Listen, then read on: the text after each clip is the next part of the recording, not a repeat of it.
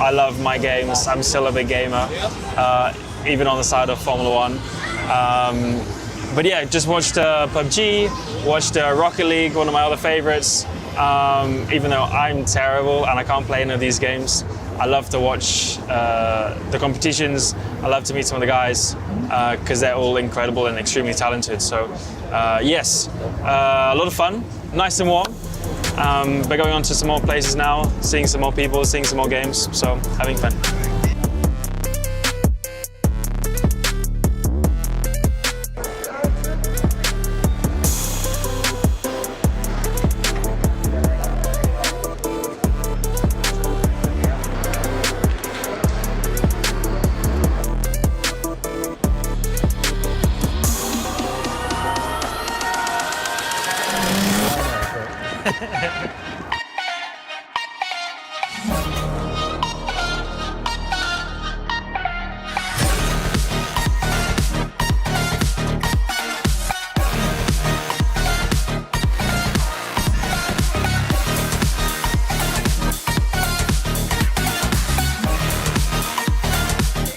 I'm not feeling confident, but we're gonna have fun.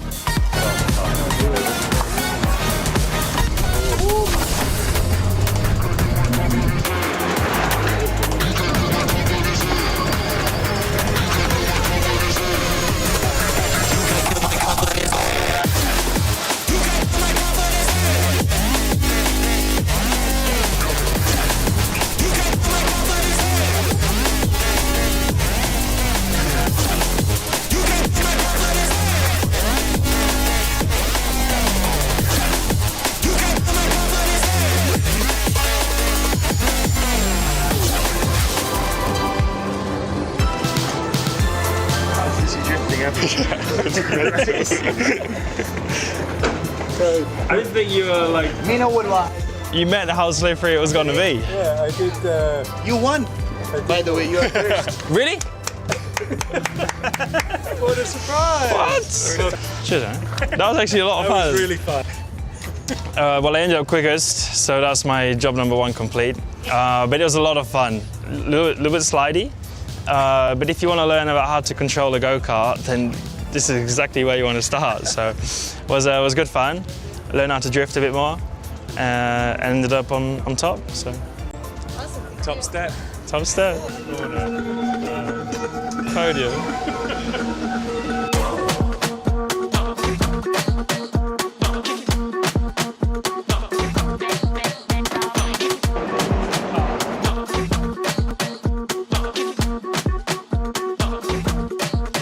In a minute, I'm gonna use this envelope, yeah? It's not important right now, I'm just letting you know, I'm gonna use this envelope. Okay. You see that on camera? I'm gonna use this envelope, but not yet. Take one out. Show it to everyone, show it to the camera. Solid choice. I'm gonna take it and put it in the middle. But remember at the beginning, I said we're gonna use an envelope. What? Look, inside the envelope. No! That is mad! I'll watch. I'll take the paper, I'll take the fire and turn fire into water. And then from water we get ice.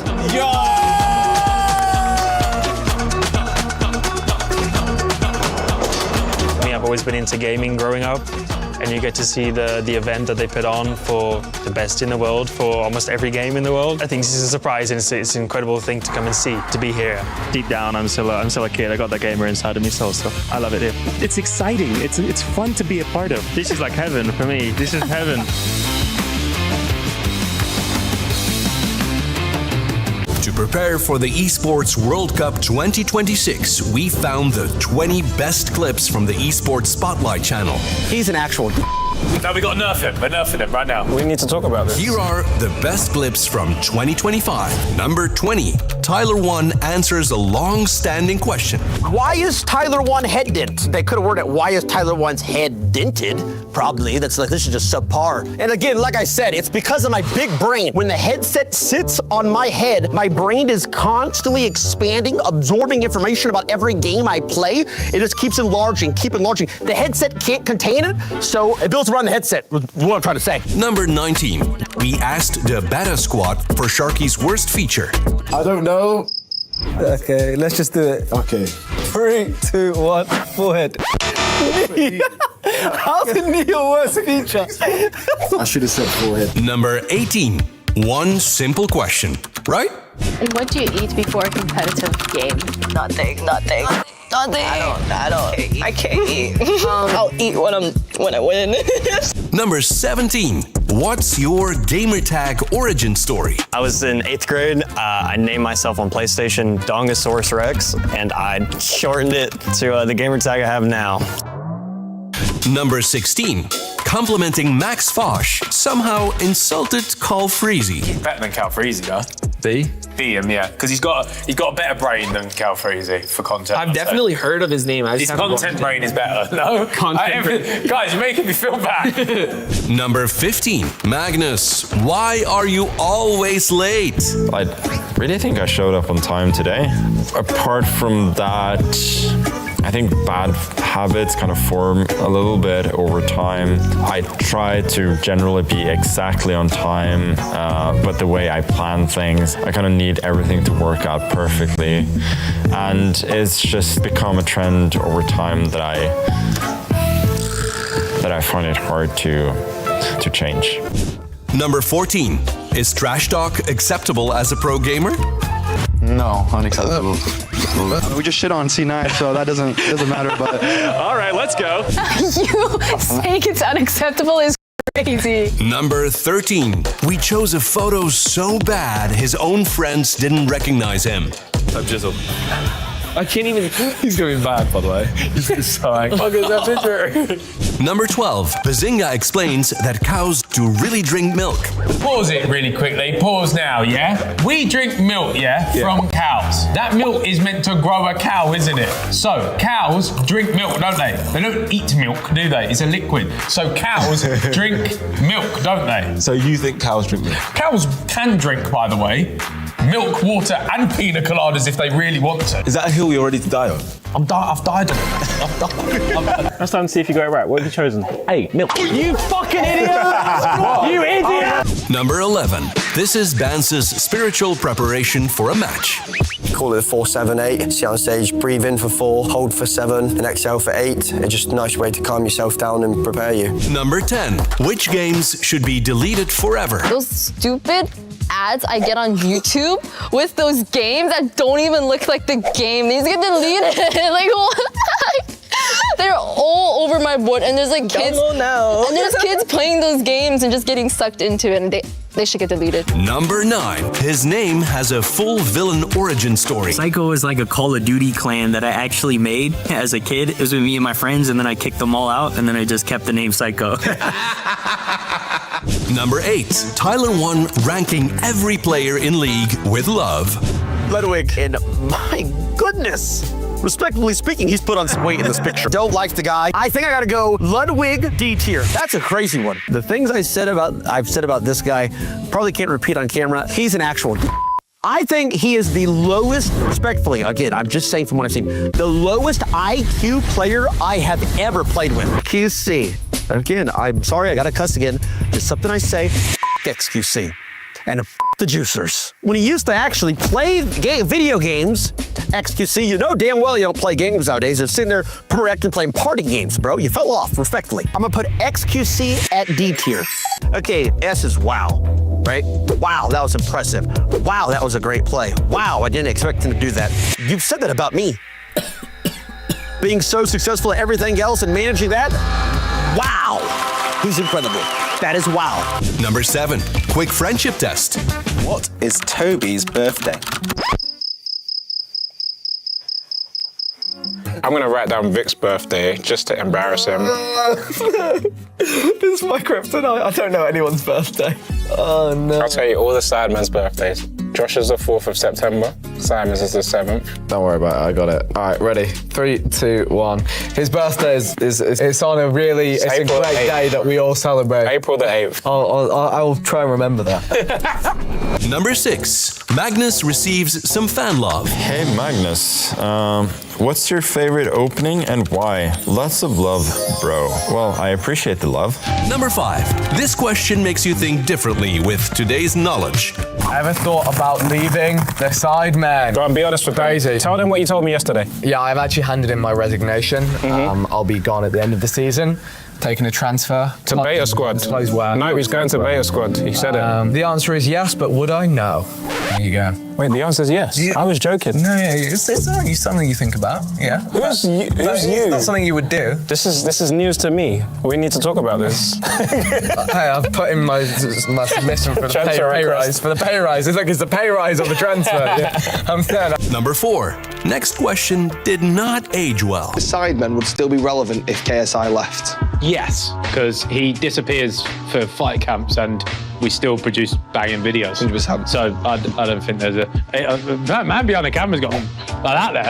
I've got that behind the camera. You know what to say, mate? You got any opinions? I actually think KSI is not even one of the best people in the videos anymore. I actually agree. I think you are. I think you are. Oh, thanks, mate. Number 3. George Clark didn't get any love from the sidemen. It's not. Clark.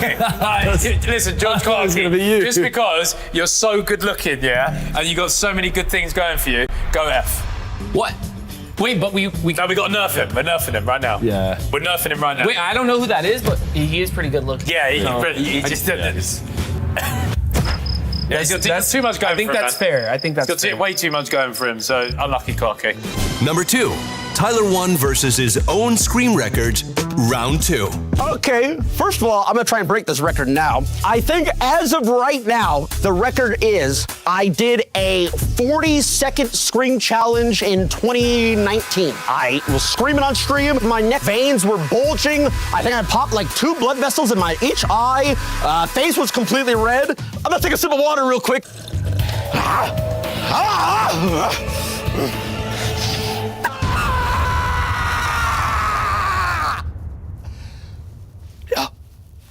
Not as young as I used to be. Number 1. We gave Tyler 1 a little freedom. Big mistake. Then whatever you want to do to this board, we're done with it. So if you want to do. Ow! Almost all the boards, but I have fun doing it. Bantering's fun. Not breaking it this time, guys. Come on. I said it. I don't just lash out at others. Well, these questions f***ing sucked. That's it for me. This year, the Esports World Cup comes to Paris, so stay tuned for more videos from your favorite celebrities and pro gamers. This is Magnus Carlsen. I'm here in Riyadh for the Esports World Cup, reacting to some of my most viral chess clips. Don't really know what's coming, so let's see. Oh boy. You definitely can't. Oh, so heavy. No, I can't. Get me. I can't listen to this. Oh boy, this is awful. Yeah, this is really bad.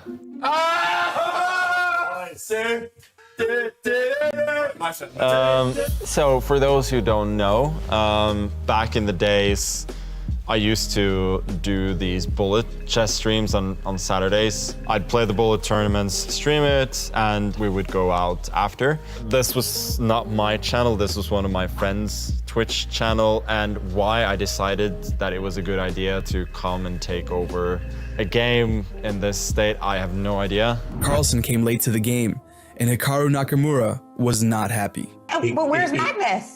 Where is Magnus? He's not at his chair, it looks like. There he is.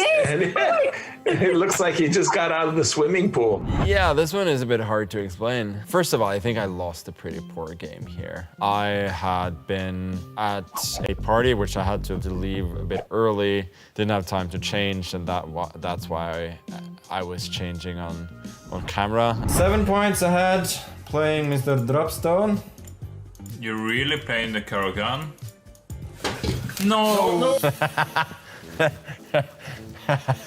The thing is, like, this is a normal line, but he tricked me by playing this move. Usually people play this move followed by this, because after this, black can take this pawn. So I continued sort of playing the moves that black automatically makes, like this, and I couldn't understand why it was suddenly checkmate. I think I won it in the end, but as for my instinctive reaction of ripping off my shirt, I think that just explains how I felt inside.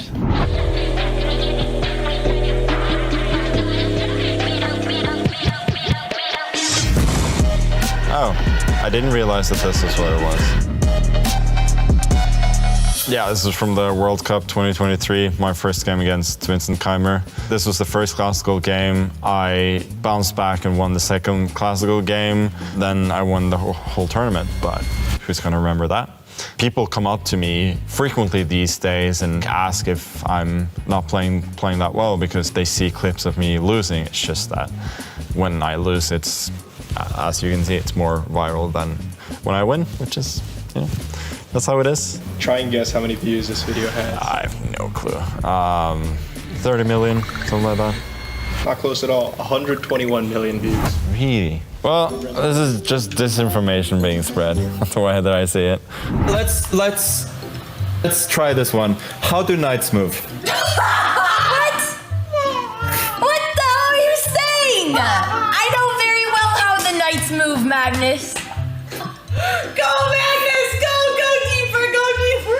Yeah, this was fun chess content during the pandemic. I think she probably thought that, well, of course the knight can take it, but the fact that she didn't mention that move being possible at all made me unsure of whether she actually knew how the knights moved. How many views do you think this video has?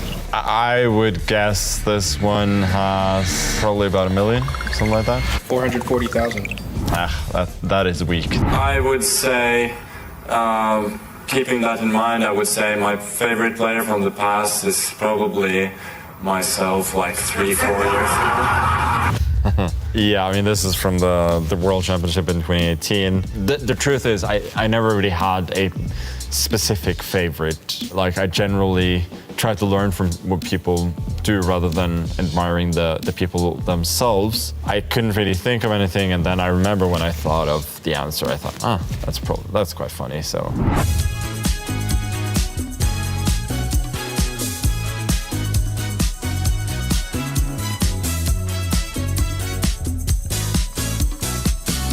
Yeah, this is very, very far from my finest hour on the chessboard. I'd seen before that he cannot push the pawn because it's checkmate, and then when he does push the pawn, my brain somehow didn't think that such a great player would make that blunder. I remember where I was playing. I was playing a Rapid and Blitz tournament in Warsaw from my hotel room, and I was just deadly tired. Two best players in the world missing mate in one. Not our finest for sure. I don't completely understand what his concept is here. It seems to me that I just have excellent play. I'm doing all right. If Gukesh has calculated this knight line all the way...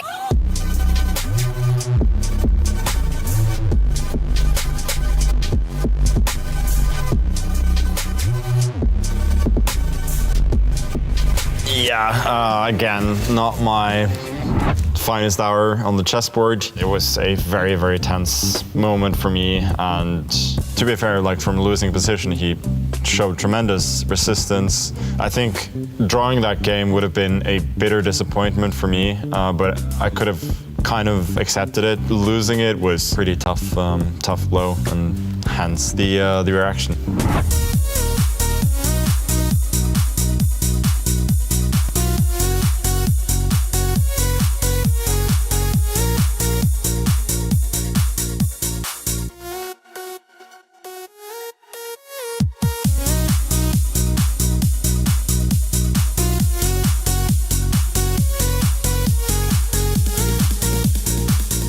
Oh my god! Yeah! Oh no! Close enough, okay.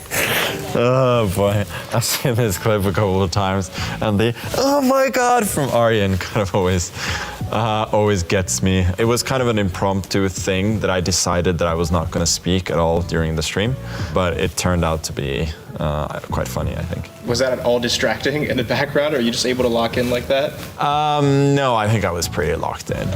In the very last round, usually we would be going crazy for this pairing, but knowing that all this craziness is happening with the qualification, it's kind of what?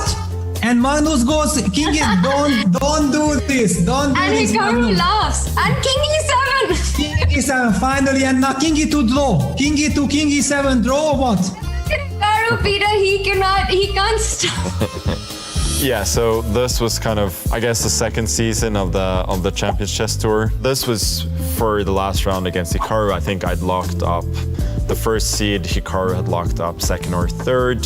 Being the well-known content creator that I am, as well as chess player, I decided to try and create a fun moment. I didn't know how he would respond to it, but it was definitely a fun moment. What is your IQ? And the answer was, I don't have an exact IQ score to provide. Can you provide one for us? No. I've never taken an IQ test. Really? I maintain that taking an IQ test is one of the dumbest things I can do because I have literally nothing to gain from that. So people think that I'm pretty smart, and I'll let them continue to believe it. Yeah. I'm a little bit surprised. This has a lot of views. Like, I have never seen this since I'm a chess player. A lot of people will search for my IQ, which is understandable.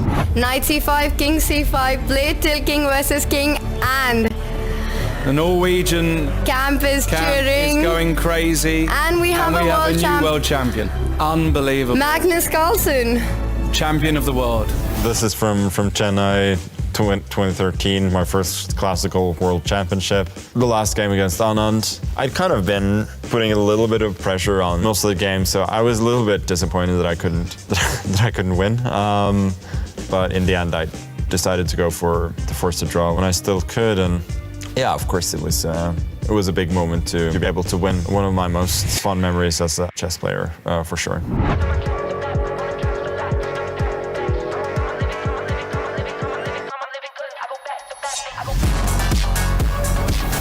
I really don't remember this moment. What I do know is that I was so severely jet lagged from this entire tournament. Like, I'd arrived from the US to Kazakhstan, like I arrived 2 days late because I kept missing flights. That probably contributed to me being even less agreeable than usual, but it does sound like something that I would do.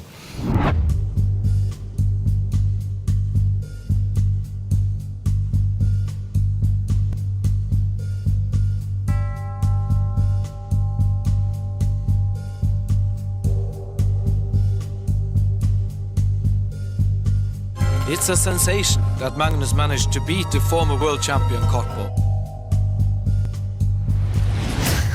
Yeah, so this was for my blitz game against Karpov back in 2004. What I can remember from the game was that I was kind of semi-outplayed. I think he won a pawn. It was opposite colored bishops. There's a tactic like right at the end, I think, where he's blocked a check, and I needed to play this move. I think there was a bishop somewhere that took away some squares for the king, which means that whatever he does, I'm going to capture the queen next. And what I remember thinking was, it actually took me a few seconds to find this tactic, which it really shouldn't have. This is something that I should have seen. Yeah, it was a nice win, hence the thumbs up, but I also remember thinking that I could score an upset win for sure, even though it wasn't necessarily the expected result, but yeah, it's a nice memory. Magnus Carlsen won a chess game before he even made one move. Today Magnus was playing Hikaru in Armageddon chess. Armageddon chess is a tiebreaker where a draw is a win for black, but black starts with less time on the clock and the players bid for it. Hikaru thought Magnus would want 9 minutes, so he wagered 8:59. But Magnus knew Hikaru was gonna wager 8:59, so Magnus wagered 8:58. So Magnus got to play with the black pieces, he made a draw, and he won the Armageddon 2. Yeah, that was very satisfying, of course. But I think Hikaru got me back another time by bidding like 2 seconds less than I did. There was another time as well where I just decided that I wanted to play white, and I just bid 15 minutes. But you don't necessarily want your opponents to be able to guess and what you're going to do and optimize based on that. This position is a draw. I think in practice it went so.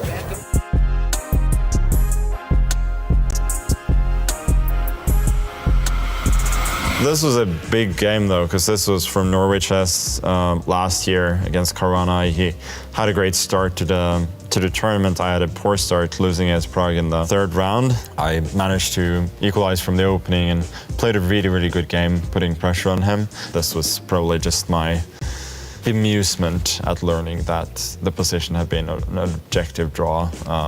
Just again, it goes to show how little we humans know about chess, but that's neither here nor there.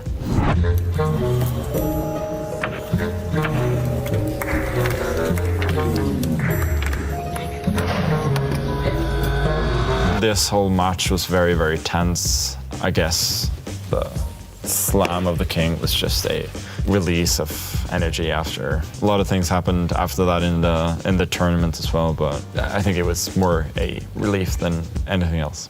Why didn't you invite us to your wedding?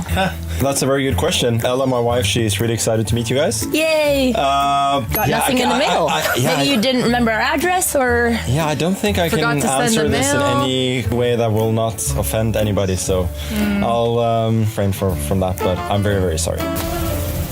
If you've changed your mind about refraining from sharing the reason.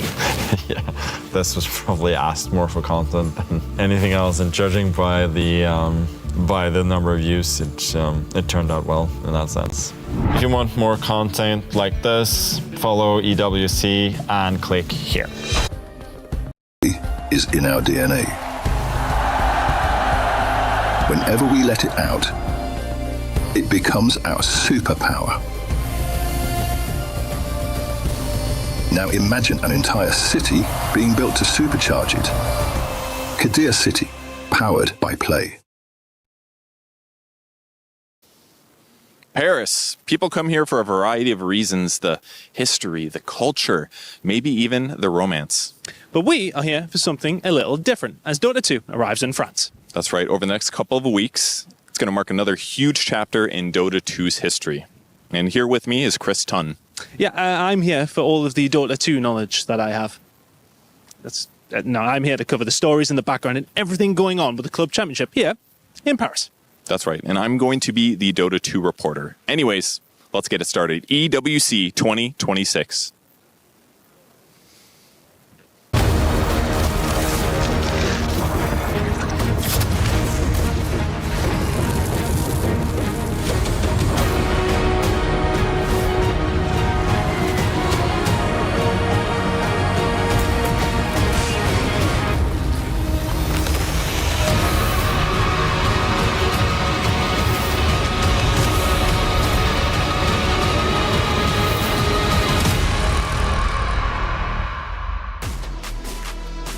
A very good morning and welcome to Dota 2 at the Esports World Cup. We're live from Paris, and over the next 2 weeks, we'll be seeing the best teams in the world battle it out to crown, in the end, the one champion. And we got a lot to talk about with that in mind, and to do so, of course, I'm joined by two wonderful people. First up, we got a local gentleman, Seb.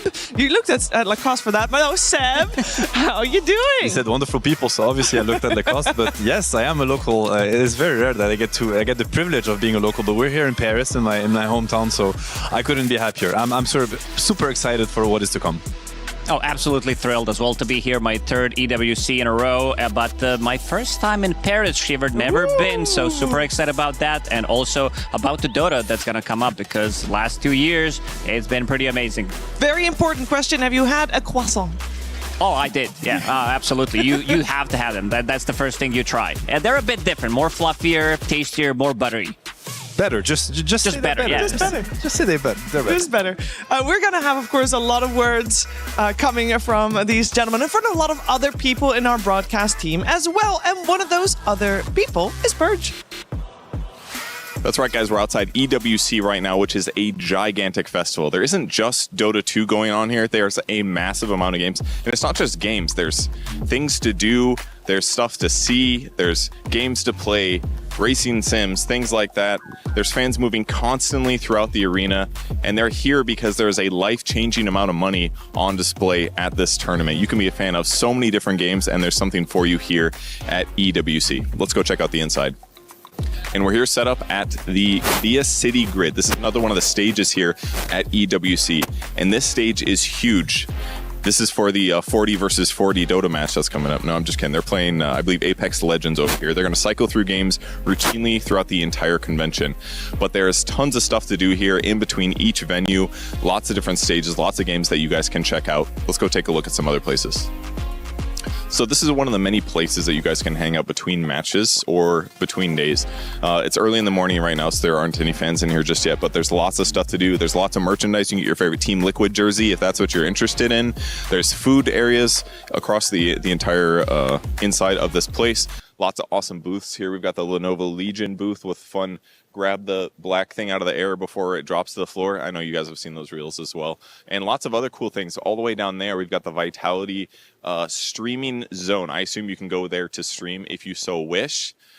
That could be a good time. Lots of different vendors and things to do here in between the matches. Ways you can test yourself, shop to buy something that you're interested in, or just have a good time with your friends. So lots of things to explore here at EWC. I'm standing here at the best seat in the house on top of the Lenovo Legion Gauntlet. This is where the Dota is going to happen for the next 2 weeks. But unfortunately, we can't show you the stage just yet. But take a look at this beautiful view. We can see other venues around the entire arena. We've got places to eat. We've got the Club Championship area to the left. Lots and lots of viewing space here at EWC. So if you guys have ever wanted to sit 25 feet away from Ame, this is the place to be at this tournament. Now, this is what makes EWC such a unique tournament. We have all of these different games under the same roof. We all get to watch them in the same arena with stuff to do in the meantime.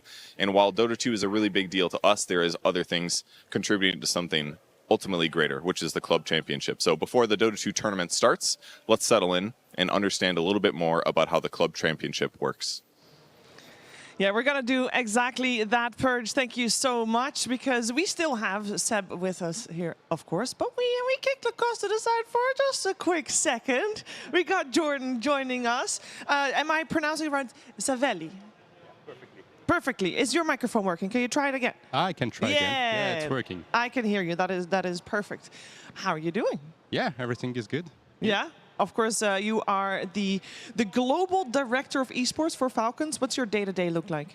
Well, day-to-day look like is trying to find the right way to win the club championship this year. So getting like the right players, getting the right person to work around the teams. So yeah. And you have, you're the defending champions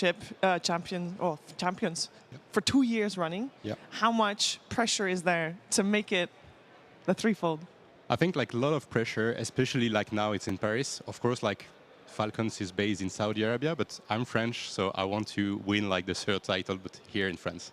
You know, in French we have a saying, jamais deux sans trois. It means you can't get two without getting the third. So he has even more pressure. There's like a saying even for it, popular saying. So he has no choice but to go get the third one.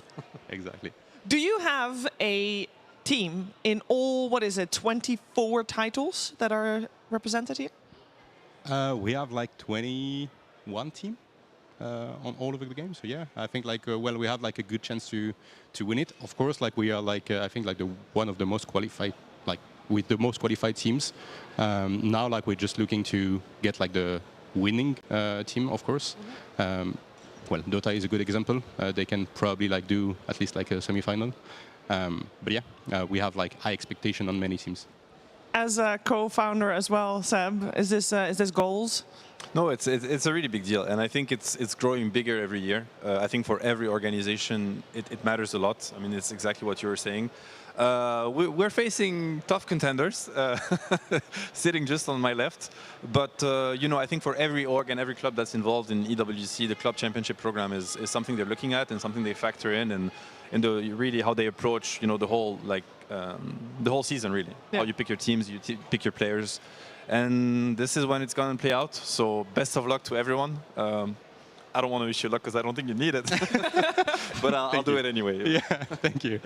Now, I know that last year it actually was kind of still tricky if you guys were going to win, because in case you guys don't know, if you want to win the club championship as a club, you need to at least have a #1 spot and one of the titles. and last year you barely made it with Overwatch. Yeah, exactly. Like thanks to Overwatch, but we had like good performances all across the tournament. But the thing is, like we needed that win. So thanks to Overwatch, this year I think like we have like much more teams that are able to win. So yeah. Which teams are you expecting that podium finish? I would say like Warzone, probably like Fatal Fury or Street Fighter with Shanghai, and I would say like Trackmania. Are you forgetting one title? Dota. We can say it for you as Dota experts. I think. I mean, that's the thing with Dota. It's so competitive that it's hard to predict, of course, but definitely one of the big contenders here. And I think everybody is gonna be looking at the first game also because they're opening the day and see what shape we get Falcons in. Yeah. Because it's one of the first games here. Do you get extra involved with the team here, with the Dota 2 team in particular? No, I think like they are like in their own bubble. They know how to work. They used to high pressure game. They used to big tournament. They are like TI winners. So I think like they're just ready. Like we try to make sure that they have everything needed to perform. They just did a bootcamp before, so I think like nothing else we can do. And they need to have like their own space. Is there anything you still want to say about the club championship before we let you go? I would say like we have like a lot of contenders that want to, like we have a target on our back, to be honest. And there's like four teams that can probably like make it also. So I would say like may the best win, and that's it. Okay, well, thank you very much, Jordan. We're going to let you go, but we are not yet done with the club championship because we are going to check out what Chris has been up to. Unlike a traditional club championship, the Esports World Cup is ever so slightly different. It's not about just one game and being an organization who succeed in that one game. It is about being good over every single title here at EWC. There are 24 of them over the next 7 weeks, or 49 days if you are counting, with the $75 million prize pool. That's ever so slightly quite large, obviously. But we have $30 million specifically for the club championship. And these teams will now be all fighting it out for that club championship, which will be crowned in 7 weeks' time. The big trophy, not quite here yet. We did try to find it. We're busy setting up still, just let us get sorted. But we are looking for that trophy, and all the teams who are here will be vying to get their hands on the big one. Plenty of teams are here to try and beat our champions. We'll talk on them in a second. Teams like Vitality, G2, Gentlemates, we are very much here in Paris. They will be looking to get their hands on that big trophy. But the team they've got to beat are the Dynasty that have cemented themselves over the last 2 years. In 2024 and 2025, Team Falcons reigned supreme. But Dynasties do not last forever. And these teams will have to try and compete to take down Falcons. Is it going to be the third time is the charm to maybe beat them? Or is third time the charm for Falcons to go back to back to back? Difficult to do in these scenarios. We are here in Paris and it is our very first week. The games that we have going on this week: Dota, Apex Legends, Valorant and Fatal Fury on our 4 stages here in Paris. It's going to be a really interesting time, but having one team who are good at one game is quite simply not good enough. You need to be competing on so many different fronts across the entirety of this event. But that's what makes EWC so unique. We have teams from across the globe descending on Paris this week, and of course over the next 7 to compete up against each other to try and take Falcons down. Will anybody be able to do it? We're going to find out. We're actually going to find out maybe pretty quickly, as maybe I'm getting ahead of myself, but we are jumping into the Dota 2 in the first series. Will indeed support that defending champion Team Falcons. We'll see how they do, as they have a great track record on first series of the day, of course. Let's take a look at what is coming your way today. Now, we have got 3 streams going on at the same time. Here, you are focusing on stream A, and therefore we are focusing on the series on your screen. We also brought brought Lacoste back in. So Lacoste, take us through this, as we do have quite some top-tier teams playing today. Oh, it's going to be very interesting because Falcons, they're playing against BB Team. These two teams, they played a lot. Not so much this year compared to the previous year, but got to be very interesting. You talked about the fact that Falcons, they won, like they always kind of lose that first game, and I don't think you can allow yourself to do so with this format as well. And then Team Liquid against P-Time. This is also going to be another banger because I feel like P-Time, this is a team that unfortunately didn't qualify to TI. They were close, but there's only like one team that can go through the region, and I think this is going to be much closer than people would expect it to be. I think personally, P-Time, I think this is their time to show that there should have been two teams invited to TI from South America, of course, Seb. I mean, they're probably feeling like a sense of revenge, you know, kind of proving that they belonged, even though they didn't make it. And honestly, you might be tempted to think that regional qualifiers are easier than international events, and it's really not the case because they played versus a team that knows them by heart, and this is a team that can catch off guard. I think they're gonna. It might even be an easier matchup for them against Team Liquid than it was against LGD. So definitely not a team to count out. I don't think they can even be called dark horses anymore. At this point, they're one of the strong contenders, just like the other teams. Very true. We also got Spirit versus Mouse coming your way, and then Yandex versus OG to close out the day. But we wanted to choose one Sony story of the day, one series that maybe is a little bit more important than all the other three on this stream. And there was only one true answer, Seb. It had to be Falcons versus BB. I think so. I think these are two teams that everybody look at as potential, you know, contenders for the title. The way they, you know, I like to call this time of the season the money time, in the sense that these are the, you know, EWC and TI are coming up. These are the two most important tournaments, hands down, for every team. Everybody should be peaking at this time of the year. So whatever you show matters a lot. What people are, you know, what shape is Falcons in? What shape is BB Team in? And this first series is going to give us a lot of answers. It's going to give them also a lot of answers because they've been practicing behind closed doors for a while. We'll get to see. It's very exciting. Yeah, I also want to see which BB team is going to be showing up today because this team can be a little bit of a hit or miss. Big fan of the team because of the aggressiveness that they always show. One of the faster like teams when we talk about the laning stage. Super aggressive might be the most aggressive laning stage that we are seeing at the tournament as well. Sometimes that can be a bit of a miss because of some of the execution, because they are going to be risking slightly more compared to some other teams between 15 and 25 minutes. And we are seeing longer games. We are seeing these 45-minute average games, and sometimes BB team, if they lose, they kind of lose quickly. Yeah, we of course are going to be diving deeper into our first series of the day. Let's focus our attention first on Team Falcons, the defender of the club championship, but they might have won TI, but they've not won an EWC. So that's a problem. These guys, this is a big, like, look, other side, look at these names. Like, they all have big titles to their name. Obviously, TI being the biggest and some, you know, winning multiple times there. This is a big one that they're missing. And these are the kind of players that they want it all, you know. There's no tournament they don't want in their pocket, no trophy they don't want to bring back home. So I'm pretty sure that they come here to win and nothing else, and everybody knows that they're capable of doing so. Impressive lineup, impressive. They've been together for a while also. I think this is like one of the longer lasting rosters we've ever seen in Dota, and also at that level, maintaining themselves with this form. So I'm really curious to see what is this kind of peak of the season going to look like for Falcons. Are we going to get the Falcons that we'll see in finals and will have to be taken down by other teams, or is it going to be a slower start? Yeah, and I have the same question for BB Team. This is a squad that we know can win. We've seen them win. We've never seen them win in front of a crowd. But all these names also, you expect them to do well. But when Seth talks about the money time, this is actually normally when BB Team Lacoste does not peak. Yeah, they peak slightly earlier, and then they get figured out. This was one of their issues. Sometimes performing under pressure also was their issue, but they also managed to win a couple of tournaments. They did win the previous Wallachia as well, showing that this squad is capable of winning tournaments. You said not in front of the crowd. Not sure if that's going to be the factor, but a squad that is super strong.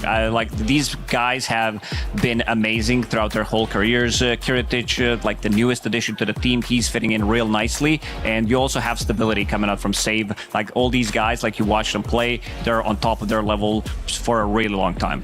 Yeah, this could be the tournament that they take home. But if you guys know maybe a different team that will take this EWC home, make sure you put your vote in on esportsworldcup.com, as I'm sure that there's many different teams that could be taking this championship home. And we haven't really talked that much about others yet, but we will obviously as the tournament progresses. I do want to narrow in a little bit more onto the nitty-gritty of Falcons versus BB team right here, because these two teams, as mentioned, very familiar with each other. I just want to know what we can expect, what type of Dota they're going to play here today, Sam. I think this is there's a lot of respect between both teams, even though there's also banter, but that's just part of the fun.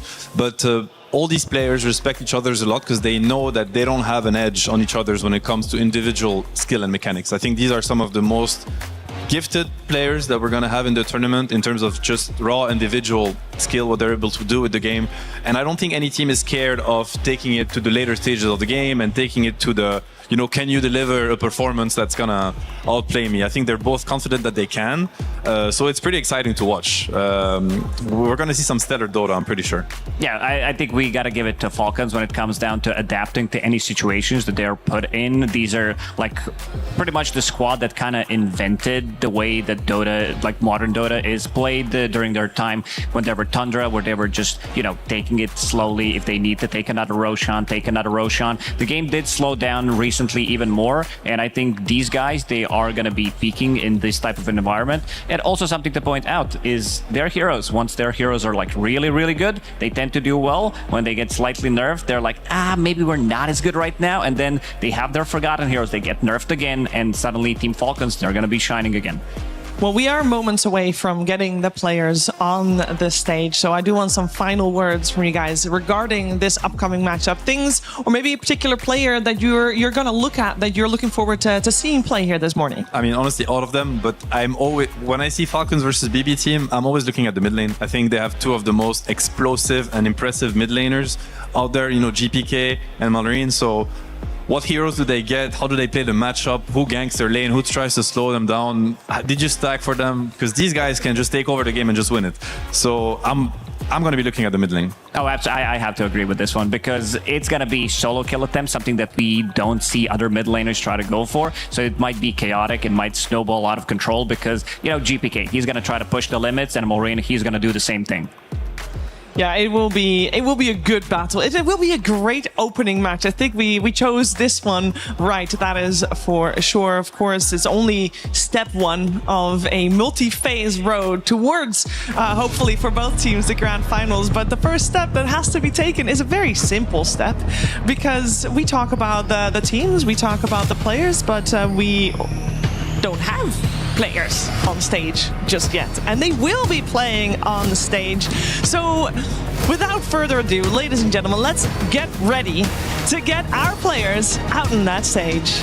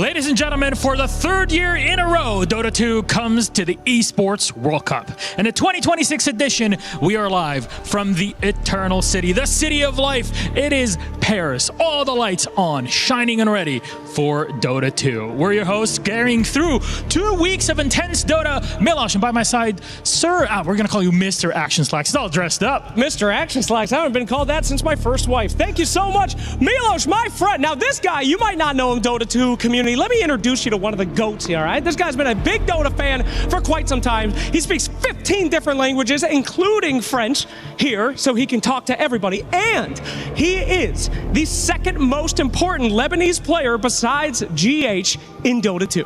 What about Omar? What? Omar.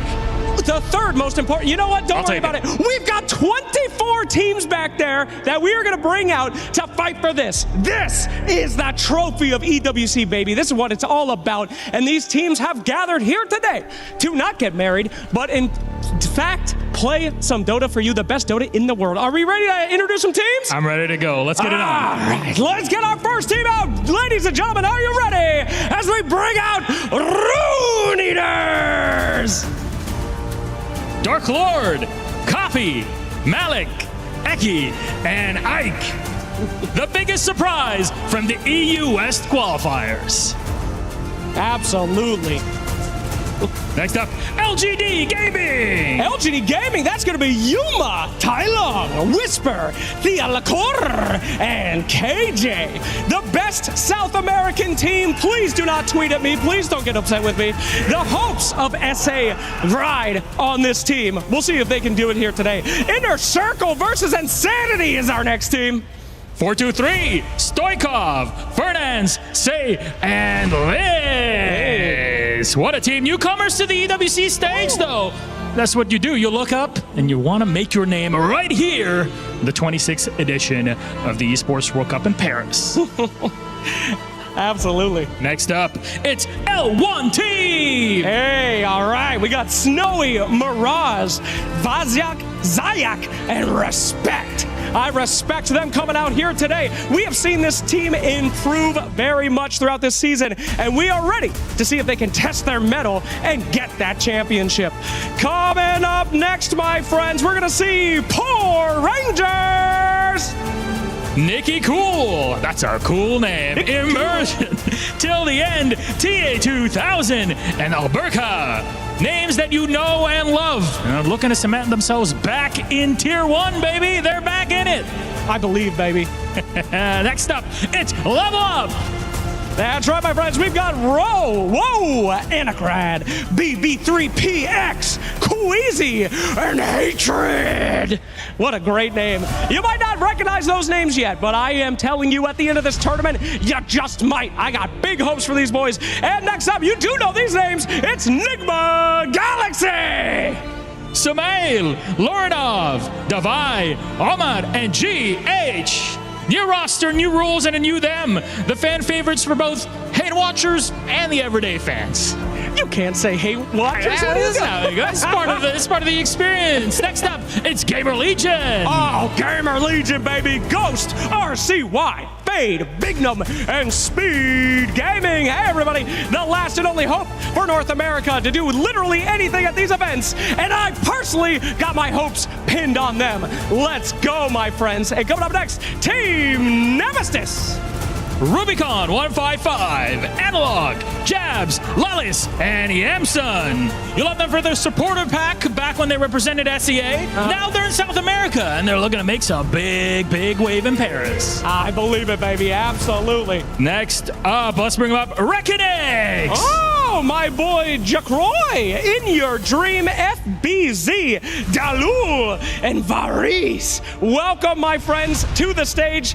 Indo Pride has arrived, and I know that I am hyped up along with them. They're going to do fantastic. Coming up next, though, we have Vici Gaming. Shiro, XM, Bach, Xingqiu, and Y. One of the best teams from China, full of names that you love and adore over the past decade. It's what we want here.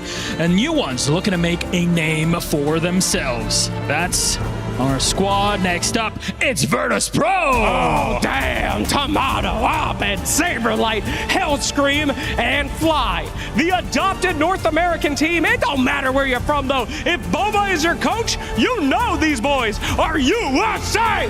Heck yeah. My boys coming out yet again. So excited to have Virtus Pro here once more. Coming up next, though, we've got another team you know and love. It's OG Esports, baby. Natsumi, Yopag, Raven, Tims, and Skem. Southeast Asia's pride and joy representing the region. A team that absolutely lives up to the prestigious Dota name of OG. That's for sure. Absolutely. Absolutely. Next up, it's P time! Oh yeah, baby, you got Wits, Dark Mago, Frank, Schofield, and El Micho. The South American underdogs come to prove that even though they didn't make it to TI, they can still take that crown at EWC, baby! I believe it! Let's go! All right, coming up next, after that, let's bring our hands together for Team Mouse! Crystallis, Mid1, Boom, Yamage, and Pento. An opportunity again for Mouse. Maybe they can fulfill their destiny here in Paris at the Esports World Cup. I think they can do it. Absolutely. There's no two ways around it. Mouse want that cheese, baby, and there ain't no cheese better than in Paris. Well, that's one big cheese. We got some more coming up. It's Extreme Gaming. Oh, hell yeah. Ame, nothing to say. XXS, Fly, and X Nova. Now, you know this is a legendary team here at a legendary tournament, and the question remains, will Ame claim at least this crown here at EWC 2026? And after that, another iconic team you've seen so many times. Put your hands together for Team Liquid! Mike, Nisha, Ace, Boxy, and Tofu.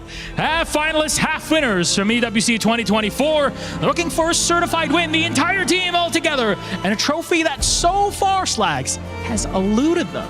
Dang. Crazy. Next up, it's P-Vision! Satanic, no one noticed. 9 class and Ducalis. Never a stranger to the top 3 of these tournaments. Can they break that grand finals, though, and win gold in Paris? It's about time, and I think this might be the one. But coming up next, it's gonna be Team Yandex. Watson, Tira Jr., DM, Saxa, and Melody. One of the strongest teams of the 26th season and looking for one of their biggest wins of the year. That'll cement your legacy for sure. Absolutely, my friend. And they've had quite a year. Let's bring them out. It's 1W! 1W, baby! That's pure BZM 33, Ari, and Whitemon. You know this team. Come on, boys. It's a team that's been in a bit of hibernation lately, but when the time comes and they need to step it up, they always do. This team is going to be shaking it off and going far here at EWC. And coming up next is Aurora Gaming. Nightfall, Makoto, WS, Mira, and Kaori, the 21st team for the 21st century, but yet to make their big mark on the scene. It's their biggest chance yet here at EWC to make a solid impression on EWC and also on the Dota 2 community. Absolutely. And our next teams will be the first 2 competing here today. Super exciting. We thought we'd start things off with last year's club champions, baby. You know them. You love them. Let's bring them out. It's Team Falcons. Where are my boys Skeeter, Marlene, ATF, Crit, and the Snaky? They are coming out here to fight as hard as they did last year, making it all the way to the grand finals. And we will see if they will get that grand final cup here today and take home the trophy, baby. That's real big over the next 2 weeks, but a game needs an opponent. So bring them up. Their opponents, BB Team! Kiritich, GPK, Miero, Save, and Kataomi. BB Team has improved so much this year. They've yet to win in front of a crowd. That has been that big difficulty. And maybe today they can break it. Maybe here at the Esports World Cup. That's what all 23 teams that we have, right? Yeah, that's 23, but we were supposed to have 24, I think. So wait, can you smell that? Can you smell that? Oh, I smell that, baby. I smell me some Team Spirit! my friends, the defenders of the championship from last year. Team Spirit is the team to beat, and they are coming to defend their trophy. You know them, you love them. Collapse, Yatoro, Laurel, not me, and Rue. There they are. The doors open. The crowd goes wild. Please, gentlemen, walk over to the stage. And I want all you other players to look at who you have to beat. It's that team right there. You can give them some, I'm going to kill you. Go nuts. Give them the thumbs down. Take them out. Stop clapping, Amar. You're supposed to destroy them. As we will get to our tournament very, very soon. Let's start things off with our first series of the day. It's going to be Falcons versus BB Team coming right at you very soon. Welcome to EWC 2026 Dota. Tensions are rising in Paris. Last year, many came close to the top, but were ultimately grounded, and stronger spirits prevailed. This year, with new faces and some more experienced ones, it will be up to our teams to trust their vision or risk their opponents towering over them, who will rise above the rest and be crowned the EWC Dota Champion.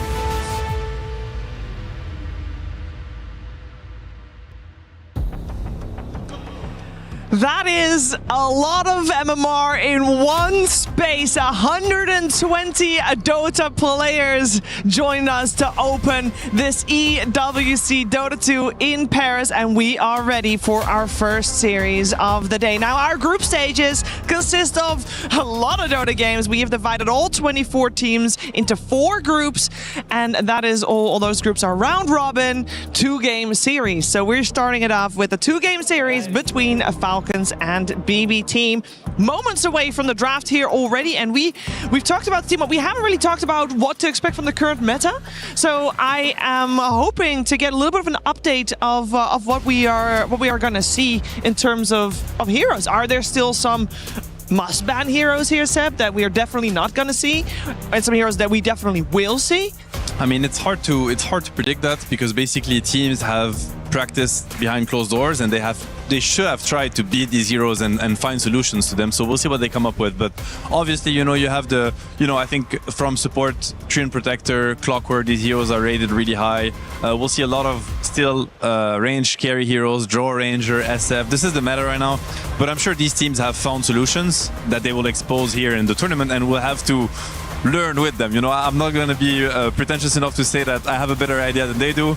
I'm just waiting to see what they came up with. I'll be able to explain what they're doing, but I'm sure that their ideas are superior, which is why I get to talk about it rather than... This is why I love Dota, because slight things, like some things might change. We might have a letter patch, but even then, you're still going to be seeing teams trying to find new heroes. If you look at the TI qualifiers, there was a lot of Lycan happening from the offlane, a hero that hasn't been really meta for a long time. Bane from a position 5, one of the stronger ones, and then you see, maybe teams try to counter it with potential silencer, and then you end up with the silencer, so you're playing the game 4 versus 5. Again, you talked about the range carry meta.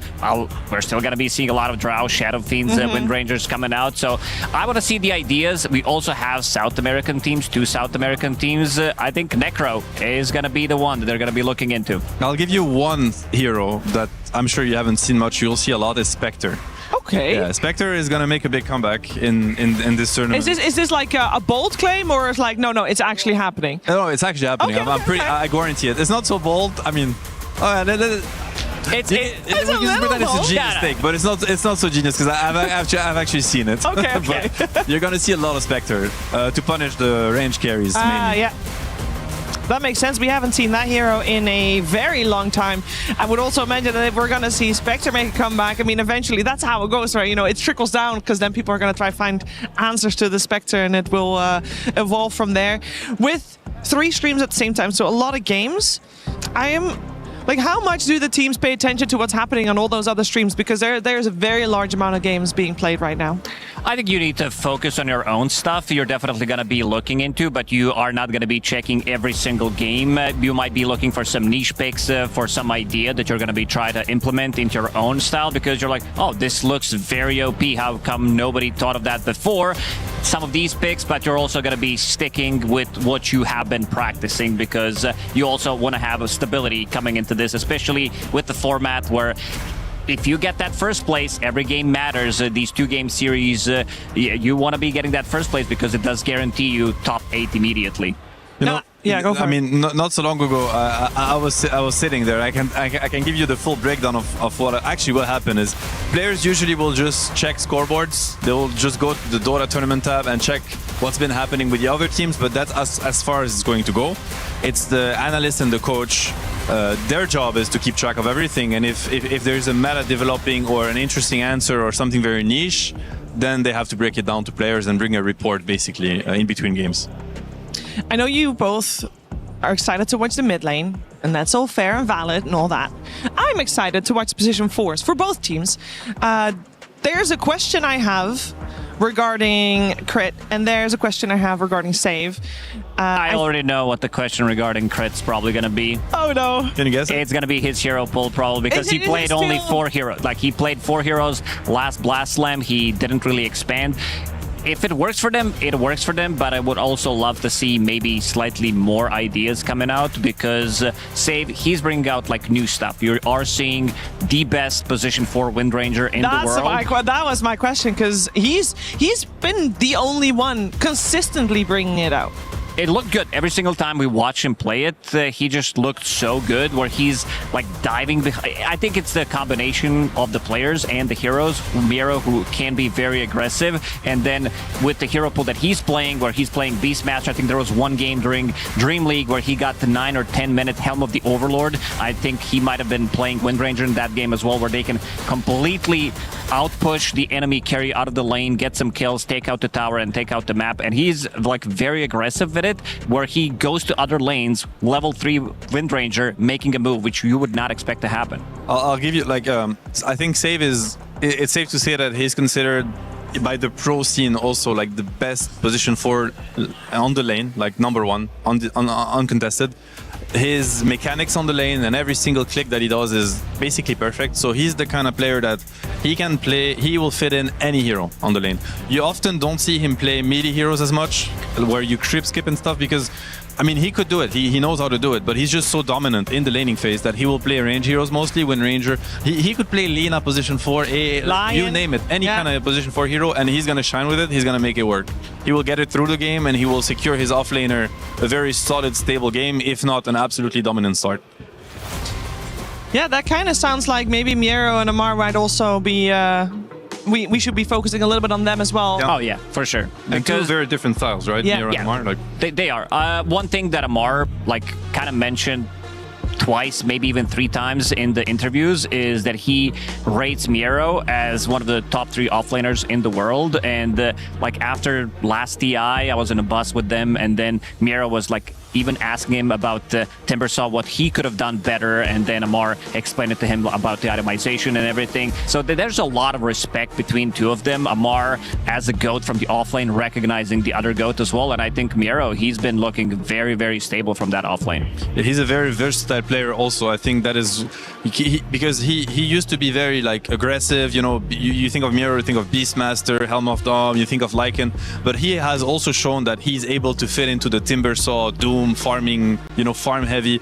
So he's a hard player to play against, because you might get a game where he's just greeting and scaling, and you might get a game where he's just going to take over, find a niche pick, and punish you really early. So I think he brings a lot of versatility to the BB team.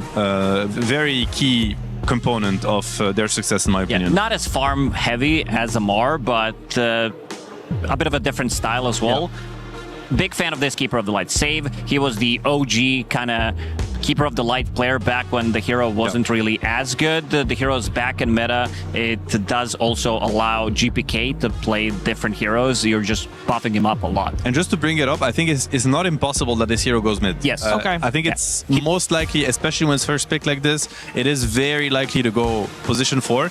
But if Falcons don't cover that angle, they can play versus a position 2 Keeper of the Light. It's super viable, actually extremely strong right now. When you get to the Octarine, you're literally ulti non-stop, no downtime. I don't want to say it's broken, but it does get to a point where this hero is just stupid to play against.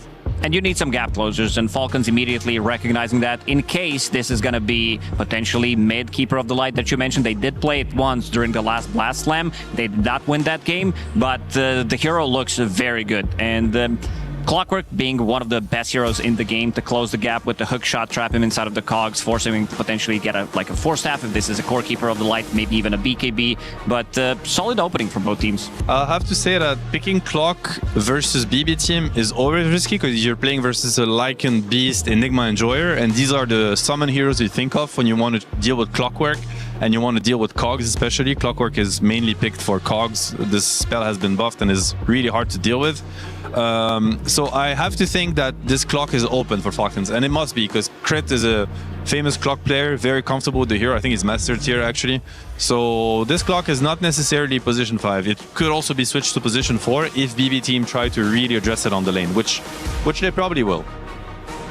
I mean, Beastmaster is still available in the pool. This is the hero that I would be probably looking for the off-lane duo, because I don't think there is a safe lane that can out-sustain the spam coming out with the region trade that you're getting with the Beastmaster plus Coddle, the constant spam. There really isn't much, and at one point it's going to be way too much damage, and you're going to need to forfeit your lane, bring in the third hero, potentially try to punish it, but it gets very difficult. This is a very simple, easy way to play Dota if they go for some kind of a spammer, if this is going to be a position 4 Coddle. Most likely it's going to be, but we talked about the heroes that Miro has been playing, the summon heroes, the zoo heroes. This is how he kind of came into the scene.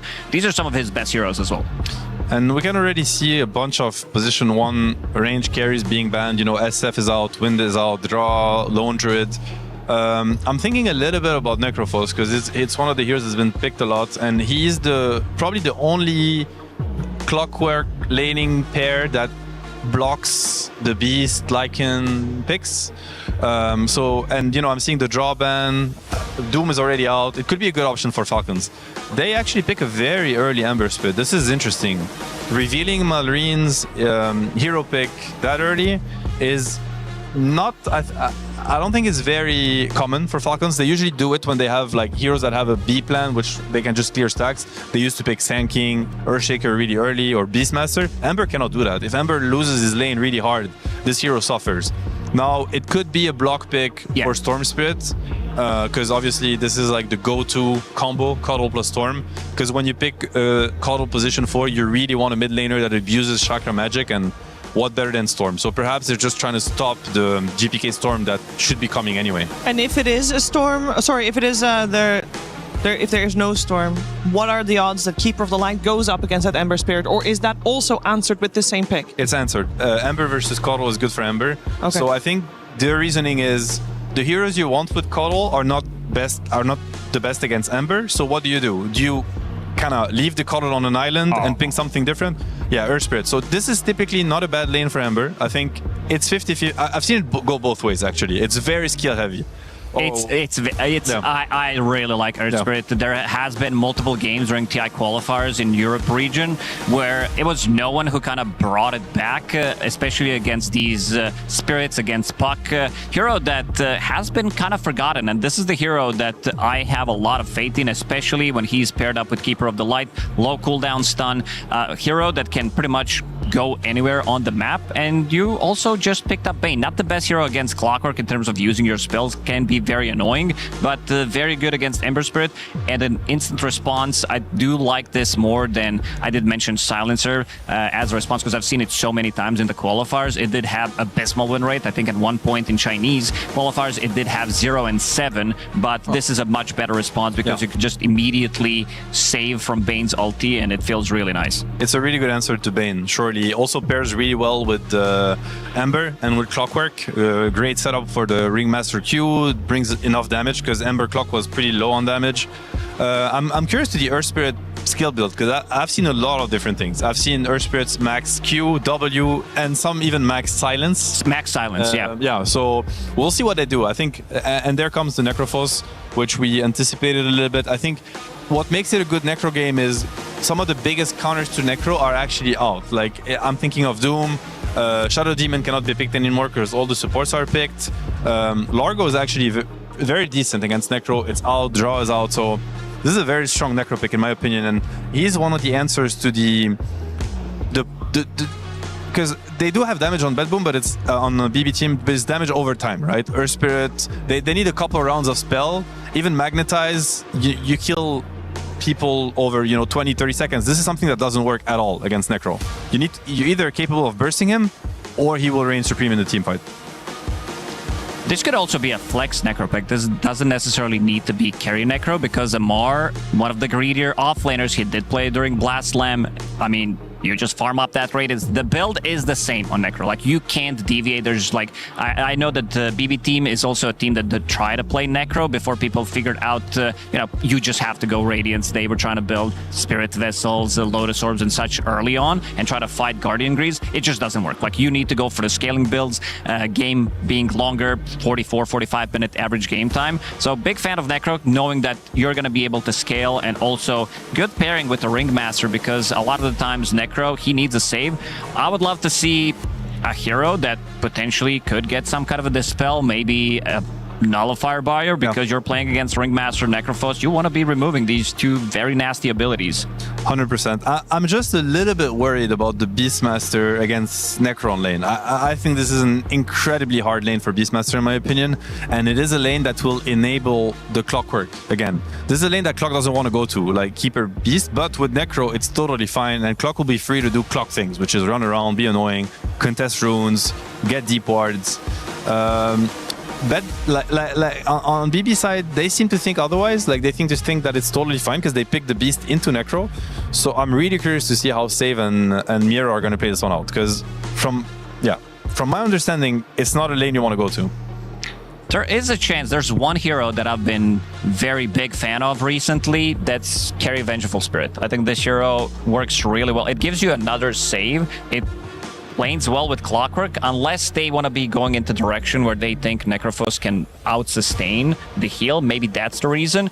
But big fan of the hero because a lot of the times in this meta you see Doom and people have been trying to figure out how to deal with Doom, and then you get your Aghanim Scepter.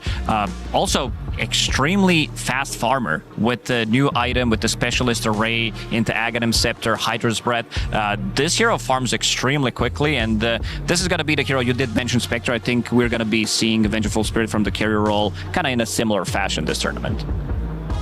Like, the approach to Cuddle, which is the first pick of BB team, so probably the key of their strategy, should, like, from Falcon's perspective, like, you really want to give Cuddle pressure on his lane. You don't want him to be able to go stack and kind of prepare this heavy farm, farm boost, your golden XP. He wins the lane, he starts getting a lot of stacks done. All of a sudden, he's level 6 really early in the game. He runs around with his mid laner and they take over the game. You want to keep him on the lane. You want to keep him having to look at his off laner and just waste his time there in a way, because he has like better things to do, but he just can't. So I would really want Falcons to make sure that this beast is in trouble and that Save needs to look at him over and over again so that they don't accelerate too quick. Because if they do accelerate too quickly, this lineup will just take over the game. Like Beastmaster with the Helm of Dom 2, an Earth Spirit and Cuddle that are roaming the map and asserting dominance, the game will just fall apart really quickly for Falcons. So it is really crucial that they apply enough pressure on their safe lane. This is a really good ban. I like this. Legion not being the most popular hero, probably like the bottom tier, where if we ask players where the hero is.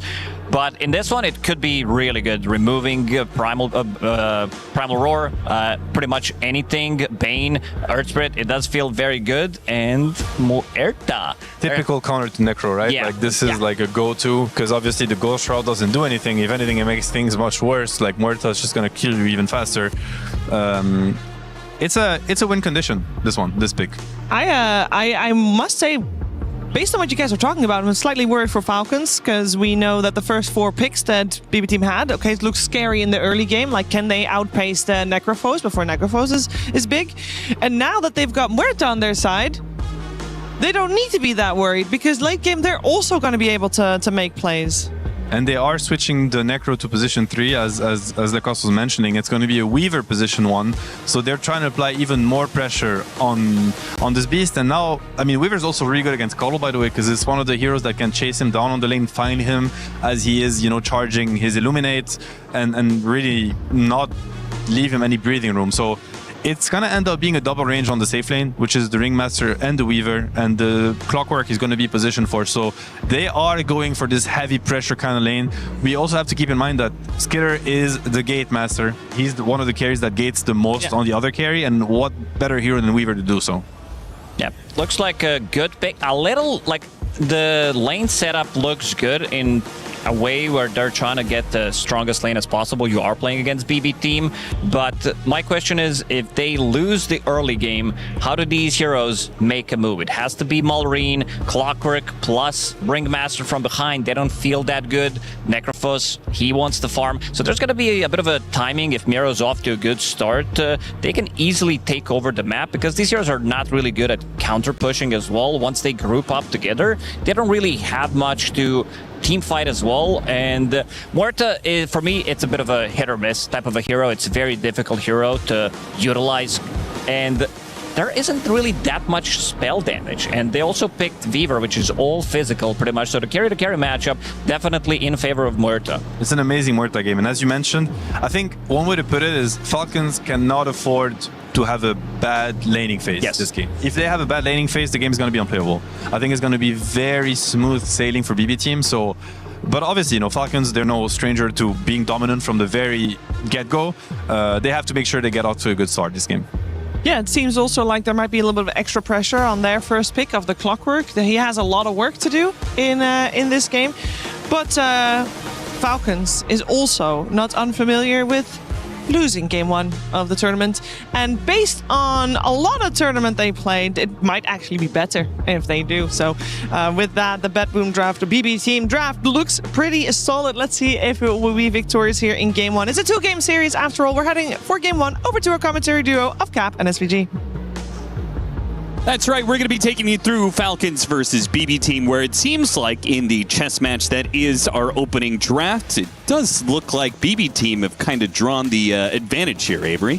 I would agree. I agree with the panel's assessment. This is a really strong lineup built around the Keeper of the Light first pick going into that Muerta last pick. I think they got both ends of that draft. Really scary heroes to deal with here. There's not a lot of straight interaction. Yeah, you can gap close the Coddle, but then you're gap closing into some beefy dudes with this beast Earth Spirit, and that's the kind of game Earth Spirit likes. So I favor BB Team a little bit here. I think I'd rather be playing their lineup, though I think they can have some laning issues. Like, there's a lot of laning strength in this Falcons lineup. The Weaver's super strong, the Ringmaster's super strong now on lane in the early minutes. The Ember, if he gets off to a fast start, can just roam around the map, create some chaos, very easy initiations, and Necrophos goes without saying, right? This is a lane domination core. So I think that is the area BB Team can fall into in terms of struggle, is this first 5, not even the first 10. I want to say like the first 5 to 6. What happens in that first 5 to 6 when the lanes meet, the first few waves? How much can Falcons extract from that in Snowball, and what does that first 5 minutes look like? Will determine a lot for how their lineup's going to function. Yeah, when you were talking about the Ember Spirits, going from mid and roaming around the map, in that little period where the supports do not have their level 6, this Ember Spirit is like, there's nothing really to stop him, right? There's just like, if he goes into a Beastmaster lane, it's Roar. But other than that, I think there's really nothing that is going to be threatening him from just diving after heroes, getting kills. At some point in time, Bane is supposed to be a pretty good answer to Ember Spirit, right? Because Ember likes to go so deep that Fiend's Grip is a very appropriate answer to the hero. I think Sleep can be a solid answer for Ember here because of what the Sleep sets up. It sets up Calling from Muerta, and it sets up Grip from the Earth Spirit. You have 2 long-duration silences that if you latch them, can chain into each other, chain into Roar. Therefore, all your disable comes together. So I think if you're Malry in this game, you do have to worry about Sleep setup. You're not an absolute untouchable god here, even in like that 10 to 15 minute mark. But if he gets some power runes and he has like a fast vessel, he gets tanky, yeah, he's going to be an issue. So you have to watch out for the silences. Other than that, you're kind of cruising in this game. You could go early BKB here. You could go early Lincolns. He does have some item options. Maybe Mage Slayer this game against Ember, but otherwise, I don't know if Mage Slayer's doing all. I guess it is pretty good against Morta from an efficiency standpoint, but I don't really think of, I need to rush Mage Slayer against Morta. Like, you're not really interacting that early in the game with it. It's more of just, I'm going to scale with the item, but you're not buying Mage Slayer to scale. We'll see what he opts for here. I think this strikes me as a Vessel game. For sure.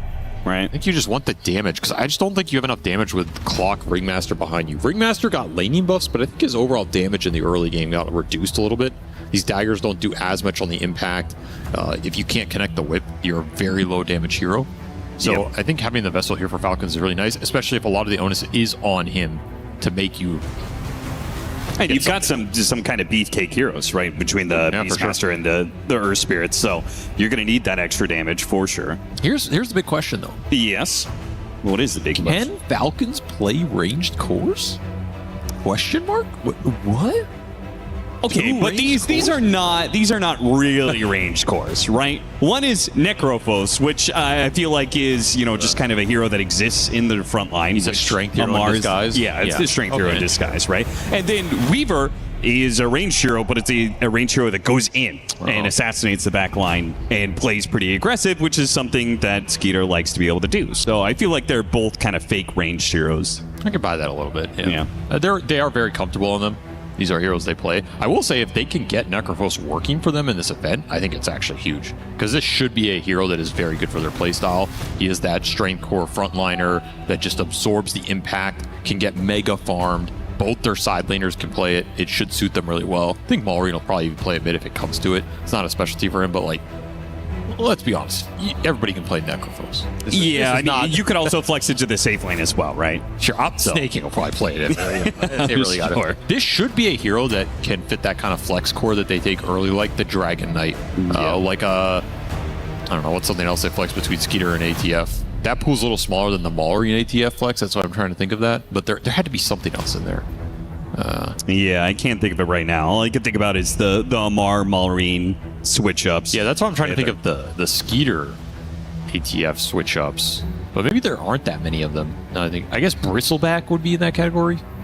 Maybe Doom, if Skeeter's willing to play carry Doom. Okay, yeah, I could see it. I do think that was one of the best looking Falcons, is when they had that flex of the Dragonite. Yes, that's what I'm saying. They were so good with, because the triple flex is just, it's way too much to deal with when they already have so much other flex potential in their cores. It just makes drafting so easy for them. I think Necrophos can give you that. It's just, the difference is Necro's not a hero you want to absolutely first pick against a lot of teams. Yeah. It needs a specific setup for that to happen. You can first pick it, because it does attract a lot of counter picks, but then you're playing it in a different style. So if this hero can work for them, I think it is a big hero for them over the course of the event. And I'd be curious to see how much they try and just jam it for that reason. Like, we recognize the value. Even if it's not the best Necrophos game, let's get this hero cooking for us. Let's put it into our threat bag and make some other teams deal with it. I think it's important for one more reason on top of that. He's an old man with a beard. No. Amar hates that hero. Or at least he hates playing against that hero. Yeah. Well, if he's playing it, he's perfectly acceptable. But no. I think Amar has a special hatred for that hero, because if you consider the kind of heroes that Amar plays, Necrophos is in many ways the antithesis of that. He's a Huskar counter. Kind of soft blocks your Huskar. Yeah. So I think they have to, a lot of times, they may be put in a position where they need to take it just as a block pick. I agree. Maybe you're not taking it because of that, but you're taking it with that idea in mind of like, we get extra value out of this because now we don't have to play our melee dudes against it. Yeah, I like that idea. I think this hero, it's going to be a very interesting hero team combination over the event if they can make it work. I could also see them playing this Necro a couple times and then just, we never see it again. Sure. If it just does not feel right for them. So this game could mean a lot for this potential strategy. We already get some pies being thrown out too. Of course. Love to see the pies. Talk about one of the BB team heroes here. What about this Earth Spirit? Do you think of GPK as an Earth Spirit player? Because Crit has already remarked on the fact in all chat, he was talking about it. It's a silver tier Earth Spirit player. Crit is not impressed. Well, Crit is the Earth Spirit player of all time outside of Jerax, so he knows his Earth Spirit.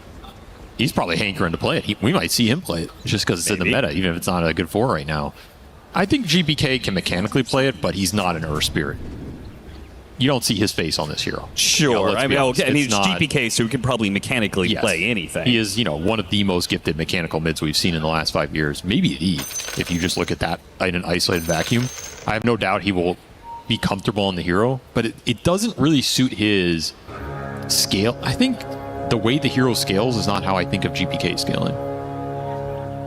And I think what he offers you in team fights is not really how GPK wants to play the team fight. That's why I don't really think of it as a hero for him. Like, I see him as a Storm Spirit player. He wants to isolate the targets that he knows he needs to jump first, take them out of the fight, set the fighter for the team, and then have a scaling presence. Just, you get to that 5 or 6 slot, you're a monster. Earth Spirit does get to be a monster later in the game with 5 or 6 slots, but he doesn't necessarily take one guy out first. He also sets the plate for the rest of the team, and he absorbs a lot of attention. Yeah, exactly, right. And he because he goes in early, maybe he is going to be dying early, and that's not really GPK. In fact, do you want to know the EWC KDA leader of last year was GPK? That does not surprise me. No, it didn't surprise any of the players that we were doing this trivia. I asked all these players, and most of them got to GPK within 1 or 2 guesses, right? Because this guy is the KDA master. He has the highest KDA for many tournaments that he's in. The impressive part of that is it's not because he plays ultra safe. He just dominates. And a lot of that also comes down to the laning phase. Very difficult to beat GPK out in terms of the early CS, that first 5-6 minute CS before you get that power rune online. I feel like he's always ahead on that CS chart every matchup, and that is a huge deal when you're playing these games where you're thinking about rotating supports, or if your BB team, they like to pick support duos like this that aren't necessarily the best at playing around mid super early. You want to get stacks up, you want to kind of roam a little bit. If you're forced into contesting that 6 minute power rune against a team like Liquid that's going to bring like Jakiro Clock or something, it's going to be sad. If your mid laner's just winning mid every game. Right. Well, okay, you can always rotate. Oh, went for the kickback, but nice little slight dodge with the slide. Well done. As far as our side lane matchups, we Clockwork Necrophos versus Muerta Bane. I can't say I've ever seen this exact matchup. It's going to be rough for BB team. You have no lane shove, very little ways to fight the Clockwork for the pulls. I think Crit should have a decent time contesting these, and that means if you create a situation where Necrophos can get to level 3 quickly, if he does not die level 1, this hero kind of runs away with the lane. If he doesn't die before level 3 and he has full resources, there's almost no way to beat this hero on lane unless you have a complete cheese counter pick. Right. So I fully see Amar just free farming up here. And Amar gets fat enough, then Crit is able to make some roaming moves around the map. Right? Or you bring the Weaver up here. Right. This can be an easy point of attack for Skeeter through the gate with the Weaver. Supernatural rotation and just dogpile on this lane. If you can kill Muerta early, it's a nice carry to kill early because her early jungle speed is pretty damn slow. She wants to sit on the lane, get to level 8 ideally, and then you go in that jungle. You get a fast farming item, whether it's Maelstrom or whatever it is. We've seen some Mask Madness. You're going to be pretty chilling. So if you can punish him early, you'll feel super nice in this game. And that's why the early side lanes matter a lot. Going pretty well for BB team, though. And this axe spam is really mounting up in this bottom lane. Snake King is unable to contest Lotus and takes another round of axes for his efforts. This is looking rough for Falcons down here. You have permanent axe spam with the Chakra Magic. If you didn't kind of win the regen battle early, you're not going to win it over the long run. And this is the downside of rotating Necrophos out of this lane. You're giving Miro a lot more aggressive freedom down here. Right. And they even have other options, right? Where the Coddle maybe at some point in time feels like his presence in lane isn't doing enough. He can just go back and stack. Snaking in some trouble. Blast. He has already had to use a healing salve in several tangos, and he will still give up the first blood to BB team. That was a beautiful blinding light. Snaking just not expecting that blood grenade into the boars. Enough to bring him down for a first blood here on our main stage. And what did he get in return? He got Unicycle. Not the level 1 Carney Classic you were really hoping for off that death. Definitely not. Definitely one of the potion is got to be the most valuable, especially early. And Kiritich is doing very well. 25-6, 14-7 for Amar's Necrophos. So he is definitely not running away with the lane, not in CS anyway. I'm kind of surprised he's struggling this much. Net worth is a lot closer. He's not had to invest in as much regen as Kiritich had to go the early rain drop, so as the Cherry Fires. But yeah, Kataomi getting more pulls up here than I would have thought as well.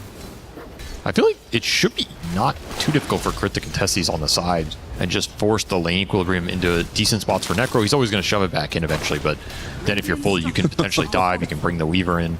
Just a casual blood grenade. You can see how important these early Mad Stones are, as both supports are in combat with each other over being able to get that early neutral item. Super GPK value. getting a bit low in mid lane, being pushed back by the Ember Spirit spam. He did really well early, though. That's what counts. He's already almost level 6. He is in a very solid spot. That's all you want. You just want the early levels. You don't have to get a lot of network on this hero. Oh, pushed it back and in some trouble. Kataomi, beautiful stuff there from Crit. Meanwhile, Maureen did try and go for the Bounty Rune steal, as he knew GPK, low on resources, was going to look to fill his bottle there. Didn't quite get there in time, but maybe they can still catch him on the way back. GPK rounds the corner right into them, right as he popped a healing salve too. The chain sets up the whip. Will the dagger be enough here? Rocket Flare, another dagger, and with no roll away, Maureen inevitably will chase him down, or maybe the daggers will just burn him out. They give the kill to Snake King. He has no roll, so he's pretty easy to chase down in these situations. Yeah. Skeeter in some trouble. Shikuchi's the other way. The axes, one of them lands, the other does not. And he will live as a result of that. Has Ranger up and double Fairy Fire still, so a little bit of resources to work through. Knows that this spam in lane, he's just going to have to ferry out as much regen as possible. Tower's going to be under assault, though. And this is going to be a bit rough if they lose an early safe lane tower like this.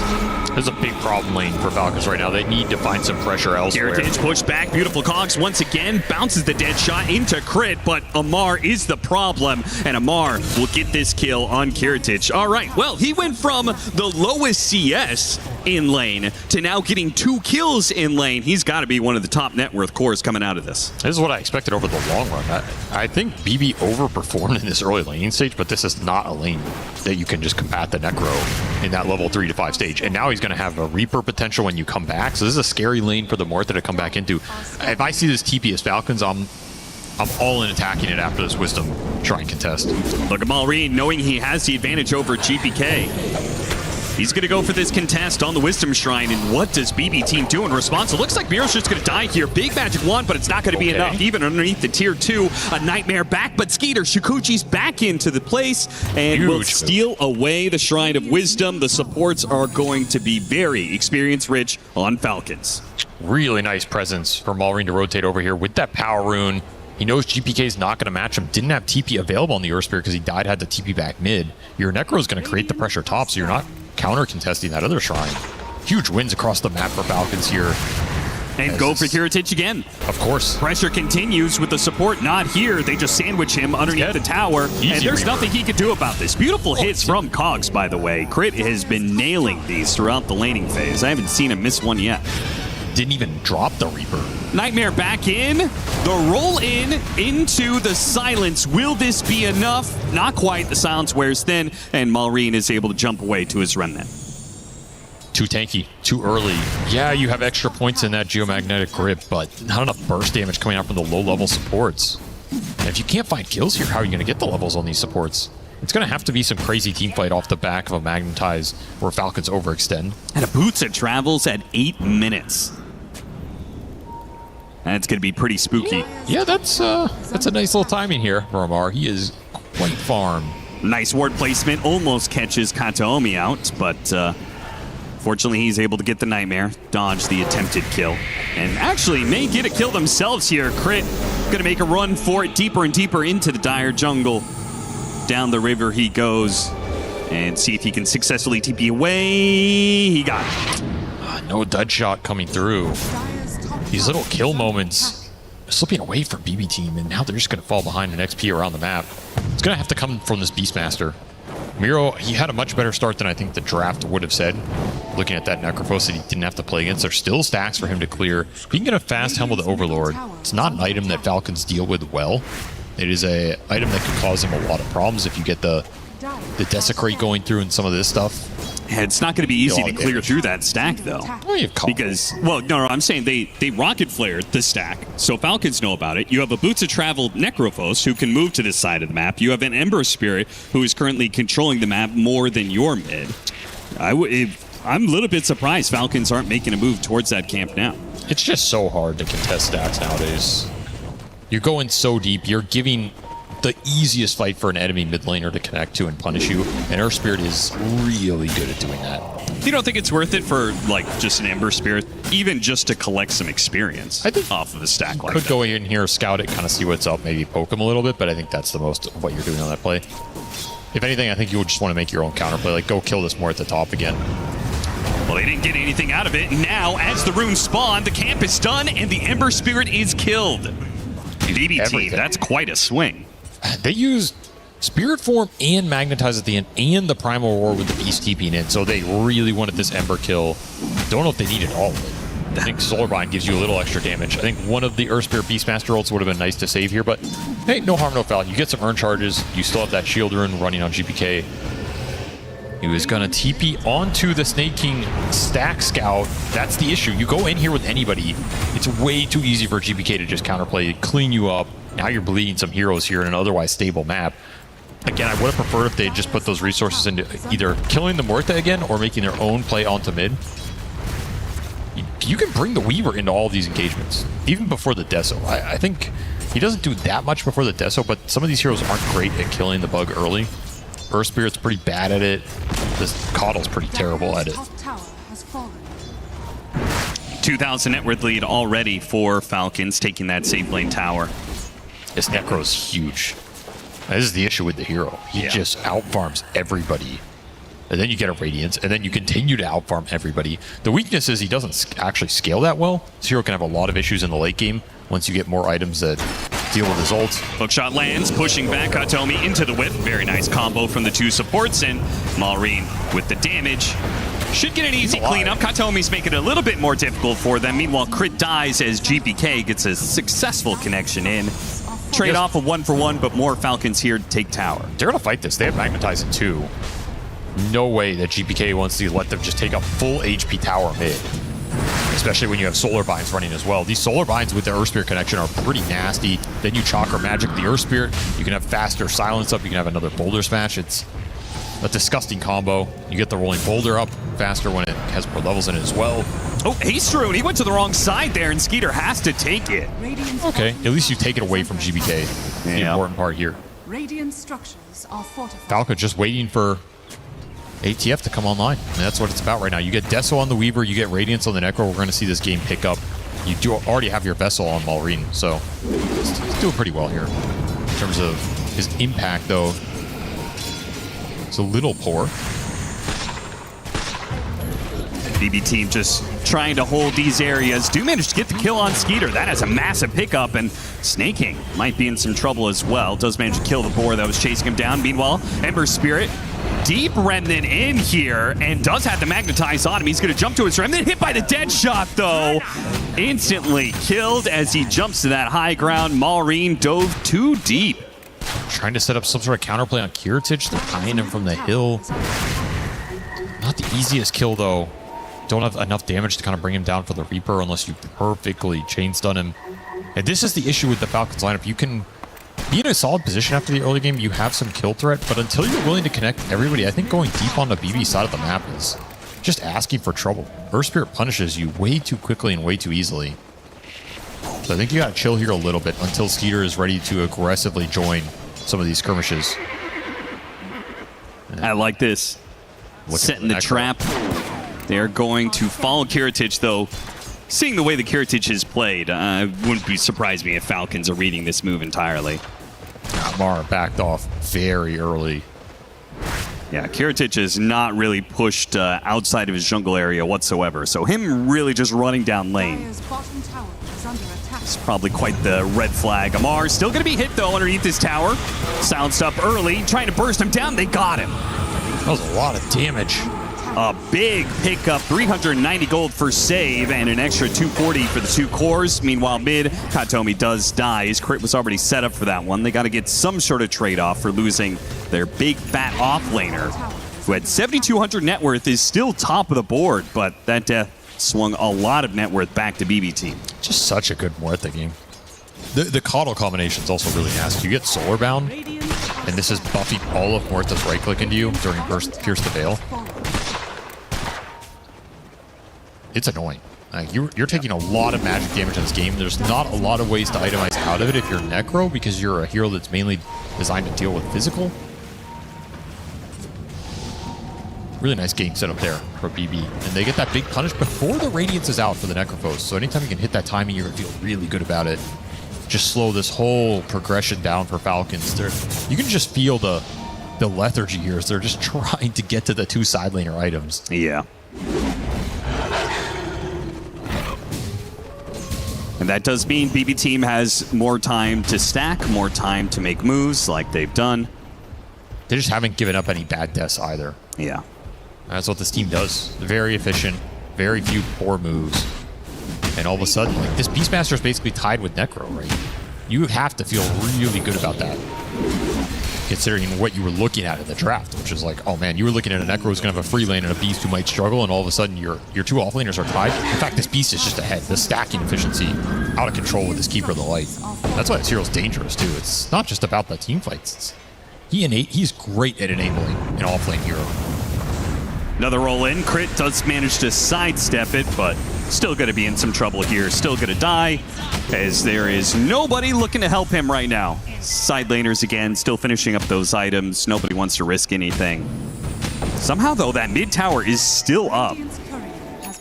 Amar, fortunately, did not lose anything on the courier. It's just a couple hundred gold away from completing that Radiance. Deso is done, though. But the damage is already done. BB team are taking this off lane tower. They're still holding on to their mid tower.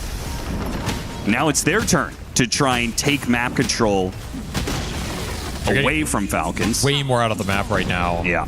Taking bigger objectives. And these timings for Falcons just getting delayed a little bit. It is going to be problematic for them.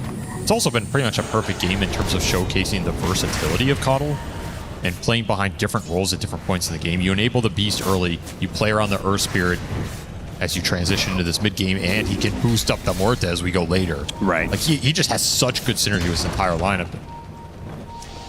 There also is going to be a big difference between Miro and Amar when it comes to this next 10 minutes of impact, right? Because you already have your Helm of the Overlord, which is going to be giving you, certain auras and certain impact in team fights. Beastmaster in general is probably just a stronger hero in fights early on, but then also he's going to be completing a pipe, right? Big team fight on him, where Amar is, obviously building basically what is kind of carry items.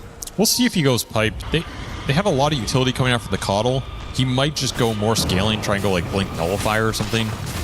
Maureen's going to poke this Roche attempt. It's a very fast Roche. They have to commit to it though. Remnant inside the pit. They're already getting a lot of vision. And it does mean he's going to be jumping into Silence. Already jumps into his Remnant. They threw an early wheel out there. Caught GPK, but they cannot get inside to stop the Aegis. Meanwhile, Fiend's Grip on Maureen. Quickly killed, though, as Crit puts a stop to that one. GPK keeping the rest of Falcons back with the Magnetize. They got the Roshan. They got the Aegis. They want to make sure that they don't lose a team fight after a successful Roshan kill. I agree with not committing there. That looked a little sus for BB if you go up that hill. Though, the amount of damage that Magnetize did just with one tick, like Necrophos wanted none of that. You need an early Dispel item in this game if you're Amar. He's thinking about Manta? Manta. That's a very expensive build up here for the Necro, who doesn't really use the stats too well. I think that's always the funny part about Necrophos when it comes to defensive items. It feels like you can't go it, right? You need Boots of Travels, you need Radiance, then you need your Shard. It's so much net worth that by the time you actually get to a defensive item, your game might already be ruined. Maureen still on the run here, thanks to the extra help, and the long kick almost nailed him. The final tick of Spirit Vessel will not do enough damage, below 10 HP. Maureen gets away. I thought he was dead for sure. Just so annoying trying to escape from this Earth Spirit. He's getting all the mana boosts, and you're just running out of remnants. It's not fair, man. Spirit on Spirit battle is definitely being skewed here. Nice fast play, though, from BB team. They make that attempt. It doesn't go quite right, but the setup is still there. Immediately get a smoke, head to the other side of the map, go through the gate, try and secure this area of the map for the upcoming Tormentor that spawns. If they can get a pick off, it would be perfect. They've already got some deep vision to play around. We will have to concede their mid tower, it's looking like, as Katomi tries to catch something here, will instead just be the victim of a four-man gank. The rest of the team is coming in from behind, though. See if they find an opportunity to make an initiation. Blake Ford got the stun on the Ember Spirit. Half HP, a little bit more. The silence is good enough. They got him. That's a huge kill. Falcons on the run. They're going to give up a third kill on top of that one. Katomi successfully baits Falcons into a rough position. The smoke, they went all around the entire map, but it finally landed. The fact you take this Ember off the field is such a big deal because it's not just you're winning a team fight. Now, the big lane shover, the aggressive map position from Falcons can't be maintained, which means you're just going to soak up so much farm right now. Falcons in trouble in this game. It does not look easy for them to take any sort of 5-on-5 as this ball lineup's starting to build, right? You have this tanky Earth Spirit, you have Coddle heals, you have auras that the Beast can build if you feel like you need a little bit more, but you're going to have a decent amount of utility from this Keeper of the Light. Who already has Locket, already pretty much has Glimmer Cape, he's mega fat. None of these cores are easy to take down. It's getting spooky out here, and like you said, Tormentor on the horizon here for BB Team as they use this Aegis to instantly propel into it. This Beast is getting way too much done right now. Very easy for a BB Team to do it. Kiritich not even needing to pop his ultimate to do so. They've got more than enough damage. And to me, this is also the kind of lineup you want against Clockwork. You want the Keeper of the Light Beastmaster type lineups that can just group up early, take objectives, and say, hey, yeah, you have a Clockwork. What's he going to do in a straight 5-on-5? His spells are not that great in a true 5-on-5. Mark got to get picked off here. Nightmare pushing him up. Maureen is running to his Necrophos. See if he can get here in time. The Silence Fiend's grip, it's all too much. Especially since Ember Spirit can do nothing to stop a Fiend's grip like that. They're just gating back and forth. There's no counterplay. Falcons have to find something here. They got to at least get some sort of turnaround kills, and they will find one on the Bane. That seems like a repeating trend here, though. Yeah. Yeah, you find the Bane. Is Bane even doing anything in this game? I don't really think so. Need to find something juicier here. Another 50 seconds left on the Aegis. BB Team maybe looking at one more objective before that extra life. I have a wave up here. Next wave has been cut, but we'll see if this one dies. No, they're going to counterglyph it. Keeping it alive. You could potentially think about early high ground in this game. Yeah. I mean, just taking this, right? The mid tier 2 and the top tier 2. You've got full control of the enemy triangle. Like, you're kind of guaranteed to outfarm Falcons at that point. I really think it's underestimated how much map control taking this outpost early does. Just getting one tier 2, being able to take outpost, warding up that area. It's really hard to contest in these pro games where people are really good at hiding off the map. You don't know where the Bane is. You don't know where the Beastmaster is. They have blinks. They have stuns. Like, who's going to run up here and take this outpost, right? If you look at the vision right now, what do Falcons see? It's not that easy to say, hey, let's just go retake our triangle. Now, all of a sudden, you're losing that Ancient camp every minute. That's a big net worth swing. Yeah. And you could see both teams were putting significant effort into blocking the Ancients. We saw early on, Snaking was trying to do that, trying to stop the stacking that the Beastmaster was doing. And now we see BB Team. They take that outpost, but they also leave some sentries to block out those camps. Their game has just been too fast. It's all early game fighting items from Falcons. Distiller on the Clockwork. You have this Ringmaster who wants to fight with Wheel. You have your Radiance Necro. You have a Dessa Weaver. Like, everything points to, we want to skirmish, we want to fight now. But then you look at this BB lineup, I feel like they're just ahead of the timeline. Like, they already have the BKBs online. Like, look at this guy. What are you doing to 2600 HP with a BKB. Nobody is touching this guy. Essence Ring BKB amp damage in the bottle. Okay, there's a Reaper kill. Yeah, I haven't seen one of those ever. So we finally got some extra regen for Amar, and he's going to need it because the Magnetize is building up. They keep it on him. GPK is not quite sure. Can we keep going? They opt against it. I will say the move speed with this Manta build-up is pretty nice. Kind of reminds me of the extra move speed you get from a Raps. Yeah. Which I prefer the Consecrated Raps on this hero than the Manta, but needs a Dispel item in this game. You're super fast. Wheel goes out. It does not latch onto GPK. Uses the BKB to roll away. And probably will be able to make the escape. Falcons still chasing, still hoping that they can get something out of this. As you said, they've got the items. They're ready to skirmish. The BB Team is not giving them much of an opening, though. So my concern for Falcons is that they can't find enough momentum in this portion of the mid game with the early game investment. If they don't start building charges. If the Mage Slayer doesn't go to work, if they can't, continue to get the Vessel charges on the Ember and kind of snowball this a little bit into that next Roche, contesting that next Roshan looks really difficult here because their items are not scaling at the same pace here. Maybe the Necro's keeping up, but I think you get one more item on this Beastmaster. The Morta's going to have BKB, and then this triple BKB just sitting on Roche. Like, how do you go into that and fight Kiritich in that scenario with Coddle heals coming through? Someone's getting Glimmer Caped on the Reaper. That part of the game looks really tough if you can't find a little bit more here. So I want to see them be aggressive on the side lanes, try and get some deep vision out, look for a Reaper kill off cooldown, try and get Mallory involved somehow. It looks a little difficult, but maybe you can find some support kills. Keep killing Vayne, I guess. Oh, that's something.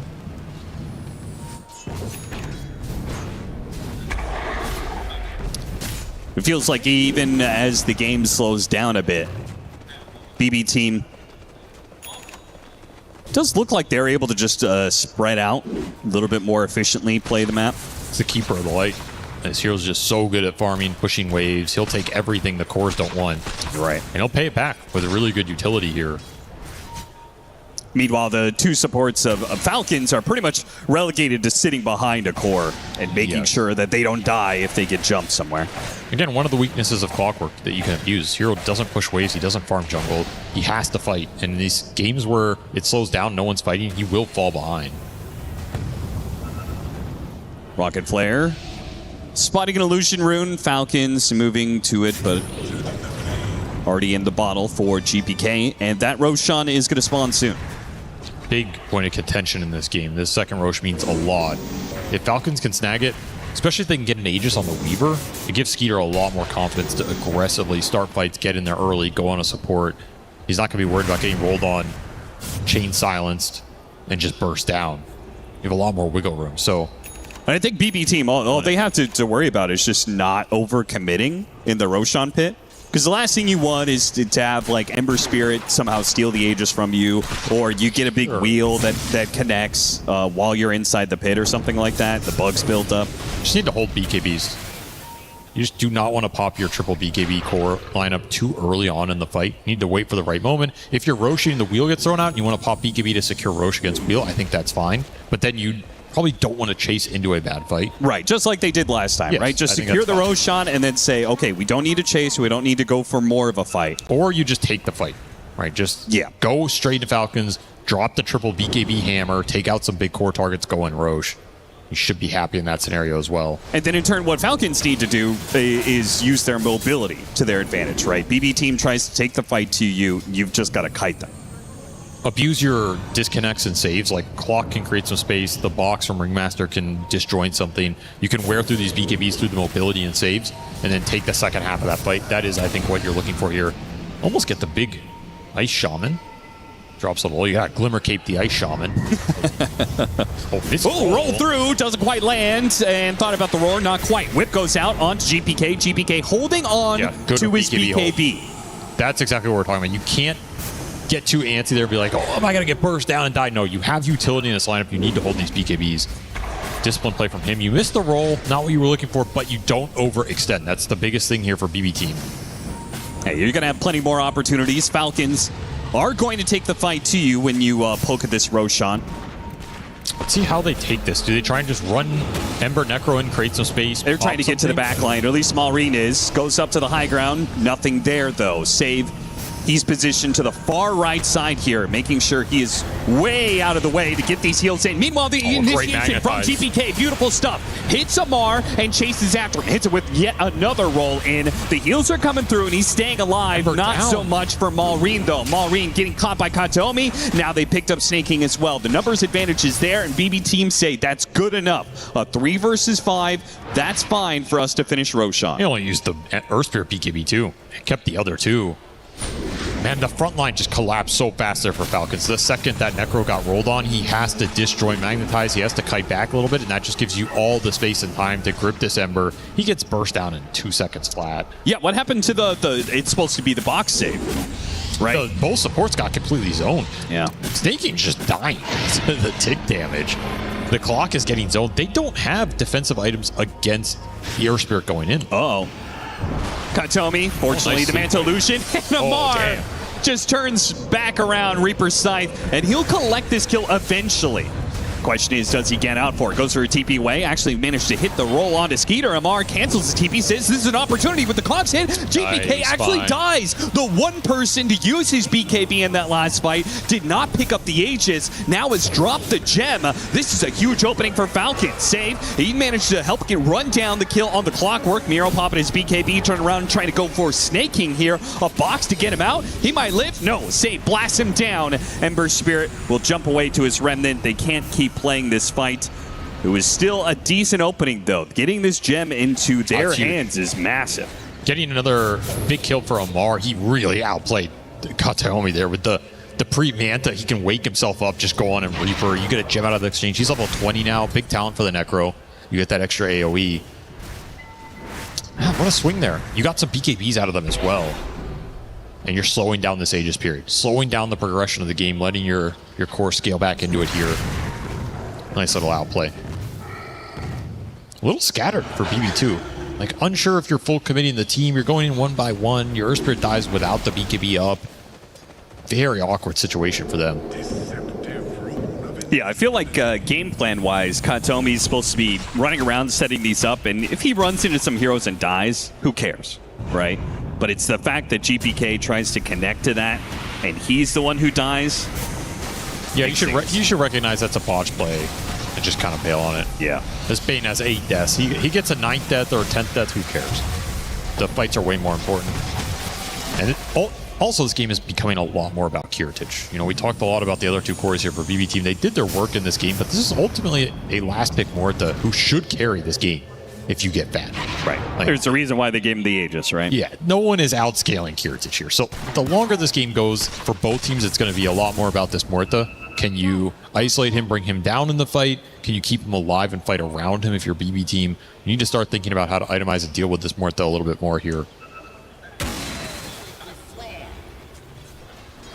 Aghanim Scepter should be done for the Beastmaster, right? We've got Aghanim Scepter being built by the Ember Spirits. What other core items do we have coming up? I think Daedalus for Skeeter is the big one here for Falcons. Sure.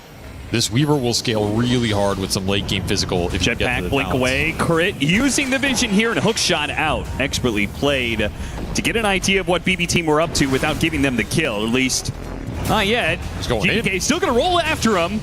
And he may have DKP. Oh, he instant Reaper Scythe, and what a kill! Amar makes the read that because Weaver is next to him, they can get the burst damage. All they need is that small little window. GPK getting overly aggressive again. I mean, why even roll in there?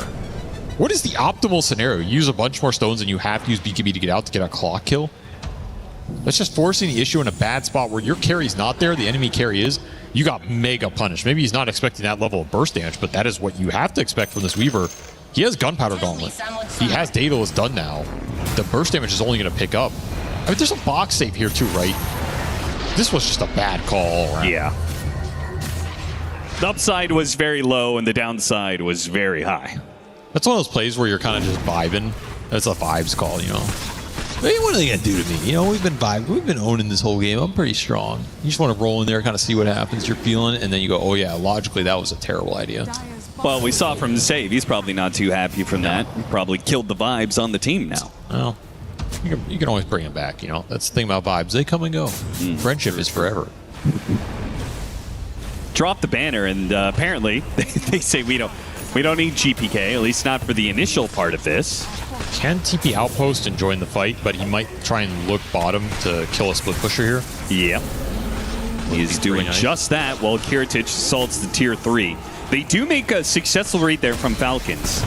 You know that GPK was looking for that split push pickoff. They see him on this other lane, so they might try and quickly go for some sort of jump or, you know, burn Aegis here. They like to have the 5-on-4. See how confident Skeeter is. He's not coming back yet. It's all about the Weaver now for Falcons. He's the majority of your damage, has his level 20 talent, has the Gunpowder, has the Daedalus. I mean, if he can get to level 25, that's a massive upgrade, but... For sure. He will scale hard in this game. It's still a ways away. 3 levels out. And there's Aegis. So I think the net worth lead decreased for PB Team over that Aegis. Yeah, that sounds right. not what they were hoping for.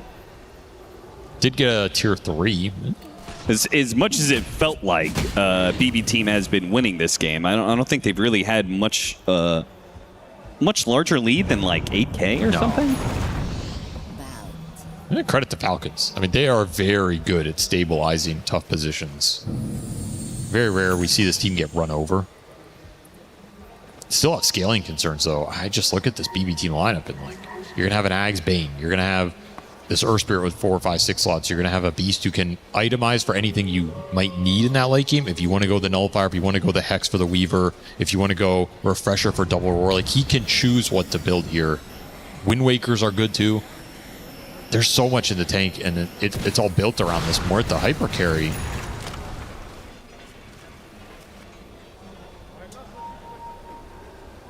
They're going to have the double armor items soon, AC and Shivas. Lotus Orb for Amar.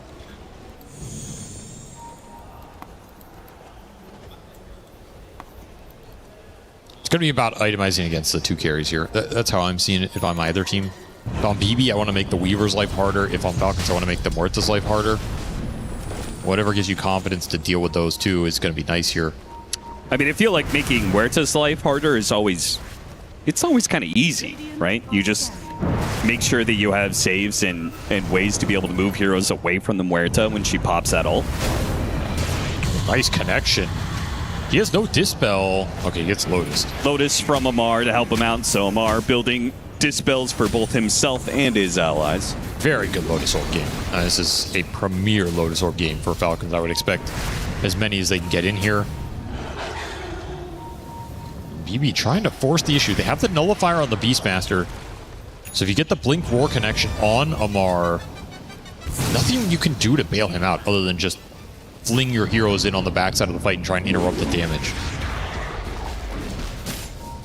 Are Falcons all going for like late BKBs? Is that what I'm seeing? Yeah. It's going to be triple BKB for them at a much later point in this game, probably 40-minute mark plus. Does negate a lot of the Earth Spirit's damage, a lot of the spell damage coming out from this Tricore. I don't mind it. Timeless Conjurer's Catalyst for both the Beastmaster and the Earth Spirit. That is nasty.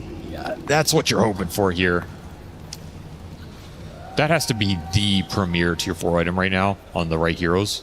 If you don't get it, yeah, you can Bobble. I mean, Bobble's always something as you go a little later. But if you have a good Catalyst hero and you get that, it just hits. It hits the right spot.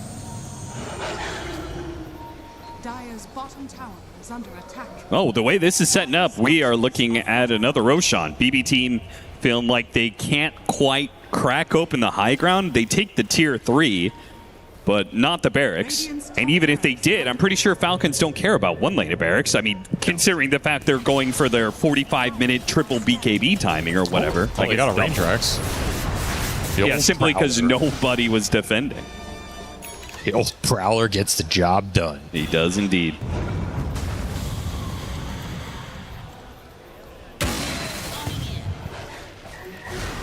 Though this Roshan, it has been delayed bit by bit, so we may actually see a Roshan that ends up on Radiant's side, which is definitely more to the favor of Falcons. They take their outpost back.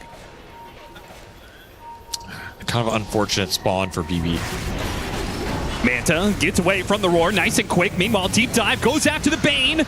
Bane, not dead yet. Got off a bit of a brain sap, turns around, sleeps. Katomi's still not dead. It's the Ember Spirit who dies instead. They both go down. GPK with a successful hit, and Skeeters uses his BKB. He's got to use something out of this, but Miro just turns around, roars him up. Now the BKB has faded away. They hit him with the fear, and he's dead. Just an easy kill for the Muerta. This time it's Skeeter's turn to try and go far too deep. Now he has to wheel to save Amar's life. BKB from GPK, a late one from him. Amar needs some help behind the Ember, goes to the Remnant, gets behind, and with the Reaper Sight brings down Kiritich. So at least the Muerta goes down. It costs them a hefty buyback, but Falcons do manage to stop BB team from rolling over them entirely. His Necro is tanky. They do use a lot of the big priority spells on that Ember and Weaver in the first half of the fight. Just over chasing to that high ground wheel, perfect placement from Snaking, buy some extra time for these Necro spells to come up. And man, the real story of this fight is how long this Bane lived. It just takes so long to bring him down. You have a big window to work with here if you're BB team to turn around on the cores. A lot of dispels on this Necrophos to get through. Very hard for GBK. Even with a really great kickback, you have the Shard, you have the BKB, you have the Lotus, you have the Manta, and a really nice Reaper connection. Just enough to get that big Morta kill. There was no save that came out. No Glimmer Cape, no sleep because the Bane's dead. At some point, does somebody consider that item right there, Lincoln's, for BB team side? Yeah, you're absolutely thinking about it. GPK is eyeing one, Miro's eyeing one. You're thinking about Wind Waker on the save Coddle. They are going to itemize to deal with the Reaper site here. I feel like that is too much for Falcons to handle. Like, late game, when somebody in the enemy team has a Wind Waker, Necrophos, it just feels like, what's the point? What am I doing here? Needs a save, and will get one. Crit. Saved by the box. Hook shot. No damage over time for the Magnetize. Will finish him off. GPK rolls in, though, to try and finish him off, and now he's in a bit too deep. Glimmer Cape to help save him. Push back from the Blinding Light of save as well. Gets grabbed by Roshan. Tossed into the team a little bit. Does have a roll away, though. Meanwhile, whoa, what is Amar doing here? He is deep behind enemy land. Oh, okay, he just went after the Bane, got him with the Reaper Scythe, I guess, but... No, he was gone on near that tier 2 for a long time. They used Roar, they used Nullifier, the Mortis hitting him the whole time. He got desecrated by another Prowler. It took him a long time to bring this Necrophos down, but in a completely isolated situation. Falcons just caught off guard, split up on the map. Once again, oh, no, Ember Spirit almost got in there in time. Not quite good enough, though. Toss up in the air. They do have the wheel out, double BKBs. Kiritich and Miro. The Ember Spirit silenced up and cannot get away. Snake King, he's able to cycle away. Can Skeeter with his BKB. Shukuchi, no, he gets roared up. He is controlled. A time lapse is up in a second, but even if he got it off, I think he's dead either way. BB team. Now everything is going their way. They have full control of the game, and they are not giving up any of it. Some nice attempts from Maureen with the buys, going for the Roche. Like you could see the idea if those plays work out, maybe you turn this game, you're still looking for that Aegis on the Weaver. Overwhelming firepower from BB team, and ultimately, they're just in better formation in these late game fights. Falcons getting caught off guard in that sequence entirely. They never got a fight for that Roshan with Necro on the front line, baiting some spells, abusing all the dispels, buying some time for the Weaver to get some hits in. Like, we've never seen those two play well together in this game outside of that one kill on GPK they had in the top tier 3. Right. And that's what the biggest difference maker here. BB are playing way better around this hyper carry Morta. And Muerta did hit that level 25, so she is a threat even without the ultimate. And I feel like with this deep banner placement, they're going to get Megas. They may even stick around to hit some tier 4s. Why not? They still have 30 seconds. You have the saves in too. You have the Lincolns on the Beastmaster, Wind Waker on the Coddle. An Aghanim Scepter for the Bane. The late game items are here. Suddenly that lead is 20k out of nowhere. Hook shot in. They got to do something here before the Megas is going to be claimed, but nothing comes out of that wheel. Sadly, just too hard to land these abilities, especially against the BKBs. Okay, GPK rolling in deep again. Careful here. Still has the cheese if he gets a bit low. Has his roll blocked, pops the cheese, and they're trying to get this Reaper Scythe, but you could see Amar's just dying to the Magnetize, man. It built up over time. He didn't get back to the fountain in time. Skeeter almost died as well. That's going to be Megas, and that is going to be a casual retreat from BB team. Hookshot's going to land on the Muerta. They have to put a stop to this. They cannot let these teams get away. Fiend's Group actually put on the Clockwork. That's a little awkward. Kiritich easily finished up that support. Binax going to be used. Amar stuck inside the cogs, will die. Kiritich is almost dead. More heals come out from save, and BB team reset a little bit. They're perfectly fine. GG is going to be called. Falcons, as is their MO, will lose the first game of the tournament. It's tradition at this point. I mean, can't feel too bad about that, but I felt like it was just a ticking time bomb we were watching. Like, we just saw this scale growing for BB team. The lead wasn't growing, but it felt as if they're just getting the more impactful items. As the game goes later and later, the Morta's going to become a big problem. I was impressed by how much ATF was able to do with the multiple dispel build-up. He was surviving a long time in those fights, but I go back to this Weaver-Necro synergy. I think the heroes can work together, but I don't feel like Falcons ever got a team fight in a situation where those two heroes combined well, and the Weaver used the time that Necrophos was buying to deal big damage. Like, we never really saw, oh, they're going on Necro, and all of a sudden the Weaver's killing people. Sure. And that has to happen at some point in this game. It just never clicked. I think there's just too many disables and too many disjoints and saves as this lineup gets later and later. Like that last fight, we're watching them go on Earth Spirit. You can't commit the Reaper there because the Wind Waker's just sitting in the back the whole time. Yep.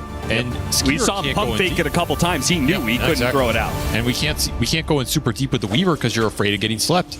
You're afraid of getting Ag Screen. You're afraid of getting solar bound into something like Morta first. There's a lot of counterplay available if you try and assassinate this backline. So I think the synergy between the Necro and the Weaver as we go later and later in this game, it's harder to execute against this BB lineup. And yeah, they were playing with some confidence, especially GPK. I mean, he had some bad roll-ins, but ultimately you got to just keep rolling in, and that's your job. He did it. Yeah, silver tier Earth Spirit. Whoa. Maybe Crit is a little bit more impressed after that one. Give him a little bit of a nod, you know.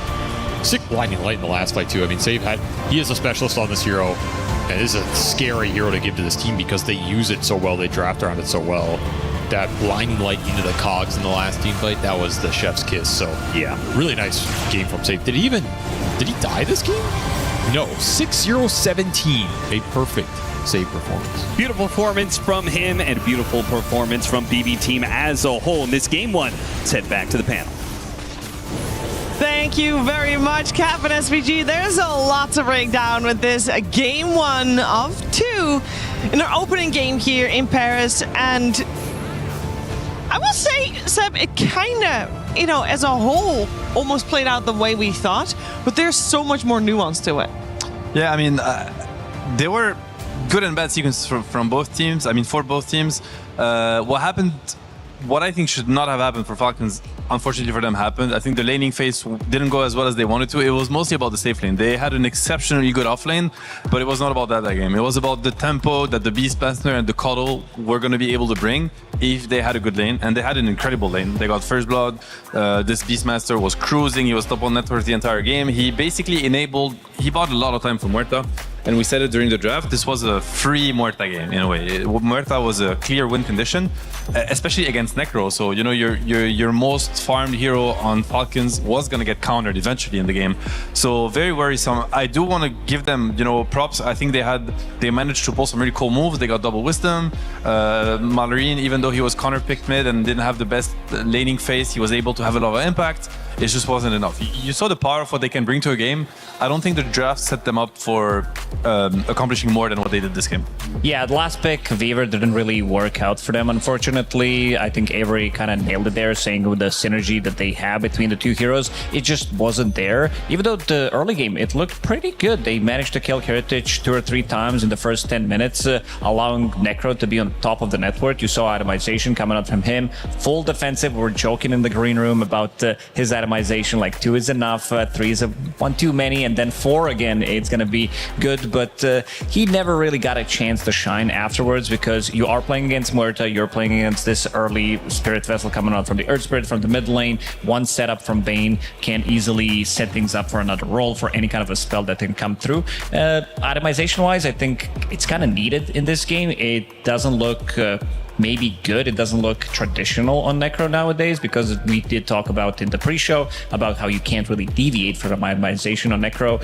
He did. He tried to make it work. It didn't work out for him in the end. And I gotta say, Shiver, there has been a little bit of a pub beef, but not between the two players, but Amar, he picked Necro in the pub with Yatoro as well. He's like, can you pick an honest hero? And now BB team, maybe they saw the little bit of drama and they're like, you know what? We're gonna counter him with Necro. It's a bit of a statement as well. Definitely a bit of a statement. I want to also go back again to the lane stage because we said that potentially we were going to have a Skeeter rotate a lot with his Weaver through the gates because that's what he does very well. Because the lane didn't go so well, Seb, I feel like he didn't really get the chance to. No, he was suffocating. Like this safe lane for Falcons didn't work at all the way they planned to. I mean, when you pick Weaver against Coddle on the lane, you want to kill him. You pick Weaver versus Beastmaster, you want to kill the Beastmaster. You want to chase him down, you know, get your Geminate, like the Q on him and run him down. It didn't happen. They wanted to win this lane. They wanted to contest the stacks. What happens if Weaver dominates the lane is the hero will get to the enemy triangle. It will come maybe to the runes. It can gate. It can be everywhere. he was stuck under tower with 200 HP the entire laning phase basically, and this is like the nightmare scenario for Falcons. You know, as weird as it might sound, I think these kills on Muerta were actually bad for them. I think they should have played through the safe lane. The fact that they were able to kill the Muerta over and over again maybe baited Crit into playing through the Necro, but in that game I think they need to find a way to play through the Weaver instead, apply pressure on the Beast, eventually look to gate. But the way the early game played out, even though Muerta died many times, I was seeing this action on the top lane and what happened on the bottom lane. I think it's a bad trade. That's the thing with Dota. You don't always need to kill the carry. Eventually the carry is the problem, but sometimes it is better to shut down other heroes. In that game, you shut down the Beast. Muerta is not going to join fights anyway against heroes like Ember and Necro. And later on, you look at the Muerta. Miro having another perfect Beastmaster game. This was like easy Beast game for a Beast spammer. You know, this is like his. No, I don't think he was smiling like that the entire game. I think this must have been like a like very one moment. Yeah, one. This is 1 second out of 50 minutes for Skidder, or 40 minutes. Yeah, I think this one describes it. It looked much more like that for Falcons. For sure. It's been pretty common to ban out Beastmasters against Miero. Yeah. I think Lacoste reminded why.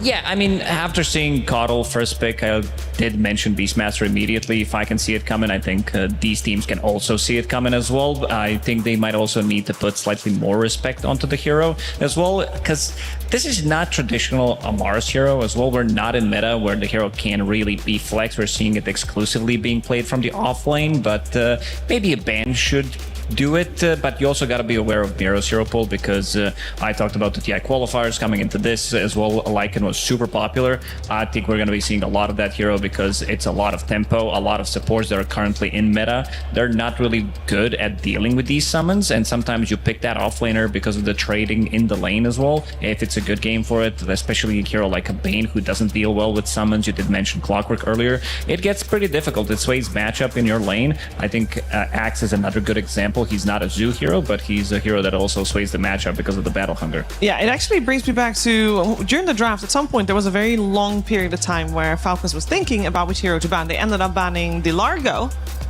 but it took a long time. They went for the Largo, but maybe the discussion that they were having was, will we let through the Largo or will we let through the Beastmaster? I mean, yeah, as Lacoste said, they knew for sure Beast was coming, or it was a possibility, so they mindfully decided to counter it this way.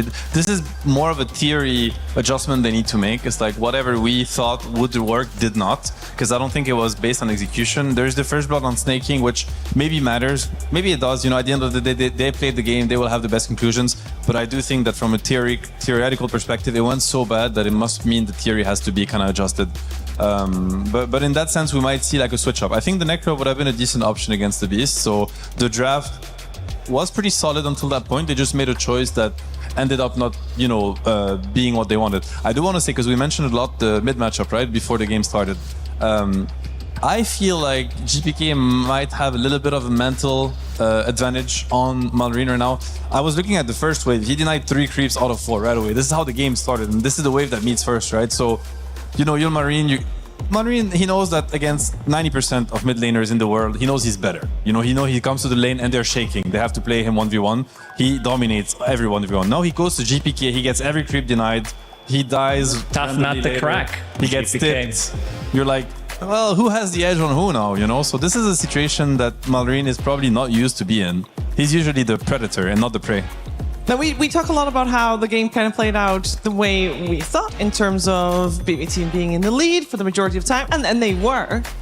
But there were moments in this game where I'm like, there's still hope for Falcons. A few of those moments included GPK actually dying first, which I don't think was good, but maybe that was a little bit of that excitement that you mentioned. I saw that, I was like, is Thompson in this tournament? I thought he's retired, because this is your typical Thompson Earth Spirit. I've seen it so many times. I'm like, no, this is not a GPK, and it's very rare from GPK and BB team in general. I think they're a very disciplined team, I would say. Very strong with keeping formation and being very patient about finding their moment. But yeah, we had a good. It was a good laugh. Yeah, absolutely. Him rolling into tier 3 tower.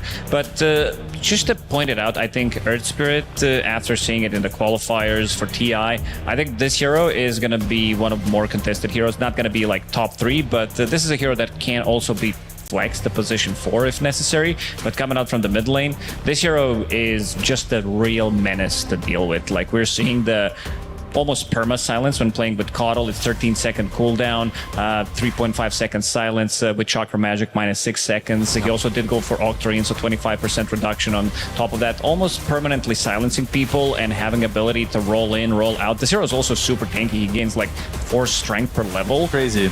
Plus Kaya Sanj, like suddenly you're playing against a hero who does have 3,000 plus HP 15-20 minutes into the game. And he scales like crazy in the late game. Like his level 20 talent is wild. 25 is even worse to play against, obviously. And I think a big change with this hero is his ability to farm now. It used to be not easy to farm with Earth Spirit. You had to commit your W also, your rolling boulder, which was part of how to get out and how to not die on the map. Now they just use the first and third spell on waves. They one-shot waves, so all of a sudden they actually scale into the late game. They don't need to keep fighting. We're used to Earth Spirits. We're used to these moves of Earth Spirits, like, I need to get the fight, I need to get the kills, I need to click my ulti, or I'm just gonna descale, I'm just gonna be left on an island and be useless in the late game.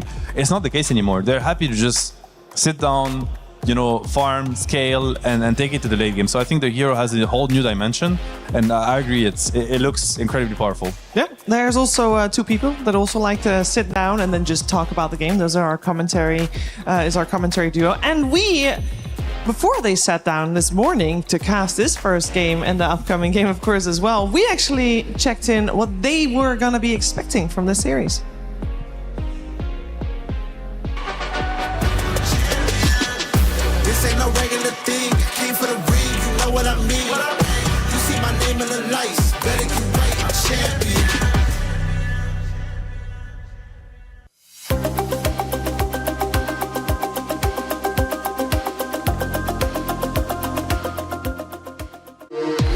We were there for every click, every clutch, every respawn. We were there for the years of grind, and we're here now. The proud founding partner of EWC, powering the biggest event in gaming, shoulder to shoulder with the world's best, making history. Greatness deserves a stage. Lenovo Legion, reach your impossible.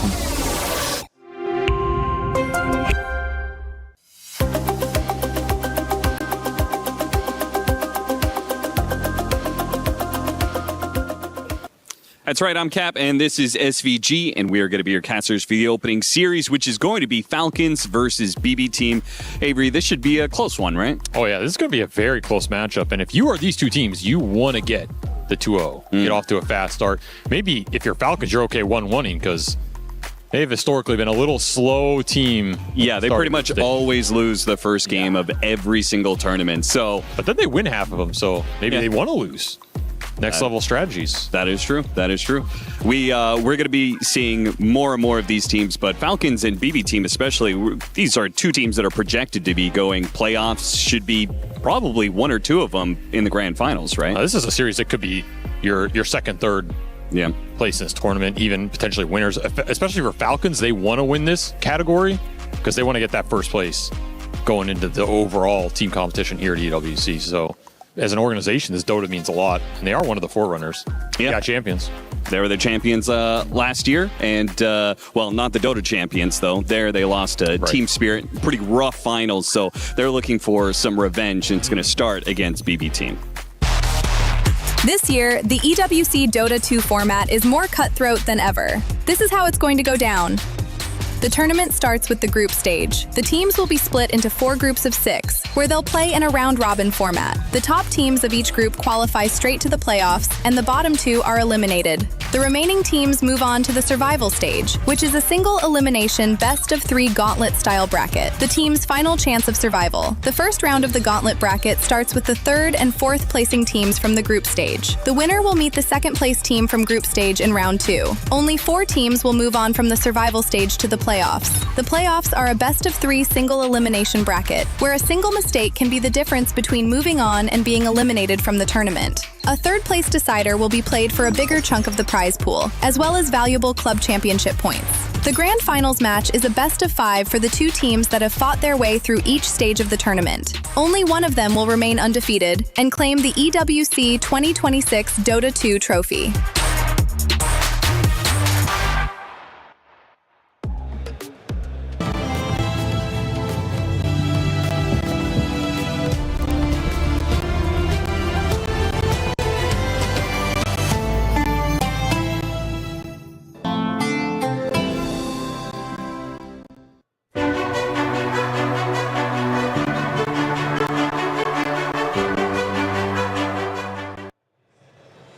It is time to focus on our second game of the day. Falcons and BB team, they will go head-to-head here, game 2. And it's also time to address the elephant in the room. Overall, first pick, Keeper of the Light, 6-0-17. That's disgusting, Seb. That should not happen. That's a ban right there, Shiver. Oh, come on. Yeah, that's just a ban. That's all it is. It's the ban. It's a ban. Nothing else to add. Insane hero. Like, so many good combinations with the hero that you can pull off. In the laning stage, he was playing with the Beastmaster, giving him mana, constant spam, so much harder to out-sustain the constant spam. And then in the mid game, you are playing with your mid laner pretty much every single time. And also positioning. His positioning was top tier, not dying a single time. Save has been known to play these type of heroes that can also, like, eventually build into Wind Waker. Remember his Coddle back in the days. He's playing against Enigma. He's building Abyssal Blade, so he's jumping on Enigma, stopping Black Hole from going off. This guy always has something up his sleeve, and in this one, again, like, we praised him. I think I'm just going to throw it out there. He has been the most stable, the best position in the world for a really long time. And he has been kind of under the radar because he hasn't been winning big tournaments. They kind of started recently, but every single time you watch him play, there are literally no mistakes. You can never blame him. Well, what people might not know about this guy is he's also like he's so skilled and talented that he's also a great core player. Mm-hmm. Like he's been top 10 rank, on leaderboard as a support forever. So often he has to go mid or safe lane, and he goes up against the Malrines and the GPKs of the world, and he often wins his lane or he goes on par with them. So the amount of stuff like this guy is able to bring to a game is incredible. Props to him for playing Coddle over and over again, because especially when you're winning, what it sounds like playing Coddle is like, Coddle give me mana, Coddle heal me. You have like 4 people asking you for mana constantly. It is very intense, you kind of get you can get fed up of the hero. It's like, I can only give mana to one of you guys at a time, but he's there to support and carry his team through easy and difficult games. Yeah, and he's the saving support as well when you think about it. He is the healing support. When you think about some of the heroes that are kind of healers, you're like, oh, Chen, maybe like Enchantress, maybe not so much nowadays, but the Warlock, and like these healing numbers are going to be very, very low. He did heal for 35,000 damage in the previous fight, which is an insane amount. Thinking like how many team fights, especially in these earlier team fights where you might be dealing 5 up to 10,000 damage, he's going to be out sustaining all of that with just a couple of blasts, his Holy Locket on top of that, Glimmer Cape, Force Staff, all of these smaller items that he's buying, they're benefiting so much more on the team, especially because he can keep the distance. He's always in the back lines with the insane amount of move speed, and very difficult to catch. Even though they had gap closers, it still wasn't enough to find him even once. Yeah, and you turn, like, I guess what we have to think of when we see more Coddles in this tournament is like the best Coddle teams are gonna make this hero become like a siege strategy. And I think Nigma is really, GH is really the player that brought this style of Coddle to the game back then at TI7, where they had kind of pushed strats with Coddle, and you started realizing we actually just don't have enough damage to cut through this hero, and either we're able to get to the Coddle or we just can't take the fight. And what happened last game at some point is there's this Muerta sitting in the front with Dragonlance and Daedalus, and you just can't get through past the Muerta because you're just literally dying to the right clicks. But also, if you don't get to the Coddle, the Muerta isn't dying either. So now you have an equation that is impossible to solve. You call GG and you go next. So I think when you play versus Coddle, you really have to think of slowing the hero down, first of all, slowing the mid hero also, because the pairing is with what's going to dictate the tempo, and then being able to get to the Coddle in team fight. Because as Lacoste said, there's no such thing as winning a fight where he's just hitting if his he's free entire casting, team. like it's pretty much GG. There's no way. Coddle has to get jumped. It has to die, which... It has been banned. It has been banned. In this Alright. game, it has been banned. No more I know Coddle. we'll get the draft back up on your screen very soon. There it is. First is banned. But that means Save gets played, hopefully for me, and these fingers crossed. I know it's flexible, but one of his other favorites, Wind Ranger, coming out of the woodworks here. Stole the Earth Spirit from GPK. It's like, I like your toy, I want your toy, it's my toy now, I shall play with it. No, never mind, sorry, it's GPK's second round of Earth Spirit. Falcons is going to play against Earth Spirit again. I thought they stole it from him. So they're like, you were not the problem, we can fix that. And we've seen, the other very popular mid laner that we're going to see is Snapfire. Not just mid, by the way, it's going to be played on support too. Off lane as well. This is an incredible hero at the moment. Yeah, I love the pairing. I think when you have Snapfire, any kind of a hero that can set things up, especially something on lower cooldown like Clockwork, you always have the kill combo. And it also gives you insane amount of team fight when paired up with Treant Protector, 2-man, 3-man overgrowth that you're going to be, landing later on once you pick up a Blink Dagger. A lot of team fight, a lot of damage coming out, and a lot of spell damage coming out so far on side of Falcons. And we are seeing Wind Ranger as well, something that they have been utilizing from that position 4 most of the time, making sure that off lane's having a good time. We talked about Save, him being kind of the only one. Him and maybe Saxa. Saxa's probably up there with the playstyle with this Wind Ranger position 4, but still potentially a position 1 if they feel like it's a good game for it. I have to say that I don't think the matchup is great, Wind Ranger versus Treant, though. I'm a little bit worried about that, so we'll have to see what they pair it with.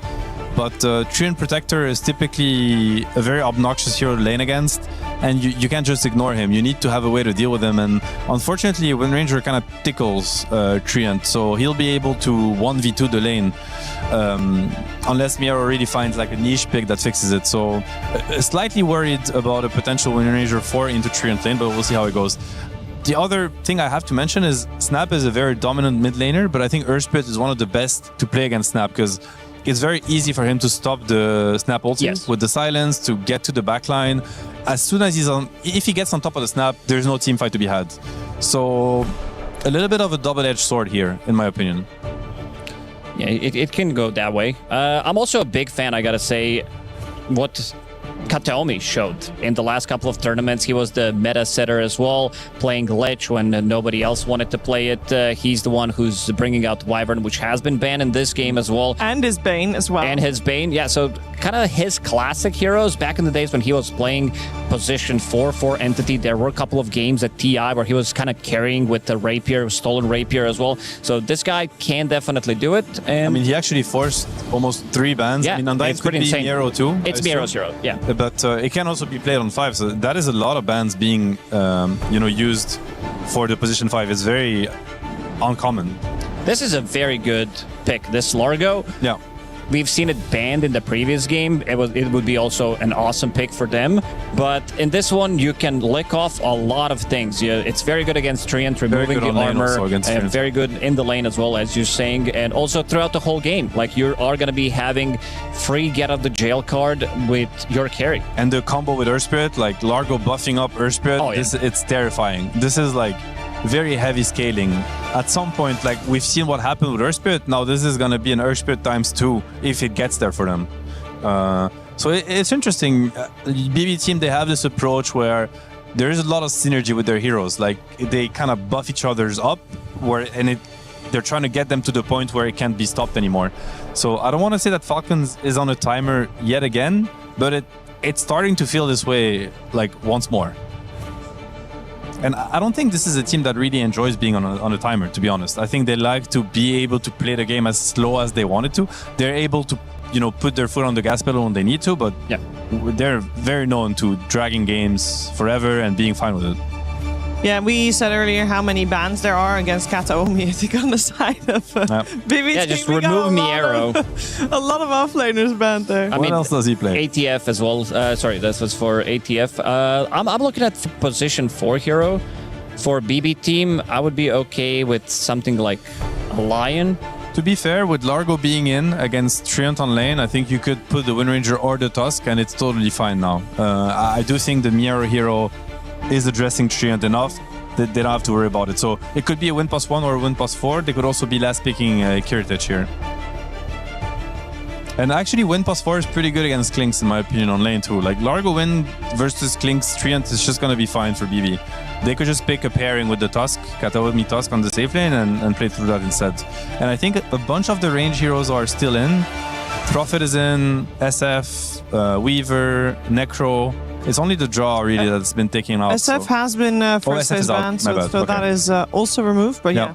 I like the Prophet personally. I don't know if it's a hero that Kiritich values right now, but I think it's both Klinks and Snap are very susceptible at getting TP down by Nature's Prophet early in the game. It's also a free lane versus Clock when you play with Treants. So Prophet's safe lane is just going to be, Yeah, I saw a good amount of Nature's Prophet. It felt good in most of the games. People have been using it as a response to these ranged carries, Shadow Fiends and Draw Rangers, making sure that... Because you can't really trade against these heroes in the lane. You're kind of losing the lane if you're just trading, trying to CS, so you need to try to outnumber them and kill them. Yeah. Klinks is that range hero that also scales extremely well. They're measuring the skill level right now on save. It's through the roof. It's over 9,000 at the moment. It has to come down. It's too much. Who gets the ultimate last pick? Let's see. First pick. Okay, so it's going to be last pick for BB. Yeah. Oh, okay. Well, whenever in trouble as Falcons, there's always one go-to. Who are you going to call? Who are you going to call? You call Amar. Goes Timber. You pick him Timber. And everything shall be fine. It is a great Timber game. They don't have enough damage for him at all right now. So the Prophet idea is out of the window, obviously, when Timber has been picked. I think they need the Muerta type of heroes that will be able to cut through anything that's presented to him. Because right now, I don't think these 4 heroes can deal with the Timber that gets his items, especially with living armor on top of it. Maybe. Say Muerta type? Is Muerta herself not good enough? It could be okay. Or they go Bowrider and put Wind Ranger carry? It looks like it. It's a pretty good matchup versus Timber in the game. I don't think it's the best in the lane, though. Lane can go both ways, but probably with the Tusk it will be just fine. It scales really well against Timber in the game, though. I'm also swaying that they have a little bit more extra damage because Tusk with the tag team, you just bring numbers with the focus fire, now Wind Ranger being the carry. A lot of the times you would see Timbersaw being a menace, not being able to get him killed. With these heroes, he will die. They can kill him. And it's also Earth Spirit with the Spirit Vessel on top of that. So they have good heroes to deal with him. Klinks for me is still a little bit of a... I know that hero is becoming more popular. We've seen him in the TI qualifiers as well. We saw him getting banned in the previous game. It's another substitute turret hero that can work really well. The question is, I think this time around Falcons, they have a much overall better draft compared to the game number 1, where it's more cohesive. They have some saves, they have very good front line, and also better scaling, I'd say. The only issue that I see, 100% with everything you said, and if they get there, it's going to get scary. The one weakness that I see is Timber, just like last game, basically. Timber is farm heavy. Snap actually is kind of farm heavy outside of the ulti. You want to get to your travels, your blink, your shard, all of that. And on BB's side, they have very mobile heroes. Wind Ranger +1, Earth Spirit mid. They're going to be looking to make a lot of plays around the map, and I don't think Falcons is going to enjoy that.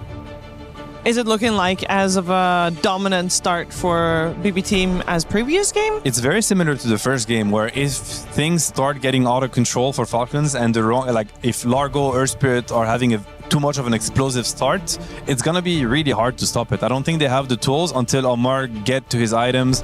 Same with Marine, and Skitter needs a stable laning phase so that he can also participate in the first 20 minutes of the game in a stable way. So I'm looking at a lot of gate plays, for instance, from BB team, because they're laning versus Timber Clock. There's not going to be zero pressure on their safe lane, so they're going to gate as much as they want. Again, I think the game might collapse on the Falcons safe lane. I don't think they have any room for mistakes this time around. They need to play a perfect laning phase so that the game remains stable and they get their farm under 3 cores.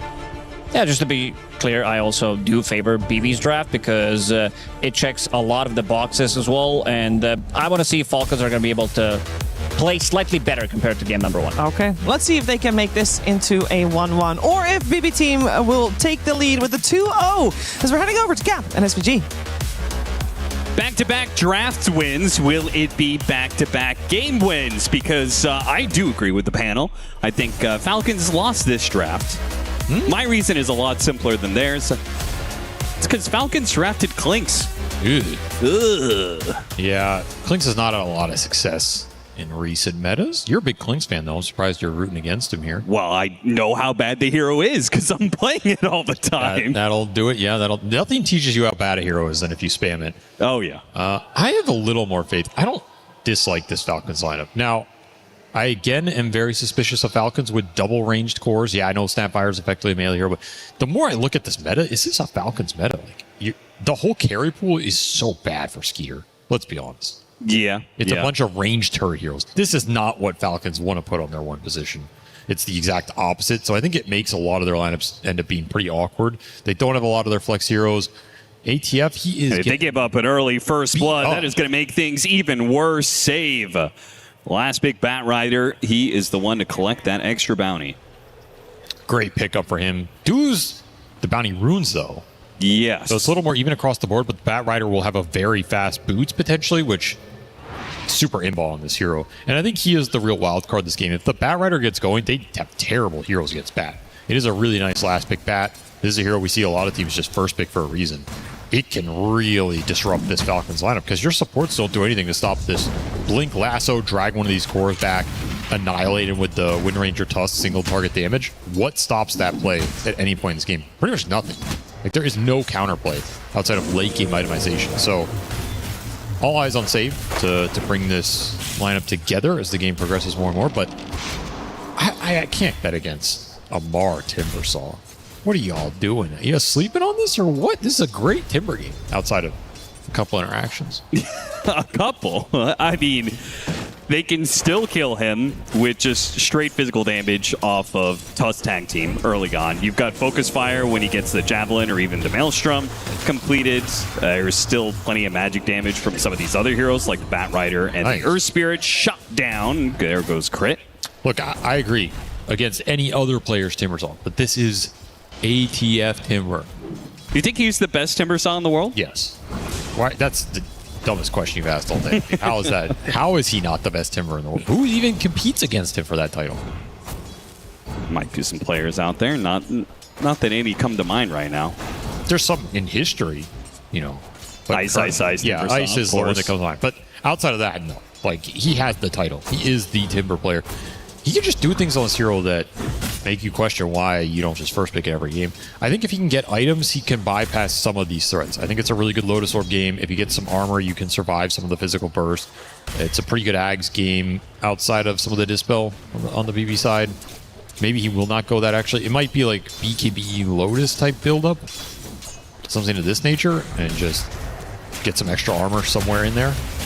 Nice timing on the snowball, stopping the Timber Chain away.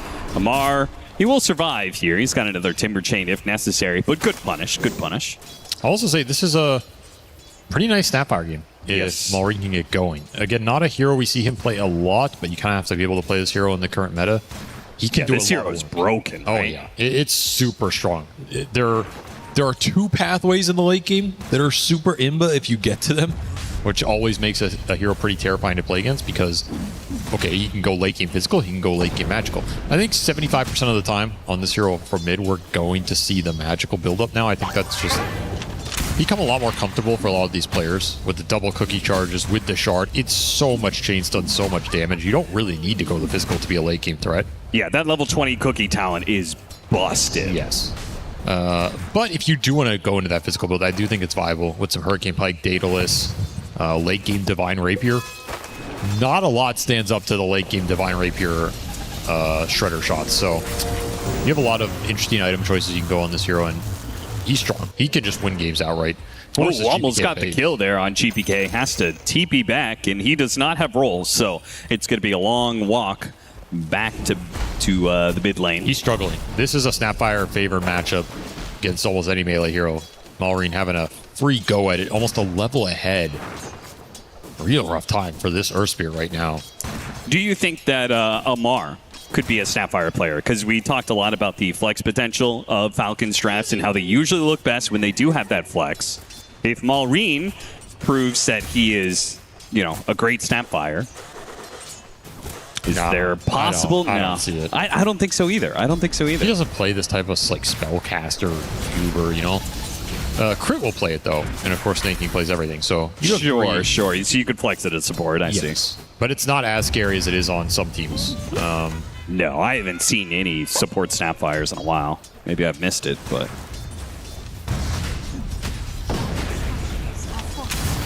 Man, Maureen with the punishment here. These scatter blasts are they do so much damage with that close range. Skeeter fighting for his life against Save. He will not win that fight. And now Snake King is going to take a lot of damage on the way out as well. In fact, they're even going to get his kill. So there is nobody to collect the golden experience in this safe lane. I mean, you heard Seb talk about it. As Falcons have to play a perfect safe lane. Well, that has already gone to shit. Last pick, Batrider, what can you do? Blame the draft. It's a really tough pick for the tree to interact with. Yeah. You have nothing against bad as tree. You block a little bit of the damage, you have a little bit of heal, but you're just a clunky dude walking around. The Napalm has always ruined your hero. It's a rough matchup up there. Maybe you could have all-inned him if you won like level 2 earlier or something, but Save had first blood. So it's even more difficult. You just got to stem the bleeding up there. It's going to be a fat frog. It's going to be a fat frog, and the Wind Ranger is going to go uncontested in this bottom lane. Maybe Timbersaw, over time, will be able to get more and more out of the lane, hit level 6, start Chakram threatening the Wind Ranger a little bit, but you're expecting Kiritich to be free farming. And not the case for GPK. He gets blocked up by Maureen and might be killed here. Save. He's going to TP in as a Batrider, but it will not do much to save nor stop Maureen. As in fact, he's going to turn around with the kisses, lands a couple of them, now has to fight close range into the scatter blast where Maureen picks up the double. It's such a good Snapfire game. If you get this melee matchup and you can abuse it and you get that early level 6, it's basically a guaranteed kill into the power rune and you can just snowball. It feels so good. And you're going to have a fast boots of travel here. You're going to be able to affect the side lanes as well. Maureen, he could put this game on his back. Like, he could do a lot here. It's an annoying matchup for Wind Ranger, too, honestly. If you can gap close the snap, yeah, you can focus fire him down, but the kisses are an annoying spell for you. Cookie's an annoying spell. He's a tanky boy. You can see Maureen just pop off here. And that's why I have more faith in this Falcon draft than I think you did. I just feel like they have a lot of nuke damage. They have a lot of easy kill setup. If Amar and Maureen get rolling, I don't think the Klink's pick matters too much. I think those two can carry the game, even with a Skelly boy anchoring them down. So I have some faith here. I mean, it's still your carry. You're still going to have to rely on him at some point. But it's Falcons. Like, is Skeeter really the carry on this team? That's true. He's more of the two. He's just there. He's vibing, He's there for the aura. Klinks brings aura. You can't deny that. Okay. I'm not sure how he brings aura, but okay. I can't really say he doesn't bring aura. I think he brings the same aura Anti-Mage does. It's like when you see No. Not even close. No, let me finish my statement. Anti-Mage is iconic. Yes, but when you see an enemy carry pick Klinks or Anti-Mage, you're thinking the same thing. Like, by God, he picked a trash hero. Yeah. He must know something I don't, That's the aura I'm talking about. Well, I don't know if you have that aura when you lost game 1, If you knew something the other people don't, then you probably should be winning the series. Well, they always lose game 1, so it's okay. Level 8 Snapfire.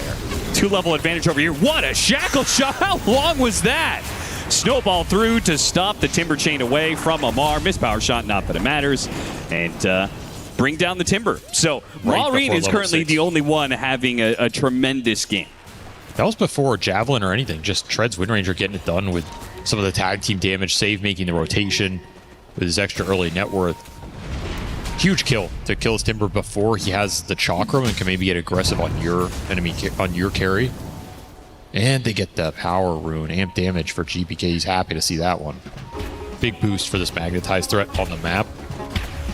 Boots of Travel, done for Maureen though. As you said, level 8 snap with the Boots of Travel. He's a big boy. Let's see where Maureen wants to go with this next Mortimer's Kisses. all lanes are options for him. Oh, back-to-back kills on Amar. Roll in, doesn't land it, but hits the silence. Now the focus fire plus the snowball tag team. It's going to be more than enough damage. Tried to get the kill on Kiritich, doesn't quite land. So Amar is now going to have to walk out to the lane somewhere. Falcons are trying to bring their strongest hero to the fore here. And Maureen's going to show himself to get the kill on Katomi, but this is simply not the trade-off that BB team, or Falcons rather, is going to be happy with. Especially just watching Save gobble up some free waves mid. If you make these moves with the Snapfire, expect someone from BB team to go here and get some free XP, which means you need to find a good core target to make this move really worth it. Maybe you can get some tower damage, though. They're going to bring the Clinks down here. Yeah, I like this. Dead tier 1. The Clinks, who, despite that early double kill that they gave in lane, it's very good CS, is close to top net worth there, shared with Maureen. And this early rotation is going to get him a safe lane tower. Doesn't seem like BB team feel like they can contest, especially with the Train Protector behind the tower like he is, so... Their heroes are not the greatest at... They're trying to seal away some stacks here. Cookie gets the stun, gets the kill.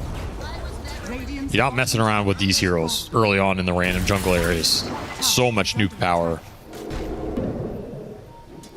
It's because this is going to be a very different game than Game 1 because Falcons have so much more just easy connection capability in the early game. Well, it might be a similar game for GPK because smooth. He is rocking it so far in the rotations. Very low on net worth because kills aren't really worth that much, but... It's the thing.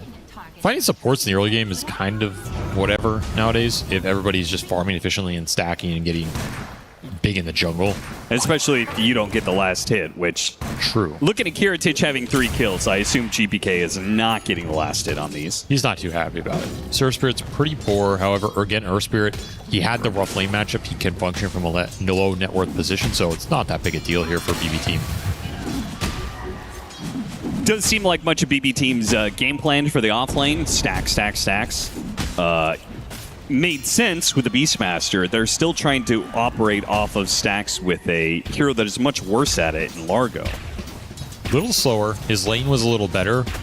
It kind of evens out here. But I expect to see ATF climb that chart rapidly if he's given free reign. The other thing is this matchup's pretty much just one way. There's nothing you can really do against Timber as Largo. Oh, yeah. None of your pathways to scale really do anything to him. Like, you can't go this Encore, Lotus, Lincoln style. Single targets are relevant against the Timbersaw. Yep. Your armors are relevant against him, so you can't just be like, I'm going to take up and make everybody immune to physical damage and heal him. Yep. Doesn't really matter. The concept of taking a long fight against Timber doesn't usually work out. So you kind of ask yourself, what am I doing in this matchup as the Frog? Right? I'm just running into the bandsaw. Frogs don't like bandsaws, so you got to figure out a way to have impact in this game if you're Miro as we go later and later against the other cores, or just completely play through Kiritich. Nice ward placement. Hits the hook shot. Kiritich in some trouble. Body block. Kiritich trying to get away from these last couple of kisses. A blood grenade attempted. None of it lands. Goes for a teleport away, but Grid is able to close the distance. Kiritich, I think he was out. Yeah, I think he just runs and he lives. He thought the teleport was the better play there. The roll in for the punish. They'll get the kill on Crit in return here. But what a big pickup. Kiritich, because he got 3 of these last hits on these kills, actually had a killing spree. Maybe he assumed there was no battery assault skilled. Sometimes people don't take that, but it's kind of a good value point. See if Skeeter can clean this one up. Gets sharded off, but enough burst damage from the snap, and that's going to push him close to this Deso. This Clinks is honestly having a really good game. Like, the early lane was rough, but then they just left him alone.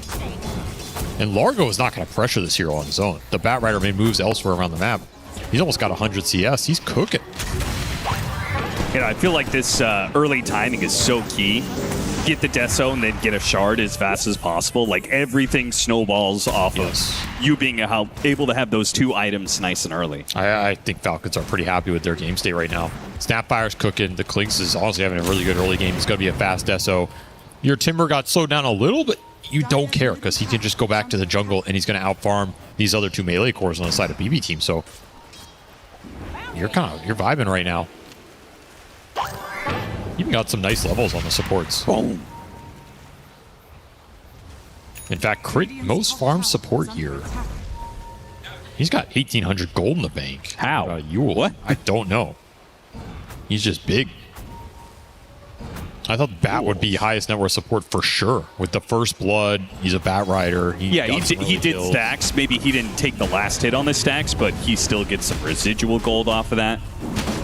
It's your boy Clockwork. Farming. I guess the kill on Curative probably gave him a decent amount of gold. Yeah, you got the last hit on that? You got the last hit on the Miro kill for 300, and you got the last hit on the Curative kill who had a killing spree, so that was 400. So that'll do it. I mean, Crit knows how to play his 4 positions. You know, you got to KS those last hits. Yeah, especially on a hero like Clockwork. Yeah. You make sure you pump fake that cog hit like 5 times until you get the KS on the carry. That's how you do it. But now the rough part is if you catch somebody with a hook shot and they stay inside the cogs, how are you supposed to get the KS? Just pump fake the right click. Well, yeah, I guess. You go 50 damage right click. That's how you go armlet. You get that armlet toggle into the right click. Pays for itself every time. Right. That needing chainmails. Does anybody actually eat the chainmails in pro games ever? I don't even think about it. Somebody did it at some point in time.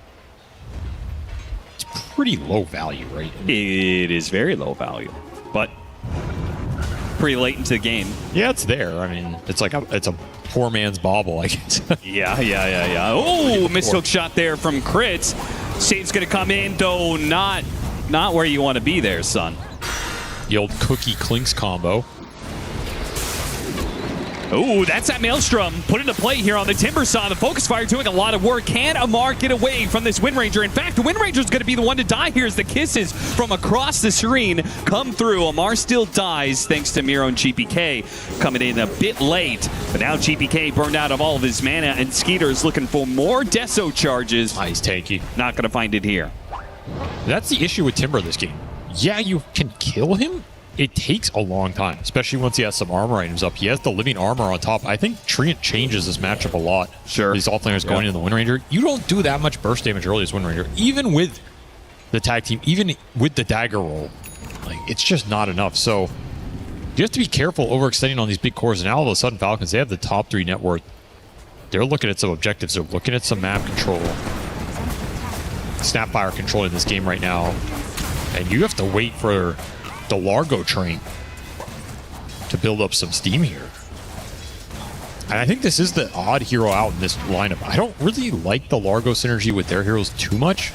It's solid, but it's not like, oh man, this lineup's going to cook with Largo later. I like it with Earth Spirit. I don't like it with Yeah, Wind that's Ranger. okay. Right. Yeah. I also just think it's rough against what Falcons have. Yeah, I would agree with that. It's not, again, the pathways are not great for Miro to scale here. So it's going to change the dynamic in this game too a lot, whether he can find impact or not. How's Sage's progression in farm? Because I feel like he's the next player who can kind of change the state of the game, get this clear initiation off of the Blink Lasso. He's almost there. About 300 off the Blink. He is level 9, so once he gets that, he will be able to have some high impact around the map. I feel like that's your best chance to get cleaner kills on this Timbersaw and Snapfire. We'll see if they're able to ever hunt down the Clinks, who has had a very free game so far. That's who you'd really like to lasso in this game, is either the Clinks or the Snap. I think Snap is #1 priority. If you can drag Maulering in, that would feel real good. Nice use of the shards there for Kantomi, though has very few places to run with the kisses raining down on him. That's Falcons running the map right now. Very easy and reliable setup with Clockwork, and very solid follow-up between either the Clinks or the Snapfire coming through. Yeah, I feel like that's the problem right now, because if it's BB team starting the fight, it's much harder to get a good kisses, get it clean, right? You're either not in position to use the kisses, or you're too close and GBK can hit the silence on you or a stun. The other issue is they have to bring a lot of heroes into these plays. We're seeing this smoke. It's just designed to kick or find the Timber out in this bottom half of the map. Amar, he TP'd out of there very quickly. This move got called. But even if you find Amar down there, it's taking so much time and so many of your heroes to target one person on the map. Right. You're usually just losing somewhere else.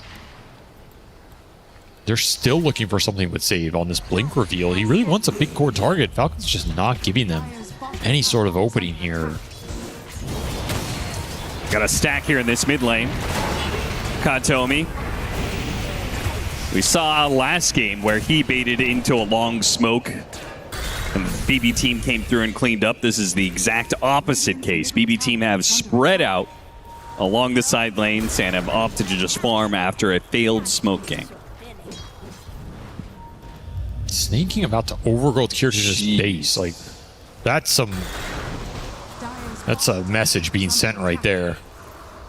Not enough threat on these side lanes. Who is actually pushing side lanes in aggressively enough to make Falcon show on the opposite side of the map? And they have the boots of travel Snap, who can kind of just clean it up and join the team anyway. Like, are you going to lasso Snapfire here? Are you killing the Snapfire with just Largo bat? You're not with Largo. Exactly. So you have to bring even more heroes up here, which means they're not farming, they're not pushing the waves. The kill threat on the map right now is just not good enough. Right, it's why teams often develop these like 2 or 3 man kill teams in their draft in the first place, right? Because the less heroes that you need to be able to get pickoffs, then the sneakier you can make these moves around the map. When you have to bring 3 or 4 heroes to every single kill, then it's pretty obvious to Falcons what's happening, right? Yeah, it just doesn't work. Unless those heroes can push waves incredibly fast. Like, I think Invoker kind of bypasses a lot of these questions. Sure, that hero is just, well, he's just broken in some senses. I'm going to try on ATF. All in on the Timber Saw, and they will have that kill. It finally lands. Didn't get the Lotus off, so he's dead there for sure. You just operate the chain stuns well. Blink Cogs got him inside. Largo pulls him out. The kisses are not going to do enough damage to finish him off, and GPK did roll in. Stops the kisses this time around, and with a good power shot, GPK, I think, can get this. Hits the roll. Finished up the magnetized, and he got it. Now with the rest of BKB, will he get out? Skeeter's actually getting a little low here to the frog. Kick back. Oh, GPK almost got a 2-for-1 special there with the kick into Skeeter, who still has the dust on him. Save commits for the kill, but Skeeter still had the death pack. The power shot is off the mark, and Skeeter will teleport away just in case. A roll in was off the mark, and he got it. No way. But is it good? The last half second, Skeeter still had some heals to him, though. Miro has to finish him off, but damage over time. Okay, got him on the catchy leg. Finally, they get the kill on the carry. Miro's going to throw himself into the enemy base. The song of my people. I shall go as deep as possible before I expire. I mean, who even wins that fight? Is either team happy with this fight? I guess GPK is kind of happy because he found his mark onto that Snapfire. Yes. And that streak went to... Somebody, I'll look it up here. That's had to go to GPK. He was the only one doing damage. Yeah, so he got the 650. So that's kind of the biggest deal there. Like, this behind Earth Spirit found the biggest target. But man, BB not respecting his Clink's damage. Even on the low HP, Skeeter able to clean up a lot of targets. He got a lot of Deso charges out of that fight. Yeah, beautiful bait by him. Was holding on to that death pack the entire time. And then this overgrowth into just a bit of heals from the tree. He almost gets out here too. Would have been a cherry on top. If you don't have the mana for the lick there, he probably kills Miro. Showing you the power of this Skelly Boy with a little bit of extra sustain from the tree. It's a nice combination.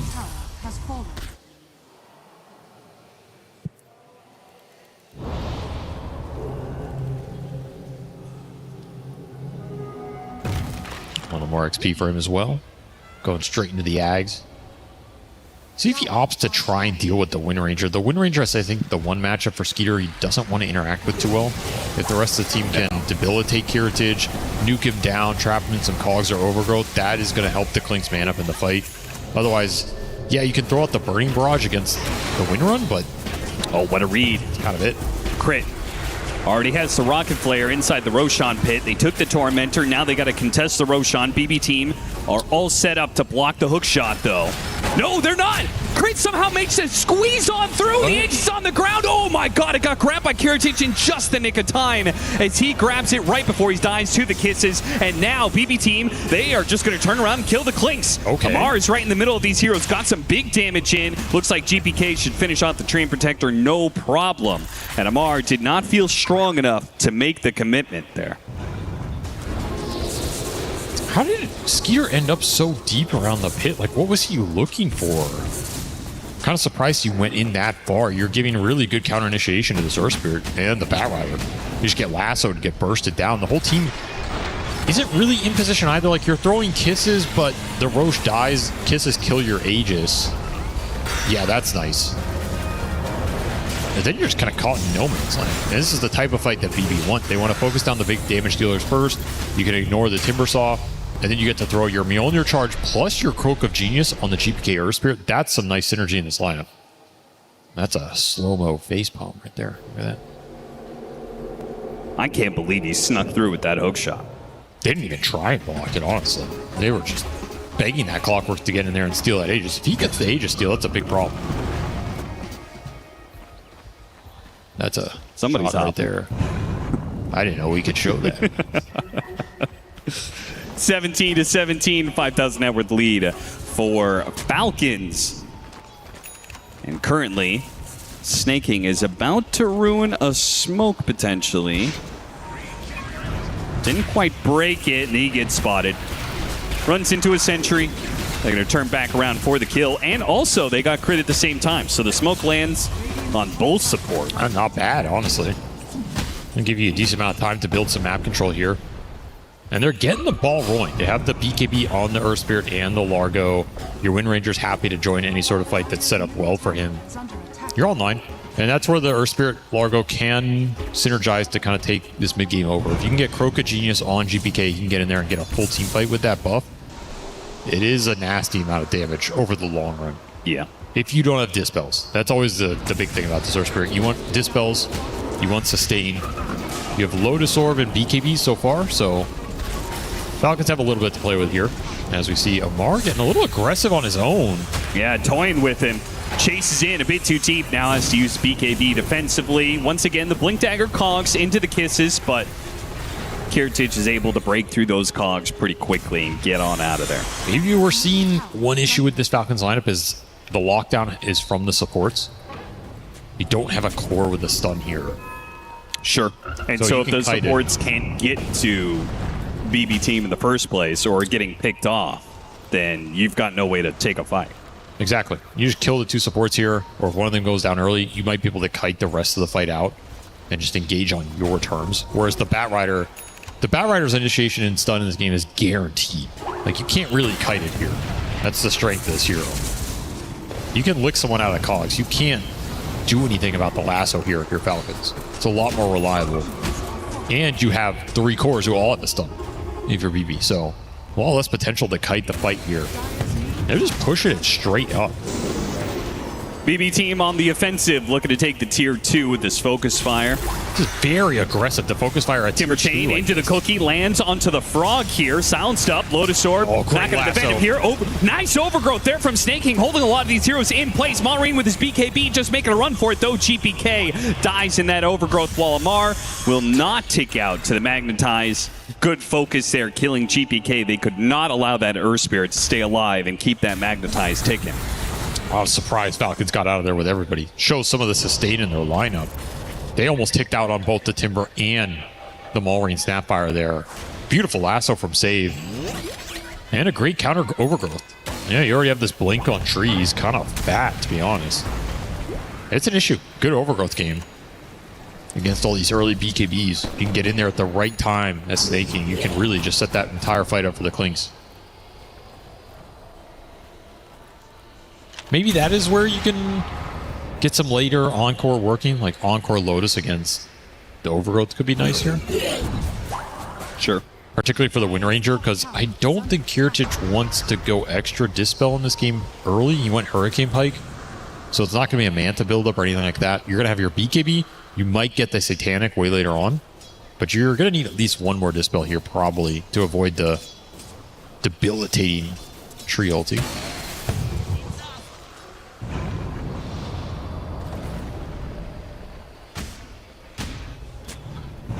Roche potentially up 3 minutes here. So you have a decent amount of time to get some big items. And if you're Falcons, you're definitely eyeing this Roche on a little more than I think BB team wanted. Hey, you've got the damage to do it. You've also got great team fight to take around that. Now that you've got the Burning Army plus the Overgrowth, that is a scary combo. It's obnoxious. It's really obnoxious. And that's where I just kind of like the Falcons synergy a little more in this straight 5-on-5. I think all their heroes work pretty nicely together. It's a bunch of beefy targets.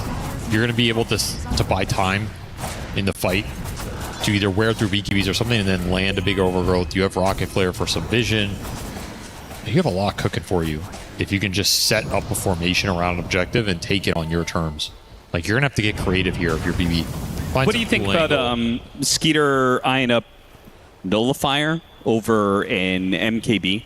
Like, is it a matchup you just never want to take that straight one-on-one against the Wind Ranger? Are you always dodging that? This doesn't strike me as that necessary of a Nullifier game. I'd kind of be surprised if he commits for it here.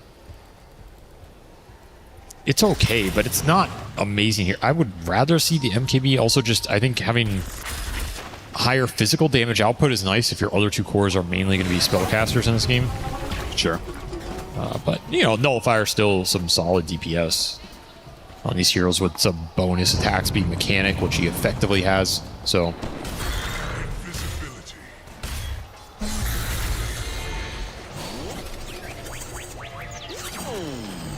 where would you rate, Avery, crit on the pantheon of Clockwork players right now? Clock players? Yeah. Do you think he's a good Clockwork?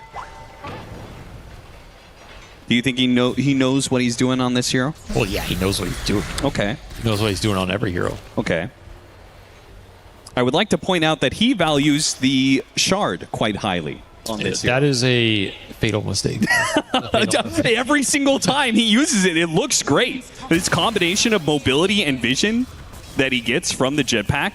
Yeah, it's valuable in pro games, but I still think it's a very overrated shard. I'll stick that till the end of time.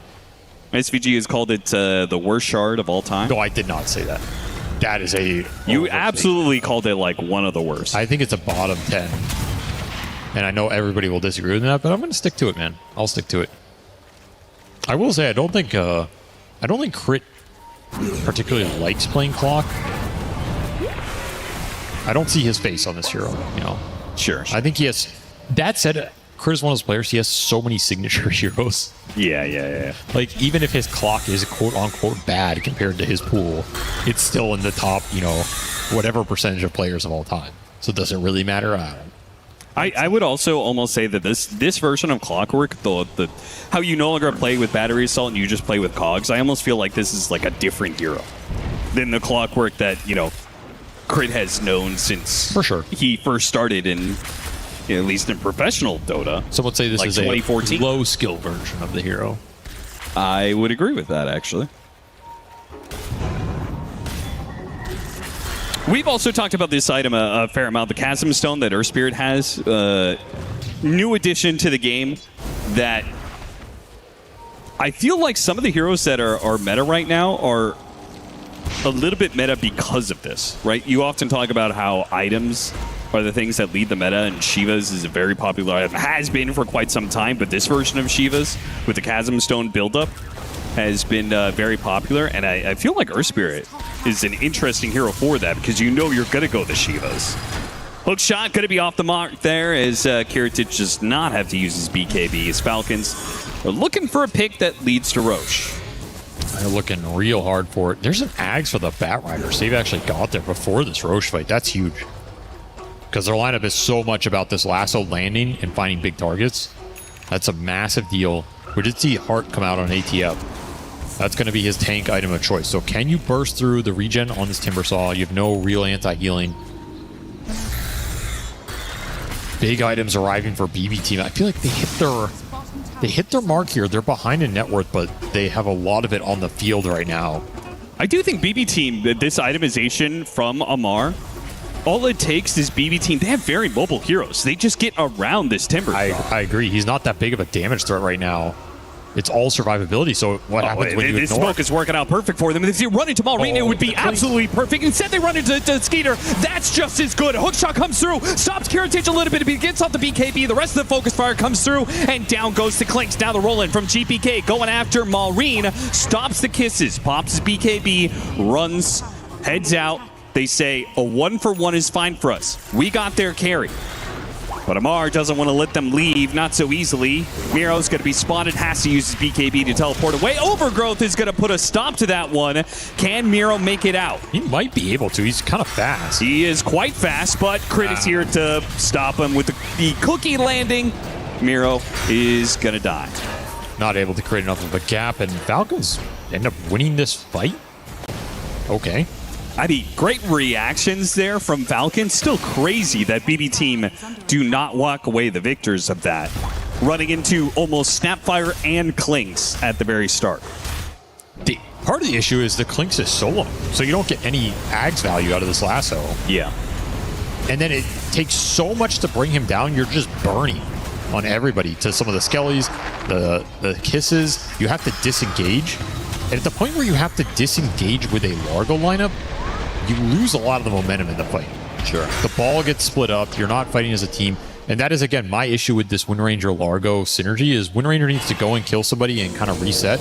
Largo doesn't want to reset. He wants to just keep the song going, keep running at you. Ooh, nice use of the Drunken Buddies there. Two different things to pull heroes out of cogs. GPK goes in deep. He's going to be met by the Burning Armor. They do have the lasso, but GPK's already dead. The physical damage just melted him and save. I mean, they were set up for a beautiful magnetize if you could stay alive, but nobody can stay alive against Skeeter's Clinks now. You need the armor. You need Largo for the armor, for the Grooven, the Lotus Orb. Yeah. He's your survivability against the Clinks. You take a fight without him going straight into Skeeter, no shot you're doing anything against the Skelly Boy damage here. A big misread for BB Team as Falcons happily collect some more kills, and now they are rolling in this game, pushing towards some nice late game talents as well for the Timber Saw and the Snapfire if they can get to it. Even the Clinks talents are kind of solid now. Well, now this is real scary for BB Team, because who do you go on? Clinks has got the extra life, and they've already gone on Clinks, and it's not worked for them. Like, he was tanky enough to get out the Burning Army, and that was a problem. Well, I will say a base defense fight looks a lot different. I think in that scenario, you can lasso Skeeter and drag him in super deep to your base. Okay, that will end up better for you. Outside of that scenario, though, I think you have to find the snap if you can. I think he's doing too much overall sustained damage in the fight. But then do they kill that Snapfire fast enough? Because she is a very tanky hero. I don't know. It's not very clear. It kind of requires your Wind Ranger to be there to kill anybody. Yeah. How many heroes can Kiritich kill in a fight? Like, you have to wait for Focus Fire to come back up? That's just not a sustainable idea here. I think you're playing for base defense right now if you're BB Team. Way too hard to aggressively look for anything, and that is the position Falcons want to put you in as a team. They're going to choke the map. They're going to get the lanes in. They're going to take the remaining outer towers, potentially look for high ground with this Aegis. You have a lot of time to set something up, and you have counterplay with the Blink supports here. Their damn damage. For Malrine in this upcoming fight, that is going to be scary. Aeon Disc as well. That's huge for him. Great Aeon Disc game. If he can just survive, especially against either a lasso committal or some Wind Ranger Focus Fire committal, just buy time for the other cores to clean people up, it's going to be miserable. There's the army. Yeah, if you're not ready and set up and ready to go for that Blink Lasso pullback, these buildings are going to drop fast. And while Save is here, the rest of his team isn't really ready for this play.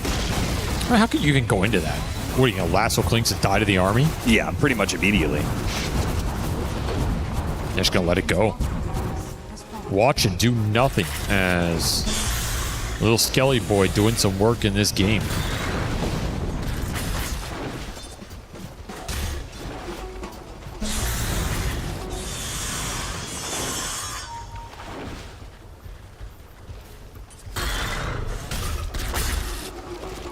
Now Falcons setting up just to take these lanes one by one. BB Team is hoping for some sort of slip up in Falcons formation. They sit up on their high ground. Not going to find anything though. Falcons are focused on objectives. They will get a shard for snaking.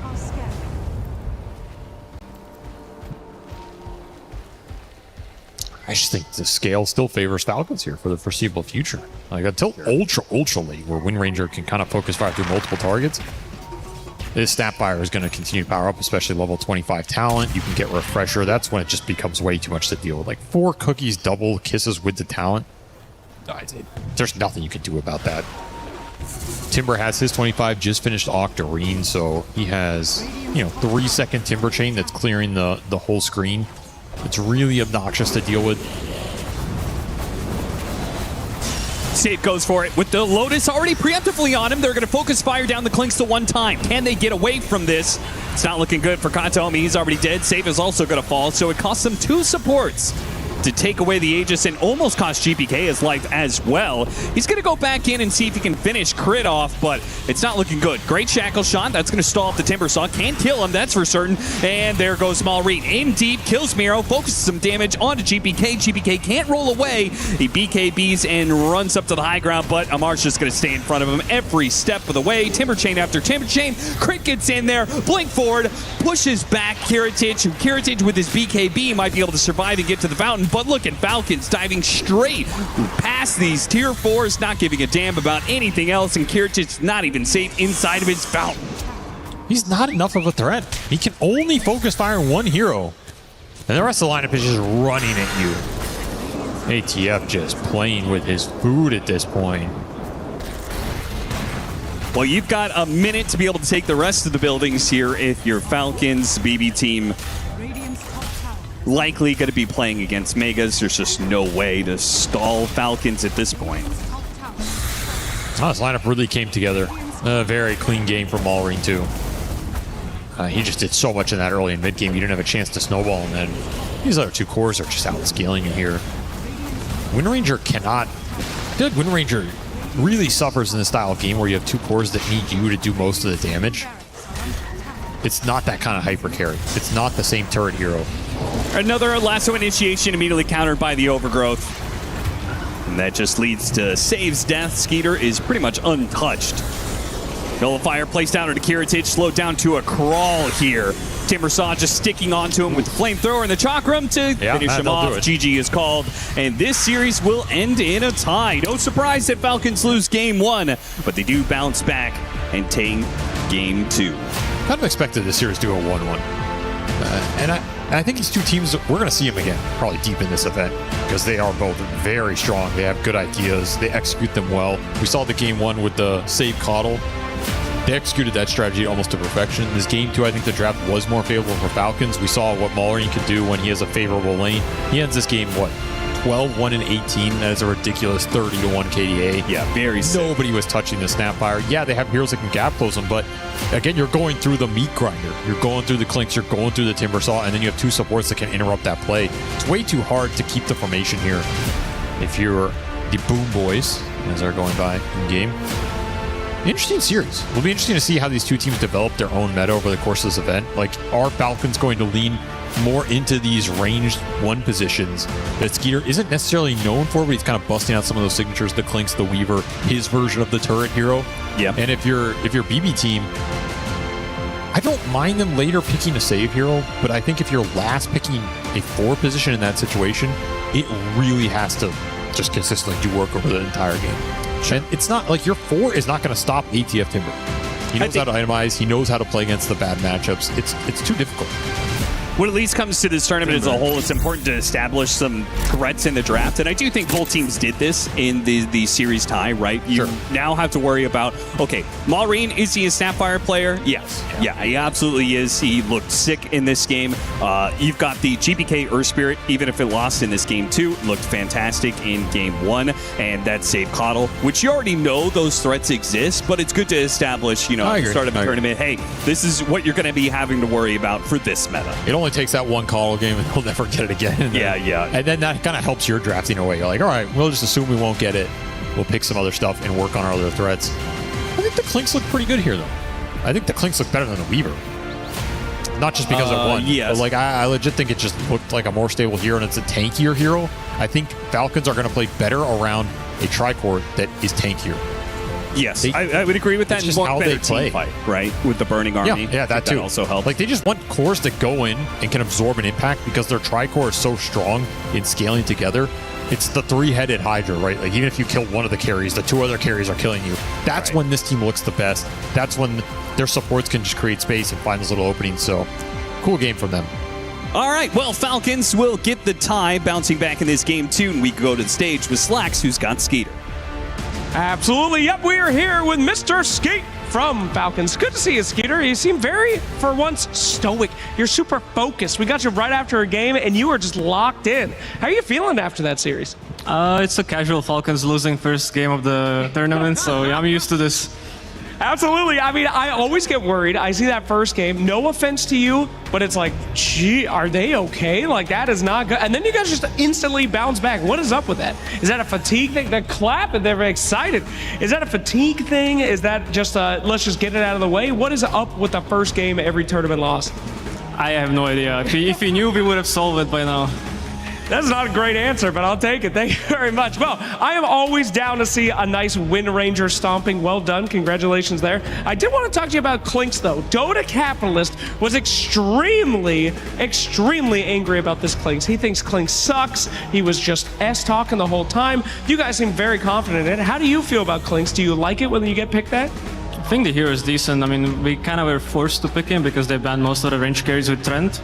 So he's decent. I wouldn't say he's like too powerful or anything like that. Oh, of course. We wouldn't tell the other teams that he's good, right? We would just say he's decent, right? That's the smart thing to do. All right, let's talk a little bit about that match with ATF, getting that Timber Saw. I always see that. I'm like, all right, they're probably going to win. Malrine gets Primal Beat. They're probably going to win. Is that how you guys on the team feel? Is that just like, okay, we secured ATF Timber Saw, the game is over? Or do you guys feel like, maybe there's a chance we lose?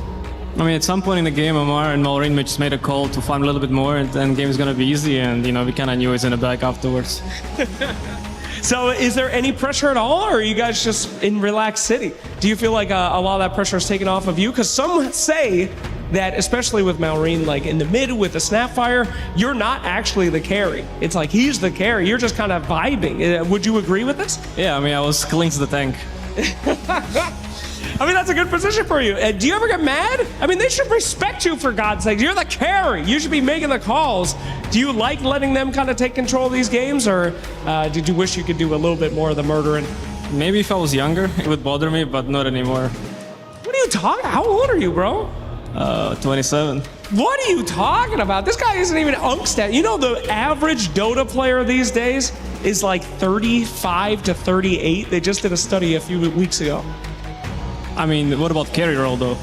Yeah, that's true. They do retire by then. All right. Well, thank you so much, Skeeter. It was a pleasure. Thank you so much. It was an incredible series to watch. And we're going to see more from Falcons. But for right now, let's head back to our panel. Thank you. Ooh, thank you very much, Slacks and Skeeter, of course, as well. My doubts with that stat, but you know, we'll not get into that. We will get into that second game, though, and break it down a little bit more here with Lacoste and Seb. This game, Seb, what do you make of it?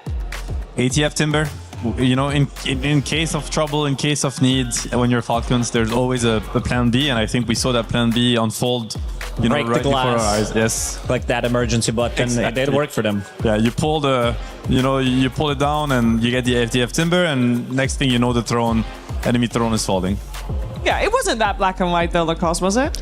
Yeah, it wasn't. I think the biggest difference came out from the mid lane because he got completely stomped. This is Snapfire. Like, we talked about Earthspirit, it looked godly in the first game. In the second game, it really didn't look as powerful because he was off to a really bad start. He was like using his ulti. They were stacking constantly for him, trying to get him back into the game because he was pushed out of the lane relatively early on. You're playing against Snapfire, against any melee heroes, like up to 35% extra damage once you're on top of somebody. With one cookie, with one scatter blast, you're losing half HP, sometimes even more, and it gets very, very difficult for you to play the game. I mean, the big difference in the draft was Earthspirit was a counter pick in a way. He saw the Ember and he decided to play Earthspirit. He also had a Coddle to play with, whereas this time around it was just blindly picked. And I think this already is going to start shaping the meta for when you're able to pick Earthspirit and what you need to see before you pick it. I also think the support matchup, I mean, he was playing versus two of the strongest supports of the patch, probably the top, literally number 1, number 2, which is Treant and Clock. So even though, I mean, he was playing from behind, and he also had like worse supports by definition. So the trio running around, you know, going for objectives, going for runes, it didn't work for them. So he never really got to pick up some steam in the early game. I was told that Batrider, together with Lario, was going to do just fine against Klink's Treant, and they were going to be able to get a lead out of that lane. I believe they did. They did look pretty good in the lane. Do anything with that? I mean, they killed him twice, but then the game was locked, right? Like there was nothing else to play for. Yeah, nobody can make the move because your Earth Spirit, he's not making the moves. He is trying to get himself back into the game, farming in the triangle, and the supports that they have, they don't really make plays that easily. Tusk can, but he also doesn't have a hero that he can play with. And I also think one of the issues that they did have is you have Largo, you have mid laner who got shut down, who's supposed to be a playmaker. Your Wind Ranger, yeah, she could make a move with the Tusk, with the tag team, get a kill, but it wasn't a move that, like, post 10 minutes, you're expecting to make this kind of a move where you need to be killing multiple heroes. It just never really clicked. And one thing I like about BB Team is this is when Largo was like first introduced to the game, when we added him to captain's mode. They were playing very aggressively with him. 6 minutes in, 8 minutes in, he comes to the rune, he uses 2 spells, making sure that they're getting something out of the lane. This time around, he was pretty static. They were kind of focused more on their own lane, and it really didn't work out. You could definitely feel at the later stages of the game, you have pretty much Wind Ranger to deal the damage, and that's about it. And she can like deal that much damage to these 3 tanky cores. With that, overall last pick, Batrider. It looked pretty okay. Yes, but it's overall last pick. You want more than just you okay. Want more. You want more value, probably. No, I think you're right on that. It did what it had to do, which is win the lane. At the end of the day, this Snap hero, there is a reason why it was picked that early. There is a reason why we mentioned that it's going to. We're going to see it a lot. The ultimate is incredibly, like, the numbers are not okay. Like, it's, I don't know, maybe 1.5k damage that he's throwing, away from your screen. If you're not able to cancel the Mortimer Kisses, there's no fight to be had in the early game. And that was Earth Spirit's job in this game. But a shutdown Earth Spirit. Also, Snap is a very dominant mid laner, so running a melee hero against Snap is usually a pretty tough option to go for. So, the story of the game, the mid lane matchup. If you roll in this time, you're rolling into Klings, who has an insane amount of burst damage, something that they were lacking in game number 1. Their damage was more damage over time. With the Ember Spirit, they were also playing from behind, so you didn't really feel the impact of the heroes that they did have. In this one, they had explosive damage, and they had a combo with the Klings, with the Treant Protector, using ulti, keeping them in place so he can deal the damage, or with the Snapfire. Yeah, and then there's all that, but we haven't even talked that much anyway about the Timbersaw, because he also was very dominant, and especially if you're mentioning all this chip away damage, Timbersaw, he doesn't care. No, he doesn't. He's just gonna do Timbersaw things. And their lineup really came together in the mid game. Like, you have this Clock and this Treant to find openings, to lock heroes down for the 3 heavy damage dealers that are Klinks, Timber, and Snap. These 3 heroes just want people stunned and kept in position, and then they will deal all the damage you need at every stage of the game. They have pure magic and physical damage. There's no items that's gonna stop you from dying to these heroes if you're getting stunned by a Clockwork or a Treant Protector. So I really like, for instance, Crit's build on Clock to go Blink Dagger first. He was just Blink cogging the first hero he could see, and he knows that hero's dead, just moving on. So it was a hard game to play for BB Team. They need to get to the BKBs earlier. They needed early tempo, and I think this is when the Earth Spirit first pick limitation showed. Is like, sure, Earth Spirit is a great hero, but you just can't. You have to set him up a little bit for some sort of success, or it's just gonna backfire. Yeah, and the person that was set up for success with that Earth Spirit in the mid lane is our MVP, Malrine, on his Snapfire. You heard a commentary duo say it already. The question was, can Malrine play Snapfire to that high level? Yes, he can, and he will show that, and that is interesting information, obviously, for the rest of the tournament, and I think something that's probably going to get addressed a little bit more, respected. Absolutely, you got to be aware of it, especially coming into the later series, because like it started really well for him with the Clockwork rotation. 6 minutes in, he's getting the double kill with the first ulti usage. This is where it kind of opens up. She's getting even more levels. The damage output from this hero is kind of insane to think about, like how much damage she can deal. We did nerf the aspect of her laning stage, so it doesn't work on denies anymore. It doesn't work on towers, but it's still a very strong hero when it comes down to how much damage she can deal in the fights. And in this fight, we see Skitter getting killed as Klinks, but he just managed to get the Ags off, and that's all you need to deal the shot of the damage. Honestly, this Klinks, I don't know if it was an answer to Earth Spirit, but it actually felt really hard for Earth Spirit to play the game against Klinks, because there's just too much damage in place, and again, an Earth Spirit that's not allowed to go in the fight and keep himself there, which is why you see these items like an early BKB that he went for, Blade Mail. Like, Earth Spirit wants to get tanky, he wants to be able to stand his ground. And when he's not able to do so, the hero becomes a little bit, underwhelming, I guess. And been very impressed by this Aghanim Scepter pickup on Klink, seen a couple of times in the last few weeks. It does work really well. One of the hardest things in Dota is pushing the high ground, and with having those 6 extra skeletons, getting out of your ulti, then getting even more skeletons, it does feel like sieging the high ground makes it super easy. It was so smooth. Yes. It's like you plant that and nobody can come close, so you got all the space. And that's one of the things that has been really difficult in Dota for the last couple of months. So definitely something that I'm sure we're going to see a lot more of. We're going to see a lot more Dota today altogether, as we have 4 series coming your way on this very stream. 3 streams total live today. This is Stream A, and we've just had our first series of the day with Falcons and BB Team. It is a tie for them at the start of Group A. They tie the series 1-1. All series in the groups are 2-game series, so this is where the series ends for them. They might be able to sort that tie out later down the line, but not right now, not in this group stages, unless they have to play tiebreakers, of course. We are gonna have Liquid P-Time, Spirit, Mouse, and Yandex OG to close the day out. And overall, I think this was our Sony story of the day. So we had Falcons and BB as our highlighted match for good reason, and it showed as well. But now there's 3 left.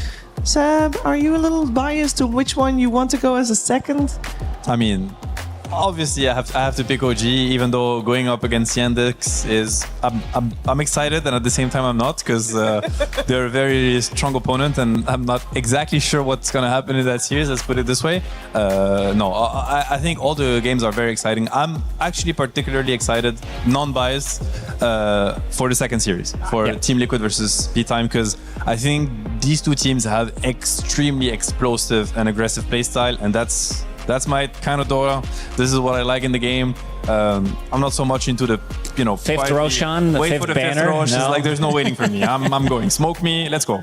And that's Team Liquid. Obviously, they do this way smarter. It's very tactical, but it's a treat to watch. So I know these 2 teams are not going to back off from any fight. So we're going to get to see like some crazy action-packed games. Yeah, I have to agree. It's going to be a banger. It's going to be a lot of early skirmishes, and nobody's going to back down. We've seen P-Time as a team, like during last Wallachia, during the qualifiers, they are keeping the same play style. They kind of found the groove, and this is why they respect them so much. I also don't think, I think we were talking about it earlier, that we can't really even call them Dark Horse, because they looked very stable. They're kind of like a top-tier team as well, and I think a lot of other teams, they should be looking out to them and be like, oh, what are these guys playing?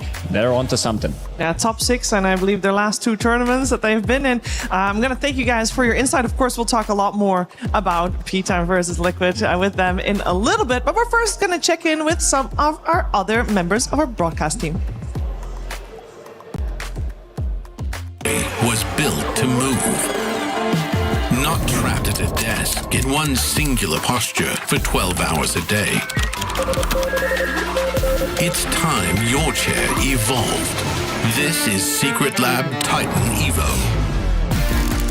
Ergonomically engineered for you. Gamers, hybrid workers, artists. Backing your every move.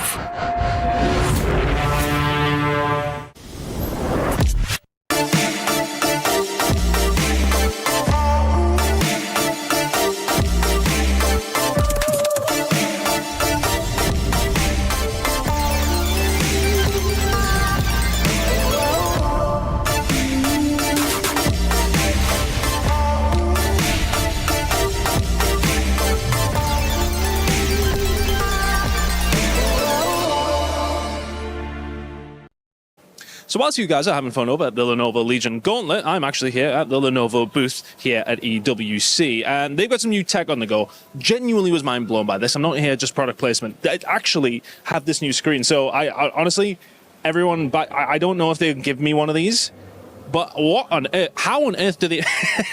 It actually did blow all of our minds. Everybody in the camera crew was like, "Okay, is this a prototype? Is this new? Yeah, it's a prototype. You can't get a hold of it yet." But how insane is that? So shout out to Lenovo. Of course, we are over here, and it's not just that we're doing. We are actually going to find out how old I am here. So we've got a bit of a reaction test. I've got one of my friends here to help me out, and we're going to find out how much of a boomer I actually am. So I'm going to hand you this. This is your job now. I'm going to try and do this. So hold this up to my face whilst I try and make an absolute embarrassment of myself. All right, okay. All right, I'm already really scared. Okay, time to embarrass myself. Part 1 of EWC. Oh, I'm not even close enough. Hold on. Oh, no, they're all moving. I can't even see them. How am I supposed to even get this go? I haven't caught one of them. He's got one. There we go. Can he do it with the other hand? Are they even going to keep going? I can't even see them. Who has eyes wide enough for this? Must be one. I still missed it. It's the last one. Yeah, okay. Oh, no, that's the last one. So that was just a good prediction. Look at me. I'm a gamer. There we go. Right. That was mildly embarrassing. If anybody can do better, you could all do better than that. Just come and give it a go. That was not very good at all. There's not just all the gaming stuff that's going on here at EWC. Of course, we've got everything up and running with Dota. But if you have a little bit of spare time in the venue, you should come down to the Quest booth here at EWC. There is a lot going on with prizes to be won, and my man Hugo here is going to tell me exactly how you can get it done. Mate, this is a really good incentive for people to come along to the event. Yeah. Basically, what you have to do, you just come to me, you create your account, your Quest account, and then what you have to do, you go to all the different booths in the area. There are challenges that you can complete. Once you complete the challenge, you scan a QR code, you win some XP. By the end of the week, we take a look at the scoreboard of different players. The top players will win amazing rewards. It can come from PS5, PC gamers, mouses, keyboards, everything. And have you won anything? Do you reckon I will be able to win anything? I'm probably not allowed to sign up, but have you had a go? You have to try. You have to try at least. I'm not going to say about my personal performance, but you have to try it. Yep. So this is going on every single week here at EWC. So 7 opportunities to win some really big prizes. So some of those prizes coming in PCs, PS5s, that kind of thing as well. There's other things going on here as well. We've got the spin the wheel, the vault. There's loads of different little activations you can do. But what are some of the challenges that some of the guys have to complete if they do want to win some of them top prizes? Yeah, it can go from like playing one of the games that is available and there are competitions about. You just have to win a game of those games. You can also do like sports activities. There is like a crossbar challenge, a basketball field, everything. Lots of activities to do, lots of different stuff, and all around the fun, the idea of fun, you know. Okay, sounds fun. Sounds like I'd be terrible at it all, though. But Ugo, thank you very much, my man. If you want to come down to the Quest booth here at EWC, you can win yourself some prizes. Get yourself down. The Esports World Cup, the most elite competition in the world. Its trophy system is built to match. The Club Championship trophy, awarded to the one club that rose above the rest and reigned supreme across all EWC games. Every participant earns a key engraved with their name. That's their right to compete.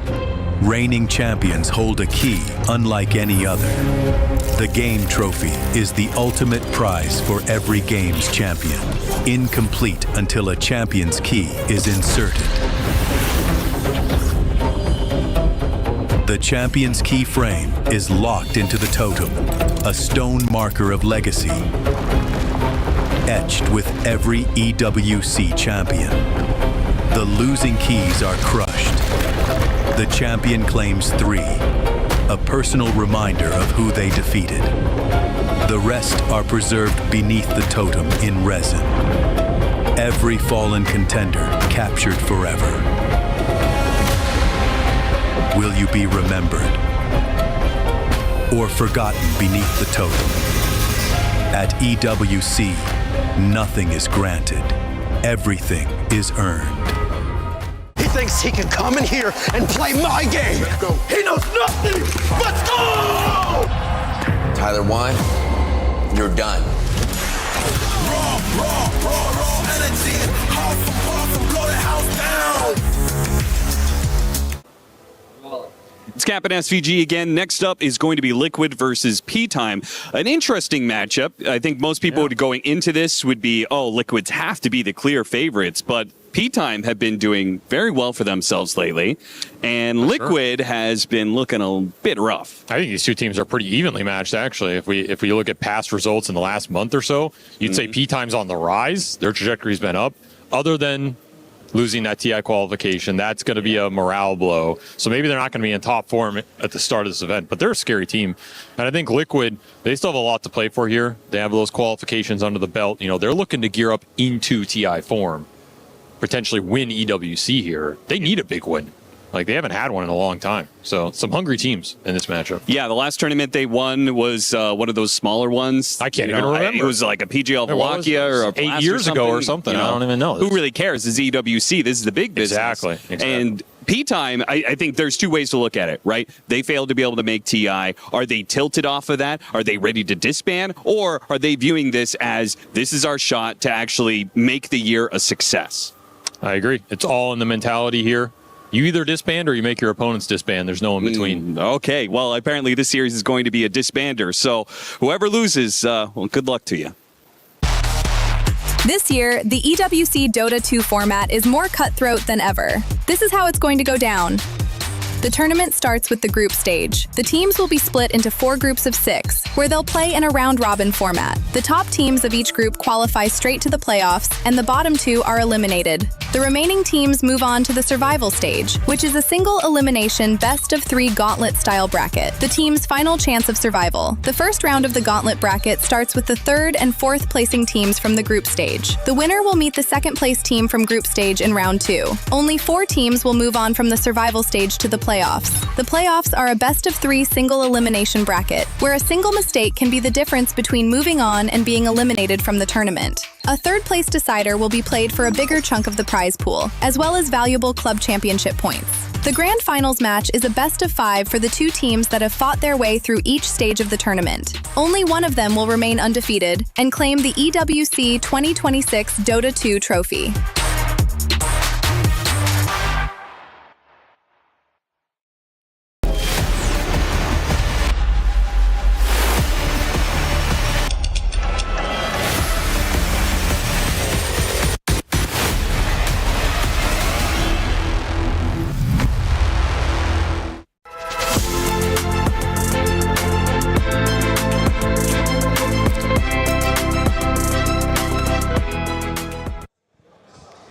You're watching Dota 2 at the Esports World Cup, and we are live from Paris, getting ready for our second series of the day, Team Liquid and P-Time. Now, you already heard Cap and SVG talk about this.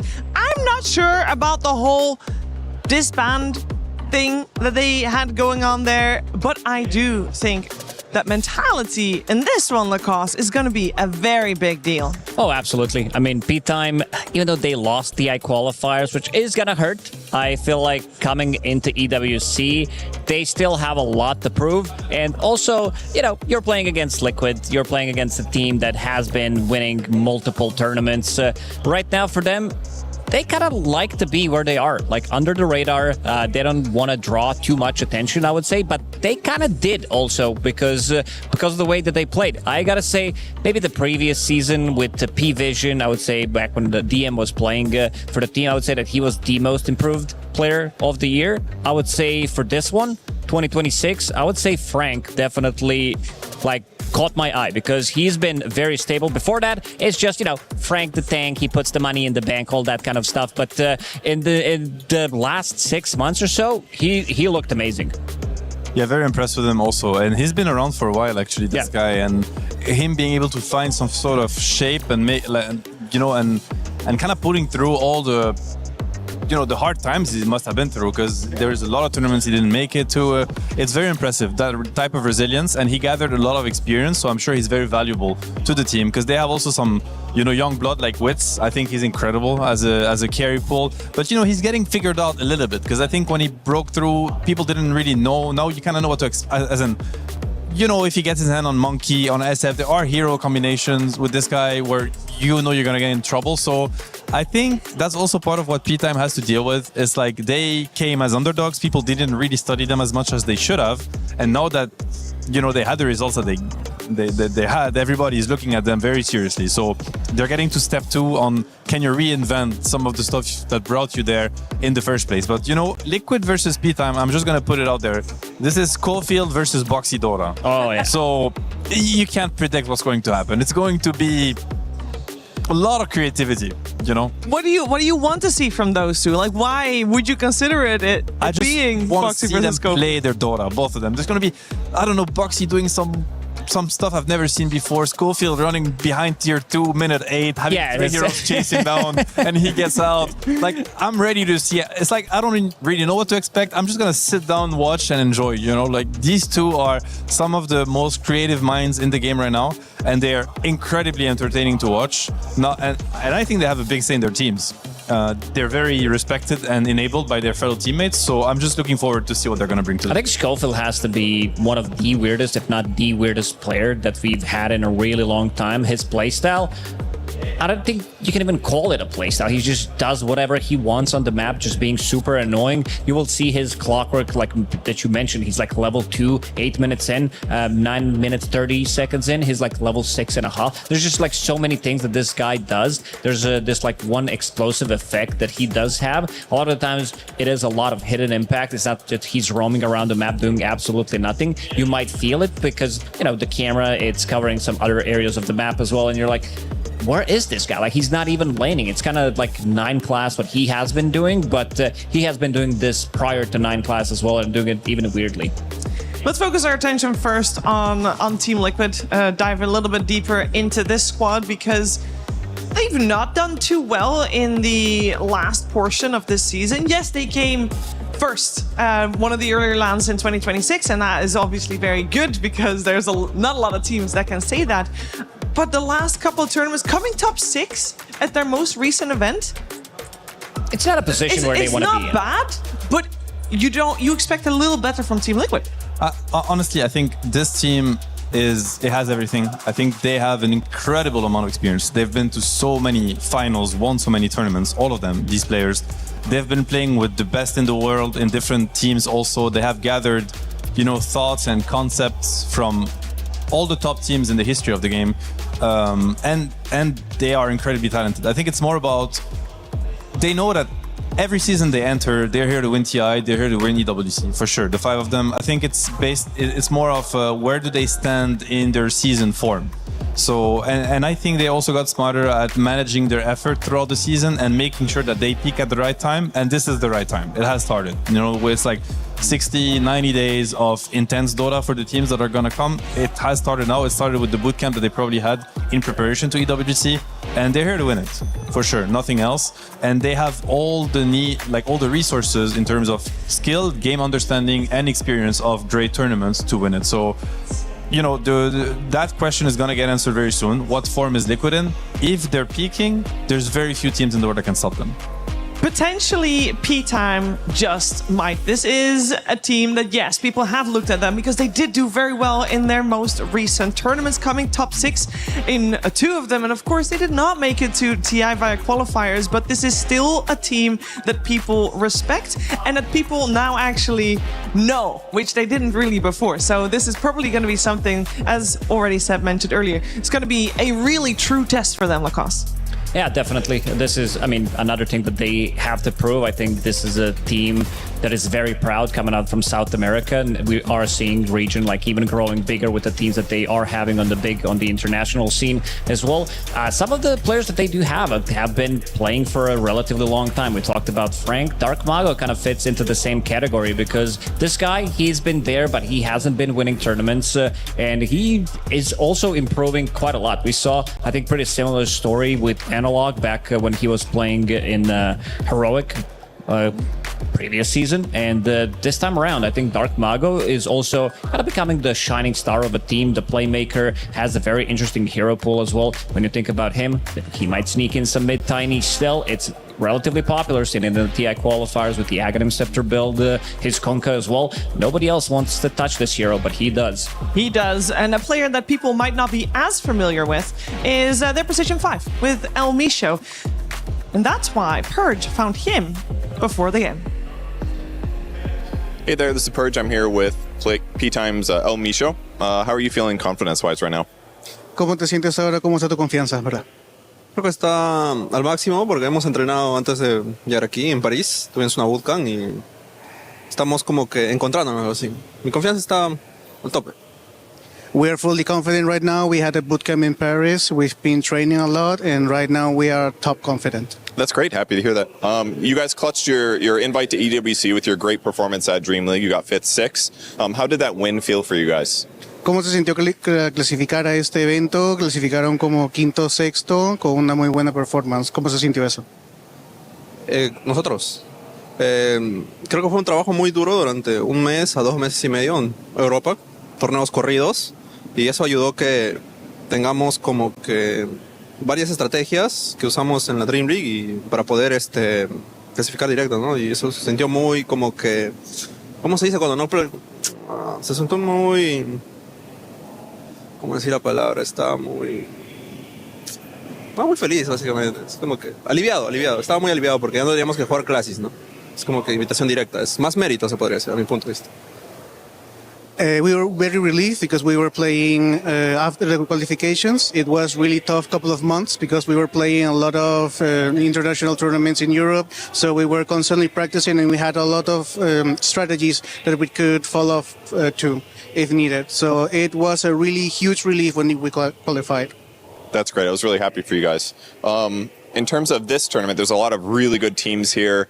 Do you feel like an underdog? And if so, does it feel like pressure or is it relief that there's less pressure on you?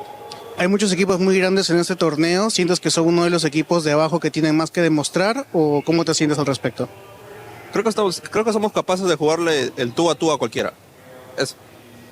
I think we're able to play on equal footing with every team. Okay, great. Well, happy to hear that. Good luck in your match. Buena suerte en tu partida. Gracias. Thank you. Very much looking forward to seeing P-Time play here on the stage. As we mentioned at the very start of the day, playing on a stage and playing on an international stage, very different from playing inter-regional qualifiers. So everybody's very excited to see this 2-game series come to life. I have a little bit of a loaded question for you, Seb. And don't take this the wrong way, you know? No, I never get offended. People know. Offlaner on the side of Team Liquid, Ace, one of the oldest players here. We got at 32. We got. That makes me very old, but it's okay. Old at 32. One of the That's young. That's very young. He's gonna lane against one of the youngest players of the tournament in Wits with 18. Not impressed. Do you think that? I mean, does that get to your head as the old man? He's younger. He's faster. No, I don't believe that. I won my first guy at 28. And That's true. I think I was much better back then than when I was 18. So okay. I'm one of the believers that age don't matter. It's like, I mean, at some point it will matter. Lacoste, there's still time. Still time. Yes. Yeah, I can go back. Get to the grind. We're just going to have a talk. We'll sit down at the PC later and practice. But you might see us tomorrow, who knows. But anyways, no, I do think that it's more about how you manage your time and how you manage your career, how you manage your motivation, your mindset, your mental, how much you practice. Obviously, you know, the older you get, life kind of drags you places it didn't when you were younger. I think it's mostly about that. But if you set your priorities right and you know, if you have your life in order for the older players, and they're really well supported now also by their teams and their organizations. They have people that support them, you know, kind of manage everything they have to manage. There's no reason. I mean, you know, in other fields in sports where the body limitations are there, you see players dominating their fields at almost 40. So Ace has at least 8 years in front of him of domination. Whoa! Remix. DJ Seb in the house. Wait, maybe that's a good one. Maybe I have a career in DJing. That was good, right? That was good, yeah. It was perfect timing. Just have echo the domination. We're gonna find out, of course, if Ace can dominate this game. Previous series, we focused a lot on the mid lane. For obvious reasons. Is that a lane this time as well, Lacoste, that we want to focus on, Nisha versus Dark Magu? Yeah, there's going to be a question whether Nisha has been playing pubs or no, whether he's been grinding, because the other guys, they have been grinding. I just had to double check the amount of games that they played in the last 3 months, because during the last couple of tournaments, it was still pretty high, because they were playing 2 tournaments at the time, playing the tournament, playing some other qualifiers, playing some online events as well. Frank, for example, he played 135 games professional in the last 3 months. That's insane. Yeah, that's It's a an lot. insane amount of games. It's a big I mean, number. the whole squad probably played the same amount. Maybe someone was missing here and there. But compared to Team Liquid, who has been known to, maybe sometimes take a little bit of a break, a little bit of a prolonged break, if you want to call it. So we'll have to see. When Nisha is in his prime, nobody can touch this guy. So I want to see how this one's going to go, because Dark Mago, he's been very impressive. He looked like a very solid laner and winning even some of the matchups that he should not be winning. On the Kunkka. On the Kunkka especially, yes. He has a really strong 1 versus 1, but I'm just stuck on what's going to happen on the Ace versus Wits lane.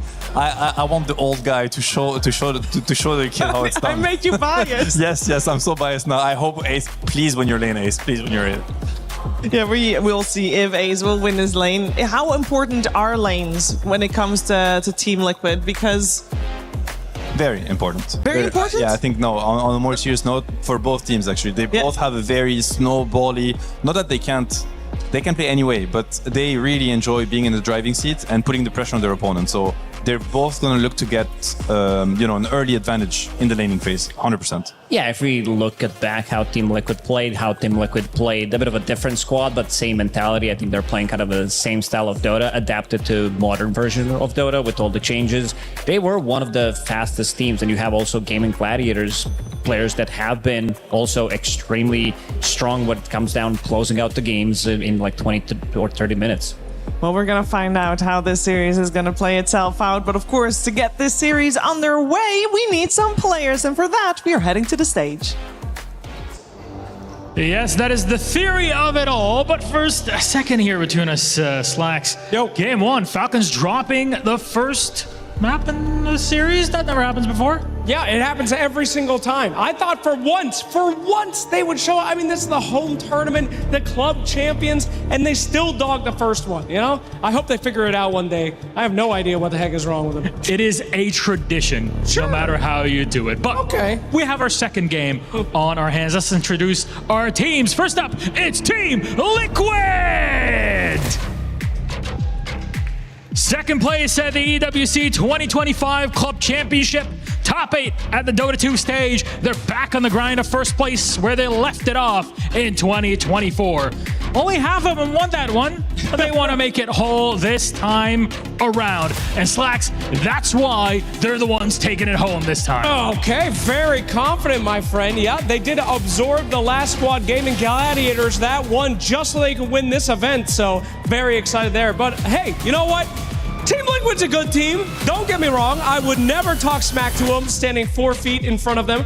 But I have to say, you cannot underestimate their opponents. Ladies and gentlemen, let's bring them out. It's time for P time!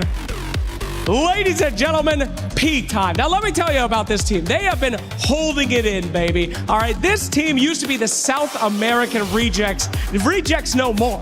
They have come to take some names, because you can hold it as much as you want, but when you gotta go, baby, and it is go time.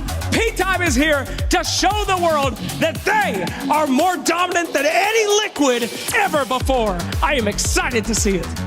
Very excited. I can tell you're jumping for joy, Slash. Absolutely. It's like I can't stand still whenever P-Time is here. Can't hold it together. Anyways, gentlemen, captains, please place your keys in their space. I'll let you go and take your positions. Go ahead. This is our second matchup of the day. And I want to say, as much as Team Liquid are great, I'm always here to root for an underdog. What, you just switched sides so quick? Fantastic. Well, then I'm on Liquid side then. Liquid is going to flush these kids. They're going down, baby. I believe in it, and I cannot wait to get to this series. Are you ready, sir? I'm ready to go. I hope you guys are ready at home as well. Let's head into our second series of the day.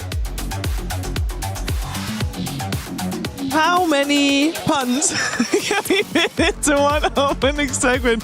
Loving it. Of course, we're ready for Team Liquid versus P-Time. Very iconic match already at this point, Seb. It's only Slacks, I had none of these thoughts before, but I will never think of this match ever again the same. So I thank Slack for that. Lacoste, are you proud? Very proud of Slack. That was very good. He made me laugh. And I see P-Time players immediately getting hydrated. Like they are like, look at Wits, immediately half the bottle down. We saw a bit of a liquid buff as well, or a water buff in TI qualifiers, something that the Davai Lama did pull off, and very important to stay hydrated. Yep, it is particularly warm in Paris in general. Actually, indoor, the temperature is perfect for Dota, so yeah, they're not gonna have to struggle with any of that. They're not. It is very close to having the draft on our screens, and I know it's going to be a brawl. That's kind of implied here with these two teams. Are there a couple of heroes that are extra good at that? I mean, I guess, I have to think of Clockwork as, it's been Schofield. heavily contested in the first series, and I think both these teams are going to be looking at it. Boxy, Schofield, it fits their playstyle perfectly. The Clockworks, the Treants, like these heroes are going to be part of the draft early on. I think we're going to see Snapfire also, of course. Yeah. I don't think there's going to be big meta changes between what we've seen in the first series and these guys. It's mostly playstyle oriented, where it's going to be quite different. Yeah, I agree. I think we might be seeing, a bit of a splash, a bit of a touch maybe from South America, but nothing too crazy, even though they can be very creative, but they've also played so many games that they already shown most of their stuff, because like you said, like 100+ games in the last 3 months. So most of the times you are also playing, like you're playing very important matches, you're playing qualifiers for TI, so you're going to be showing your hand. Like you can't really keep hiding your strategies. So I want to see if P-Time maybe still has something new to show. I don't think there's going to be too much. I think you played so much Dota that you kind of figured out what's good, what's not, and just stick to the guns that you have been winning with. Yeah. No, I think the player that should be targeted the most is probably going to be Wits, because I think he's been the one with the most, the most impressive performances, and I think with the maybe, I don't want to say limited, but he did restrict his hero pool on purpose or not. I'm not able to say. But, you think of Wits, you think of SF, Monkey King, Wind Ranger, Necro, Doom, and I don't want to say that's kind of it. He's not getting these heroes in good games for them. That's 100%. So he's going to have to come up with different things. And we mentioned Frank. I think one thing that's been very impressive with him is his versatility. I've seen him on so many different heroes. I can't even count.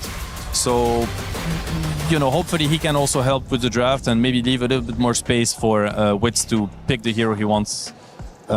There's one hero that I always love to see Frank on. That's his Enigma, because if they show the safe lane, if they show a hero that can't really be flexed relatively early in the draft, I think this could potentially be exploitable, seeing what this fella on the screen, Schofield, has been playing, and they have some of the nasty combos as well, because this team will play position 4 Tusk if necessary. He will be playing that Clockwork you talked about. They will be flexing like different things. He plays Nyx Assassin, so these even like more melee oriented position 4s, something that has been known to do so compared to some other position 4s who are in this meta. You did mention Save in the previous series that he doesn't want to play those, but different mindsets, different type of a player. He is, I would say, slightly more creative.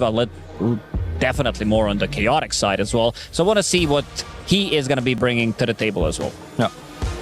An early beast ban, actually. That's already interesting. I mean, Treant and Clock are out. I think 2 pretty wise bans against P-Time and their playstyle. So that's not surprising. I'm a little bit more surprised with the beast ban. I think this one is maybe... I mean, one thing to keep in mind is these teams... It is likely that they've played each other's in scrims in preparation to the tournament, because, and in that case, there could be some sort of insider information of games that have been played already and things they don't want to face anymore.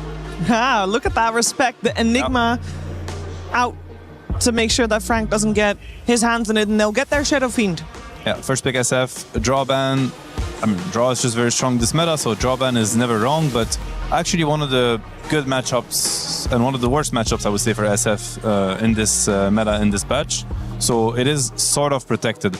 I don't think SF is flexed for P-Time. I don't think I've seen Dark Mago play it a lot. So not that I remember. This is almost 100%, position 1 SF. You are picking Shadow Fiend against Team Liquid. They will Nature's Prophet. This is the NP team, the original NP team. This is how they won TI. And I've been seeing quite a lot of Darkseer as a response as well as because you're making that strong illusion out of Shadow. I mean, one of the best illusions you can make. You also have presence of the aura, presence of the Dark Lord. So extra bit of a minus armor. Shadow Fiend dies even quicker. So very good response. And I think, okay, they're just going to ban out Tusk. I was about to say both of the teams could be looking into that hero. I mean, one thing to mention in this matchup, like SF versus Darkseer, what really important is what happens on the lane, because SF has an alternative build that I think has been popularized by Pure, which is the Kaya Yasha build into Blink, into BKB. Yes. And now you're playing versus a Magic SF, and they transition later into the right click. And actually, that SF is, I would even call it a counter to Darkseer. It feels really bad playing Darkseer against this early Blink BKB Requiem, because all of a sudden your Illus, they just insta-die. It's mostly magic damage.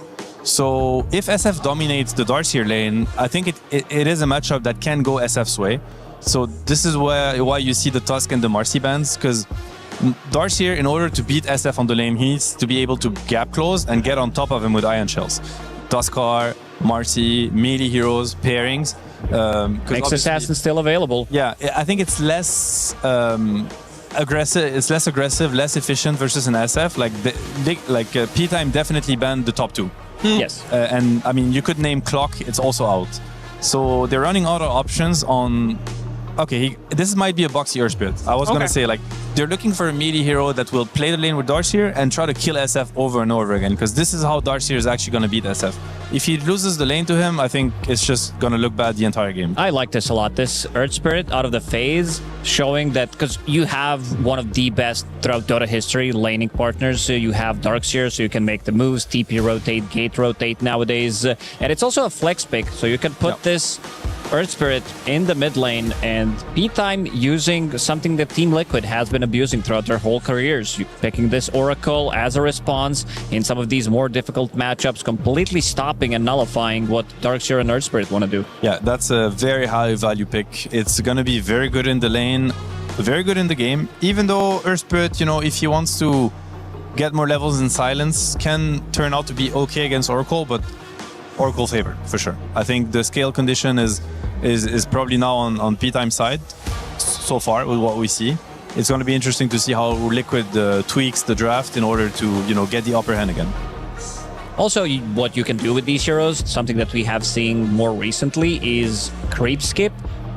Killing that range creep straight away before lane even meets. So that's one way to do it. People have been doing it before with potentially, you know, Venomancer back when you could, with the fastest, where you could put it on top of your head. And there's the next assassin for P-Time. It's a scouting tool. It's Schofield's one of the best, if not the best hero, because this is the hero that he can be the most annoying with. Quick question, are there any other ways to play Darkseer on lane where if you don't go for Ion Shell? No, I don't think so. So you're kind of just... Yeah, you have to. You have to. I mean, this Darkseer will have to... I don't think he can... I mean, unless they massively outplay them, I think if P-Time plays on par with Liquid with this laning matchup, it will be a farming Darkseer. We're going to look at cutting waves, you know, pulling creeps, stacking camps, and collapsing on the SF when they feel strong enough to do so. So perhaps when Nisha is ready, we don't know what Mika is going to be playing, but perhaps, you know, him having a gate open and being able to collapse. We're not going to see them try to force the issue too much 2 versus 2. I don't think they have the tools to do so. So it's going to be a game of outnumbering and gating and having Nisha rotate. Something that I've seen, that was pretty much the first time. 33, he does his Darkseer things in the jungle. During Chinese qualifiers, Bach and Jin Q, he was playing Mirana position 4, and Darkseer was like jungling from the start up until a point where he got to level 3. So potentially same thing could happen unless they want to be creep skipping. And you can't really punish the creep skip because you have Shadowfiend, which is not a hero that can rotate, doesn't provide you with any kind of slow or stun. And then you have Oracle, who might be trying to like maybe punish it, and then he could be the one getting punished. I think that's a Frank Viper, right? This is most likely a Viper Nyx lane going up against the Witch Doctor and the Kez. Yeah, you don't want to be playing melee hero into Witch Doctor, knowing that Frank the tank, you know, any of his hero pool, like any of his heroes could be extremely countered by this Witch Doctor. So most likely just an offlane. No such thing as tanking versus Maledict, but I think like P-Time, they have kind of conceded the team fight scaling. This is a really good Darkseer game for the team fight. I think the Kaz matchup versus SF and Viper is also good, but what they have going is heavy laning presence. They have basically better matchups on each lane, in my opinion, and if they execute properly, they can basically stomp both side lanes. So it's going to be important for them to execute this properly if they want their draft to come together. Yes. I also am a little worried. Side lanes look strong, but if things go badly for them, nobody can make plays. Maybe Nyx Assassin can, but these are very sluggish heroes. Like Shadow Fiend, he doesn't gank. Viper, impossible to gank with. And then you have Oracle. So it's just like very slowish type of a draft, unless this last pick for Dark Mago is going to be something that can make the moves. Yeah, but yet again, he's going to get counterpicked, right? Because they don't have last pick. Like, ultimate last pick is going to be Liquid, so he's kind of restricted in what he can blindly pick, in my opinion, because Nisha is just going to counter. So we'll have to see what he wants. He is a very active mid laner, as you mentioned. He has heroes that are... And he's a hero specialist, and usually hero specialists, they don't really mind having their heroes picked. They've played every matchup like a billion times. So you can pick a Steiny or Kunkka, and he knows he's going to be fine. He knows the way to get out any matchup. So we'll have to see what he goes for. He definitely needs something active. Yeah, I could be okay with some kind of a Storm pick that could come out for them. They don't really have that much control. There is a bit of a silence, good duration silence from Earth Spirit, but I could also see potentially Slardar if they want to amp things up with the Shadow Fiend. I wonder what the Invoker and Sniper bans are for, because these are decent heroes versus Viper, funny enough. So could this be a Viper mid and they pick a new offlaner? Or maybe they're thinking of something else that also is, you know, not happy playing versus Invoker. Because they have a melee position 4 with Viper, I would just straight up say, and there's a Witch Doctor on the other side, I would just say this is Frank's hero. Yeah, it for sure. It feels like that. I'm just curious to these bans. Okay, it's a Slardar. It could be, maybe they're flexing all the way and they're waiting to see Nisha's pick. Yeah. And it's either Viper mid or Slardar mid, and vice versa with the offlane. And they have to keep in mind that Earth Spirit can still go mid as well, so Correct. they have to keep their options open. Well, Earth Spirit, I think, is unhappy versus both of them, yeah.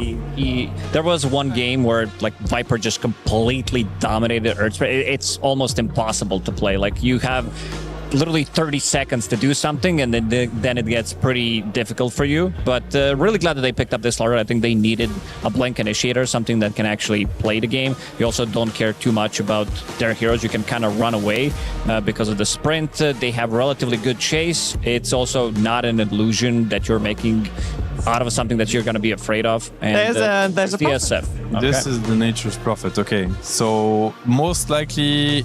Honestly, it could also be Nisha and Miki could switch things around. It could be a Kaz mid Prophet safe lane or vice versa. They've done both.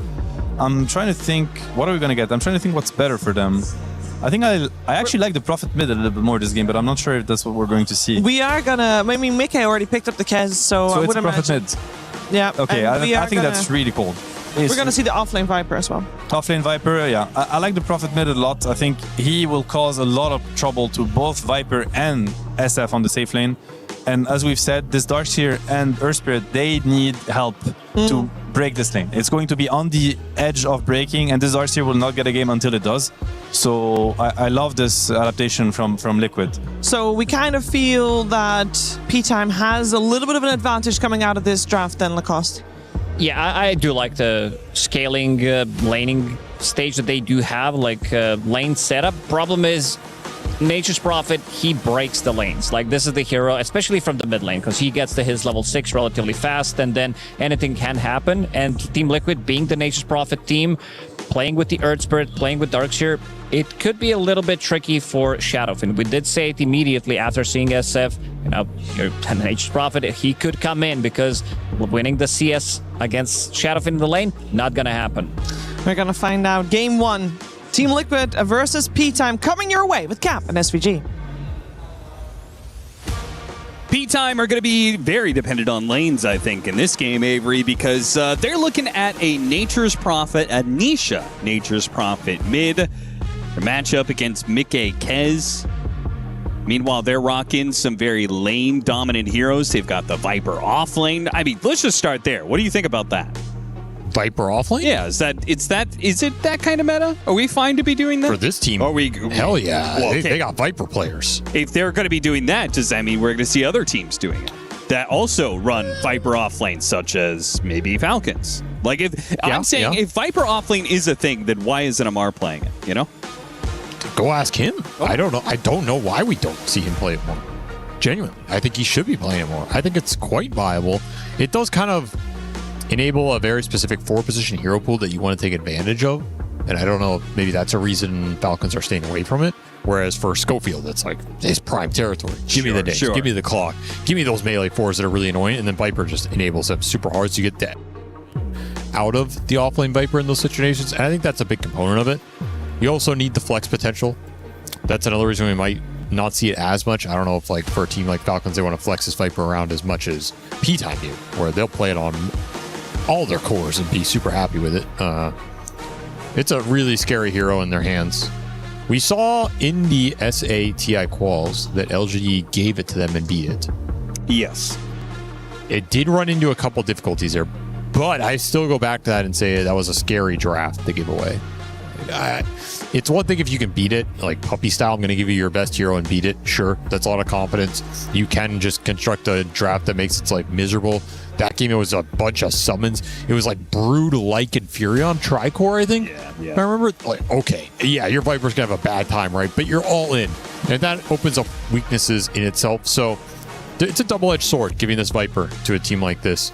See what Liquid can deal with it. They did get the Furion against it. Kez can be a hero that dices him up.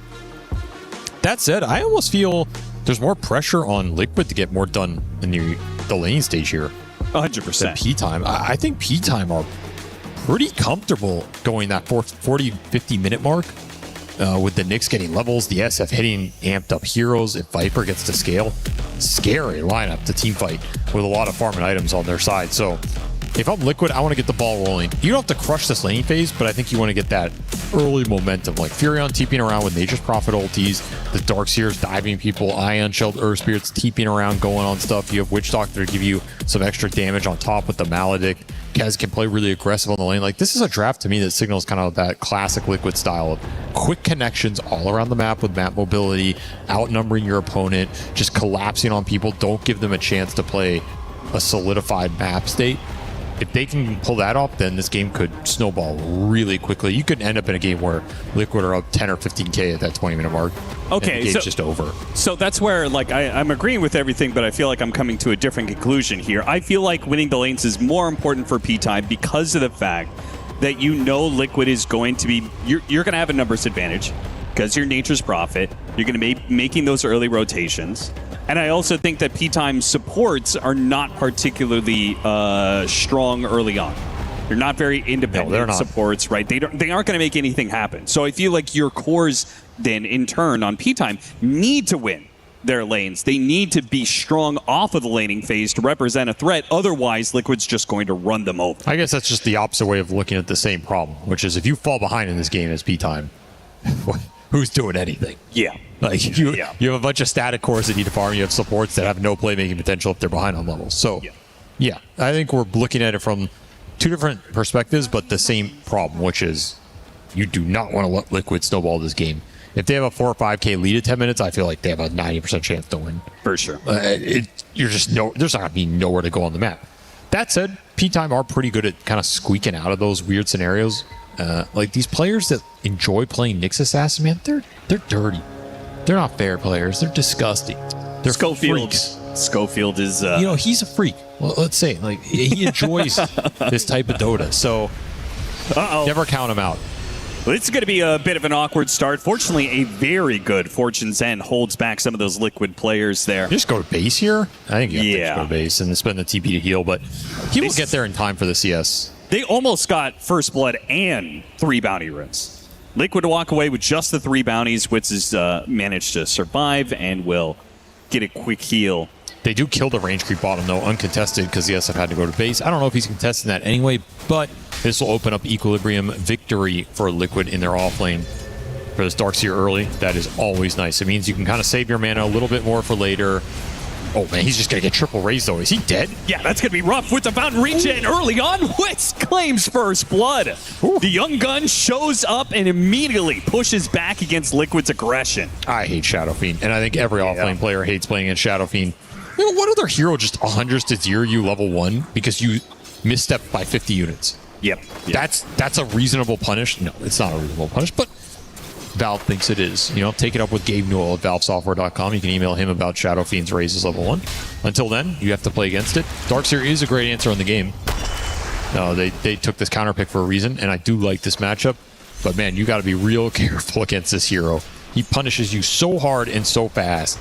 And just like that, he's got 12 Necromastery. Congratulations. You have won the lane, Wits. And if you can't play close up in the creep wave against an SF, then you're reliant on Ion Shells spamming the wave, but then you're matched up against an Oracle who's going to kill some of those Ion Shells with a Fortune's End. Frank going to be in some trouble here. Turn around, get the kill on Tofu before he goes down. Schofield collects the kill there.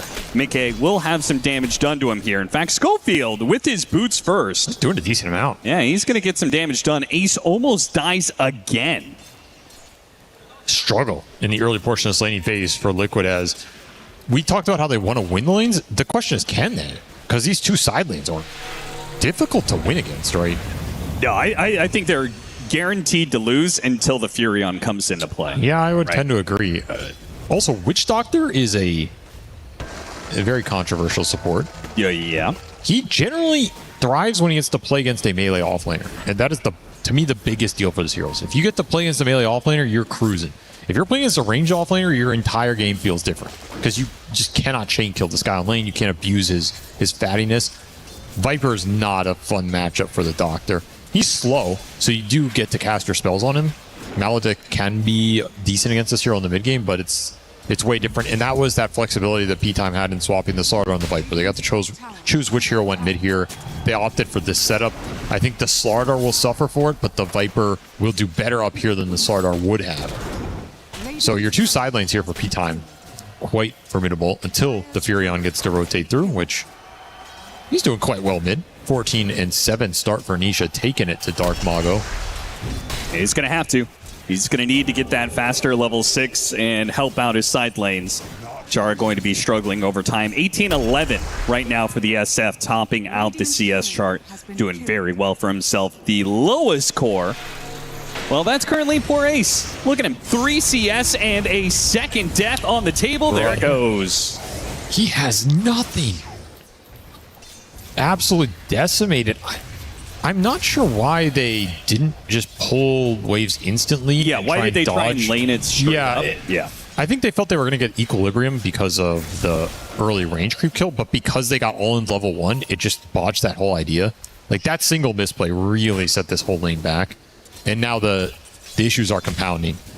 This lane could have gone a lot better for Liquid here. This is one of those replays you watch, and if you're Ace, you're sitting there like, what am I doing? Sure. I know how to play this lane better. So it's recovery mode for him. 5 CS, and I'll tick up to 6.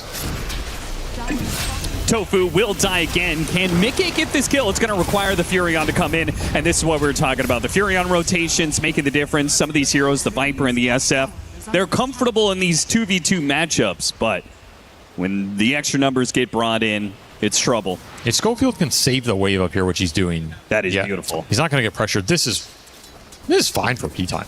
You're forcing Furion TP up here, but the Viper's not going to miss any CS. It's just an off-lane Viper. He doesn't need some crazy start. Yeah, that's a move that Liquid has to make, and P-Time are kind of chilling with it, right? They're okay. It still sucks to give the Furion momentum. That's the worst part of it. So you have to be a little wary of how much Nisha is going to find in this game, because he can bring this lineup together. And of course, the Darkseer, he's just jungling. So this Darkseer will recover in this game. It's one of the faster jungle heroes. He's fine. He will go Helm. That'll help him recover even faster as well. Another roll in, tempting to catch Schofield. So an abandoned off lane for Liquid. Just all in to try and win. I mean, if you're losing both your side lanes, kind of makes sense. Especially in this day and age where it's like off laners are going to jungle earlier and earlier. The issue is in ultimate free farm Shadow Fiend. Yeah. A hero that can push wave, farm it fast, and do extra camps on top of it incredibly efficiently, uses the levels super well, and is generally a pretty scary hero to give away in the first place. We'll see if this pays off for Liquid in the long run. A scary start to give young Wits here. Do you think it's the strongest of the turret heroes right now? Ooh, Mickey He's going to die here. He's going to get as much damage as possible, but the Oracle is obviously free to make rotations because, well, nobody's in the off lane. Look at this. The Darkseer showing up for tower defense. Roll in onto Dark Mago. Witz pops out from behind the tree to try and kill Boxy. Boxy is going to be struck by the crush, but Witz got blocked in a little bit. Does manage to move around the treants. Boxy doesn't actually die. The Fortune's End comes in, and Witz comes back into play to claim the kill. I like that move. We've seen a couple of carry players make this SF rotation. The Yatoro one, I think, is the most iconic version of it. Yep. At the TI Grand Final. But this is the power of SF. You give him an absolute free lane, he can just push it in, farm a camp, go for that 6-minute power rune. I feel like this move almost works every time. People just don't think of it. It's not in your mind. And Witz gets a little cleanup there. Does give a little recovery space for Ace down here on the bottom lane. Get some more XP out of the situation. But you lost Mickey top. Could die again up here. That's a level 6 Viper. Level 6, yeah, that's crazy. He's got that much experience. Mickey doesn't actually die for it, but it pushes Liquid back enough that you secured your Wisdom Shrine. There's no chance of a Furion rotation catching you out there. They're farming well. I don't know if they're finding all the momentum in this early game they wanted. Still some work to be done there, but they recovered the Darkseer, found a little bit of early action with this Furion. Good enough right now.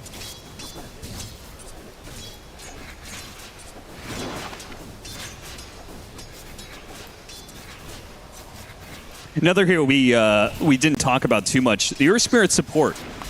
Is that another hero that falls into the category of, like, why aren't we seeing more of this? No, I think he falls in the category of why aren't we seeing less of this? Because this hero's very difficult to execute. Okay. I think Boxy is the only person I trust with this right now. Maybe Crit if he wants to bust it out. Tofu baiting the Viper Strike, outrolls Boxy, and they will get 1 kill off of the Nature's Wrath, and Tofu actually survives. Oh, yeah. Not bad. Not bad at all. Early Legion shield for him, keeping him alive here. Yeah, literally every little bit. Earn the heal that he had. I mean, in fact, look at the board. We have 5 neutral items already online for Liquid, 0 for P-Time. This is a huge deal. And that's something that Furion gives you. As he clears through the jungle so fast, he's just kind of farming Madstone for everyone. Sure, yeah. It is a big advantage on the map right now. Never thought about that before. Oh yeah, Wrath of Nature. That is a great neutral item farming tool. So 5-0 in that early game is a big difference here. It's going to help Liquid try and snowball this a little bit more. Big question will be, do you continue to try and fight into this Viper lane? Do you try and make a move on the SF? They're going to fight into the Viper lane. I mean, I can't believe that P-Time is just letting them do this. They do bring the Oracle this time around. Maybe that'll be enough. But here comes the Furion, and still, the numbers advantage going the way of Liquid. A 4 versus 3 in this top lane. I feel like P-Time, they got to help this Viper out. He's so strong. You can't let Liquid outnumber you. It either has to be one of these other 2 cores going there. That's a good move from Witz. That helps out a lot. They get a small little kill on the Witch Doctor and kill. The thing is, it's good for his game. It's not really helping the Viper. You're giving, again, empty lane to Darkseer. Sure. Kind of surprised Dark Mago didn't want to counterplay one of these moves top, but just a TPN sprint. But he was behind on the lane, behind on levels. It does fall to the Shadow Fiend. Scariest hero on the map right now, for sure. Gotta be careful up here if you're P-Time. This is the lane Liquid will attack every time. Boxy doesn't really have anywhere else to go on the map. And you can always bring that Furion connection in, especially if Wrath of Nature is available. A lot of bonus damage. That said, Dark Mago is getting some decent tower damage mid with that illusion rune. Yeah. Kind of surprising how much he got done there. Dire's bottom tower is under attack.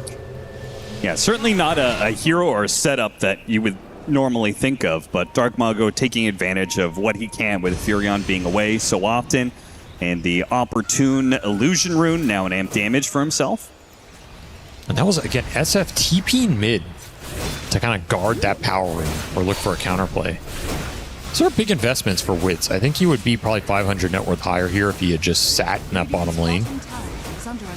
So you're giving a little of your free farm advantage away for the carry to enable the Slardar mid a little bit more, protect him, go into this off lane. That buys time for Viper to farm the safe lane a little bit. Tower's still getting pressured though. That's a catapult wave. Somebody should come and defend this.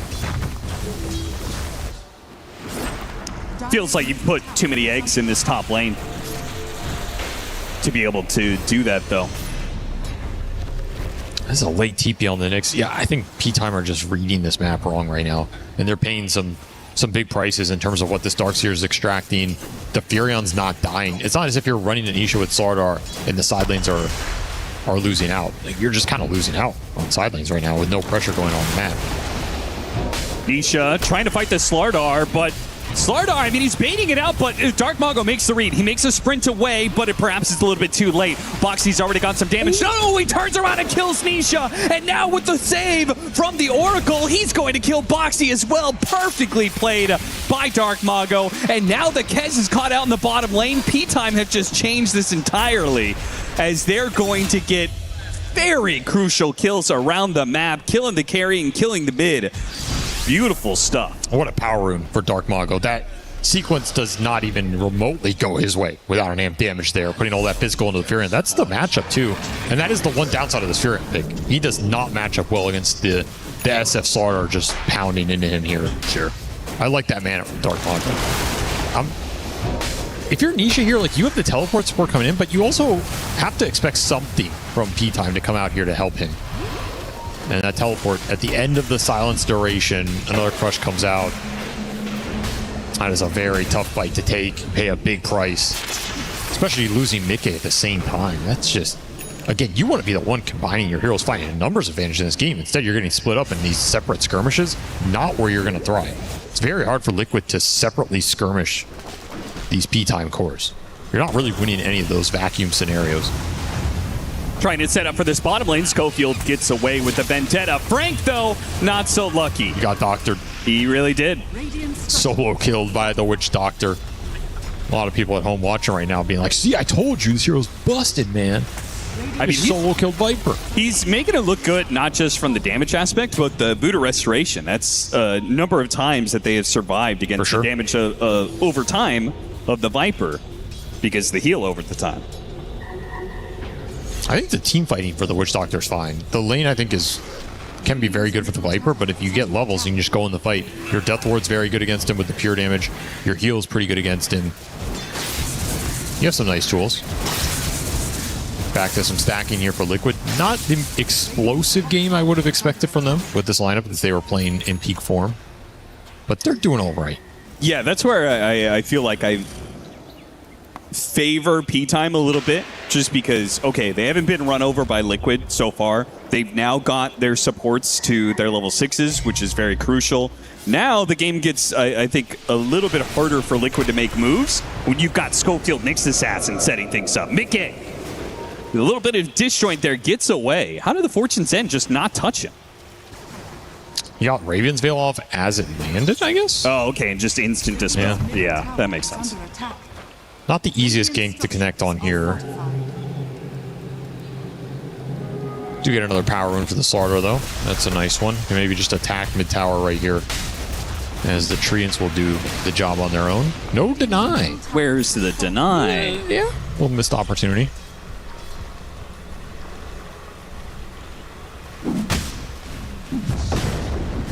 That's what we like to see. A farming Earth Spirit with Ion Shell. Oh yeah, that's efficient right there.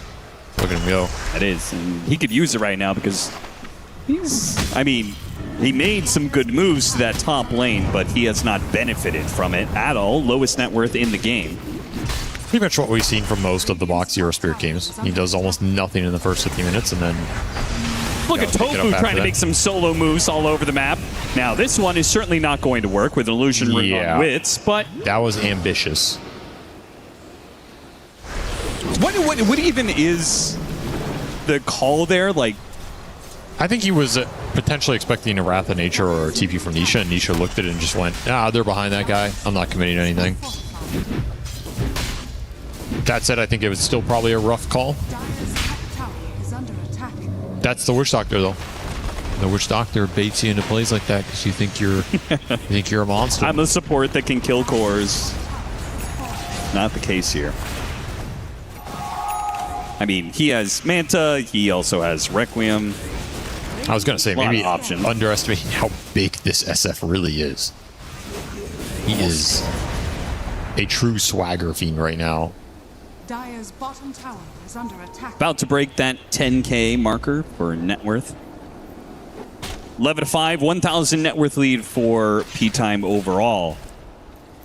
And things have slowed down for Liquid quite a bit. Feels like they can't really make the same moves. The laning phase collapsed. There's no longer heroes isolated around the map. And the Schofield gem already on board. Yep.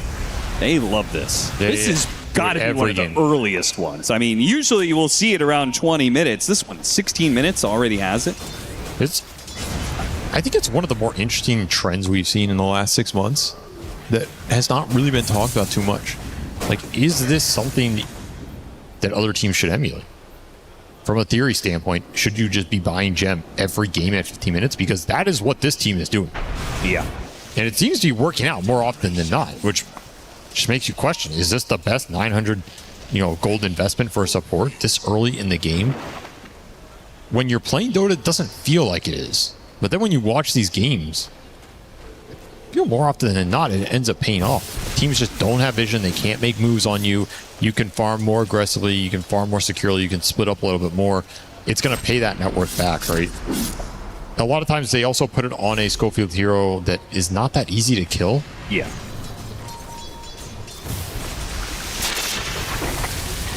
Ace will be caught in the impale. Pulled away by Boxy, kicked out a little bit further, and he'll be good. He's tanky. He's got a lot of armor with the helm armor, plus early plate mail, plus medallion going into him. Definitely will be able to survive in the middle of these team fights, potentially try and get that SF illusion, put it to work. That's the value of this supporter spirit. Pretty much needs no net worth to be able to make saves like that, just levels. Grip will get the job done. That's why we see Boxy go early blink a lot of the times too. You can blink, kick somebody, roll out, and still have a geomagnetic grip. A lot of outplay potential. It's going to be a while before we see that blink. Mickey. For sure. They just saw all those heroes on the other side of the map, so he's probably feeling safe to do this. But sitting on the low ground, he's going to be free money for P-Time, who pop out, hit him with the Impale Requiem. Don't tell me he gets away. He does not. Gem also pretty good against this Kez for some extra gank value, I guess. That's true. Not really buying it for that, but hey, take the free value. These supports for P-Time. Having a great game, honestly. 0 deaths on Nisho. He's level 10. Only the 1 death on the Nyx. Also almost level 10. They have all the levels they need. And now the turret Shadow Fiend will just mow down objectives. Because how does Liquid fight into him? I don't know. And they've got that false promise spot. It's really tough. Big damage out from the Witch Doctor and Earth Spirit support duo to kill Dark Mago Slardar. So they do get something. That was pretty greedy of Dark Mago to be on that side of the river when they're taking the tier 2 top. Had an invis rune. Maybe he's thinking it's going to bail him out. Sure. Not from the Docta damage. Too much, too fast, too powerful. What a hero. Look at it go. And Frank is just Viper striking Helmadom creeps off cooldown. I don't think he's left this bottom lane since he TP'd down here. Yeah, it 10 minutes ago. It feels like a pretty weird Viper game at this point. Like, this hero is usually so impactful in the first 20 minutes, and it almost feels like he's been a non-factor, and it's the SF show. Again, I think P-Time had this idea that they're going to scale well here. I don't think they're too worried about scaling. You're a little concerned about the Darks here against the SF if he can get to, Ag's wall territory later, just jump on you, create illusions. This SF illusions hurt. Other than that, though, I think this SF Slaughter are fighting the Kez Furion here for a long time. Sure. They've got some nice minus armor synergy. A true classic. The SF will basically come online faster here if nothing happens, so you will have a window to win this game. Your P-Time. There's another Dom creep slain in its prime. And the Shard working against it. Yeah, exactly. The Shard setting up for a spike carapace here, and Ace can only hope that the wall slows down the enemy enough that he can get away. That is not the case. Oof. And they are set up, getting a pick off right next to the Tormentor like this. This is going to be very efficient set of moves for P-Time. Early Shard purchase is not giving you the result you wanted there. You get an Oracle Shard. All right. Reign of Destiny. Now this has to be like a bottom 10 shard in the game, right? Yeah, I will. I mean, what? How is this ever changed the situation? Like the healing up can be nice if you're playing some sort of super sustained push lineup. I don't know, you have like Huskar or something. But even then, like, does it actually change the situation? Because you just have Oracle Huskar. It's I ult the dude, right? Yeah. Who really cares? Like we're talking about it. Like normally these situations, it's a win more situation. This is a heal more situation. Like the hero was already going to live. You're just going to heal him a little bit more. I guess maybe reducing the healing up on enemies could be good against some lineups. It's a weird shard. I feel like it's... Yeah, whatever. You throw it out every fight, and it's going to do like 100 damage. Congrats. Fast kill into Roshan, though. Liquid, not even close to contesting this. Nope. Again, I think this game is going to speed up too fast for them. You're giving this SF the exact type of game he wants. They keep getting pick-off, and that is the gem. So every single time P-Time makes one of these objectives moves, somehow Liquid is getting a little something for it. That's not to make it favorable for Liquid, but it's something. Getting gem against Nyx, that is a nice little goodie bag there. Maybe the downside of Schofield going in on this hero in particular. And it slows down the game a little bit, because I think you're right. This game was snowballing too quickly for them. Might get Dark Mago bottom, too. Pretty fast smoke play that should connect here. You've got a Blink Dagger on the Witch Doctor to set this up. The cask, it bounces back to Dark Mago, gets off the BKB, but the damage is done. Blink first, Witch Doctor. Avery, is this the sign of the times? Is this the end? It might be. Slax's build is correct. Well, this build existed before he was doing it. Sure. I'm just saying. It is a good item on the hero. Though usually you want cask points. You want 144. Makes the blink a little less value. Still in those situations, easy kill setup.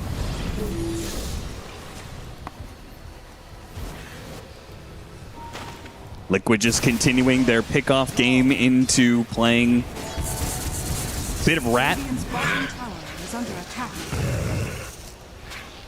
You always have this Furion just to clean up the map. So you can make moves like this. Yeah, between that and Darkseer, Ion Shell, and Helmadam pushing waves, like they very rarely have to show on creep waves. For sure. Nice for the Blink Witch Doctor. He's off the map. It's scary. It's true. Nisha showdown here. Yeah, Nisha making a run for it. Force staff up to the high ground, and away he goes. He is fine. Gotta be careful with where this Nyx is. Linger around these side lanes too long, you get picked off. The map can collapse pretty fast here. Don't think P-Time can really force anything with this Aegis, though. You have 3 minutes. I mean, you can just sit there and hit some tier 2s.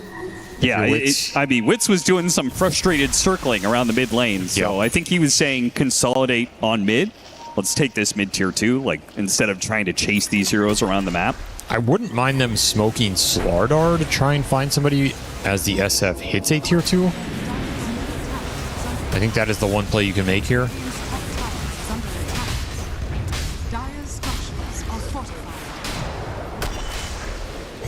They're not even going to try for that. Yeah, is it worth it for P-Time to clump up this much? Not really. Like, you're not gaining any advantage. Represent, like, taking a mid-tier 2, is that actually a valuable objective at this point? It's something. It's a bit more space for your Invis heroes to threaten cores around the map. Sure. It'll send the lane in deeper, means Liquid have to respond closer to their base, makes those side lanes a little scarier to push. It adds up a little bit.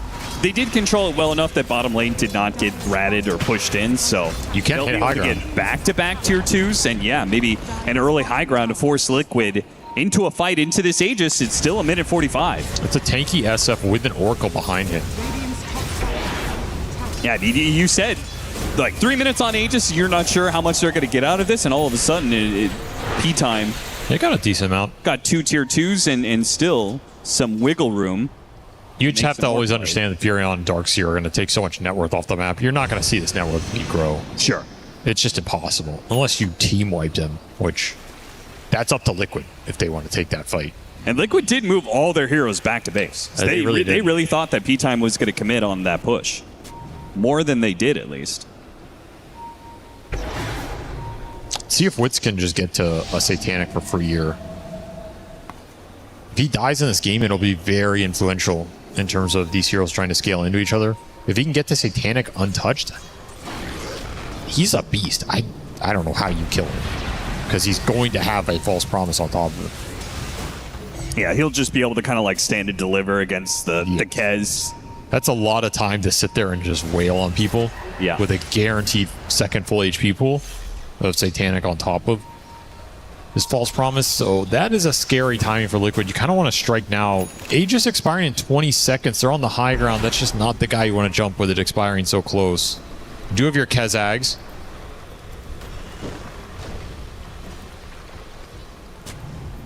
The old Kez head build. Move to the other side of the high ground here. Dark Mago does get rolled on. He's going to activate his BKB. Liquid probably knew they were not going to get that. Oh, okay, they still managed to get it. It's Dark Mago not respecting the Kez bash. Did you just forget about it or what? I think maybe he thought he was far enough away. No, just wait, he thought that. Well, maybe he thought that, but he was wrong. Is under attack. And the SF nowhere close to that fight. He was not even TPing to go to that, so P-Time. Yeah, off of that. I don't know, like they really haven't looked for much in this game. It's been pretty passive given aggressive potential from the Knicks to set something up or the SF to look for extra kills with the Silver Edge. Do you think they should have committed to that high ground push just to force Liquid to fight into them with that Aegis? I would have looked for it more. It was low risk, right? Because you have an Oracle behind the SF. The kickback is annoying. That's true. Yeah. Kick into vacuum wall. Yeah. I don't know if your Oracle's bailing you out. That wall is going to be such a big problem for the SF. As time goes on, Frank, who has farmed a decent amount in this game and yet still lowest net worth core in the game. Kick comes through. Wits activates a Requiem. That's going to put back some of these heroes, but nice vacuum. Hits onto 3. No follow-up to it. Not really much. Mickey's going to commit, though. Commits and gets both the supports. They're down and out. Frank is on the run. TP away, and SF gets caught. This could be that death. That is going to be the death that delays out the BKB. They caught him. As he opted away from the Satanic. The gem. And it's not even done yet. I mean, Dark Mago is hitting away in this little corner here. He's good, but now Liquid, as soon as they win a fight like that, I think it's difficult for Liquid to win team fights, but when they do, they are going to extract so much out of the map. Oh yeah, it's going to flip this lead entirely. So much time off the map for this SF who, he only needs 1 or 2 deaths in this game to lose it. Great cask. Great dodge on this Requiem. The vacuum was on point. Yeah, you're buying a little time here for supports, but what is it achieving? You're not taking a full team fight here. The Slardar's not even in this engagement. And there's no ability to turn this around if you don't have the Satanic or the BKB there. How did they get so deep on the map without Slardar? Just getting greedy. Again, they're not looking for anything. This game has felt really weird for P-Time. I think they've had a lot more strength than they've shown and been unable to find opportunities. Some of that could be the wave action that's been a nuisance. You have Fury on Darkseer with it. Helm Creep that's been Ion Shelled. It's a lot of go shove. It's kind of hard to find good targets. Someone has to push these waves out, and you have Viper, Slardar trying to push waves out. Pretty miserable for them. I think that's been a huge factor here. Oh my, Dark Mago. Well, now he doesn't have a TP. He's going to have to sprint out of here with his BKB. And he gets stuck on the Sprout. Oh no, he's just dead. He's going to make a run for it, but the damage is already done. He's dead for 65 seconds. Again, Liquid immediately going to smoke up, and they're going to get so much off of the map from this.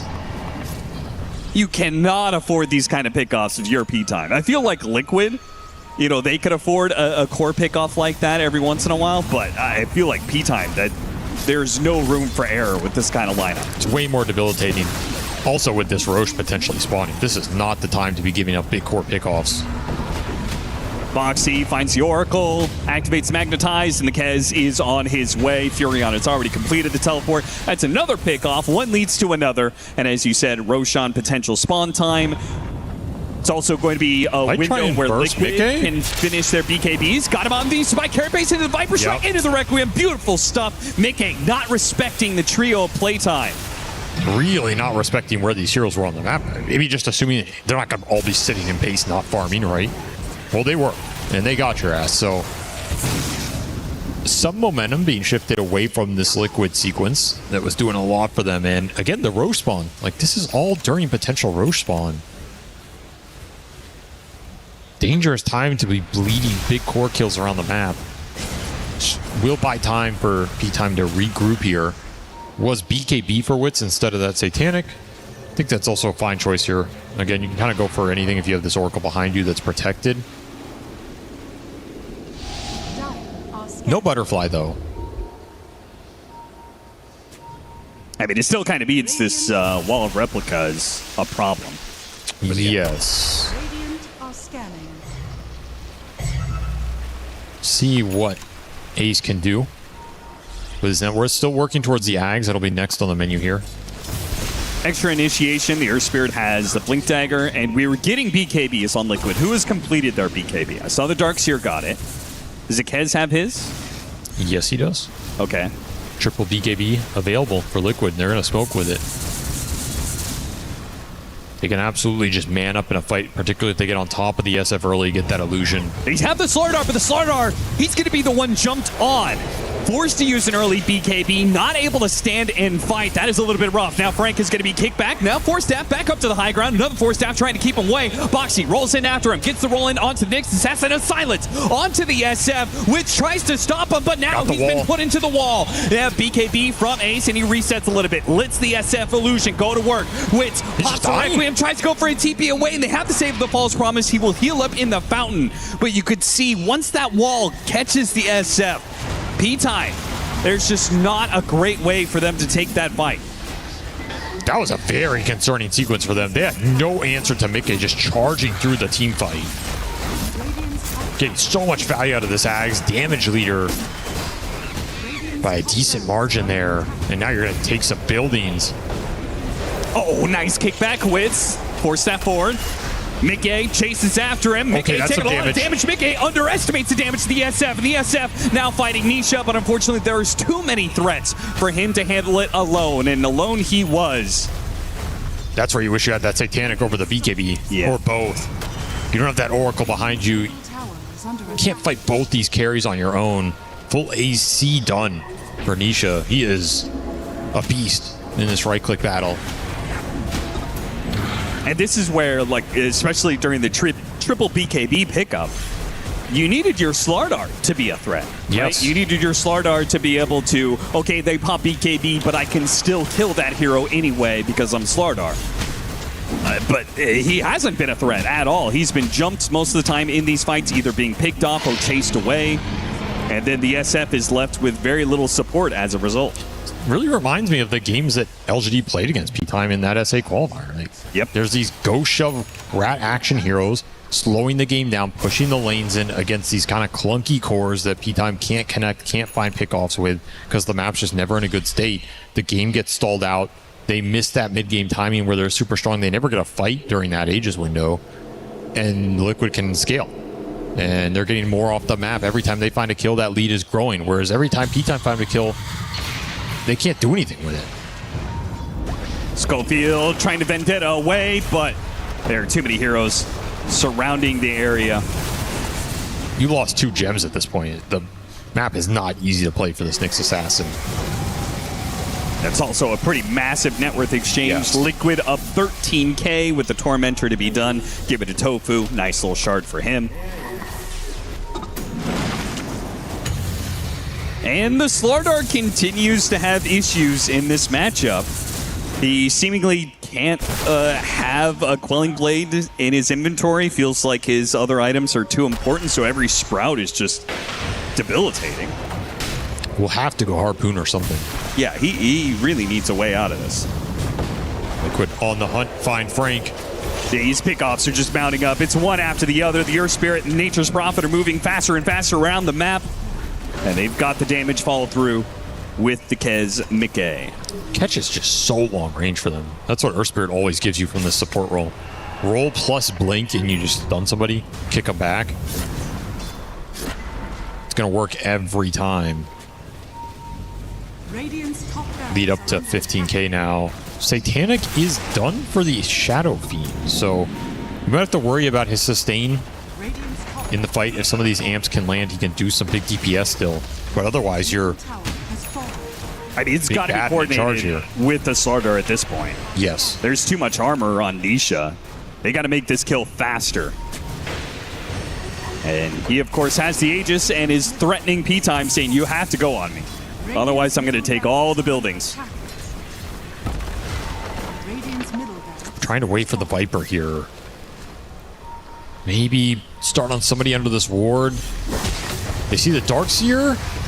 Trying to chase after Ace here. Got off the wall, so no fast kill there. Furion jumps to the other side, kills the Nyx Assassin. Now the Nature's Wrath is going out. Now the pickoffs, they're coming in faster and faster. The damage is ramping up from Liquid. They're able to focus down the Slardar rather easily, while it's becoming harder and harder for P-Time to get any kills in these fights. Yeah, the SF's scary, but nobody else in this lineup is really doing anything to contest the ball right now. Don't have enough burst damage on that Nyx stun. You split your targets between the Darkseer and the Kez there. P-Time not even sure who's the bigger threat. Do you want to take the Darkseer out so the fight's open for the SF, or do you have to take this Kez out because he's just man-fighting everybody? Not to mention this Furion's the most out of control. Yep. Sick timing here from Liquid. Split the map, didn't give any bad pickups up, and all of a sudden feel uncontestable in the team fight. A nice abuse against these static cores that P-Time really enjoy playing, really enjoy sitting on the lanes and farming with, but you're just fighting ghosts, you're fighting treants, you're fighting ion shells, you're fighting a Kez who can pick his moments to join in this game. Mega creeps, P-Time. I mean, it's going to need one hell of a Hail Mary to come back from a Mega creeps by 38 minutes. Very difficult with this lineup too. You just don't have the wave shot. That was a problem all game against Vegas. That's even worse. Still a minute on the clock here for Nisha's Aegis. Would be surprised if Liquid don't try and just force it in here.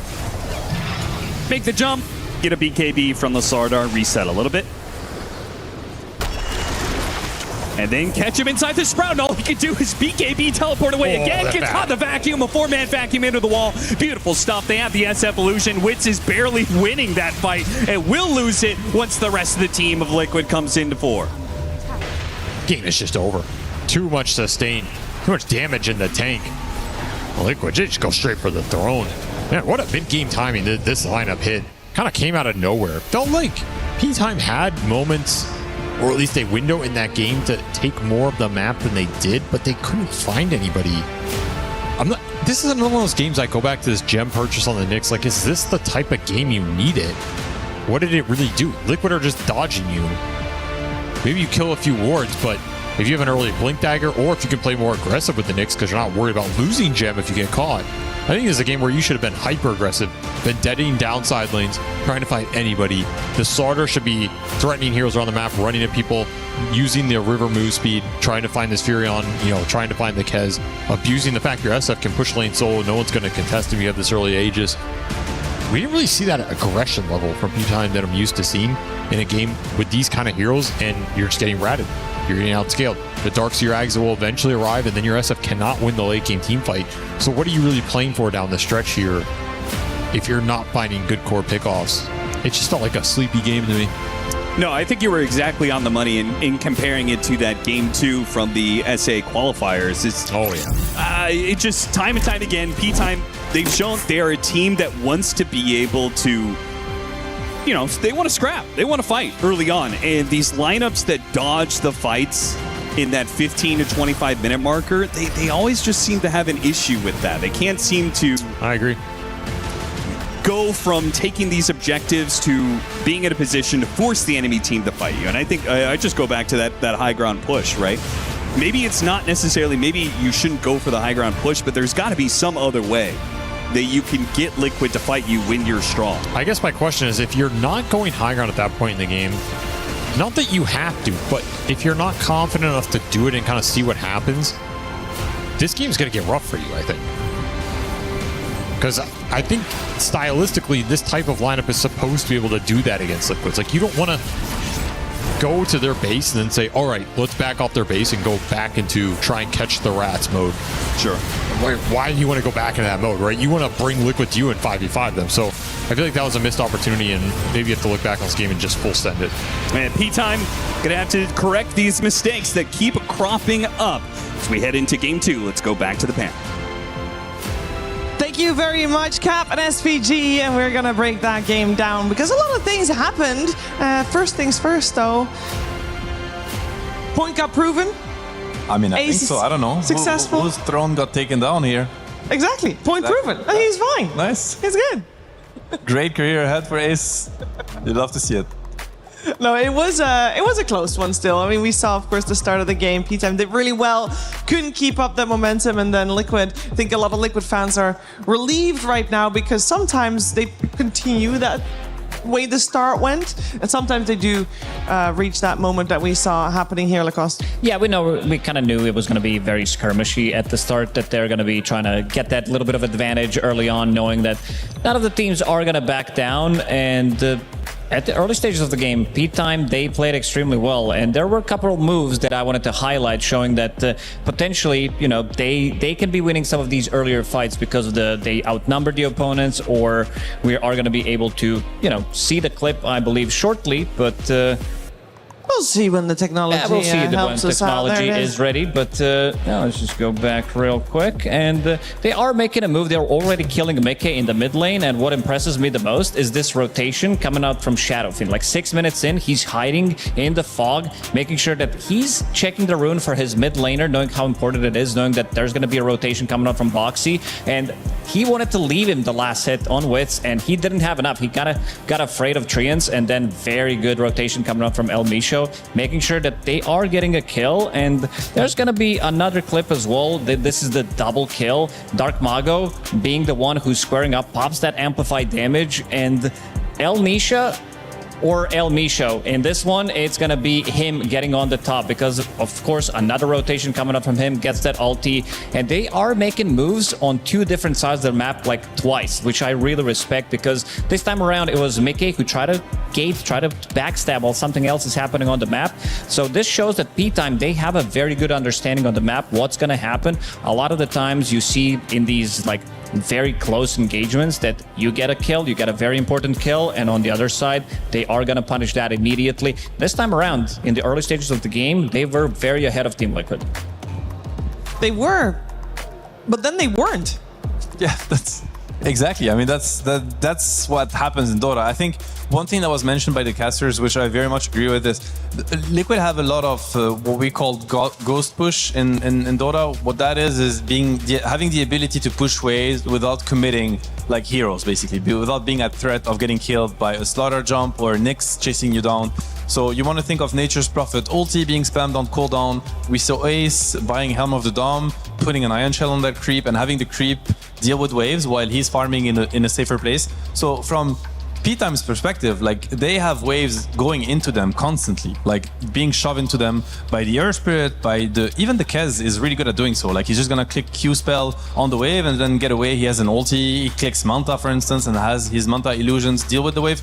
So they're always dealing with waves. They never get to really push out the waves and get to the Liquid side of the map and set up a good fight for themselves. So Liquid is able to just delay the game for as much as they want. I think it's up to P-Time to kind of learn from what happened, maybe itemize a little bit differently, maybe play the map a little bit, or maybe choose heroes also differently, because Liquid is too experienced to fall for this heavily, skirmishy playstyle. It's like they will fight you when they know that they can. You're not going to force them to fight you if they don't want to, unless you have the tools to do so. And this is where I feel it lacked a little bit in the draft. It was a little bit like too one-dimensional from P-Time, where, yeah, they're expecting Liquid to play their game, but they don't really have the tools to force them to. If that makes sense. Yeah, it was kind of Slardar who needed to find the kill, or Nyx Assassin. A lot of the times, like at the later portions of the game, 25-minute plus, you would see Team Liquid understanding what needs to be done. Instead of taking these fights that they don't want to be taking, they are the ones ganking Slardar and then getting extra bit of a farm, knowing that they can't really take the fight because they're very limited in terms of lockdown, how they can start a fight. There was a big fight 27, 28 minutes in the Team Liquid's triangle, where they were kind of not keeping the tight formation on side of peak time, and after that, it seemed that they kind of lost it. Maybe Ace struggled the first couple of levels, but later on, all he has to do get some 2-3 man vacuum walls that he did manage to pull off a couple of times, make illusion out of Shadowfin, and from that it's kind of easy peasy. When you're 32, the body takes a little bit longer to kind of so getting his hands warmed up, like at the beginning it's really hard to keep the mouse in his hands and get the last hits, but eventually took him a good 20 minutes and then he could play the game. He was counterpicked as well, so it makes sense that he needs a little bit longer. No, but I mean, one thing also to mention is the Oracle. I think Oracle pick was great, but you are picking Oracle versus the Oracle team. They know exactly how to counter it, and all of a sudden you're playing versus a Kez, which actually I didn't think of it when I was, looking at the draft, but Kez is amazing at fighting Oracle. Just click ulti, all of a sudden you get vision of him. You're very mobile as a carry to get on top of him. Same with Prophet shards. They had so many ways. There's so many ways to get on top of the Oracle and know his position and force him into bad ultis, basically. So I really like Liquid's approach to dealing with the hero. I also think we saw not that much of Kez until he was online, and then he was just Kezing it up the whole time. I feel like we saw P-Time address the safe lane, like their safe lane and the mid lane, but the top lane, off lane, like in theory, it's kind of okay-ish, because if you're getting initiation, they killed him 2-3 times early on. Really like the build from Mickey, where he was not going for Deso, understanding that he has an H prop, he doesn't necessarily need to scale Mage Lair into second item Manta style, just so that he can dodge the Viper Strike instead of going for super expensive Lincoln Sphere, which is kind of guaranteed, but you can also, throw any spell. So holding that Manta style just to dodge the Viper Strike, which can be very annoying for him. And then later on, he has a pretty smooth cruising, getting that Aghanim Scepter afterwards. So completely skipping Deso, which I think was a correct choice, understanding that he just needs to be more survivable rather than being the damage dealer. Like we've seen with Amar in that game number 1 that he played, he basically had 4 defensive items. Even though they lost that game, it still looked pretty okay-ish. I think when you're Mickey, Manta is also guaranteed to dodge Viper Strike. Yeah. It doesn't apply to every one of us, but it applies to him, thankfully. So P-Time did a pretty good job in the first 10-15 minutes. Obviously, that's nice, but that's not what they want. They want to have the full game under their wing. Like, how are they gonna try to make Liquid fall for their skirmishy style? Because we just saw that didn't work. So where are they gonna go from here? I mean, they can, but they also need to factor in. They need to learn from that game, and I think they maybe don't have also as much experience versus like the top teams. And what I mean by the top teams is, we've talked about it. Like Liquid, they have an insane amount of experience. They've met teams like P-Times many times. They've lost to them. They've learned from these losses, and they now know how to deal with them. And now it's P-Times time to learn and maybe make a little bit of adjustments in the draft. It could be, you have heroes, for instance, like I'm gonna say Dawnbreaker. Dawnbreaker is a hero. He will fix lanes. He doesn't need. He will globally connect to your skirmishes on their side of the map while fixing the waves that are pushing into you. That is a way, for instance, to force Liquid into fights. And there are tools in Dota. I think they just need to balance it out a little bit more. With Slaughter, Viper, SF, it doesn't cut it. To me, the Viper was. It was a good pick. It did its job, but in the bigger picture of how the game was going to develop and did indeed develop, it was a burden more than anything else. Yeah, this was the first time for P-Time to go up against Team Liquid, so they might also themselves have learned a lot of lessons from that game. A lot of time to talk about it as well, to be able to recover, because it's a 2-game series. We're going to have Game 2, of course, coming your way soon, but first, we are going to check in with Purge and Ace, and then afterwards also check in with Chris. Play is in our DNA. Whenever we let it out, it becomes our superpower. Now imagine an entire city being built to supercharge it. Kadir City, powered by Play. Do you think they'll make a football stadium like that, floating about? Hey there, I'm here with Team Liquid's Ace. Ace, how you doing? I'm good, thanks. Okay, great. You guys have been a little bit up and down over the last couple of months, which isn't like super different than normal Team Liquid, but you've had some great results in the past too. What's your confidence level for this tournament? I think our bootcamp has been going pretty great. I think we have some pretty good stuff going, and the vibe is good. So I'm pretty confident we can do it. Sorry, what was that? I said, yeah, we can do good. So in terms of patches, obviously, yes, the winning strats are going to get nerfed. But what about just teams taking your strategies? Do you feel like the game's moving faster than it ever has because teams are just better at learning from each other? Yeah, like if you come up with something like that is really good, it's gonna get stolen like after one game. You know it's coming for you, but like you still have the edge of like you came up with it, you really understand it. So if people want to use your strats, you're still like ahead of them in a way. All right, cool. Well, thanks for joining me for the interview, and good luck in your match. Thank you, man.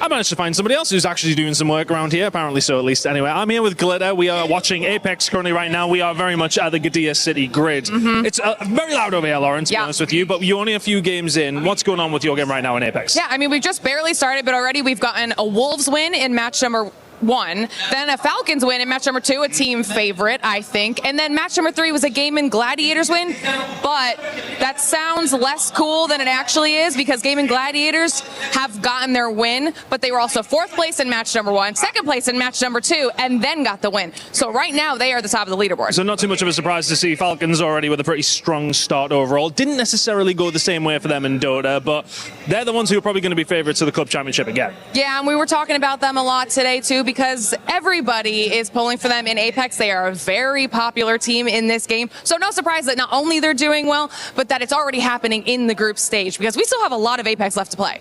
Lots left to play. There's a lot. We've got 7 more weeks at this point, but we only have our first week here of Apex. Only a few more days to go. Thank you very much, Lauren. We'll check back in with you probably plenty more times. I'll text you. Well, guys, that's it. That's everything that's going on over here. We'll go back and see how Dota is going. The Esports World Cup, the most elite competition in the world. Its trophy system is built to match. The Club Championship trophy, awarded to the one club that rose above the rest and reigned supreme across all EWC games. Every participant earns a key engraved with their name. That's their right to compete. Reigning champions hold a key unlike any other. The game trophy is the ultimate prize for every game's champion, incomplete until a champion's key is inserted. The champion's key frame is locked into the totem, a stone marker of legacy, etched with every EWC champion. The losing keys are crushed. The champion claims 3, a personal reminder of who they defeated. The rest are preserved beneath the totem in resin. Every fallen contender captured forever. Will you be remembered or forgotten beneath the totem? At EWC, nothing is granted. Everything is earned.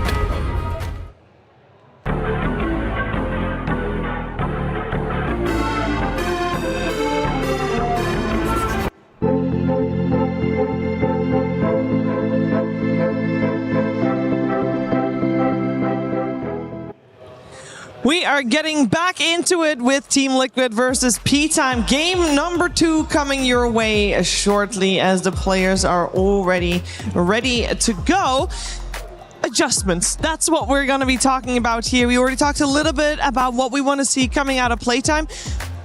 I want to also talk about Team Liquid and how they might want to adjust, because those first 10-15 minutes for them, sure, they won the game and they were fine, but it can't have been fun, Sam. Hand warmers, maybe. Like, you think so? Probably a good adjustment. Like, I think they started a little bit slow. It looked like a slow start. I think it looked like a slow start. I don't think it was supposed to look as grim as it did. Even though maybe it didn't look that grim, but I'm mostly thinking actually of the off lane. I think Darcia had a really rough start. I don't think it's supposed to be that rough. It was a losing lane, 100%. But there are ways to play that lane where you kind of damage control a little bit more. It could have just been, you know, kind of getting in the groove of no matter how many tournaments you play, you come to a new stage, you get started with the tournament. It takes a little bit of adjustment also. Like, I think it's normal. I don't want to call it a warm-up, but it kind of was. Maybe a little bit. Maybe a little bit. I think it's okay. Like, these tournaments are like marathons. You know, you're gonna have to play a lot of games against a lot of different teams. It's okay to start a little bit slower as long as you peak when you're supposed to. So I don't think there's much to change for Liquid, to be honest. I think they just need to keep on kind of riding the wave that they just have set for themselves. Yeah, we were talking about the idea of potentially pulling the second wave with the Earth Spirit, or just starting jungle with the Darkseer and then coming back to a lane. You did mention like damage control. Maybe it could have been a bit more disastrous. I mean, a lot of the times you have this one lane and then the problem from that lane starts to bleed into other lanes.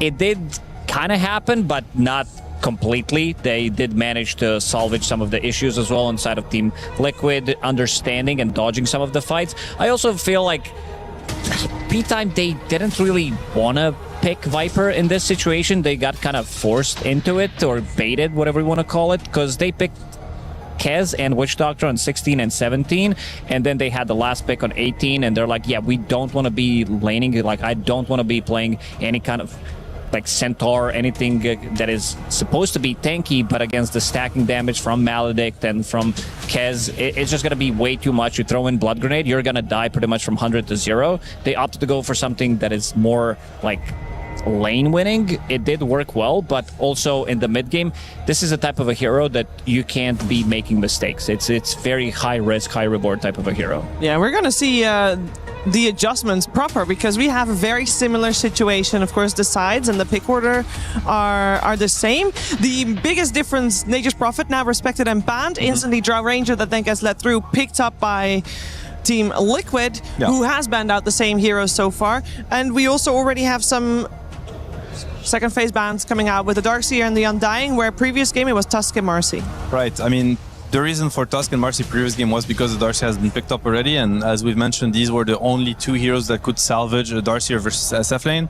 I think now on P-Time, their kind of dilemma was, do we get preemptively rid of the Tusk and the Marcy, and then if they pick, then the Darkseer is not pickable, but it's just better to ban the Darkseer. Now you're killing their strategy at the cost of one ban instead of two bans. So I think it's an obvious and smart choice on their side. Draw versus SF, good matchup for Draw. I think a little bit worrisome for the SF, because you're never going to scale into a Draw Ranger. She will have the scaling on her side, and it's not that easy to kind of mess with each other's in the early game. SF is not a great gate hero unless he's absolutely dominating. Yeah, so that is a good answer also to the SF, something we've seen a lot. Axe, for obvious reasons, you call, with Blink Blade Mill and an Axe called, you kill SF throughout the entire game. Yeah. Let's see if P-Time has a way answer, to... I think Tusk. I think you want to be having save once Axe jumps in. So Snowball save, very good against closing the gap against the Draw Ranger. She can kind of suffer in the lane if you are having a bit of a stronger laner with the shards block, if you can get on top of her, depending which kind of a position 5 Team Liquid is going to be picking. But big fan of Axe in this patch, previous patches as well. The hero just does the thing. Doesn't matter if it's a bad game for him, he's going to find farm no matter what. I like the Tusk suggestion. I think it's a great pick against both these heroes. Great pairing with SF also. Definitely something they could be looking at. And I'm trying to think what they would want for the safe lane. I mean, they could also run the Tusk on the safe lane, but it's also good against Draw. Yeah. You definitely need to give SF a little bit more protection against an Axe +1 lane. It can get really scary for SF to go there. Yeah, there is the Tusk. Great pick, great pairing. So far, so good for P-Time. Important question. Do we think that Axe will have the automaton skin? Very important, yeah. Hopefully he has it. Yeah. I think it's the main reason for why you'd want Axe, honestly. I think there's nothing else players play for. They're only here for skins and cosmetics, come on, let's be honest. So we're going to see Axe. What else was there? Morphling, probably. There's going to be a Morphling out there. A Morphling, a Legion Commander. Bristleback set looks cool. Oh, we already saw the Oracle, but it wasn't. He didn't have the Oracle. He didn't have it, but that's probably why he lost. No motivation, bored. Tough luck. Bored to play. The Bristleback, the first time I saw it, I couldn't even tell which hero it was. I had to go back to the treasure and be like, what hero am I playing? Yeah, there are a couple of those that are very difficult to understand. Whoa, okay, Wind Ranger. Yeah, that's a boxy specialty. Yeah. I think he's very comfortable on the hero. It is very good against Tusk. You're never going to get threatened as Wind Ranger. You can play very aggressive on the lane. Essentially, you can right-click the SF as much as you want because you're not going to care about tag team or Ice Shard. You're way too fast for that. So good pairing with the axe also. Brings a lot of damage on the axe call. Secures the axe to get his ulti off. Really good stacker. Also something people kind of forget, but it's easy to stack with Wind Ranger without actually being there, like from a long distance. So yeah, great combo, Wind Ranger axe. It's a classic.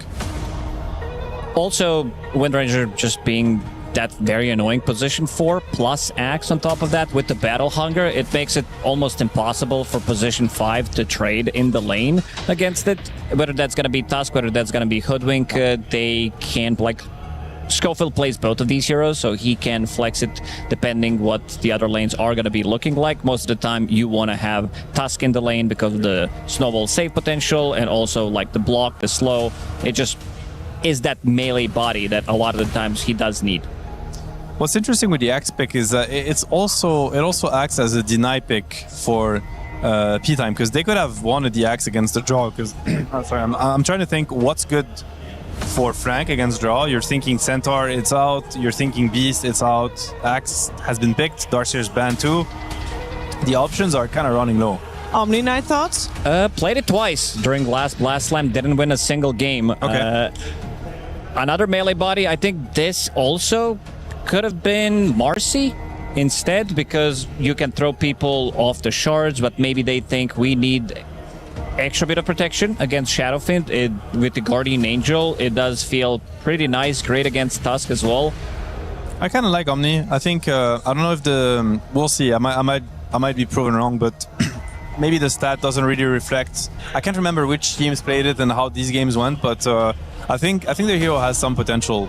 It's a really strong laner. It's kind of hard to kick him out of the lane, and he acts as a body for the carry, and getting through the Omni already takes a lot of resources from the offlaners. But I mainly like Omni if he can play well with his mid laner. So, Nisha is going to have the last pick here. So hopefully he can pick something impactful that will use the Omni spells, basically, like the heal, the repel. You want to keep your third spell at level 1, obviously, with Omni when you play on support. And Nisha's going to have also the luxury of seeing his matchup. It could be like something like a Slaughter mid that runs around with Omni repel and heals. It's going to be terrifying to play against for P-Time. Slaughter, Ember, you name it. But I'm hoping for something that will use the Omni spells. Yeah, I think this is fine, because Omni as a position 5 doesn't really make any kind of play. He just needs to be in the right place at the right time. Wind Ranger also doesn't make that many plays. Draw Ranger wants to sit and farm until she gets the items. So having Axe on the team fixes a lot of these issues, knowing that you have a guy who can blink initiate, something that goes through debuff immunity later on, something that can actually make easier way for you to play Dota. That's why I'm a big fan of Axe, and banning out the Void Spirit. I don't think I've seen a single Void Spirit from the game that I've been covering in the Chinese and European qualifiers. This hero just doesn't seem that good. Yeah, and I don't think it would have been the best, to be honest, for Liquid. I think they're looking for something a little bit more explosive with more damage. Yes. Again, that will have Omni to back him up, so it is a hero that will be extra buffed. Slaughter, Storm Spirit, these kind of heroes that are gonna, if you don't stop them, you have a big problem, basically. And this is when the Omni and the Wind Ranger will shine, because what they bring is extra support.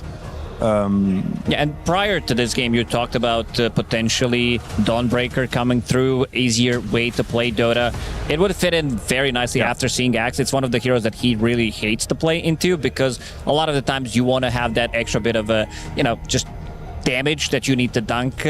She negates all of that damage, and she's into that fight. The pre-BKB comes in with the ulti, stuns you. You know that the teams are going to be grouping around your call, so very good ban from Liquid. There's very little options for Frank. I think maybe Underlord is the only one I can think of, but I don't think it's great. I think scaling against draw and being able to frontline against draw is not really a thing. I wonder what he's going to be looking at. They lack a little bit of gap close, in my opinion, because... Yeah, Centaur maybe? Centaur has been banned. He's been banned, never mind then. A lot of options are kind of out of the tape.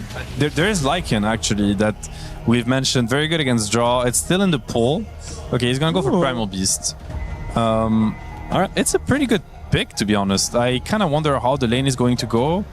Omni doesn't really stop Primal Beast. Right? No, I think you need an earlier point in Gust just to make sure that you can push him back, because it's all about Primal's damage. Like, he needs to be on top of you. A lot of the times when you see Primal on 23-24, it seems like a good game for it. Not the best against Wind Ranger. And Nisha, he's just going to keep things simple. Pick up Storm Spirit in this matchup. You got to be aware of this long duration silence from Earth Spirit. 3.5 seconds when it's maxed out. We were seeing them maxing out the silence 4-1-4 build, keeping 1 point in roll only, and you can definitely die.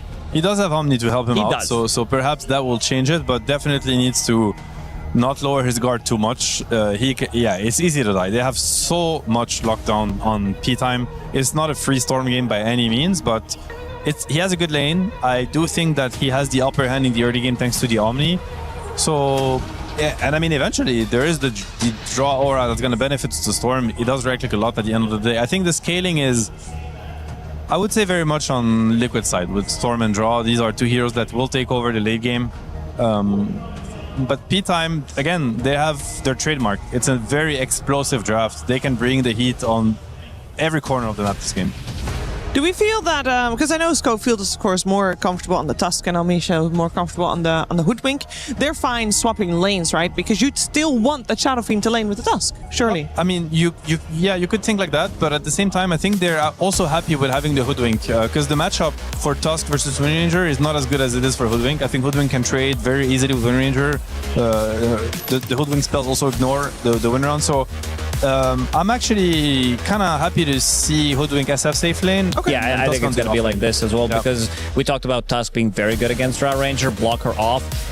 This lane is a bit of a question mark for me, whether they're going to be able to get the most out of it, because Primal Beast, this hero from the off lane, he needs to have a perfect setup. A lot of the times he does have a bit of a slower start, so I want to see how much he's going to be able to get out of the lane, because if he gets right-clicked by Drow Ranger, Omni Knight, it's a lot of damage that he's taking early on, and he can't really punch back. He doesn't have any spells, like his Onslaught or Trample level 1 isn't really a spell that you're going to be using to try to get the trade-off. Also, not too much synergy with the attack speed that he does have with the tag team, because his base attack time is pretty abysmal. It's like tiny we're talking about. What's the lane that P-Time wants to get their main advantage of to play through, considering we do know that they want to set that high tempo? It's the same. It's the SF lane again. Like, keep the axe shut down as much as you can. Make sure the blade mill and the blink come as late as possible so that your SF can do what he did in the first game. If he has if he accelerates, he's able to connect to gate, he can bring a lot of issues. The off lane, the Tusk Primal, they're going to look to cut waves, get their levels, and eventually hit their timings. And again, the mid lane. Whenever you see spirits, mid lane is a big question mark. Anything can happen. Who gets the runes? Who gets 6 first? Let's find out how game number 2 plays itself out with Cap and SPG. P-Time looking to come back in this series and force a draw against Liquid. Liquid, though, coming into this lineup in Game 2 with a very, very potent hero pick. They got the Drow Ranger, Avery. Should any team be giving up this hero right now? That will be a good question for the tournament as we go farther in. I think there are some worlds you can give this hero up. You have to have a very good idea of what you trade in that first phase for it, and you have to have a very good idea of how you're going to scale against this hero or tempo the hero out of the game. I think those are your 2 routes to victory because, man, this hero gets 5 or 6 slots. It's almost unbeatable. Even the counter picks don't really beat 5 or 6 slot Drow. It's just not a thing. Okay, so I'm going to guess that P-Time, they chose to tempo, not outscale. I would agree with that, yes. You have to have a strong mid game here because these 3 cores are not beating Drow late game here, especially with Omni backup. The Storm's going to scale as well besides her. I just don't see it. So you're going to have to get something done in that 20 to 40 minute mid game, particularly with Roshan's potentially going high ground in that period. Force Liquid to team fight you. You do have some tanky boys in Surge Spirit Primal. If they can get to some high HP totals during that period, you might not have the damage to punch through them, and that's where you go high ground. But you don't have any sustain. You don't have any real tower siege, so... Oh, Tofu caught trying to go through the gate here, and will have to repel TP. That's costly, or to get to the Drow Ranger lane, that is going to free up the Primal Beast a lot.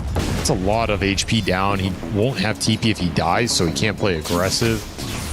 Big opening for P-Time up on this top lane. We'll see if they can extract more from the laning phase than they did in that game one. It looked okay at the start with the SF First Blood, but it didn't really build into anything, and that Furion just gained top a bunch and shut down the Viper aggressive potential. Here, no global mobility for Liquid. They'll have to play the lane straight up on even footing, so it'll just come down to execution. Yeah, I do think that P-Time or Frank, I'm not sure which, looked kind of uncomfortable with the off-lane Viper. Like, outside of the laning phase, I don't really feel like it accomplished much here. This is way more Frank Sally, right? Playing an off-lane initiator, stun type hero. For sure. A playmaker. I feel like that's where Frank's comfortable. A lot more options to initiate the fights this game for P-Time, as El Micho is getting some bounces up here. That is debilitating for Mickey. They're out of regen. This has been a rough lane since the Almanac had a bunch of tangos earlier with that TP top. A lot of offense potential for P-Time to abuse this. They're going to die past the tower. Mickey has 1 CS. Yeah, that's right. It's pretty much guaranteed. They've already won this top lane. It's just a question of how much can they extract from it. Can they get these kills? And they get first blood for Frank against the Drow Ranger. What a difference it's already making. El Micho, beautiful bushwhack. That's going to be another kill with the blood grenade slowing down Tofu. He does hit level 2 for the purification, self-purification, but I mean, even if he lives there, it's still going to be terrible. El Micho wants to die, and Mickey will oblige. Unfortunately, he couldn't kill himself fast enough. Drow Ranger still managed to show up in time in order to get the experience. Something for Mickey, because he got nothing on those first 2 waves. Gets a little mad still, though. That's nice. All Frank up here. This Primal is going to be strong. See what he can do with it. Get a couple more kills. You may very well snowball this game out of control. As Ace already doing some creep cutting down here, pulling to the camps, very efficient. If he gets that courier, it's mega juicy. Had boots on it, but a wise micro decision from Wits. Yeah, I feel like this is them learning from game one. You know, similar situation. You're matched up against the SF. You have a hero that can backlane. Just dodge it. Yeah, just dodge the matchup. I agree with this, especially with Axe. He is the fastest farming hero in Dota when you can do this in the first 10 minutes. Yeah. And you have a great matchup against SF if you can get to your items. Yeah, look how fast he got a neutral item out of this. Pretty good one, too. Incredible. Extra regen. I actually think the vital regen here is pretty value when you get it so early on. Sure, yeah. And especially on the tier 1 neutral item. I've actually been taking this more. I think it just feels pretty nice on some of these heroes that are jungling early anyway. And here comes the pressure. Trying to dive behind the tower with a level 4 axe. This is such a high level axe that he's a pretty beefy boy even into this SF. The raises, he's able to shrug them off, keep the pressure on, pop the glyph, keep chasing after them here. Boxy's out of mana though, and he takes a bunch of tower shots out of nowhere. Whoa, Boxy! That cannot be allowed to happen like that. And now with El Micho making the rotation, Ace might die as well. Yeah, beautiful bushwhack. Got the tag team to slow him down. What a blunder from Liquid. That was terrible. They were looking so strong down here with their early Legion shield. You have a nice support for giving you a little extra damage with Power Shot, but Schofield dodges it. Suddenly you're under the tower, you tank hits. SF's just wailing on you. A tough hero to dive if you're not going on the SF himself. Yep. I hate these situations where you go in these lanes with a hyper damage early carry and you're going on the support. Like, that trade's just never going to work for you. Yeah. And they can't really pressure the Primal Beast that much. Drow Ranger's good at harassing these heroes, but unfortunately the Omni Knight, not the greatest. So Frank is able to get some experience and still be kind of fine. Dive! Whoa! We brought him inside of the snowball to get the close range raise. And that helps gets the kill. Beautiful shackle there from Boxy. Might just get it. His Wits was still underneath the tower. Not quite enough for the kill. Has a range drop as well. So I don't even think the power shot would finish him off here. Even if it did land, doesn't land on Schofield. They both are going to get away with no HP. Got to go to base here. Yeah. Worth it, though. That Axe is going to have to walk out from Fountain. That was the dieback on the TP, so influential kill. Acorn shot doing some serious damage there. Got the bushwhack onto the Omni Knight, trying to finish him off. And El Micho will collect that kill. Now Mickey is left alone in a 1v2. El Micho, let's see if he can kite this out long enough for Frank to close that gap. Coming for the kill. The Gus pushed him back, but the physical damage is enough between the two of them. And perfect. El Micho, he dies, but he dies after the Ground Ranger is gone. No worry about the experience. Solo time for Frank up here. He's going to push him towards a fast level 6. Phase Boot's already online. He is a beast. Side lane's going well for P-Time. It's been the name of the game this series. Mid is a bit more of a wash, but it's Storm at the bottom of the net worth chart. His CS is fine. He had to invest in a lot of regen, though. We'll find a regen rune. And a super nice rune for Nisha. Oh, yeah, this is going to be amazing. He bushwhacks it, but a jump over it. Nisha is able to dodge that attempted stun, gets the kill, and with the regen will be full resources. I also kind of expect between that power rune and that little play right there, but also in general, right, I feel like Storm Spirit is a bigger threat to the side lanes. Would you agree with that? In most situations, at least lower cooldown threat. Yeah. You can play around Magnetize a little bit on some counter rotations to the tower, but that's kind of it. Your moves as Earth Spirit are super telegraphed. Not really that great of a jungler. Will be a slower game for Dark Mago here. Does have Magnetize. I don't know if you can really run in and use it this early, though. Well, if they see this, so how did that shackle land? Here comes the Roland. Lands onto Boxy. So Dark Mago is going to get some damage done onto the Storm Sphere. Beautiful bushwhacks for some extra damage. Guaranteed kill on Boxy, but that was in exchange for the Wisdom Shrine. Like, they actually did not play to stop Tofu. He stuck around behind the tower. I think that's fine. Killing Drow. Again, I think these Wisdom Shrines, you can trade big core kills for the Shrine. I think it's okay if your supports are involved. Like, you're not behind on XP in this game. The Drow is getting shut down even more. You open up more play opportunity, they're going to kill him again. Back-to-back kills. Mickey, he teleported into this, and Witz is still hanging around. He was already looping behind the tower. What a beautiful move. Witz is just impressing me more and more as I watch him. Almost have damage for that. He's been really mobile with this SF. That's why they first pick it. They're very comfortable playing with this hero. They know what it can do in the early game. Great rotations, great double kill in this Drow top. He's going to have to walk out from base now. Nisha trying to get a little cleanup here. But they're already on the axe bottom. This SF just doing more and more work. Incredible. Unstoppable 6-0 start for Witz on this SF. He is 1,000 ahead of the Storm. Highest net worth hero for Liquid here. So off to the races. He's just heading into the triangle, see if are there any stacks here. Oh, there's a little double stack. I'll take that. I mean, he's just so fast. Very everything fluid. He does. Very fluid with his movement. I feel like every raise has hit its mark and been incredibly efficient. Like, he's either killing heroes with the raises or farming stacks with the raises. Yeah. That's what you want to see. Still have a big camp stack as well for him to lay into and having himself a game. Scary hero to give this kind of start to. Last game we saw him explode with it, but they didn't translate it into a victory here. Could be a very different case. Tofu trying to hold this safe lane tower for as long as he can. Get some experience, but Witch shows up for the last hit, and the tower, his net worth has just skyrocketed in the last minute. I mean, is that the third or fourth gate rotation? Now he's going to TP bottom. This SF is just, he's just playing both side lanes. He says going through the gate is too slow. This move has got to happen now, and he's perfect timing for it. Schofield sets it up, and Ace, he's knocked down. Monster kill streak. God 8-0-1 SF in 9.5 minutes. That's disgusting. 8-0-1. That's an end game KD8. Yeah.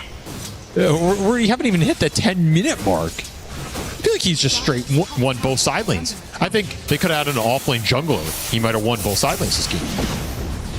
And damage on Nisha. Oh, wow, did that miss? He tries to roll in front of Dark Mago. Now he has to use a bunch of mana to try and chase him down and has to run away.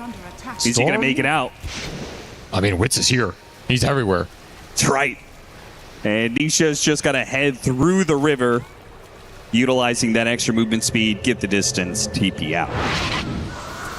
Perfect gate gameplay from P-Time. Really negating this advantage that the Storm had on mid. Like, yeah, okay, you can kind of win mid lane, but mid lane's a wash. We're going to decimate the two side lanes here with the power of the Shadow Fiend early on. And look at who they're eyeing again. is gonna die again. Sets it up. Boxy, what an interception. Is Tries that to good, get in front of the roll, but it doesn't even do enough. The Magnetize is already going out there. Both going to try and teleport away. The damage over time. No way he got out. I mean, Boxy, that was enough. Okay. Getting in front of the rolling boulder makes the difference. It looked incredibly sus, but they make it work. They did. You're still getting forced off the waves here. I don't think P-Time are too sad about what's happening on the map, though. Oh, yeah. Storm might pick up another Galvanized stack. I mean, at this rate, it's going to be Nisha having to carry the game for Liquid this next 10 to 15 minutes. And it's a tough Storm game to carry. Yeah, you can repel him, he can go in, but there's a lot of stuns. There's a lot of just damage to throw into him while he's sitting there. Okay, Storm jumps you, but he can't sit there and win the man fight against these cores. So you need to have the backup there of the team. This is not a 1v5 Storm game. More stacks for the Shadow Fiend.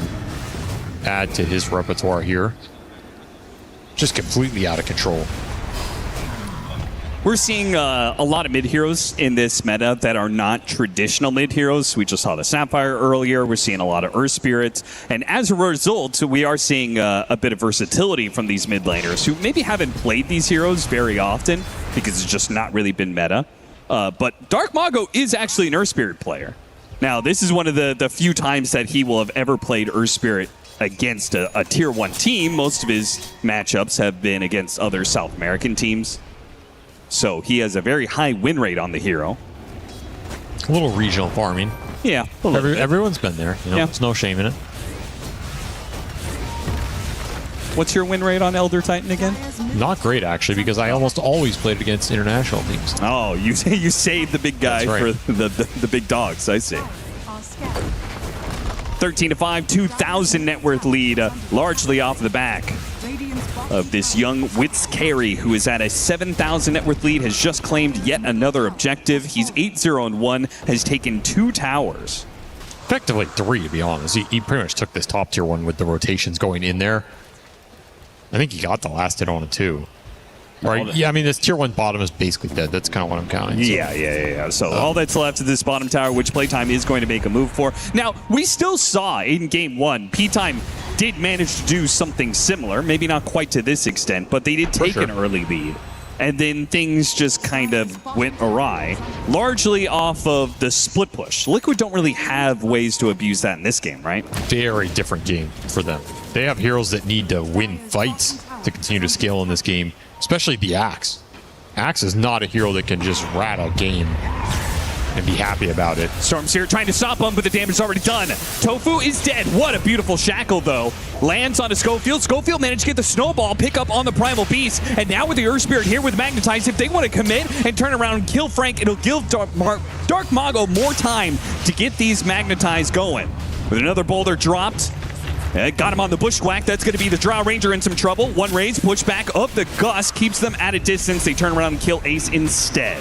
Only getting the Axe there, that's kind of a minor victory for Liquid. That fight looked rough with the Magnetized proccing on everybody. That's a haze-strewn Earth Spirit. Ran out of Vessel charges. Kind of ran out of stones. Not enough to punch through some of the Omni Knight sustain. And a great shackle from Boxy. That's pretty much the most you can do there as a Wind Ranger. Buys a lot of time in that fight. It's all about the Storm. You have to keep the Storm Spirit alive. You have to keep Nisha finding some galvanized stacks, snowballing in this game. He can continue to be a threat on the map. At least until the SF shows up. Not the worst fight for Liquid. It's very tough to win these skirmishes right now. Your Axe is just offering nothing. It's going to be Blade Mail Rush for Ace, but I think we've all been there on this hero. It's not the ideal. Yeah. He's just so poor. 0-5, man. Frank, ooh, that was a rough time to use the onslaught there. No possible escape right as he gets smoke ganked. Storm continues to snowball here. 5-0 for him. So your Axe suffering, the Storm Spirit thriving. Not necessarily unrelated here as the pressure has gone into very specific targets for P-Time. Ace is so poor. Yeah, it looks like a struggle. He's stacking for himself, just trying to find anything in this game. 0-5-0. That is a crazy scoreline. Maybe he'll get some tower gold here. It's like, please, Nisha. Get me something. And he will. He'll do the dirty work here. right-clicking a tower down with Storm Spirit. That is funny. Nisha is an exact reflection of him. 5-0. Ace 0-5. Now all we need is one of the supports to be 0-0-5.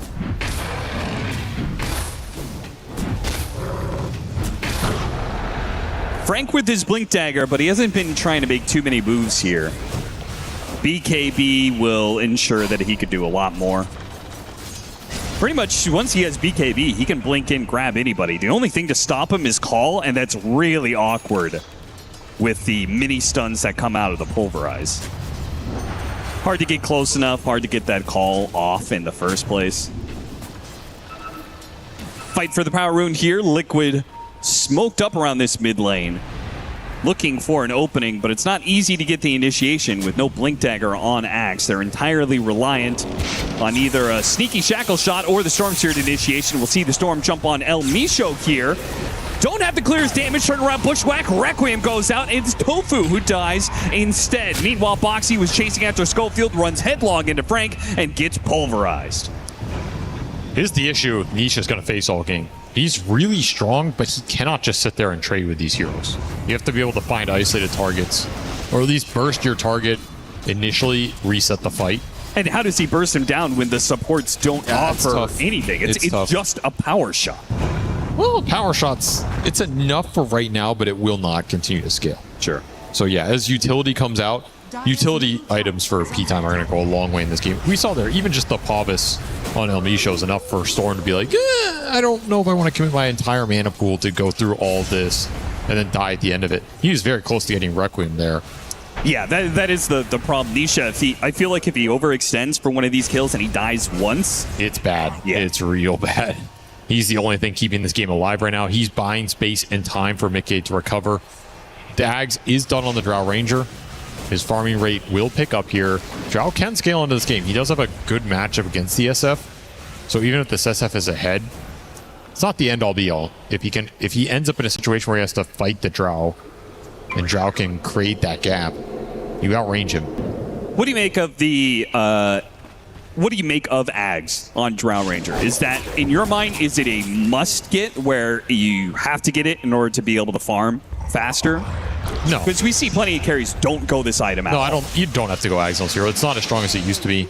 There are other farming routes you can go. You can continue to scale. We see a lot of times you get it third, I want to say. Yep. And so in your opinion, why do you get the Ags in this situation, especially rushed as your first item?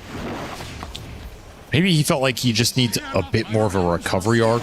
Like he's not going to be able to get some early Dragonlance and join fights type deal. He needs to stay in the jungle longer.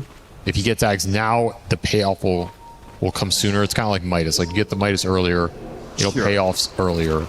Meanwhile, if he thought to himself, if I'm going to be joining 80 fights, then you would want the earlier Hurricane Pike to disengage from Primal Beast and Earth Spirit, right? This item will farm the jungle faster than a Hurricane Pike for the gold cost. So if you're saying I'm only going to join fights once I have my second or third item, then this build will pay off once you get there.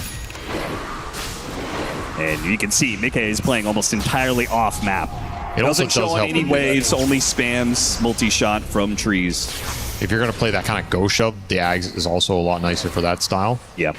And he's probably afraid to show on waves against early Primal Blink, Earth Spirit gap close, Tusk gap close. Even the Hoodwink can bushwhack you from the tree line. So you have to be a little wary of how deep you farm on the map. That's another reason Liquid really need this Storm to be alive. I don't even think they need Nisha to necessarily find anything. If he's just alive, he's going to position aggressively. He's going to be scouting heroes, tanking some smoking, getting away, abusing power runes. This all creates space and time for the Drow to come back in this game. They don't need to necessarily find big kills right now. They just need Nisha on the map. And he's on the map right now. He's chilling, taking some aggressive farm away. This is a barrier that P-Time have to get through to even contest the Drow Rangers farm right now. We're seeing this game slow down. Very similar to game one. A quick start for P-Time, not translating it into the same sort of momentum that we see a lot of. I mean, I want to say other top tier teams. I think they are a top tier team, but I think their consistency isn't there yet compared to the big dogs. And Liquid have made a complete recovery for Ace's Axe. He now has Blade Mail, Blink Dagger, so he is online. He's finally ready to kind of play the game. And we'll see what Liquid can get done with that presence. Right now, they're already set up in a good position to get Tormentor. This is what I was saying. P-Time is going to take Roach. I think it's okay, but if you're P-Time, I view it as both these objectives are mine. I don't want to give you either of these 20-minute objectives, given how strong my Shadow Fiend is. I don't think they should be completely happy with this trade. I think it is a okay trade to make. The Aegis on the SF is going to be mega strong here. You can definitely take a lot of the map with it, but I don't think you necessarily had to give Liquid Tormentor in order to get this Aegis, because there's no way Liquid can do the reverse of this. Yeah. So I think it's a little missed opportunity there. They do have Blade Mail on the Earth Spirit. They are actually finished BKB on the Primal, so they are ready to fight with all three of their cores.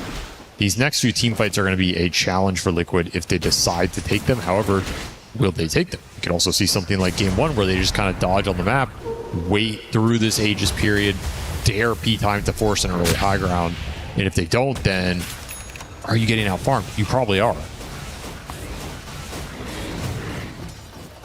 Yeah, I do kind of anticipate that to be the game plan for Liquid, especially since it succeeded so well in Game 1.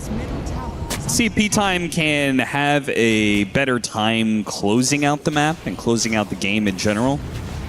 Smoke is going to break. Wits, for some reason, he was leading the charge there. Maybe his supports thought there were heroes deeper on the map on they were their looking side. Bottom, yeah, just different angle on that smoke attempt. Otherwise, it connects. Can't miss too many of those opportunities. We'll get the Power Rune away from the Storm Spirit, though. So it's not like they gave Nisha that fighting opportunity. Might find Boxy up here. Well, he's away. Man, they're going to find nothing. Smoke across the map, gate back across the map. All you find is a courier. This really starting to look like Game 1. You have this Aegis SF. He's super strong. You just can't get the fight. You're not strong enough to force high ground because you don't have any sustain in your lineup. You would get poked down a little bit. That's a tough fight. So you're kind of just relegated to farming here.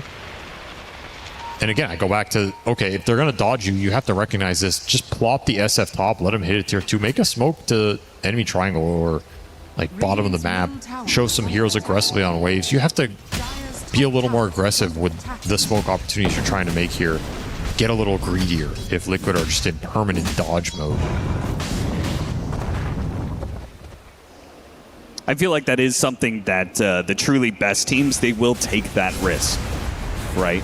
Of making that kind of move where they just plop the Aegis hero somewhere and then actually try and make a move with the other four to the other side of the map. But P-Time, they very much like playing together.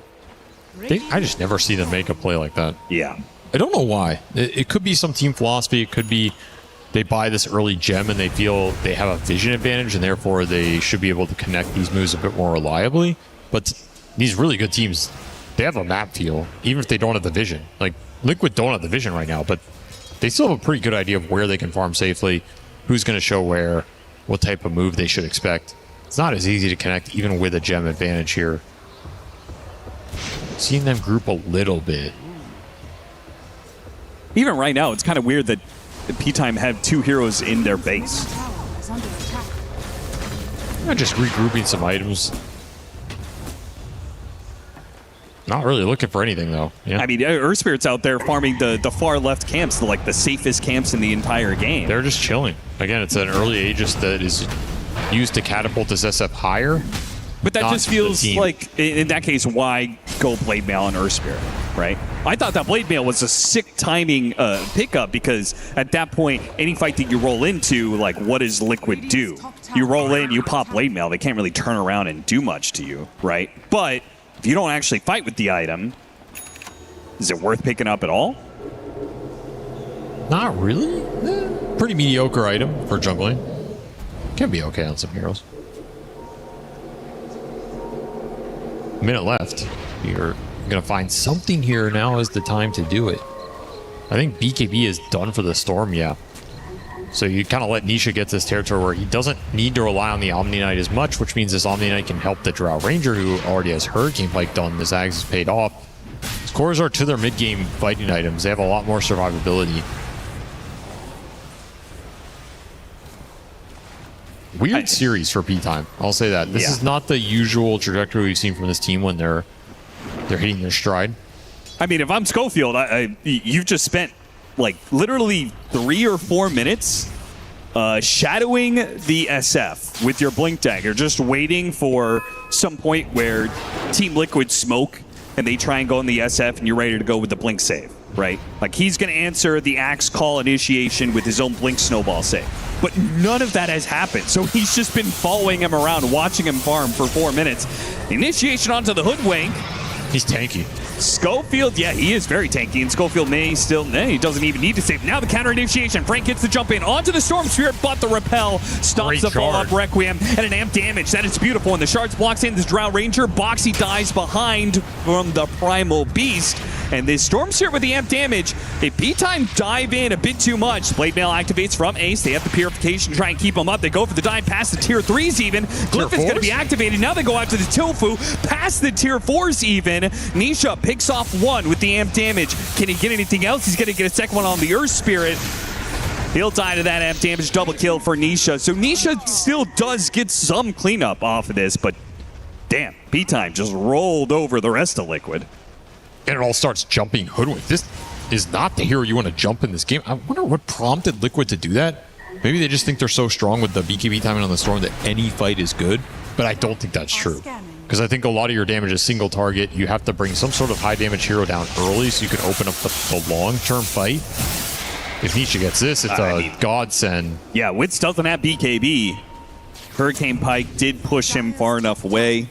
Nisha did not have the mana to chase. This Squirrel is just so tanky. I think they underestimated Solar Crest plus Glimmer plus Raindrop. You're just not killing this guy. And then all of a sudden the counterplay is wide open for P-Time. The moment they've been looking for this whole game gets given to them. If Nisha doesn't find any amp damage in the river there, I'm not sure the cleanup is even that easy for him in the end. Yeah, I don't think so. Still, he finds a couple kills. He's maintained his galvanized stacks. It's not the worst outcome from Liquid considering you lose your Drow and get dove to your Tier 4. At least your Storm is continuing to find a little bit in this game. Oh yeah, did they lose that gem? No, they recovered it. Really? Okay. Nisha did not pick it up off of killing the Tusk, and it got recovered here, so. Schofield gets to keep his item. Power Rune top and Arcane Rune. Ooh, El Misho gets the deny on it. That would have been a massive pickup for the Storm Spirit. P-Time gets some big items off that team fight. I mean, of course, this SF's out of control, but the Ags on the Primal created another damage threat in this game. It's not all on the SF shoulders.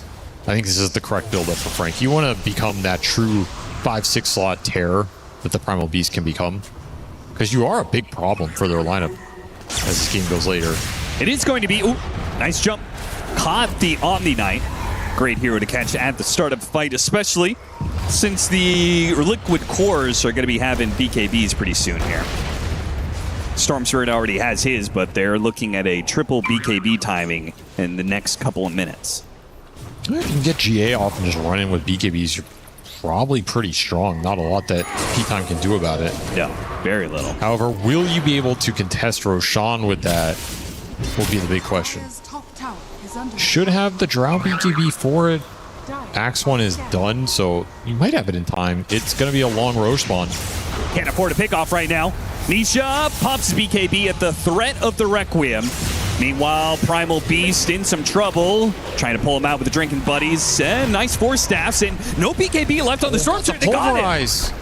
Managed to get the grab on him with the Pulverize, the follow-up Snowball, and now the Storm Spirit dead. I mean, we saw this before. The Storm Spirit was the only threat that Liquid had, and now, without him, you could see P-Time feel like they could just trample over Liquid. They are absolutely right about that. One get on top of the Drow Ranger with a Requiem going out. Plenty of damage being done. They do manage to get the kill on Frank with a roll in on the Drow Ranger. Will ensure the demise of the carry of Liquid. All that's left now is Boxy for the ultimate team wipe. Not quite enough with the Glimmer Cape and win run on out. A 1-for-4 exchange to the favor of P-Time. And if you look at the damage, it's pretty even across all 3 cores. which is in a way even more concerning for Liquid. It's not just SF 1v5ing you. All these cores are getting some work done. They're all tanky. They're all big damage threats on the back line. They all have gap close in a sense. Nisha just did not exit this fight. He has the mana to leave. He's trying to wait on the BKB, but just gets grabbed at the last minute. And boy, do they have the burst damage to bring a single target down if they can just lay into him. We do see the power of GA here. Like, GA is a great spell in this game, but there's a lot of magic damage coming out from these cores too. And of course, if you've already lost your Storm, no one's standing the ground here. Like, this is not the position GA is going to shine. Yeah. But it is a strong spell if you can somehow maintain your formation, latch onto some big targets. I don't think we've really seen an Axe Call do anything in this game. No. No. It's a big missing component. I don't feel like Liquid have been an offlaner in this game. He's 1-7, 2 assists. Yeah, he has the net worth here. If you can't find a big call, though, every fight is just 2 cores playing against 3 cores. It's not fair. That said, there's also snowball saving this game. It's not a free Axe jump by any means. You can still go Satanic on this SF. I mean, really want to deal with that matchup in particular, but I don't even feel like he's pressured to do that. Even then, just forcing that reaction sets up the Drow Ranger for success, right? It sets up a potential shackle shot. Like, you're supposed to be able to shackle shot or multi-shot off of that snowball. I mean, somebody has to go in too. Yeah. You just can't play Drow without other heroes going in for you. Somebody has to go in and make something happen. And that is either going to be a repelled Storm with BKB backup, or this Axe just YOLO in and then BKB disengage, draw a bunch of attention, and you rely on your other damage sources. I mean, this is one of those things that we go to sometimes. Yes, Ace is he can play these heroes, but it is not his forte. No. Right? And him being on Liquid, you do need to play this style of offlaner from time to time. I will say he's looked better on this style this year than previous years. Yeah. They had a lot of moments in this season where it worked for them, and this Axe has worked for them. This game, I can recall like a Centaur game that Ace looked pretty good on. Yeah, for sure. But he had some good Mars games too, which is a very unconventional hero for him. That is true. So he stepped up here in this year. This game is just... It's been a rough one from that late stage. She got bodied by Shadow Beam. We've all been there. Smoke's going to be broken. Got the initiation on the Sword Shirt, and he saves. They do manage to get the repel and the BKB, none of which is enough, though. He still dies, and the Guardian Angel comes out late. He just gets bulldozed by this Primal Beast. Frank the Tank is right in the middle of all of Liquid and dicing him up. Ace is going to hit the call way too late. He gets jumped on by Schofield. I mean, Liquid picked apart by the clean initiation of P-Time. Underestimating the single target DPS that's going to come out there. I think they all felt he's going to survive after the repel went off, but the physical DPS is overwhelming. There was no GA there. There was no Axe counter call to interrupt that sequence. Brutal stuff here. There's a full data list for the Shadow Beam. He didn't even have it for that fight. Too many sources of initiation, too many angles to worry about, and no one is challenging this SF if the Drow can't sit in the back of the fight and just lay into some of these heroes. Your front line collapses too quickly here if you're Liquid. Side lane presence really doing some work here for P-Time. What is going on with that time? Spooky, man. Why is he walking like that? What happened? I think he glitched himself out with the stone throw. He was stopped spamming it. Great shards. That's what's interrupted that Axe call. I think he got clipped by it. And Schofield, always a nuisance in these team fights. But you pretty much have to just go in there with the Axe or land the GA and commit with everybody. An aggressive smoke from Liquid. This is a very difficult fight to make work. I think they're in desperation territory now. I mean, you've been walloped in so many fights. At some point, it's like, let's just get the initiation. But playtime, they're ready for it. Look at Wits. He already hits the Requiem, forcing BKBs nice and early. Guardian Angel is going to get used. Mickey is on the run here. Gets grabbed by the Pulverize. The Primal Beast nabs him once again, and that's all that's needed. Jeez. 1 or 2 seconds of disable. The fall through will be there from the rest of the team. And a bushwhack to secure the final kill. GG is called. Liquid, that was the Hail Mary, and it choked. It choked real bad. Liquid get absolutely ruined in game 2. I don't think there's any world in which that smoke works, to be honest, unless it's just SF sitting there alone. I think the game is already really hard by that point, and I think this is the difference draft-wise between game 1 and game 2 is Liquid didn't really have rat and split push options to just stall this mid-game out. I talked about the 20 to 40 minute period. This is where this SF lineup has to strike. Man, it struck a lot harder in this game too, because you don't have Furion and Darkseer split pushing waves with no one getting caught. People are getting caught in this game. This Axe is not getting the same farm rate as we saw Ace be able to get in that game 1 on Darkseer. The game slows down for Liquid. They have to fight. They feel they have to find some sort of smoke connection or game potential to slow this game down. And if you're going to fight these South American squads, like, that is where they shine.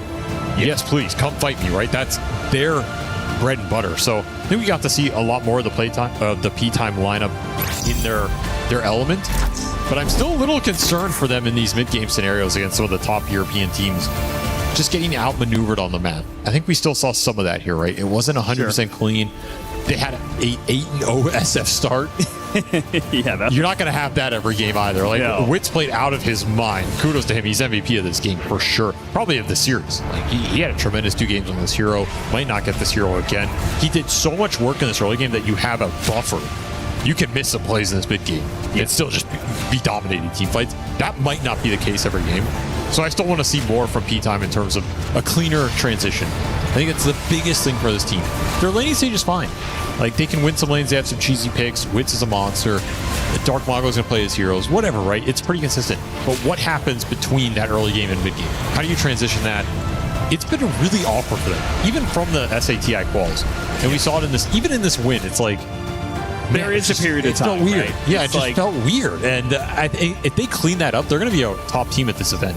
Yeah, if you're playing against Tundra, you're playing against Falcons, right? Liquid at some point in time was like, okay, we hit our items, let's go fight them, right? Let's go ahead and try and make those moves. But you play against some of these other teams, they're just never going to fight you, right? For sure. And in P-Time, that's the biggest question for them. But they do look quite good when they are in their element. And I would say one of the reasons for that both of these South American teams, both LGD and P-Time, that they have looked so good in many of these international events is Wits and Tylung. Right? 100%. You've got a young player that you can rally around that is making crazy moves, and we see it here. Wits, I mean, the potential is off the charts. Yeah, he's 17-0.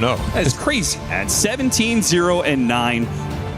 What a game 2 from P-Time, bouncing back after a rough game 1 loss. We'll go to Milos on the stage. Thank you very much, gentlemen. It's a huge story. Yes, it's a tie, but P-Time have defeated Team Liquid in Game 2. I'm here with Wits to talk shop for just a moment here. Take it in. You beat Liquid in Game 2. The first one, though, was super close. How do you feel about all of that? Yeah, I'm really happy about the result. You think you could have beaten them 2-0 even, or what do you feel? I think it could be 2-0, but the first game we did little mistakes. And for the second, we just fixed it. I think Schofield did a good communication work because he told us all the whole game about the play sides. So I think that helped us a lot. Did it take your nerves away going into Game 2? Yeah. Very good. Now, a technical bit. Now, you're playing the Shadow Fiend. You had him in Game 1. Didn't work out. Worked out in Game 2, though. What was the strategy kind of change from 1 to 2, specifically around the Shadow Fiend? I think I'm very comfortable with the hero. We almost don't pick Shadow Fiend in the second game, but at the end, I decided picking Shadow Fiend. It's a confidence pick at that point. Very good. Thank you very much, Wits. Congratulations on the W. It's a 1-1 still between P-Time and Team Liquid. Back to the panel. They almost did not pick Shadow Fiend. I'm so happy they did here. Because this was a crazy Shadow Fiend performance. I don't think you can ask for anything better than this. I mean, this guy's just all over the place. Twin gate rotations. We see him try to do something similar in game number 1. It was successful. 6-minute rotation, twin gate rotation, 9 minutes in. It's a bit of a different hero when he plays it, and they kind of gave them away, all of their best heroes. You gave Schofield Tusk, you gave this guy his Shadow Fiend, and I think it needs to be addressed because it looked like a real problem in this first game as well. It's just impressive. The guy just first picks his hero. They know it's coming. I mean, let's say game 1 they get surprised by it. Game 2 they know it's coming. It's first pick, and he's just stomping the game. And you know, Liquid's calm is like, oh, SF's killing me bottom. No, he's killing me mid. No, he just killed me top. Like SF is everywhere. He's taking the runes. He's gating. He's clearing your stacks. He's in your face. Honestly, this is like some of the most impressive performance I've seen. And it's against Team Liquid, you know, like he kind of makes you forget who they're playing against. Like it looks like he's just like cruising through an easy game. Impressive. And technically he's countered, you know, they had 5 heroes to come up with to try to stop him and they just couldn't. He's 17-0. He just stomped the whole game. Something magical about South American carries, once they come into the scene, they look like the hottest thing ever, pretty much. When we talk about like once Parker joined the scene, this is what Parker was like kind of supposed to be as well, and he was winning some of the tournaments as well, one of the Walachias. Now Witz comes in, like this young kid, and he's stomping everybody. He's doing interviews on the stage. He looks very confident. I think this is like overall very, very good for Dota. Yeah, it's impressive. And actually, he was a replacement to Parker, I think, right? Yeah. So, and people are like, these are big shoes to fill because the guy just made really a lot of big statements. So are you going to be up to the task? Well, I mean, that's the answer. It's working out very well for them. And one of the things that maybe we feel, or that I feel, Team Liquid was missing in this game too in particular, we talked about it after game number 1, we talked about the silent push. There was no such thing in game number 2, and that meant that there was so much fight potential. Oh yeah, I think it's one of the reasons why Ace didn't really have that good of a game, because he never came online. He had pretty good like level 3, I would say, and then this dive under the tower kind of killed his own game. And then afterwards, like Shadowfiend and Tusk, they had his number throughout the whole game. Plus also he needs to be there, unless you're playing on your stacks. If you want to be pushing out the waves, it's just not happening compared to Nature's Prophet in the first game, who could have used Treants, used ulti, Darkseer with the helm. This time around they kind of needed to be there, and they had all the tools to potentially punish them. With the Blink Dagger Rush from Primal Beast, they were definitely not lacking the damage in any department. I do want to point out Nisha's performance. I think he had a really strong showing on Storm. It was a really hard game to navigate because, you know, everything was kind of falling apart around him, but he still managed to get a lot of good moves. Actually looked like a threat at some point. You know, at some point you started looking at the game, you're like, the Storm might become a problem. And I think it's impressive given that he really had almost nothing to play with. The supports were super underleveled. They struggled to pick up any runes. He got a couple of runes. He got a little bit lucky, a little bit of RNG with it. But either way, I think it's still a good sign for Liquid because they often refer to him as the best player in the world because he's given that team so much over the years in terms of performances. So knowing that Nisha is locked in and he's in high shape for this tournament, like in a good shape, I think it's a good sign for Liquid. Nevertheless, you know, P-Time, we talked about them as, you know, don't label them as underdogs. They're not underdogs. They're not anymore. an underdog. We're past that point, and I think this scoreboard just tells the story better than we ever could. Yeah, I knew that Witz went 17-09, but I'm looking at Schofield. Me too. 0-1-29 on the Tusk that goes in. You know, traditionally it's a hero that goes in, does a bunch of stuff, but then dies, and you know. Yeah, he was snowballing Witz under the tower. That's how confident they were feeling in this game. And again, this is one of his, if not the best hero, El Misho as well. On his Hoodwink, really a lot of the itemization coming out from him, picking up Solar Crest. You kind of want to have it when you have these ranged turrets. And also picking up Glimmer Cape, making sure that he is tanky. There were a couple of engagements where he gets initiated on, and it's not enough. Like, they don't have enough damage to kill him. It is so annoying trying to kill a Hoodwink. It's the worst feeling. It's unkillable. And you get, I don't know, the hero model kind of baits you into thinking it's going to die. Like, it's just so small and so squishy, but it should be a tank. This hero should actually just look like a tank. Well, of course, El Misho played well on the Hoodwink, and, you know, Schofield played well on the Tusk. But there's only one MVP, and it has to be Witz on his Shadowfiend. I don't think there's any doubt about that. We didn't even talk about Dark Mago on the Earth Spirit, who also did a great job. But overall, it is the Shadowfiend that's telling the story. First overall pick, 2 games in a row, and the confidence to pick it that second time. The confidence is, it shows why that confidence is there. The amount of clips we see Ace dying to the final right click, we're getting raised to death. He's gonna have nightmares, SF nightmares tonight. Like, it's gonna be a tough night for him. He's gonna think of, you know, getting Requiem, then raised over again. It's a hero to respect. I mean, we talked about Witz SF before the series started, and I mean, look at, he's just everywhere. Like, I think every offlaner has nightmares about laning against Shadowfiend and Drow Ranger in this patch. But it's kind of rare to see an SF that is that active to me. It's like crazy. He's level 6, running around with treads and Sage Mask, basically. And he's everywhere, like on the map. Every engagement, he's there. He's just, you can feel, you know, the love he has for the hero and the understanding he has of it. He's like, I can deal 1,000 magic damage 6 minutes into the game. So I'm just gonna use it over and over again on every hero I can get my hands on. So very impressive, and I think being so versatile throughout the game, being able to dominate your lane, the early game, rotate, scale. Yeah, that's an godlike SF player. Because I thought Lacoste, that Drow Ranger, was supposed to be a little bit of a counter towards Shadow Fiend, but is she just too slow? She never came online. I think Shadow Fiend, within this 25 to 35, 40 minute mark, he feels the strongest, and this is where you want to be potentially ending the game with the second Aegis. This is exactly what they did. They felt way too comfortable, way too much of a gold lead, way too much advantage that they could have capitalized on. And Drow Ranger, again, even with Omni Knight behind her, she didn't feel that great. I feel like this hero, once we get into 5th, 6th slot territory, this hero is probably one of the strongest, if not top 3 strongest heroes in the patch when it comes down to sieging. You're sieging the high ground, you're gonna die to Drow Ranger. One bad fight, it's gonna turn the whole fight around, whole game around. Never happened in this one because she got initiated on every single time. And Frank on Primal Beast, he took care of that. Do we think this changes the heroes, where we rank the hero in terms of the meta? Because this has been a hero that's been first phase banned. Obviously in game 1 it was, and led through in game 2. Is Drow Ranger, is pushed down a little bit? No, I wouldn't say so. I think I would still keep the Drow Ranger really high, and I think we're going to see a lot of it. Maybe the Omni Knight, you kind of, I think you said it was 0-2 in the last.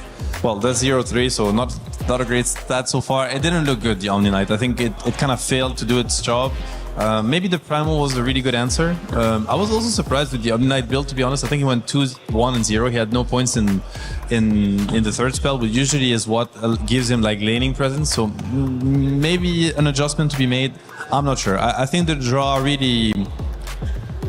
was not the issue. I think when you're Draw Ranger and everything is falling apart 5 minutes into the game, there's not much you can do as a draw player to fix it. It has to come from your team. Maybe we are gonna learn what the issue for Team Liquid was from Tofu. Hey there, I'm here with Tofu of Team Liquid. You just played your series against P-Time. How are you feeling after that? You guys drew, you went 1-1, won the first game, lost the second. Yeah, pretty mixed bag. In both games we had a pretty rough start. I think coming from the first game, very good recovery. We managed to slow the game down and play for our timings and comeback. And I don't know, after a rough early game, played it out really well in the later half. Same story, different draft in the second game though, where we just have really bad momentum from the start of the games. They played their lanes really well and honestly have really good rotations, and we just didn't really get a grasp into the game.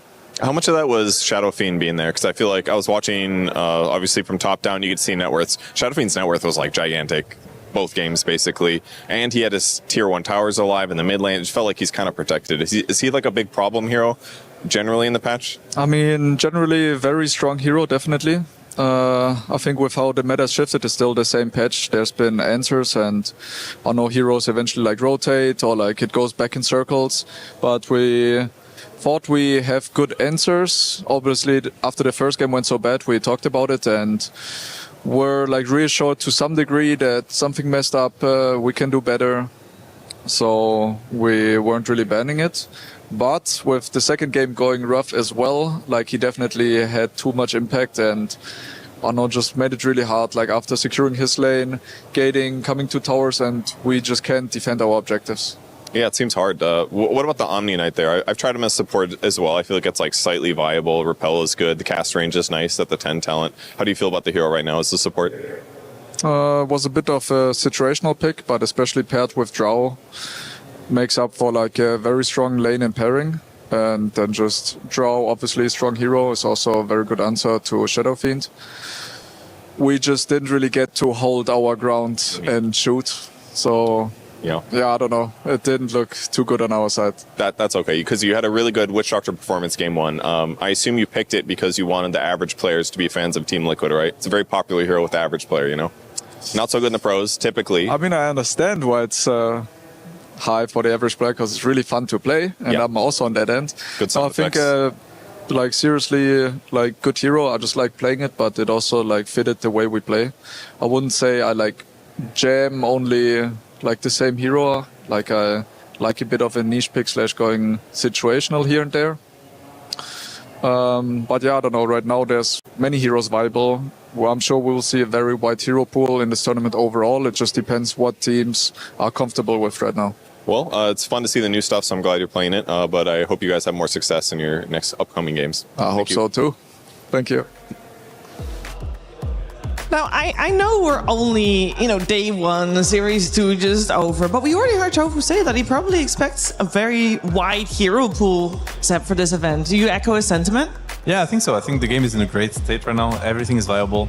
Anything can work, as a wise man once said. So whenever the heroes are, the hero kind of pool is wide, I think Dota is fun to watch, because then every team really gets to play like their play style, their identity, connect with how they believe the game should be played, and it's just a lot of fun to watch. So I'm just excited to see as many heroes as possible. But there's a couple of them I'm happy not seeing. There's always like 5, maybe 10, depending on the meta. Very imba heroes. We tune them down in the later patches, but overall, very good state. I think I gotta agree with Tofu. We're gonna be seeing a lot because even in the previous tournaments, people have been theory crafting some new stuff, and that's just how Dota is. You're like, oh, how come we didn't think of that? Because some guy in unranked started spamming a certain hero, it got picked up by a pro, and suddenly this seems like the most imba hero in the meta right now. Now, I only want to have one word still left for me before I'm going to let you both go. Which hero do you feel is not yet seen, but we will definitely see as one of those unusual hero picks that might come out? I'll give you the realistic answer and the wishful thinking. Okay. Realistic answer is Spectre. Yeah. And wishful thinking is Wisp, core Wisp. Ooh. Mid-Wisp. Mid-Wisp, No. Mid-IO. Okay, Lacoste. I'm gonna go with Tinker. I think this hero is gonna pop up with certain teams, though. It's gonna look imbalanced. It's gonna look imbalanced in the right hands. I hope we don't see Tinker. I hope you're wrong. I hope you're wrong. I think a lot of people are hoping that Tinker, if he does show up, might have a bad showing, because that would also be okay. But we are, of course, going to move forward. There's more Dota on the horizon, but we're first going to hear some more voices, starting off with our commentary duo. Play is in our DNA. Whenever we let it out, it becomes our superpower. Now imagine an entire city being built to supercharge it. Kadir City, powered by play. Welcome everybody, Suns fan here with Kazu. We'll be casting the final 2 series from Stream A. Why don't you introduce to the people. To the people who are casting. We've got Spirit versus Mouse. Spirit, they're on the up. It's EWC time, it's TI time. They also got Poshka back. He likes money, so he takes the whole year off, then comes back when it matters. And Mouse, they kind of stink. They've been pretty bad the entire year. In the start, like a top 8 here, a top 8 there, and then TI qualifier. But now, maybe they'll be back, Shannon. But they can win tournaments. They can. They have done so before. But they lose a lot of them, unfortunately. But they are fun to watch, and they're a bit of a wild card, so I'm looking forward to it. Yeah, they have mid one. This guy can pop off if he's in form. Lately, hasn't been the case, but I know what he can do if he's feeling it, so we'll just have to wait and see. All right, well, Kazu's a huge Spirit fanboy, so we'll see what happens. That's right.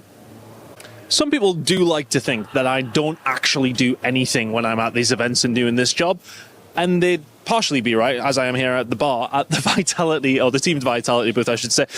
Just confirming it is all non-alcoholic drinks, but yep, this is going to be up and running for Team Vitality very, very shortly, and find me hanging out here quite a lot, I would like to imagine, and plenty of other Team Vitality fans. Of course, Team Vitality not involved in Dota so much, but at this moment in time, they've got their stream area just about ready to go. We've got fans starting to stream in here. It is very much day one of EWC, but we've got all sorts going on here. We'll have a little look at the merch booth as well, but you can see different activations all going on. We've got our mate here. We were just having a little chat with him, selling all the merch. This is the kind of thing you can come to expect when we are here at EWC, of course.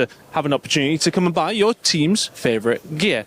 Not just that, though. They've actually got an activation where we've got every single game that is going on this week available to come and play for you guys. So if you're here for Dota, as many of you are, you have an opportunity to potentially come and play Valorant, Fatal Fury, mobile games up here as well. Of course, Apex is going on the BR stage. So that is something you can come take part in here directly at the Team Vitality booth. I was going to have a little go at that, but as you can see, people seem to be involved and getting themselves... I'm not sure, am I going to be able to squeeze in? They've stolen my opportunity to have a go at that, but irrelevant of that, you can come down, have yourself a good time at the Team Vitality booth. There's a lot of fun going on down here. Nice. thinks he can come in here and play my game. He knows nothing. Let's go! Tyler 1, you're done. Raw energy. Half and blow the house down. This year, the EWC Dota 2 format is more cutthroat than ever. This is how it's going to go down. The tournament starts with the group stage. The teams will be split into 4 groups of 6, where they'll play in a round-robin format. The top teams of each group qualify straight to the playoffs, and the bottom 2 are eliminated. The remaining teams move on to the survival stage, which is a single elimination best-of-3 gauntlet-style bracket, the team's final chance of survival. The first round of the gauntlet bracket starts with the 3rd and 4th placing teams from the group stage. The winner will meet the 2nd place team from group stage in round 2. Only 4 teams will move on from the survival stage to the playoffs. The playoffs are a best-of-3 single elimination bracket, where a single mistake can be the difference between moving on and being eliminated from the tournament. A 3rd place decider will be played for a bigger chunk of the prize pool, as well as valuable club championship points. The grand finals match is a best-of-5 for the 2 teams that have fought their way through each stage of the tournament. Only one of them will remain undefeated and claim the EWC 2026 Dota 2 trophy.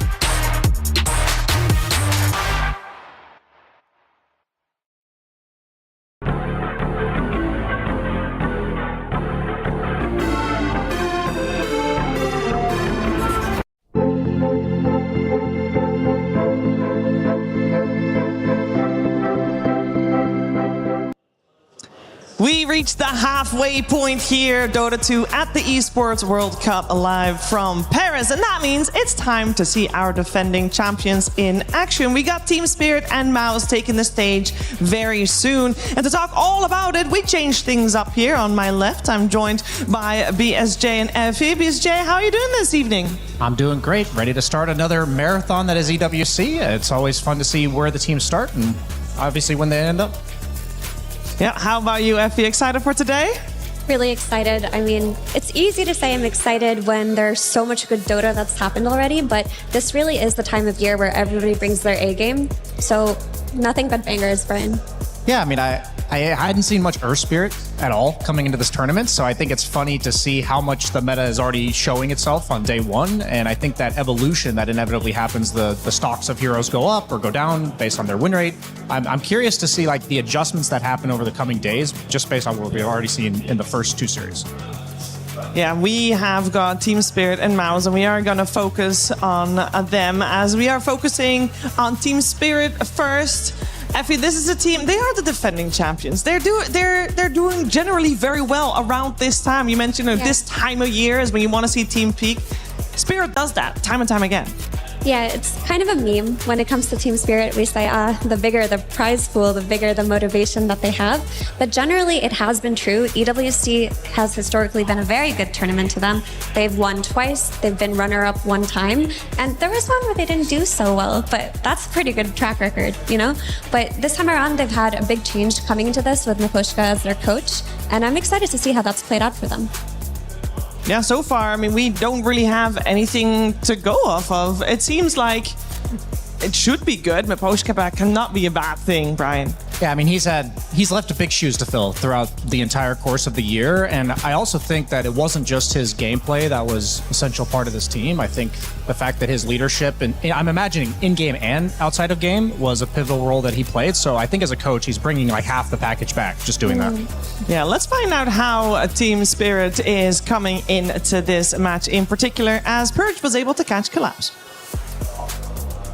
Hey guys, I'm here with Collapse from Team Spirit. How are you feeling today? I feel great. Wonderful, good to hear. In the last tournament at Blast, you guys did pretty good in your group. Then you guys got eliminated by Yandex, who won the tournament. How far were you guys going to go if you didn't run into Yandex? On Blast? I don't know. I don't remember. Well, like what shape we had, like what form. I don't know. Do you not think about that? Like, I feel like as a viewer, I see a team get eliminated by the person that wins the whole tournament. I'm like, how far was that team going to go? Do you just not think about it when you're playing a tournament? I think no. It's like we could just lose to someone else. It's some random stuff, you know. If we met like the winner of the tournament and like early stage, I mean, same happened like on TI with Falcons. We lost to them, then they won the tournament. I'm not sure we could won the TI, like same as Blast. Well, that's good. I think it's probably a healthy way to look at it. You're focused on your play, right? Yeah, just I'm focused more like on our form, and probably if I don't remember what happened on the tournament, I thought it's like we didn't have a good form for us. We just were not that good. Okay, how are you guys feeling in your new roster? It feels like you guys are clicking from my perspective, but maybe you haven't gotten the tournament wins yet that you wanted. Great, I would say. I just want to say great. Yeah. Okay, that's. I'm not sure what's gonna happen because it's like the first game, but I think it's okay for us right now. How are you feeling about your play right now? You've been a fantastic player since your breakout, obviously winning TI. Do you have like ebbs and flows about how good you're feeling about your play? I noticed like I have some buff on Riyadh, like on EWC tournaments, like from the first one maybe. Do you feel it, or do you just feel the results? I feel by the results, and also it's like I feel just like in the air, you know. Just I feel some buff, so I can win. I'm playing better. Sometimes I can like solo, just win games by solo, and just something like this. Okay, well, we'll see that happening. Some strange feeling. I don't know. Well, I'm happy. I'm looking forward to seeing it. Thank you so much for the interview, and good luck in your matches. Thank you. The team spirit buff at EWC is real. Team spirit admitted, Collapse admitted the buff. He feels it. It's just something in the air, Effie. Yeah, he said, sometimes I feel like I can even win games solo by myself, and that really has seemed to be the case with Team Spirit. There are so many games that I can just remember, and it's been years, where Yatoro on Void dragged it out to 80 minutes and won it by himself, Collapse on his Magnus or his Primal, just turning something that looks unturnable, and I'm excited for them to deliver that same magic. They haven't had the best year this year, but all of the changes that they've made recently with the addition of Not Me as their 4 and Miposhka coming back as a coach is really promising, Brian. Yeah, I think we got a glimpse of the way Team Spirit thinks during that interview with the Collapse's instant answer to Purge's question about the other teams. It's like when you're in a game, I think it's very common for any Dota 2 player to kind of like gauge how hard is this game? Like how far behind are we? What are our chances to win? And I think with Team Spirit, the reason why they always make these comebacks is because they're not thinking about any of that. They're thinking about like their next timing. They're thinking about how they're playing. They're playing purely from their perspective. I feel like they're almost living in this little bubble, like mentally, but I think that's something that's been established over time by Miposhka and the rest of the Team Spirit culture, and it's always a treat to watch. Yeah, and it seems to work out. And maybe because they won EWC in the past, they kind of feel like, you know, we already did this. You know, the pressure is off, so I did it before, I can do it again. Well, you can have the opposite, right? Where you feel like the pressure is on you because you've already done it and your expectations are so high. So I think it speaks a lot to their mentality that you can completely go the other 180 of that direction. Yeah. Yeah, one of the cool things about this team is that they've always had this culture within how they play Dota that we've also seen in their academy team in Yellow Submarine, that when they play a game and they're behind, they never think about what's the likelihood that we lose. Rather, it's what's the play that we can make to win the game, not what do we avoid so we don't lose. That's never been the way that they think. And that's why they're the team that we see most in the scenarios where they're down 15K, 20K net worth, and they find their way back in. Yeah, we have Team Spirit. Of course, we have a lot of data on them. They played a lot of tournaments, and we can refer to them, you know, the tournament they just played in Blast. That's fine.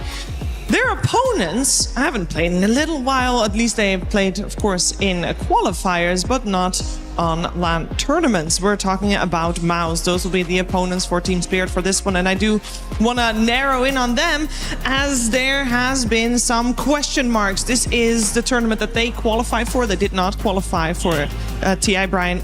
Does that mean there's extra pressure, you think, on them to perform right here, and maybe even extra for Panto, who's up against his former squad? Yeah, I mean, I feel like it's really hard to read where the mentality of this team would be because, you know, we've seen teams like Team Yandex we're going to see later that gets first in half their tournaments and last in the other half. Mao's, on the other hand, they just get between 8th to 12th in every single tournament they play in. So they're displaying that they can take games off the best teams and they can consistently make it out of like group stages or like early stages of playoffs. But then they're also losing in qualifiers. So this is their last tournament of the year, as you mentioned. I don't think that puts more pressure on them for this, but I think they're one of the hardest teams to gauge what their own expectations of this event are. My expectations are like 9 through 12. Okay.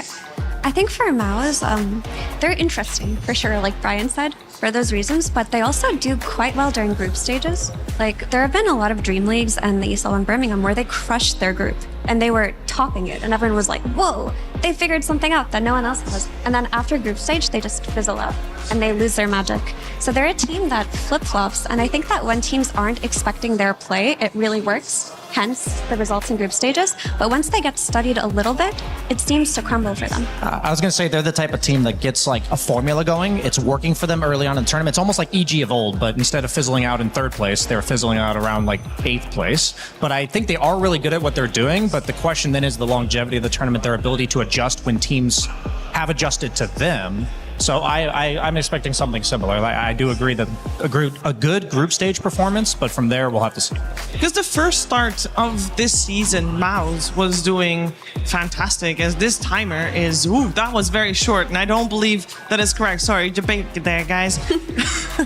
But MOUZ did very well at the start of the season. They took one of the first spots at the first Wallachia of the season, which there's not a lot of teams that have those titles. I mean, the most of them were taken by Tundra and Yandex, and the rest of us kind of like scattered about. Surely, Effie, I feel like they can grab that momentum again and maybe bring it back on the moment where it matters most, here on the stage in Paris.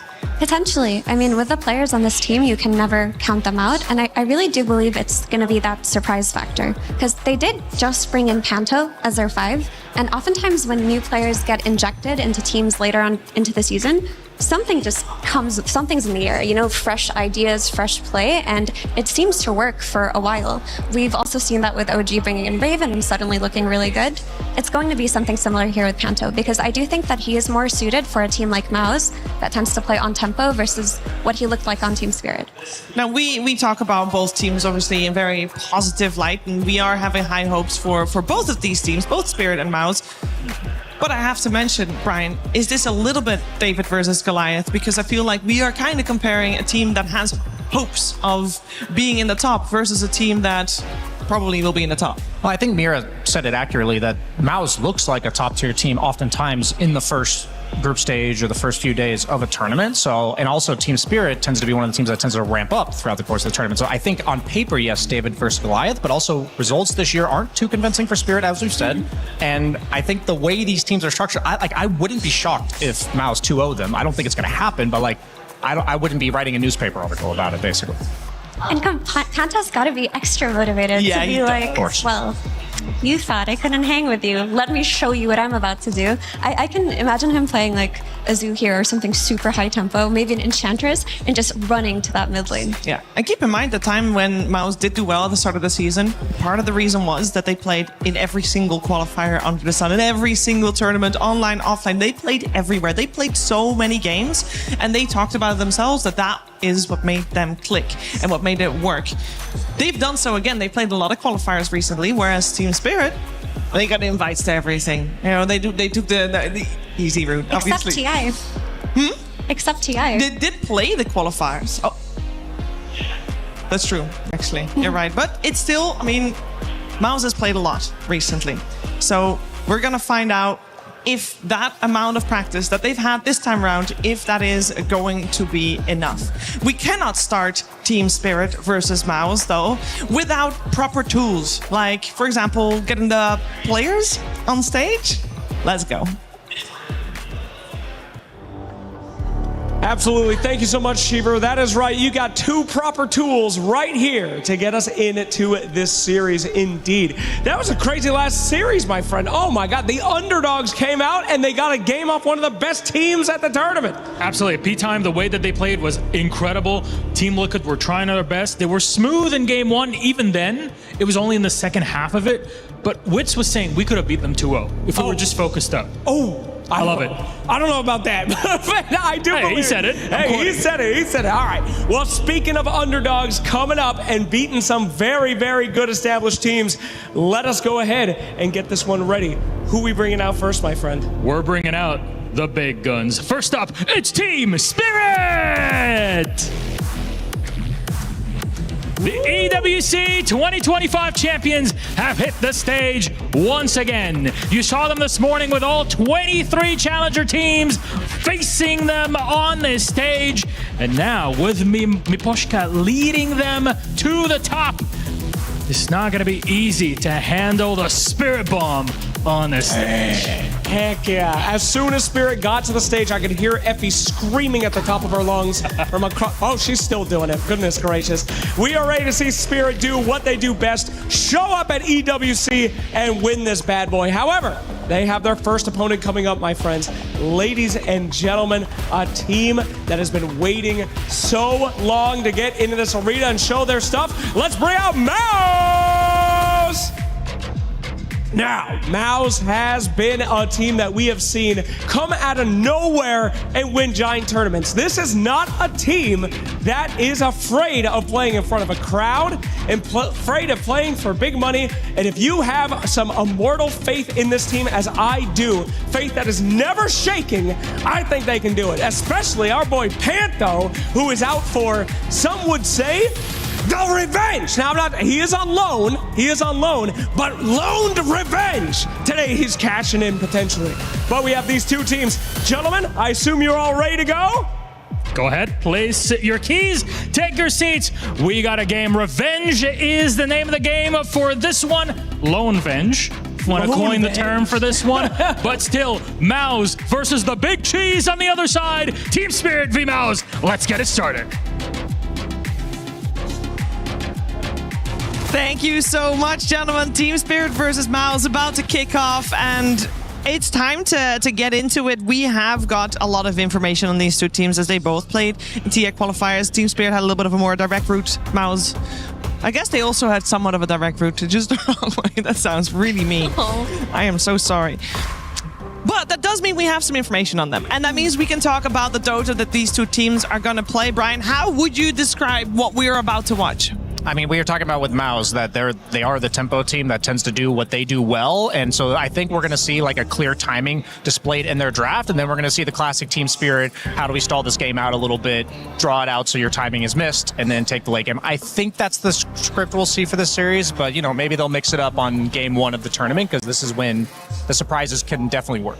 Yeah, that is typically the script that we see of Spirit versus Tempo teams, but I think they have historically done well versus Mouse throughout the year, and I believe that a lot of it just comes down to these early game rotations and Spirit's ability to read them. Because when we see Spirit play versus Liquid, for example, I do feel that Liquid actually successfully hit those rotations more than a team like Mouse has done historically. So I wonder what kind of preparation has gone into that. We're going to gate at this time, we're going to focus on this lane at this time, and have Spirit prepared for that in return. So we're seeing a lot of the melee heroes in the mid lane, like the Earth Spirit and the Ember Spirit, and I'm wondering, because mid one and the rest of Mouse, they've been picking a lot of meta heroes for the last few months, and I feel like they kind of lost a bit of their identity, like they're just doing what everyone else is doing. I'm wondering if we're going to see like the mid one Leshrac, these like signatures, the classics from the beginning of the year when they were really successful, these like going to take your early mid tower, going to bully these melee heroes out. I'm just wondering if teams are going to start, maybe they've already tried this in scrims and it isn't working, but this experimenting with these like ranged tower pressuring like Death Prophets,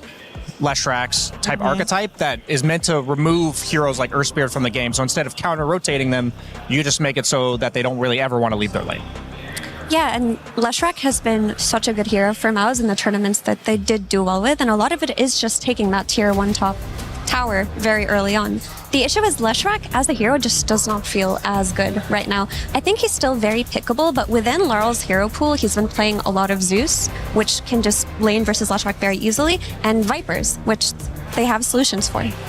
We don't know for sure yet, but just based on the drafts from the other teams, I wouldn't be shocked if Laurel just gets thrown into a first pick Earth Spirit. Like, that's why I was thinking, like, I would hope if they get a mid one Lesh type hero that they're going to get it as like a response counter they see what they're laning against, but I definitely wouldn't blind pick something like this. I think we're at the stage of the meta where we're very quickly learning what teams are prioritizing the highest, but what I think we're going to learn either by the end of today or maybe in the coming days is what's good against what teams are whipping out now. So that's why I was theory crafting with like, okay, we've already seen Earth Spirit this many times. There has to be something that makes it not worth playing. Now, for the side of Team Spirit, I am very interested in how Not Me will continue, because the first impression he gave on that squad was he was absolute fire. That Rubik game, if anybody It's saw that, mad. I'll never forget like wondering how is this guy going to do in late game scenarios, and then he's Rubik. He steals Ravage. Or no, he steals Wyvern Curse, curses 4 people, then Blink dodges Ravage and steals it, and then ravages them after the curse. I was like, man, this guy's nuts. First Rubik game. He had a fantastic debut at Dream League, and it was sad to see him fizzle out a little at Blast. It felt like he didn't bring that same special sauce, but now the question of you bring in a new coach, it's a whole new tournament, you know your team kicks ass at EWC. Maybe he's extra motivated because I do want to see him in that same energy that he brought at that Dream League. And playing on stage as well, a little bit different as well with the squad as we are in the draft for game number 1. We're going to have Mouse on the Radiant side, Team Spirit on the Dire side, and they are the ones with first pick. We already see the Huskar, Nature's Prophet, and Keeper of the Light removed from the pool. On the other side, it is Treant Protector, Lone Druid, Drow, and Snapfire out. SF still in the pool. SF still in the pool. Clockwork instant pickup. Yeah, I mean, this is just the kind of story of the meta right now. I liked Seb's term of chicken and the egg. It's like obvious outside of Dota, but I never really thought about like what is the chicken and the egg version of the meta right now. And I was saying I think the range carries might be defining the meta, but he's like maybe Clockwork Tree were so meta defining that you then wanted to pick carries that lane with those heroes. So then that's how we ended up with Drow and SF meta as well, and then Nature's Prophet to boot. But Bane is another lane dominator that I think was getting picked up a bit more in the recent tournaments. I've been seeing him more and more in my pubs. His early Brain Sap got buffed so that it's 15 less mana, which is basically what Bane uses in order to win his lanes. And then he got the Vector targeting Nightmare by default when they removed the Facets patch. So a lot of these heroes that we're seeing, they kind of got the good straw from the Facets patch. Like, did they either keep both of their Facets, in the case of Bane getting his left on his spells, and Drow is the same story? Yeah, he's also just an anti-carry hero in the sense that you're going to have a BKB piercing disable and a means for that really solid lockdown versus these carries that you talked about that are so popular. Another thing about Bane is he's very disruptive for the Spirit heroes as well, with his Enfeeble being such a nuisance early game. And if you're an Earth Spirit rolling into a Bane early on, he's just going to grip you. Yeah, and I also think Bane was one of the biggest beneficiaries of the greedy enchantment being guaranteed on every hero in the game, because a lot of times the way to deal with Bane is to have a reliable Fiend's Grip cancel. So if you're a Bane, sometimes you'll end up with the Ether Lenses and the Glimmer Capes, but you can also manage to actually get to an Ags if you need it to be able to function in the game because of that greedy enchantment. Yeah, also just the Nightmare setup is so nice to have in that mid game where you're in a state where it's hard to make a play. You can just send your Bane to a side lane, have a hero that connects quickly, and just capitalize off of that Nightmare. It does give you more of a clear vision at that stage of the game. Yeah, I mean, we're at that point where, talking about like the vision of the game here, all of the premier right-clickers, the range right-clickers are gone right now. I mean, I guess Wind Ranger's still left in the pool. We did see Falcons experiment with Clinks earlier. I'm mentioning it because it's clearly the meta right now, and both of these supports want to play with these type of heroes. Yeah, I can see that. I can also see Terrorblade come out versus Bane. He's one of the better heroes against Fiends. Illusions and summons, yep. Just beat him up when he does it. Other heroes that are historically quite good against Fiend's Grip are heroes like Leshrac that pre-cast their spells, and heroes like Death Prophet that just run in with their Exo. Yeah, they're doing damage by existing. I'm curious if we're going to see, I know it's not exactly collapses like Forte, but I've seen him whip out like the summons heroes in the past, the Beastmasters, the Lycans. I wonder if we'll see that those are also a lot of times the answer to a hero like Bane. And there's the Earth Spirit for... I was going to say for Laurel, but wrong side. I'm not surprised. I guess I was hoping mid one would be the one countering the meta. I don't know why. I just feel like that's the type of player he is to me, but I'm also fine if you just want to slam it. I'm wondering if Laurel is going to have some form of punishment. Obviously, Huskar getting banned out in the first round. Yeah, Mage could play it too, banned. no? Have we seen an Earth Spirit support I think Boxy yet? played it. Boxy played it. Boxy played it, okay. It didn't work that time. But he did do it. Yeah, he did. And he's usually quite good at it, but I do think Earth Spirit is stronger as a mid laner than as a support. But if you have that ability to flex, that just is an asset for your team. I think one of the things that Bane does better than any of the other fives right now is that most of these lanes that they present you with, you don't want to lane against them, you just want to creep cut, and Bane can prevent that with Nightmare. So we see Rubik Doom. we have a chance of seeing the repeat from Not Me's Rubik. Yes, absolutely. We just need them to pick Tidehunter Wyvern now. Yeah. That's one of the that's one of for Rubik at least. I mean, you might not get Tidehunter and Wyvern. It's very unlikely, of course. But stealing Fiend's Grip is super easy. But Earth Spirit spells kind of suck, though, right? No, actually, it's kind of fun. Have you ever seen a Rubik rolling around? It's not the best, but it's still kind of funny. They aren't the greatest. He gets the extra cast range on it, I guess, by default, so he doesn't really need the Remnant. Yeah, a little bit of extra mobility for the Rubik, but really the big one here is the Vayne. But when you pick Doom and Rubik together like this, you're also covering for the enemy Rubik, which is a classic counter to Doom. It's kind of like Rubik Underlord, the classic, like, pick a lane duo that covers each other's counters. I really like this Monkey King pick, first off, because it's Crystallis. It's one of his signatures. Part of, like, what I came into today, I was like, what happened to all, like, the Bloodseekers and the Razors and the Monkey Kings that Crystallis rose to prominence with, but now we see it. I do like, because, like, they banned the Kez. What I think about with Kez, with Bane, like, Bane either wants range right-clickers or melee guys that can catch up to the Nightmare, like close the gap in some meaningful way, and Monkey King is one of those. And then now we see the Viper. Keeping it flex, I would imagine it's off lane for Boom for now. And it could be make it so it's Earth Spirit 4, because you generally want a ranged offlaner or something maybe like Darkseer that enables a melee 4. But yeah, that would make sense. I think they are leaving it wide open. No, this is the best lane partner, actually, for an Earth Spirit 4 if you do play it, because he just covers for all of Viper's weaknesses, and Viper is such a strong lane hero that he accounts for Earth Spirit's laning weaknesses in that sense too. And you always make sure that you have that stun to stop the TPs out from Viper. So I would like to see this lane, but if it goes mid, I don't mind either. It's just not exactly the mid one specialty in the sense that that's what he wins off of. You mentioned it earlier. I think we're going to see the Yatoro Terrorblade. Like I think it's a really good pick against that off lane, and it's good against Bane. It's fine against Monkey King. Like I actually think they might have drafted themselves in a corner if we get like I'm thinking PL or Terrorblade. I haven't seen PL really rise at all in professional. Maybe he's a bit too slow. I think Terrorblade would give Clockwork like a better lane. So I'd rather see that. But then they might also just go for Laurel's hero.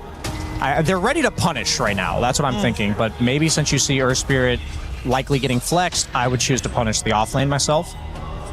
Yeah, this is the point where Team Spirit, because they are first pick, this is where you pick your most important hero, would imagine, that you draft around, as you have no chance to overall last pick, because that is for Mouse in this game.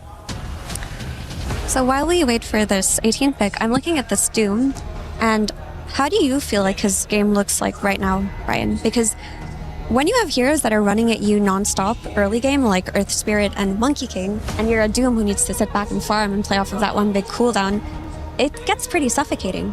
Yeah, I mean, my concern is when I'm the Doom, I don't really have too many options in the early game. I don't want to move. I can't really jungle all that fast. It's like okay with Scorched Earth on those two camps on the side, but what I'm thinking is you're going to have mid-game damage problems looking at the first three heroes like Clock, Rubik, or... I guess Cogs can technically do infinite damage. I've seen people get hit by like 5 of them, but I like the Darkseer ban. I was going to say, I still think they're eyeing an Illusion hero.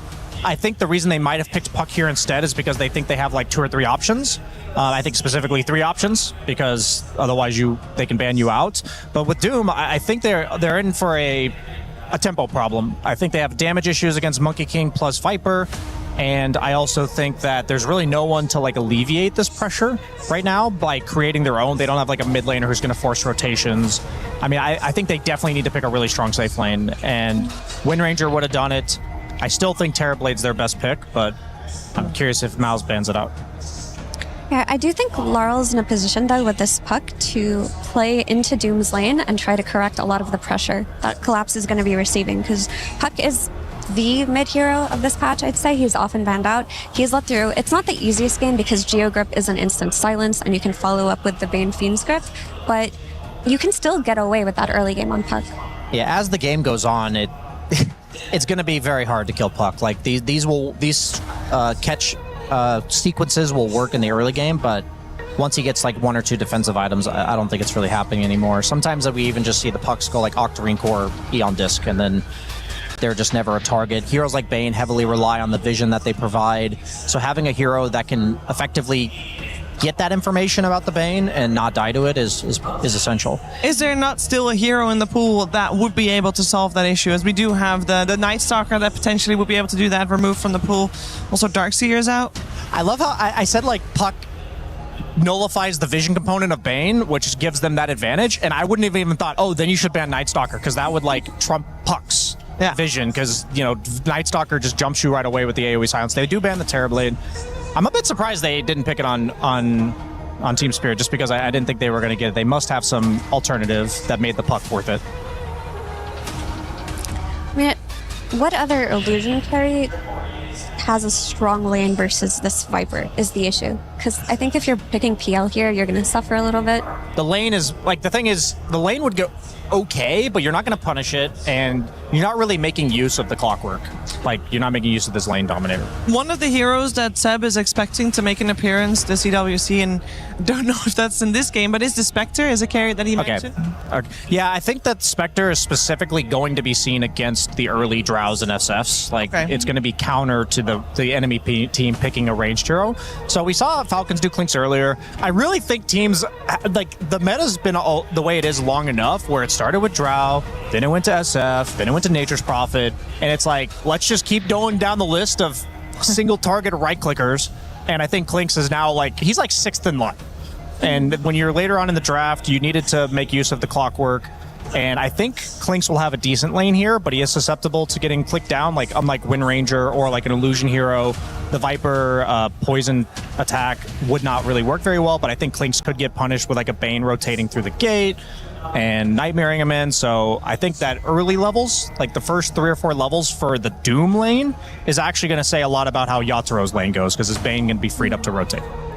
Yeah, I'd argue that the same thing could happen to the Viper as well. If Rubik comes through the gates, then he's in a bad position, because Clinks will lane very well into Viper. CSing shouldn't be an issue. They can trade versus each other. It's just a matter of which support set up on the enemy turret first. Yeah, whichever of the 5 and the 4 on the bottom lane gets freed up first, I think is going to significantly change the pace of this game. One more pick coming from Mouse. It is offlaners that Team Spirit removed, so they are expecting this Viper to go mid, or Earthspirit to go, well, the Viper to go mid and Earthspirit to go 4. But there's still definitely some flex about this. We'll see how Miles reveals where everybody's gonna go. By the way, are we worried about the Doom at all in this game? I feel like he's gonna have a pretty decent time farming and getting big this game, even if the rest will be addressed, as we do have the Yamage Tusk coming out. Okay, so they're moving Earthspirit to mid, it looks like, and then it's offlane. Okay, yeah, so it is offlane Viper. I don't mind Tusk here. It's a bit of a save versus the coil, and it stalls a bit of the Doom duration. It allows you to burst the Clinks, but they have a lot of single target on the side of Mouse. I don't think there's too much to punish it. Like, Tusk is pretty bad against Puck as well. They didn't really solve that problem, so I think they're heavily relying on, I was going to say the Viper to lane dominate the Puck, but it's not Viper mid. How does Earthspirit match up against Puck mid, Mira? Do you have familiarity with that matchup? I mean, Earthspirit's pretty tanky, and he's got damage now with his innate, so you're just CSing pretty comfortably. Like, yeah, Puck's gonna click you and you're gonna need to sustain a lot, but your only threat is just getting coiled, then you can't roll around and whatnot. Like, you're gonna slightly lose in CS, but if you're picking mid Earthspirit, it's because you're running to side lanes, you're not sitting on that mid lane. And as the game progresses later on, that Geo Grip is a nuisance for Puck. It's a silence that you don't see coming. Yeah, I guess just for me, I agree with all those points. I just feel like all of Mau's catch is like conditional. It's like a short duration Monkey King stun. You have to land the snowball, you have to land the geomagnetic grip. I think early game that's reliable, but if we get to that point where Laurel's allowed to split push, Yataro's constantly playing off map, you're like on Crystallis just waiting for the moment that Collapse is going to AoE doom you with an Ags. Like, I just think that we are in the situation where Maus has to have significant map control for the majority of the game, or this is going to get ugly quick. But I think that Collapse could struggle. And I think that Ponto could go through the gate. I don't know. We'll just have to see if he's able to punish his former team. Yeah, I can see that scenario happening, but I also think that they have a really strong offlane in this Viper plus Tusk. Very scary, yeah. Quite dominant, and they have the issue of the high cooldown on Doom. And if Earthspirit and Tusk are just running at you nonstop in that early game, you can't really play into that. So there could be a period of the game where Maus just take over and do their thing. Yeah, I definitely see that happening. They're much lower cooldown and much higher tempo and damage. I think the early to mid-game damage is heavily in favor of Mouse. So they need to gain a big lead in that early game and then build off of that and don't let the game go too long. It's basically before we even saw the draft, we said there's a template to this game, a kind of a script.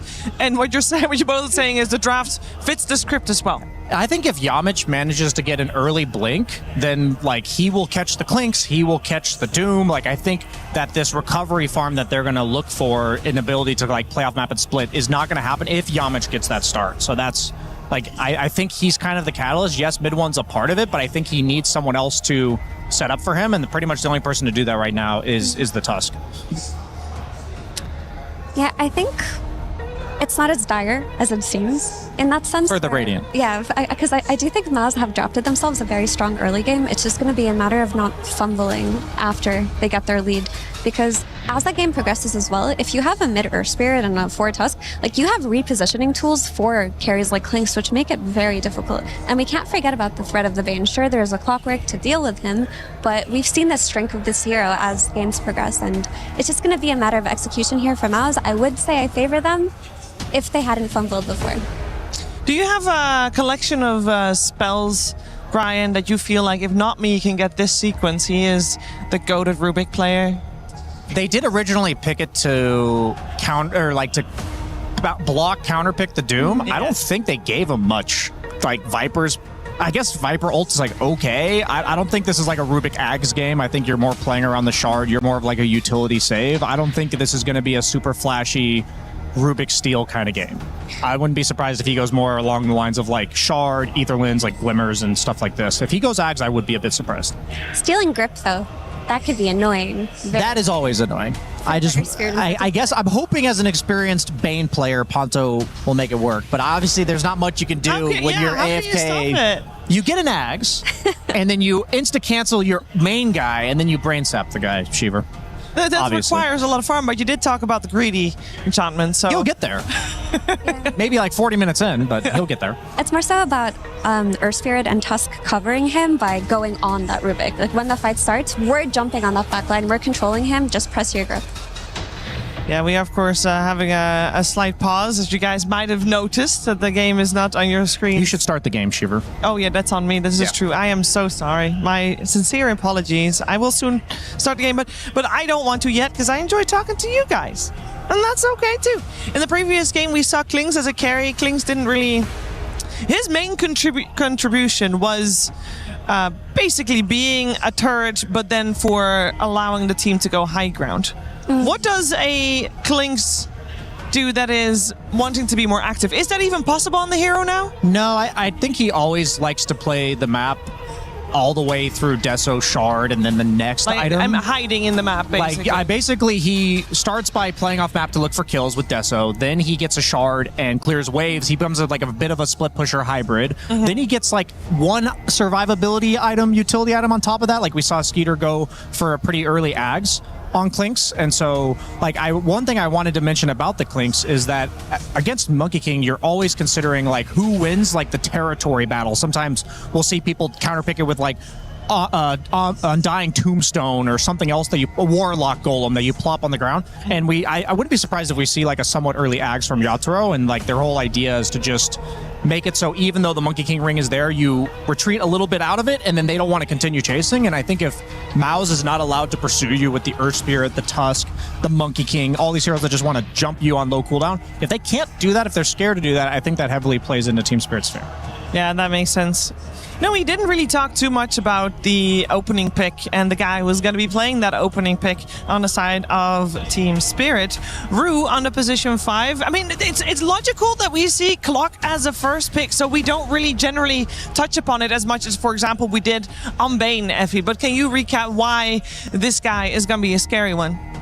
This guy is in Clock or this guy is in Rue? Both. Both. Well, Rue switched from 4 to 5. So heroes like Clock are right up his alley. That used to be 4 heroes before he became the bowler TM and just started throwing cogs at people, and then you throw him into that safe lane. So it's a very comfortable hero for him. But if he gets a good start, after playing with a ranged carry, he just goes to lanes and becomes the biggest nuisance of all time. Sure, the cogs got nerfed, but they're draining mana from these cores really early on, and they're hard to play into. So if there's a player who can comfortably play the 5 clock without much practice, it's absolutely Rune.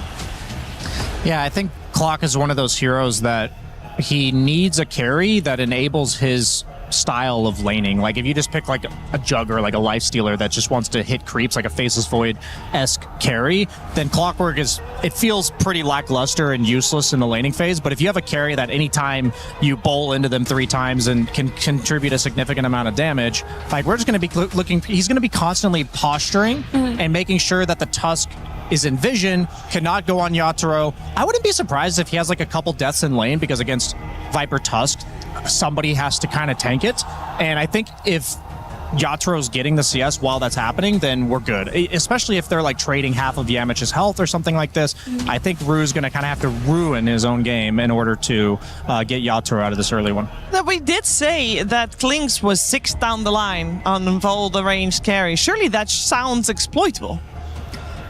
True. I mean, Klinks offers all the aggression that Clockwork wants. My one concern that I mentioned earlier is that he is susceptible to Tusk Viper at any point. Like, if you get caught by shards, you're going to get stacked up on by the poison attacks, and you might just die full to 0.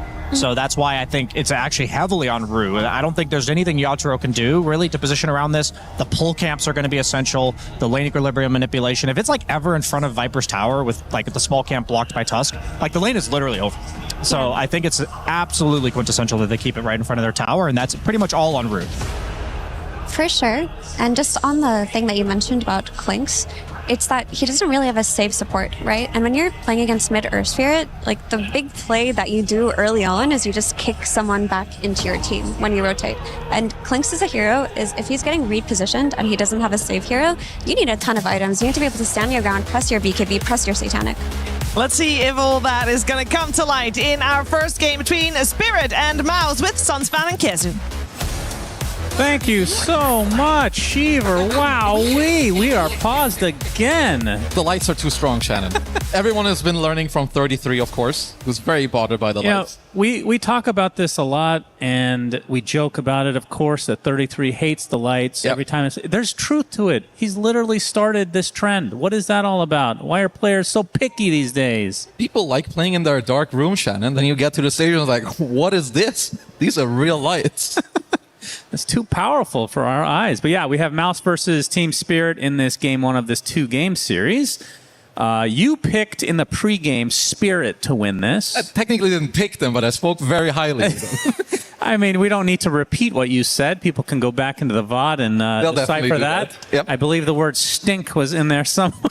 For one of the teams. You go figure. No, but Spirit are, of course, they did qualify to TI. They had a very good TI qualifier run. They are very strong. And not only that, they have Miposhka, who is one of the GOATs, back as, in their coaching staff. So you can see it in, like, a lot of their drafting, and I think also just, like, the overall confidence. And if you look at Mouse, their TI qualifier run, it didn't look very inspiring. I think they lost in the second round of the lower bracket. And I think also, you lose the TI quals, you go here, and it's like after this, there's a big break. So it depends also a lot. Are you still motivated? What are you playing for? Obviously, you are here, so you will give it your best. But I don't think that they're the favorites here. So as we're still in this pause, of course, we're eventually going to get the camera back on Yatoro. I do have a question for you. The haircut? What is his natural hair color? Do you even know? I would have... Is it light brown or something?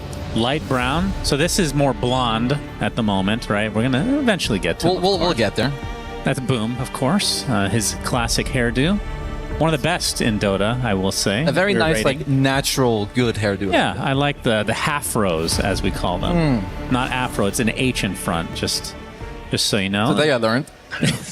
That's right. We're in pause number 7, so that's pretty good. Yeah, it actually unpaused like 3 or 4 different times while Shiva and company were talking. They did a good job. I was listening all the way through. That was good, Phil. Yeah, absolutely. And you thought it was being on pause, but we're back again. We will eventually get to Yatoro's phase, which is, of course, the important part. Eventually. It's 1 out of 10. You'd think it would be a higher % chance for that to happen, but so far, no good. But it does seem like it's mid 1 at the moment. Because he has, like... He doesn't have his headphones on or anything. Exactly. Yeah. Well, we'll get to it eventually, but I mean, mid one, what a story for him, though. This last year, coming back from, I feel like I don't even remember what he was doing the last 5 years, because I think he came out of like semi-retirement at one point. He was on some teams that didn't do particularly well, and then they win a tournament. I mean, he definitely took like a very prolonged break, and I think then he played in like SMG, and that didn't work too well. Like, he may have even played with no one, I think, in like a TI qualifier if they were both in SMG at the same time. There he is. There's Yotaro, by the way. There he is. I mean, that's not his natural. No, I don't think it is. Ain't no way. I mean, bro he's got a different type of hairstyle every year. Whether it's awesome. Blonde, it's bald. Yeah. He'll have a wig next year. I think I interviewed him not too long ago asking what his favorite hairdo was. What was it? The blue one? I don't remember, which is why there's no point at this story. Why are you saying it? It was relevant. Well, plus, when you get old, you start to tell a story, and then you realize midway, no pun intended with mid one here on the screen, that you don't remember, and you think it'll come. Because when you're younger, it just comes to you if you forget something. Like, you talk about it, it eventually comes, but not That's why you tell great stories. Thank you. You start them. The story has now ended, just so you know, in case you were wondering. Just like this potential technical pause should come to an end soon. I'm not convinced of that, actually. I'm convinced. What do you think Laurel is clicking there when the game is... Oh, it's not paused anymore. Spoilers. Spoilers. Sorry about that. As we get into the game officially, this is the longest portion of the game so far without a pause, so we'll just assume that they're good to go. And Cogs from Rue going to block off any attempt to go to the high ground there. Looks like it'll just be mostly trades of bounties. Yep. So looking at these lineups, what stands out to you? The panel talked about Clinks being the 6th in line in this range carry meta that we're seeing right now. What do you think of that hero right now? The hero's quite good. I think also when you look at, you want tempo very often, I think especially from the safe lane. And also when you have clock 5, you want these range carries that they also mentioned. So I do like Clinks quite a lot. I think first of all, physical damage is amazing, especially against Viper. Also like having the death pack later to give yourself some HP to like further sustain into this is very good. But I do like that Mouse, they have a ton of tempo in this game. Like mid Earth Spirit, safe lane, Monkey King, these are heroes that want to rotate, that want to play quickly. Because if you look at Spirit, like offlane Doom is very greedy. This hero needs time. Yeah. You see Collapse playing the Doom here. One of the best Dooms in the world, I would say. No doubt about it. I mean, it's like him and 33 and Amar, I think, would be like the best Dooms in line. I feel like Amar has started this trend of just the greedy offlane Doom, where you just go Radiance no matter what. Like, your game can be atrocious, and he still goes Radiance, and it somehow works out a good portion of the time. Chrysalis, of course, playing his signature Monkey King. How often do we see this hero these days? Not that often, because you do need to be a specialist. The hero has received quite a few nerfs over the time. I'm also interested to see which item build he will go for. Like a while ago, you know, the Mage Slayer into the Desolator, like the early items that allow you to keep going, which is naturally how the hero wants to play. I would assume is still what you want to do. But Chrysalis, he's the GOAT of this hero. Whatever build he goes for, that's what you should be doing. But when I think of Chrysalis, I think of Razor still, after all these years. I mean, it's like Razor, Monkey, Bloodseeker. I think those are like... I forgot about Bloodseeker, yeah. Because the hero's pretty dead. Yeah. They gotta do something for that guy. One day. When they bring back Facets. Oh yeah, that will definitely happen. Well, up top. Yeah, we got the Cogs place. Nice bounce back onto Yamich. Yatara looking to get the first blood of the game, and he will on the Clinks. Definitely a good start for Team Spirit. That's exactly the hero you want to see the first blood gold go to. Yeah, that is definitely a big one. Because in this top lane, like Viper Tusk can do quite well. It's a very skill-heavy matchup. I would give a slight favor to the Clinks and the Clock overall. I just think they have easier 2v1 capability. But if the lane stays even, it just makes it easier for your Earth Spirit and for Monkey King to rotate later, which they talked about before on the panel, and it is very important for this early game. Top CS in the game, though, right now is on mid one, which we haven't really talked about him in that mid lane, which we'll get to in just a moment with that Earth Spirit play. Love to see some that bowling hero action. Back. And it's bottom lane, a little bit of back and forth with the right clicks, but not too much to write home about. But yeah, 18-3 right now for mid one. How good is the Earth Spirit these days? I think he's quite good. The hero also received like a lot of like small buffs patch after patch. Basically all his level 1 skills are better. He gained like 1 base strength I think in the last patch. Then in this patch they buffed his innate where you get more percentage damage from your stones. So I think overall Earth Spirit is first of all a very fun hero to watch, and second of all he's just very good right now. It feels like it's been years since we've seen this. As Not Me getting extremely low as Collapse under the cover of the tier 1 tower will survive. Crystallis has the Jingu stacks up, but no Boundless Strike for 10. So we'll put the aggression to an end here. And Spirit do have to be a bit careful. I mean, it's very, very good for Mouse. You want to like get all these resources out of the Spirit heroes. Like even now if the 4-minute rune comes, I think Not Me can't really like go over there that easily. Even here, like you have Crystallis who's giving the Lotus to Panto. I think it's nice when you do this in the early game because your support can also TP like elsewhere. You know, maybe there's a play mid, he can TP, like fill up mid one with the Lotus. So all these small things, I like them from Mouse here. And Bane definitely a good hero for the TPing in terms of assisting early on with Nightmares. And it's also like with the buffs they gave Earth Spirit, I like that people have gone, it's a different build nowadays. You don't really get the roll early on. I often see even Magnetize being skipped level 6. You just get high levels in the kick, high levels in the silence. They just deal a lot of damage early on. Now top lane, Yatoro, despite getting that first blood, gets dove under the tier 1 by Yamich. Will claim that kill. The Cogs, not quite enough. Bowling, one more. Gonna sidestep it, pops the Lotus just in case as well. Oh, what a hero. I love Clockwork. What a freaking hero. A nice blood grenade onto 2 heroes in the bot lane, Not Me. Jingu stacks will come to fruition with the Boundless Strike to finish the job for Crystallis. Relatively good start from both carries, despite Yatoro dying. Net worth not too shabby at the moment. Yeah, the top lane is, like you're saying, even with the kill, like now they don't have lane control in this lane. Both other lanes are going very well for Mouse. I would not be surprised if, you know, within this first nighttime, maybe you help mid one on the 6-minute rune and then you can start talking about, okay, you go to this Klinx's lane and you do overwhelm mid. Because Mouse, they've got the perfect draft in this early game to make that happen. Haven't talked about Boom yet on the Viper.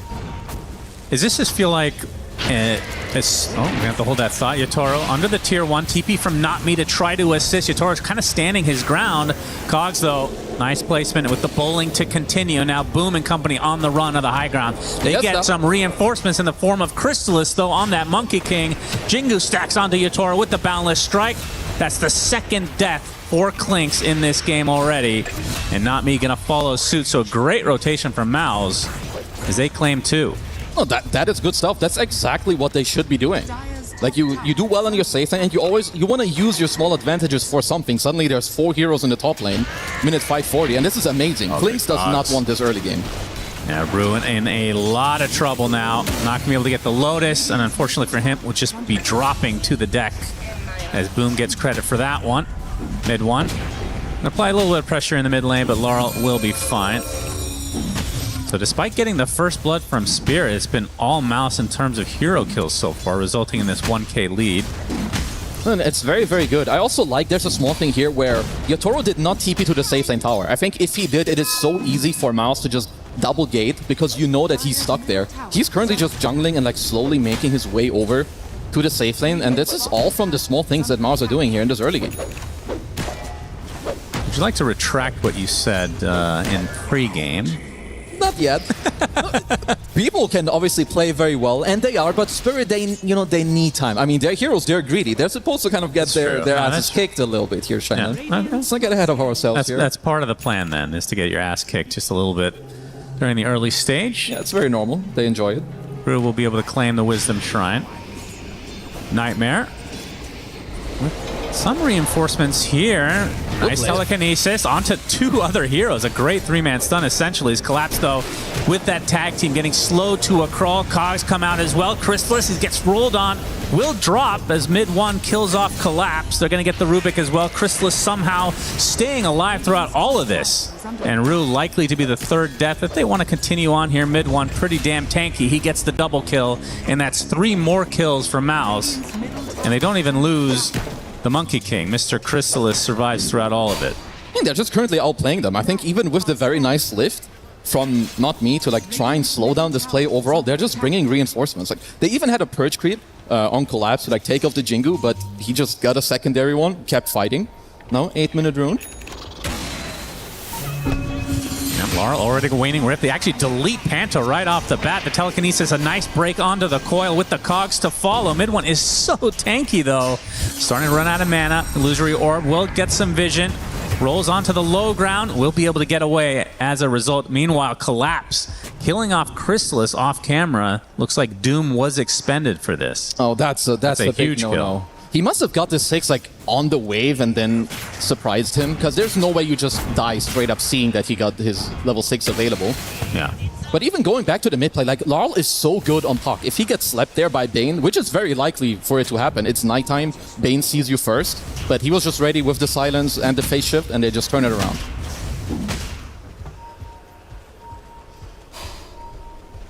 Well, Spirit. Top tower is under attack. Big kill, bringing them back into the game, if you want to call it that. Oh, absolutely. How much this early game shenanigans from these teams, how much has it changed in the last few months in terms of... I feel like there was a point of time where winning early game, you win game.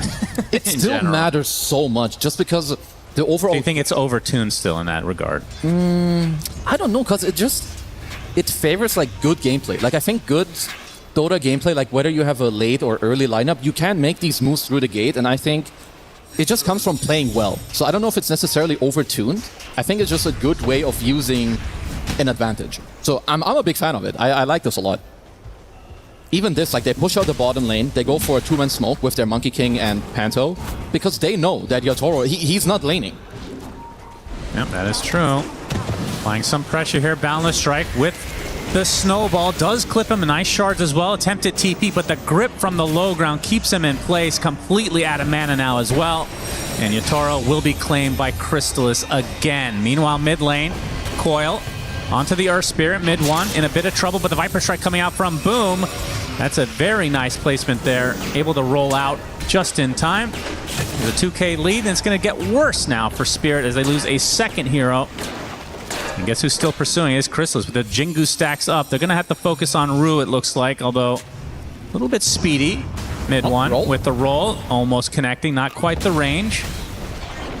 And he will be found eventually. It takes some time, but a third kill going the way of Mouse. This has been a very back and forth game, as the neutral's not going to assist Spirit in this case. No, Mouse came to play, and I love it. They're like literally everywhere. They kill people in the safe lane, they go smoke, then afterwards they show in the mid lane, and they have very good wards too. Like they're doing a great job at shutting down Yatoro. It's not very often you see Yatoro have this poorly of an early game. Like he's bottom net of the course by honestly quite a bit. Yeah, and that's after first blood too. That's pretty insane.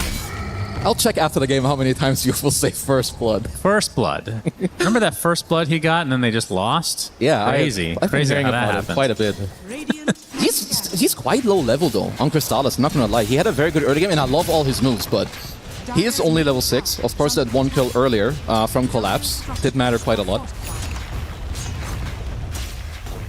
Some pressure on the tier 1 now. With that Siege, should be able to claim this for the Mouse side. As Boom will be working towards his Hurricane Pike. And Chrysalis, like you said, not the greatest in the level department, is going for the Battle Fury. Do you like the Battle Fury here? I mean, it's interesting. I would have expected him to maybe play a bit more on like the overall tempo with like either a Mage Slayer or a Deso. But maybe it's like some anti-Doom thing. I mean, you can beat Doom either by tempoing or also by playing for like a later stage game where you get yourselves like the Aegises. And I think they don't currently have the best Aegis like holders in their draft. So I think maybe turning yourself into a hyper carry and hoping that you will get, you know, the Roche kills later with a Fury and then Aghanim's. I can see it. And again, like I said, this guy is the GOAT of Monkey King. You don't question his itemization. You don't. Okay, all right. I hear you. Laurel will secure the haste rune here. 3K lead now for Mouse. Oh, the Rue is level 4. This yeah, the supports are good. struggling quite a bit. Especially not having that hook shot. Kind of a big deal in terms of not just initiation, but even just canceling a Bane grip or something to that effect from afar. Yeah, because for now, Mouse are doing a good job at like holding the area kind of nicely. I mean, Boom has 1500 HP and 1500 HP and he has high levels and like corrosive. It's not that easy for him to die. But it looks like Spirit, they do kind of want to fight back here, but I'm pretty sure Collapse just showed on this wave. Yep, smoke from Spirit. Boom might be the recipient. In the tree line, Yamich is spotted first, so they do get the coil onto the Viper. And now the Doom comes out, and they're going to be able to clean up 2 heroes here relatively easy. I say that, but actually Collapse is going to die throughout this. So not a freebie after all. The Viper Strike doing quite a bit. It's still overall a good play from Spirit. You can't really allow Mouse to hold the map like this. And the other thing that matters too when you play Rubik like this, because he did get Viper Strike, but currently Chrysalis is on him. Yeah, first Wukong's command of the game. Secured for the Rubik. Telekinesis though, is that enough? Not me. Actually will be able to get out. Even without killing him, this was a big deal. Like, Not Me actually had Viper Strike stolen from Boom. Like, making sure that he had to trade that away is actually, that's a win in itself. 14-minute wisdom about to pop, so Chrysalis, I would assume, is going to try for this, especially with the Bane nearby. Yeah, they should be holding this, especially also with mid one, like, leaning over. It does mean that they're giving up the active rune, which does make some of these moves a bit easier. Rocket Flare does give vision, but of course not level 6, so don't have to worry about that. Yeah, like they have no coil, they have no doom, you don't even have your ult on your clock. It's not that easy for them to fight back right now. Let's hold Tier 1 from Mouse, TP, Laurel gets off a coil onto 2. Ori at half HP is collapsed, he gets punched in the air, silenced as well, he's just dead! Before the fight even begins, they get Panto, so it's a trade, but not the one you're looking for if you're Spirit. And the question is, can Mouse get out intact as mid one with the Magnetize, going to try to 1v3 this as the rest of his team attempts to get out. So they do find mid one on the outskirts of this fight. And the hook shot finally from Rue, level 6. Couldn't come at a better time.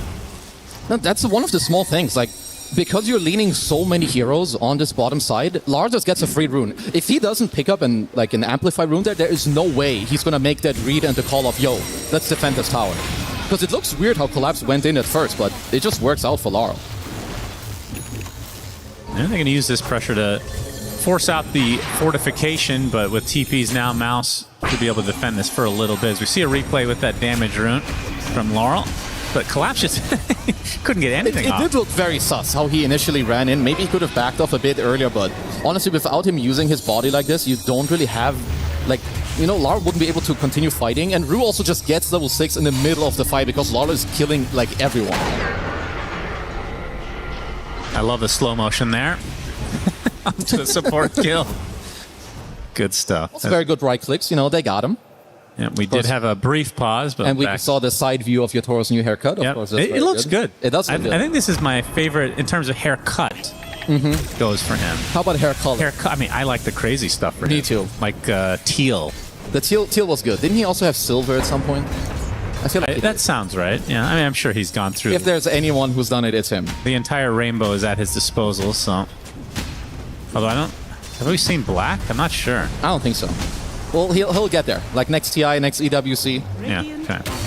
Okay, so mid-tier 1 is what they're aiming for again, and they've got so many heroes here, so maybe also contesting the active rune here will be an arcane rune for Mr. Mid 1. Rue trapped in a bit, but gets off the cogs. Nice hook shots to his teammate to survive. And Boom now with that Hurricane Pike having a ridiculous range on the auto attacks for this tier 1. Panto wrapping around.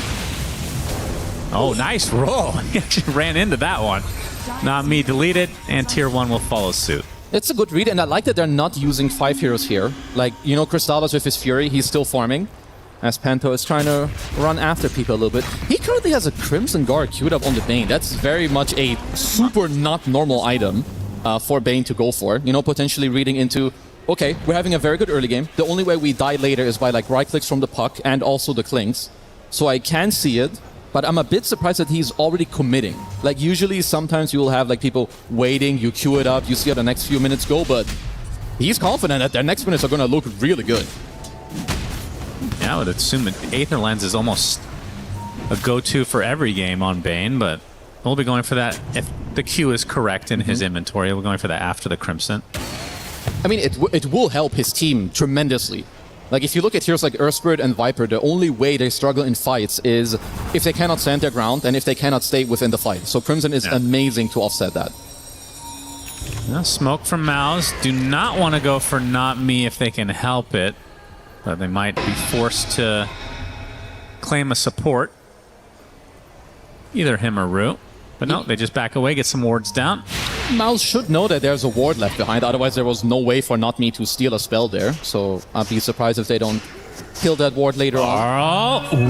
I'm telling you. The silence, but the Boundless Strike gets the silence off. But they're going to be able to silence him in turn, and Crystallis gets the kill onto Laura. That's a 3x kill streak ended, so more gold for him. That's more than the first blood that was on Yatoro earlier. At the start of the game. Very important, of course. Have to bring that one up. Yeah. It won't be the last time, that's for sure. Oh, yeah. I think for this game, the meme is Yatoro First Blood and Collapse. the lights.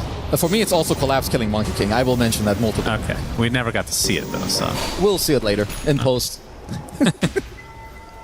Blink Dagger now for Collapse. Yeah, he's got the Vanguard completed. Now Greedy Enchantment, of course, as well on Panto, so that will help him with getting the Crimson later. And you love these Greedies. I've talked about this like 2 EWCs ago, 1 EWC ago, and I'll talk about it this one as well. And you still want it deleted. Or nerfed. I think it's too good. Like, there's no drawback. I think it does change the fact a lot. Because gold on supports, I think it does more. Like, 1k gold on a support is way more impactful than 1,000 gold on, like, a core. Like, even if you look at Tusk in this game, like, Yamage is going to have very good timings on his items. Even when a Tusk is on the losing side, he can always play for an Aghanim's later and kick people back. That is a win condition in itself. So what if it doesn't just lower your attack damage, but your spell damage? I like that. You like that? Yeah. Okay. Because supports don't kill creeps with right clicks anyway. Like, they just run around, they have good positioning. You know, you nuke some creeps here or there. So, yeah. If they're listening, that would be a cool change. I feel like it's been long enough that they're just going to be stubborn about it. As mid one kills off Ruby, he's going to be greeted by Doom himself. Getting right-clicked, he's going to tick down. It's going to be pretty close here. Not enough, I think. Absolutely not. And Snowball just to mitigate a little bit more of that damage. But yeah, no kill for Collapse. Instead, he'll find Crystallis, who gets a couple right-clicks in, but not going to commit any further. Yatoro has his shard, so he'll be farming away. About to finish. I believe the Death Stow is actually on the way. So this is now potentially the time to fight for Team Spirit. Not me. Doing some rolling around. Yeah, they find themselves a little Rubik action. You can definitely tell with how Spirit are playing that they don't want to fight at all. Like, it's not normal that you go Shard before Desolator on Klings, but they want to just play the map, delay it out, even Collapse. He's one of the few Dooms that goes the Shard very early on. You eat the Ancient Black Dragon, you get the Splash, you get the Fireball, and you just keep scaling that way. So I think Spirit are making the best out of a really bad situation. Playing on the defensive, as some would say.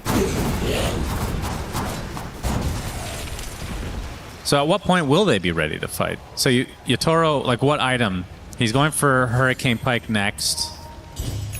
I think for them, it's more about finding an enclosed space. I think what you want to do here, if you're Spirit, is you want to try and split up Mouse a little bit with like this annoying map play. Puck goes to one side lane, Klings goes to one side lane.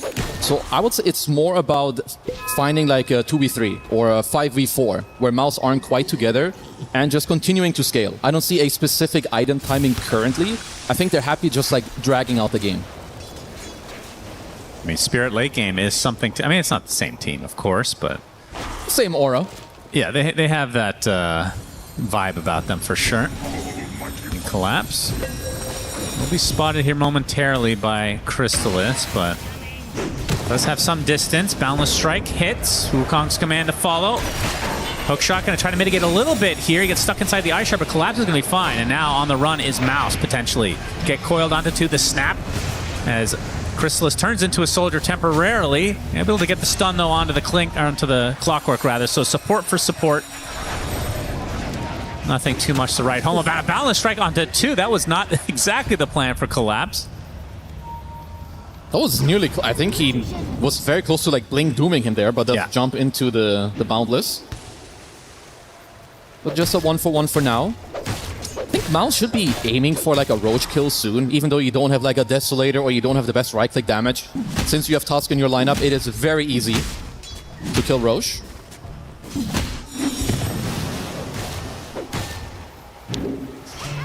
Crystallis with the BKB, going to be going for Scotty next. Yeah, his build, like overall, he's not the strongest yet. Like when you go Fury on BKB, it's not a very impactful build. It's more about then like your third item and your fourth item where the damage really comes out. Like even with the Skadi next, it makes him more tanky, and it gives them more like survivability in the fight and like slowing people down. But his real strength will be on like his 4th item. Right. Maybe some Daedalus afterwards. Oh, Roche is being attempted by Mouse as Spirit. Can they contest? No. Boom will get the first Aegis of the game. As Laurel, they want to get at least something out of this. They'll coil the Bane. We'll get the kill as a result as Collapse continuing to chase here. Yamich going to connect with Chrysalis. Chrysalis like, no, get me the fuck out of here. Not interested in that, bro. That could have. It did look sus for like a moment, but at least he did get out pretty quickly. Okay, so they do lose Roche, but they do get a kill. And what's important is that the way that Spirit get to play right now, they get to push back the map a little bit. They got one deep ward into the triangle. They're pushing in mid and top a little bit. And most importantly, Yatoro is getting to push bottom. Radiant's bottom tower is under attack. The lead's not exactly growing, so I think Spirit are going to be relatively comfortable here as long as Yatoro doesn't die. Because he got that first blood goal. Don't want to give that away at this point in the game. Of course. It will be very detrimental to them. Boom. Has the Aegis. Wukong's command stolen from a while ago on Not Me. They doom him. So that's going to be life number 1. The question is, are reinforcements coming? They are slowly. Monkey King above.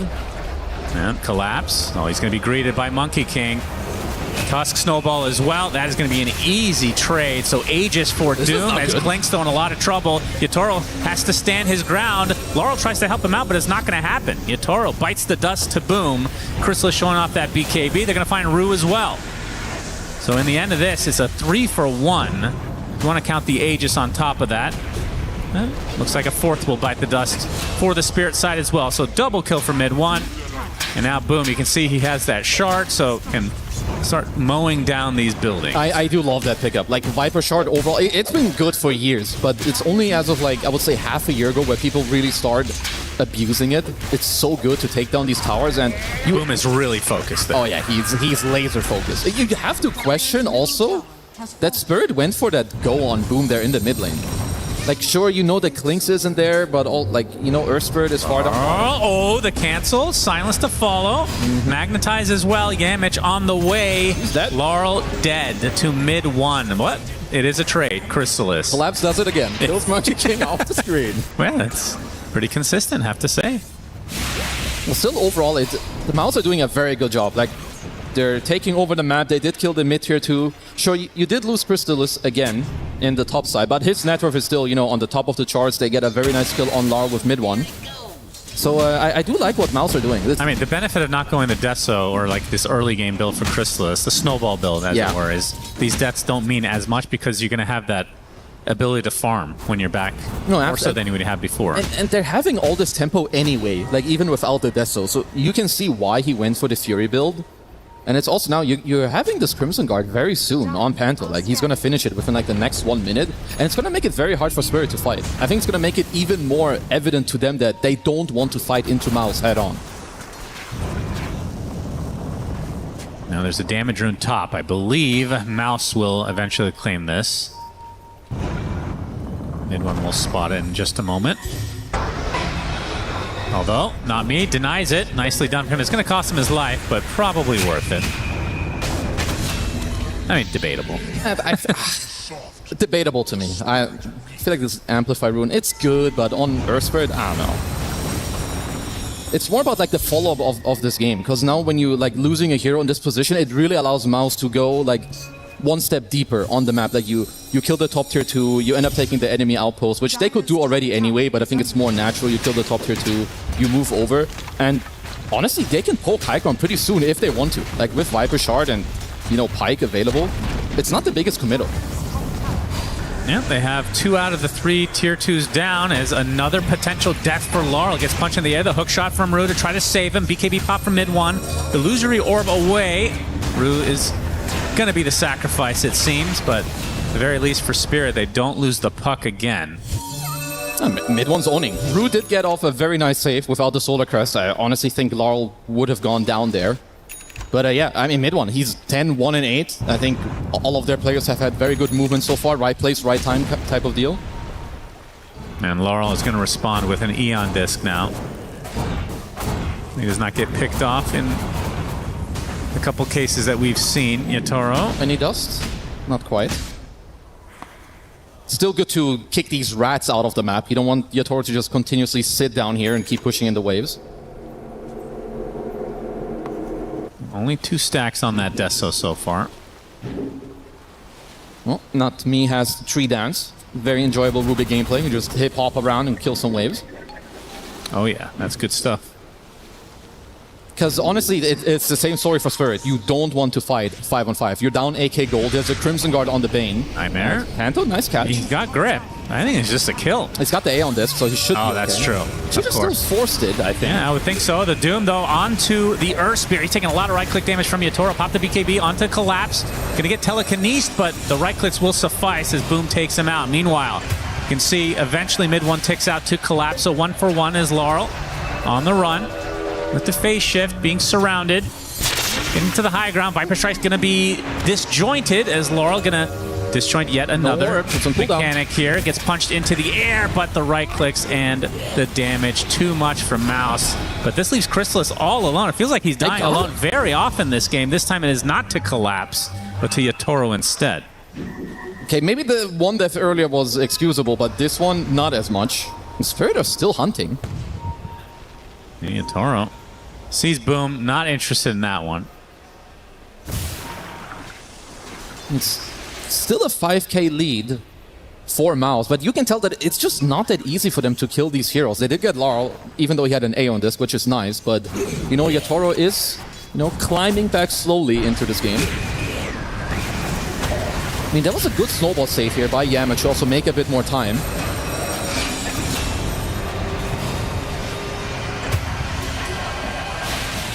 But other than that, I just think Yatoro got a really good entry like later on into this play. Like, I'm just checking. You have Chrysalis who's running back into the triangle here, so he's definitely got to be careful. Like now he's racked up 3 deaths, and like I was saying before, like with the itemization he's going for, even when the Skadi comes out, I don't think he's that scary. No, not yet.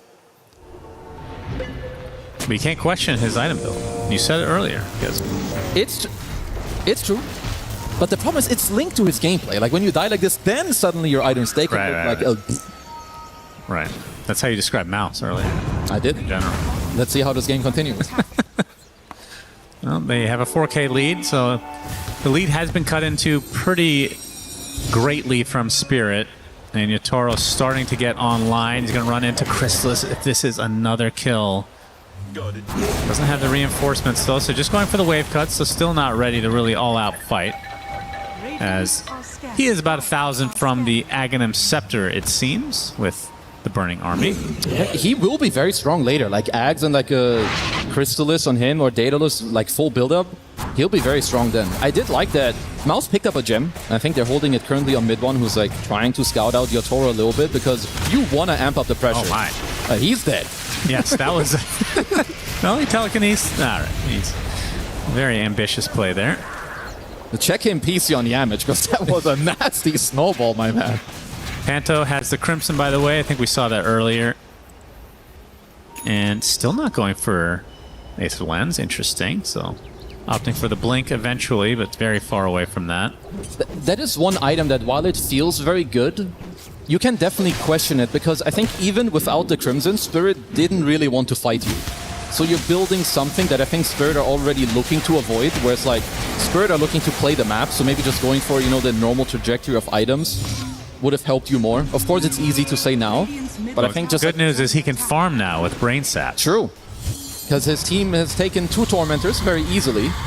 Mid-1 with the Shivas. We'll see a little bit up to the high ground.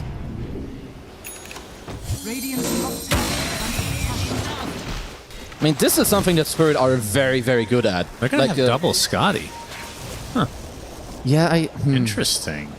It does make them very tanky, which is overall good against Spirit. And, you know, double Skadi isn't, like, that bad, but it also means that you don't have the craziest damage output on your heroes. I thought we'd be seeing more Hearts with Behemoth's Blood. Heart is a very good item. I think it was Amar who bought it earlier also on Timber. But it's just like that item is ultra defensive. At least for Skadi, you can make a case that you're doing some type of aggression. You have to be careful. Spirit are like the best team at abusing these areas. Well, they have rocket. They are. Laurel, Eon, this is going to proc. You have to use the coil onto the support. Now the Shiva's initiation from mid-1. Maybe we'll clean up this clockwork pretty easily as Boom's still in the pit. And yeah, as long as Collapse is alive, you have to be very wary of the Aegis steals. They're going to jump in with the BKB, going for the Aegis steal. He gets on the outskirts, actually pushes him out, and guess what? Collapse takes the Aegis again.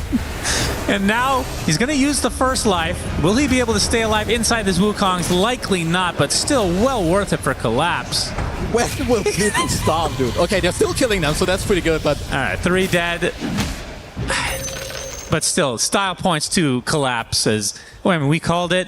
It sounds like it's really smart play. He does it every game. Every game. He's the biggest thief in, like, the entire world. It's like his Aegis steal rate is off the charts. You just stop hitting it and kill him or find him or do something. Yeah. It was still very good for Mouse, of course, overall to get these kills. They, you know, the lead went from, I think, 4K over 7. Boy. That's a good one.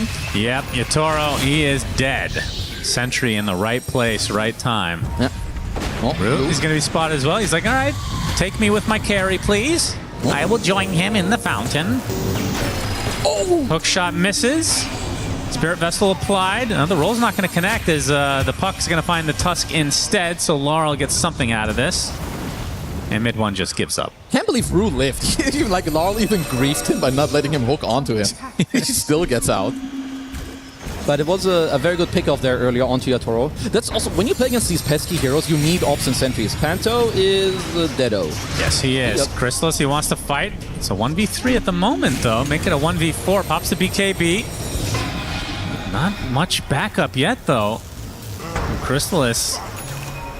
Pop the Essence Distiller on him. Wukong's command to follow. A zoning one, it seems. Yeah, I don't think anyone's have to worry about here. the Doom, though. As Rue will be Viper struck and dead. So finally, the clockwork dies. Boom is still kind of, he's holding it together. He's 10, 1, and 9, doing very, very well on this Viper. So he's got a BKB queued up, and I think his one item after that will also allow him to really start shredding through people there as well. I mean, he's just ready. And it's also against Clock. I still think they had Rocket Flare Vision. Did he Hurricane Pike himself out? I think he did. Oh, boy. When I looked at it, I was like, oh, maybe Collapse has like a Psychic Headband and he pushed him out, but that's not what happened. No. That was definitely very early by Boom. So you gotta question that a little bit. Just maybe thought they were more... Collapse in the pit, I'd be scared shitless. Oh, me too. I would shit my pants. Well, there's other reasons for that too. Oh, yeah. You would know. Yep, that's right. 7K lead for Mouse now. Very back and forth game. It is. You've just got a lot of aggression coming out from both sides. But there's a lot of big items that are coming out for Mouse. I think that even though the lead didn't grow like all that much for them, they're getting a double BKB on both Tusk and Viper. You're getting an Aghanim Scepter on Crystallis, which is like he's starting to ramp up. And the Axe completed with a Crystallis on him, I think that's when he's really starting to become an actual hero in this game. People are really loving this Congregations of the Deep. It's so good. Is it the best stun for Doom? It's just so good. I think first of all, the AoE is massive. Yeah. Second of all, when you have Shard, it makes the your AoE of the stolen spells even bigger. No, hook shot, mid one, in a lot of trouble. Congregations of the Deep on him with the Doom to follow. Pops the BKB, but he is super dead. Snowball not in time. They're going to block off two, going to the high ground. They reinitiate here. It looks like the coil's expended. A lot of trouble as Wukong's command comes out. A lot of damage on the Rue. Looks like he's going to drop to the deck. As Crystal is taking some right clicks from afar. As the Wukong's command finally ends. So 2 for 1 at the moment in favor of Spirit. Now another Congregations of the Deep onto Chrysalis. Nightmare. Boundless strikes out with that Shard, but the right clicks are enough from Yatoro. Take out the Monkey King, and now Boom, left to his own devices, will be brought down as well. As Team Spirit have come back fully now, officially. Another Congregations from Collapse. It's a full team wipe for Spirit. Oh boy, mid one cannot die first like that. That's the best target for Spirit with this Doom. And I also found like a Penta wave in the top lane. Like with how this fights, like even the Kling Skeletons, you cannot walk into this area. Yeah. And on top of all of this, Lara has an Arcane Rune. Like you cannot ask for a better fight here if you're Spirit. And even they're just kiting. Like Viper and Monkey, even though they're so tanky, their itemization doesn't really give them all that much damage. Yeah. Mouse reinitiate after losing mid one to start. Then the Wukong's command gets kited, and then Spirit reinitiate afterwards. They still had plenty of their spells up. Yeah, I mean, the grip never really got used. Obviously, Magnetize didn't get used either. He just died in the initial Doom. And understandably so for Yamich that he I feel like the way they were playing, it felt like there was a buyback for mid one. Yeah, but even so, right? You didn't have any tier 1, so yeah, you couldn't be able to get back that fast. I guess Yamich was semi-committed because you tried to save him with like the drinking buddies into a snowball. It was very close, but even at that point, you gotta call it quits. Radiant's middle tower is under attack. Because they were in a really good position on Mouse, but now like the lead on Spirit, and at this point with the 2 drafts you're looking at, you do not want to be behind if you're Mouse. You need to be like slightly ahead for the game to technically be even. And so let's see what kind of itemization we're going to see here in the near future for Spirit. So Deso with 12 charges now. We've seen the Ags already onto the Clinks. Has a Crystallis now, and very close to actually finishing the full Daedalus. As Laurel finished off the Parasma, now has an Octarine Core, and Collapse has also an Octarine Core to go along with a Yule's. Interesting. Oh boy, they are so strong. Like, he's gonna have a Wind Waker as well. He can like save everyone, and even later, like if there's other stuff coming out, like Collapse can just go in, get the Doom off, get out himself again. You are starting to deal with some problems here as Mouse. They also lost their gem in their last fight, which was quite kind of a big deal, especially when you're playing against this Yatoro Clinks who's just ratting you the entire game. By the way, not gonna question his itemization because this is Crystallis Monkey. Yeah. We're talking about that 4th item. It's an Aghanim, so still not really right click. No, it's very slow. I think for this build to have looked the way that he would have liked, he didn't, like he wasn't allowed to have more than 1 death. Which he received quite early on, of course, off screen against Collapse in the lane. That's right. But so did Yatoro in that first blood situation. That's true. He got that. But look at his impact. That's right. This is interesting. This definitely... Oh, they're feeling the pressure. Oh my god, they bring him into their base. Doom comes off as well. Coil expended. Now the silence onto the puck. In a lot of trouble, actually, but the Eon Disc does proc, and now the Illusory Orb should be good to go. Wukong's command completely wasted now as a result, so Mouse now have to run. Doom is out. I mean, Spirit are not done. They're looking for a wraparound. Oh, absolutely. Jetpack. Collapse, looking for the congregations of the deep. Hook shot misses. Mid one in the tree line. He gets congregated. He gets gone on. He gets right click to death by Yatoro. And now Panto looks to be next on the list. As Crystallis in the tree line. The Tusk does TP out. No way. He does TP out successfully as well. So only 2 kills for the Spirit side, but it's definitely in their favor now. The momentum, the gold. They need to be able to get a play on like the 3rd Roche that's coming up soon. Mouse need to be able to strike back. Like look for, maybe you can even get Crystallis as level 25 for a bigger ring and just like, you know, really take over the area. Because the problem is with them going high ground like that, it shows they're pressured. Like they didn't do it 10 minutes ago when they were ahead. Yeah. Instead, they decide to do it after a bad play when they're behind. And Spirit made great use of that. An aggressive 4-step into a lift back, into then the congregations in their own tier 3. That was very nicely played by Spirit. And Spirit now on the high ground. No tower to defend any longer, so this will be a... I suppose it's going to be a full lane. They're not posing any defense here. If you're Crystallis, you're definitely talking about your 25 talent and maybe even your Daedalus, I think, at this point. I would hope he gets... I mean, maybe he goes another utility item at this rate. Well, yeah, then I will question it. then it's time. What do you think? 4 staff next? I think Glimmer. Glimmer, very good. Okay. The jump in onto the Viper. A lot of trouble, and that's another death to Boom. Right off the bat. Has to buy back, so this is a big fight for Mouse. They need to defend here. Right clicks on the Collapse, being slowed to a crawl. Yatoro, he's completely surrounded right now. Telekinesis to try to save him. Yatoro, he's going to be brought down eventually. 90 seconds on the deck as the Magnetize starting to tick up in favor of Mouse. Did cost them a buyback. Can they get more? Laurel, able to dodge a little bit here. Has the orb up, able to Waning Rift as well, but a hook shot to try to save him. Congregations onto the Viper. It's going to be a dieback for him. He's not careful. The Doom already applied as well, but there's the big stun onto the puck. Able to get out just in time, but that's 3 dead for Spirit. That's Collapse now, trying to go to the high ground to attempt to run away. He's actually doing a pretty damn good job. Has TP as well, so maybe the Blink TP in vision. Looking for a courier kill in the tree line. The courier's going to be able to spot him relatively shortly. He is an asshole. Let's blink up in 3 seconds with this Octarine core, so he's fine. That was a big deal, because actually, if they just get a clean kill, or they can straight up go to Roche after, I think that would have been so big for Mouse. But maybe with all of this, I don't know if they have enough time for it. I mean, you can't take Roche with Collapse still alive. That's the problem. We've learned that. Because it looked very good initially here with, like, you know, the touch here onto Boom, and they do kill him, of course, but he does get to buyback as mid one. He made a very good judgment call here to just continue going. But again, like, if after this, if they can just convert this nicely instead of it turning into like a clown fiesta, because here it's 2 guys are dead, it's 90 seconds on Yatoro. I mean, even Rue gets to, like, kind of just dance around, hook back and forth. Freaking Collapse. This guy must be so annoying to play against.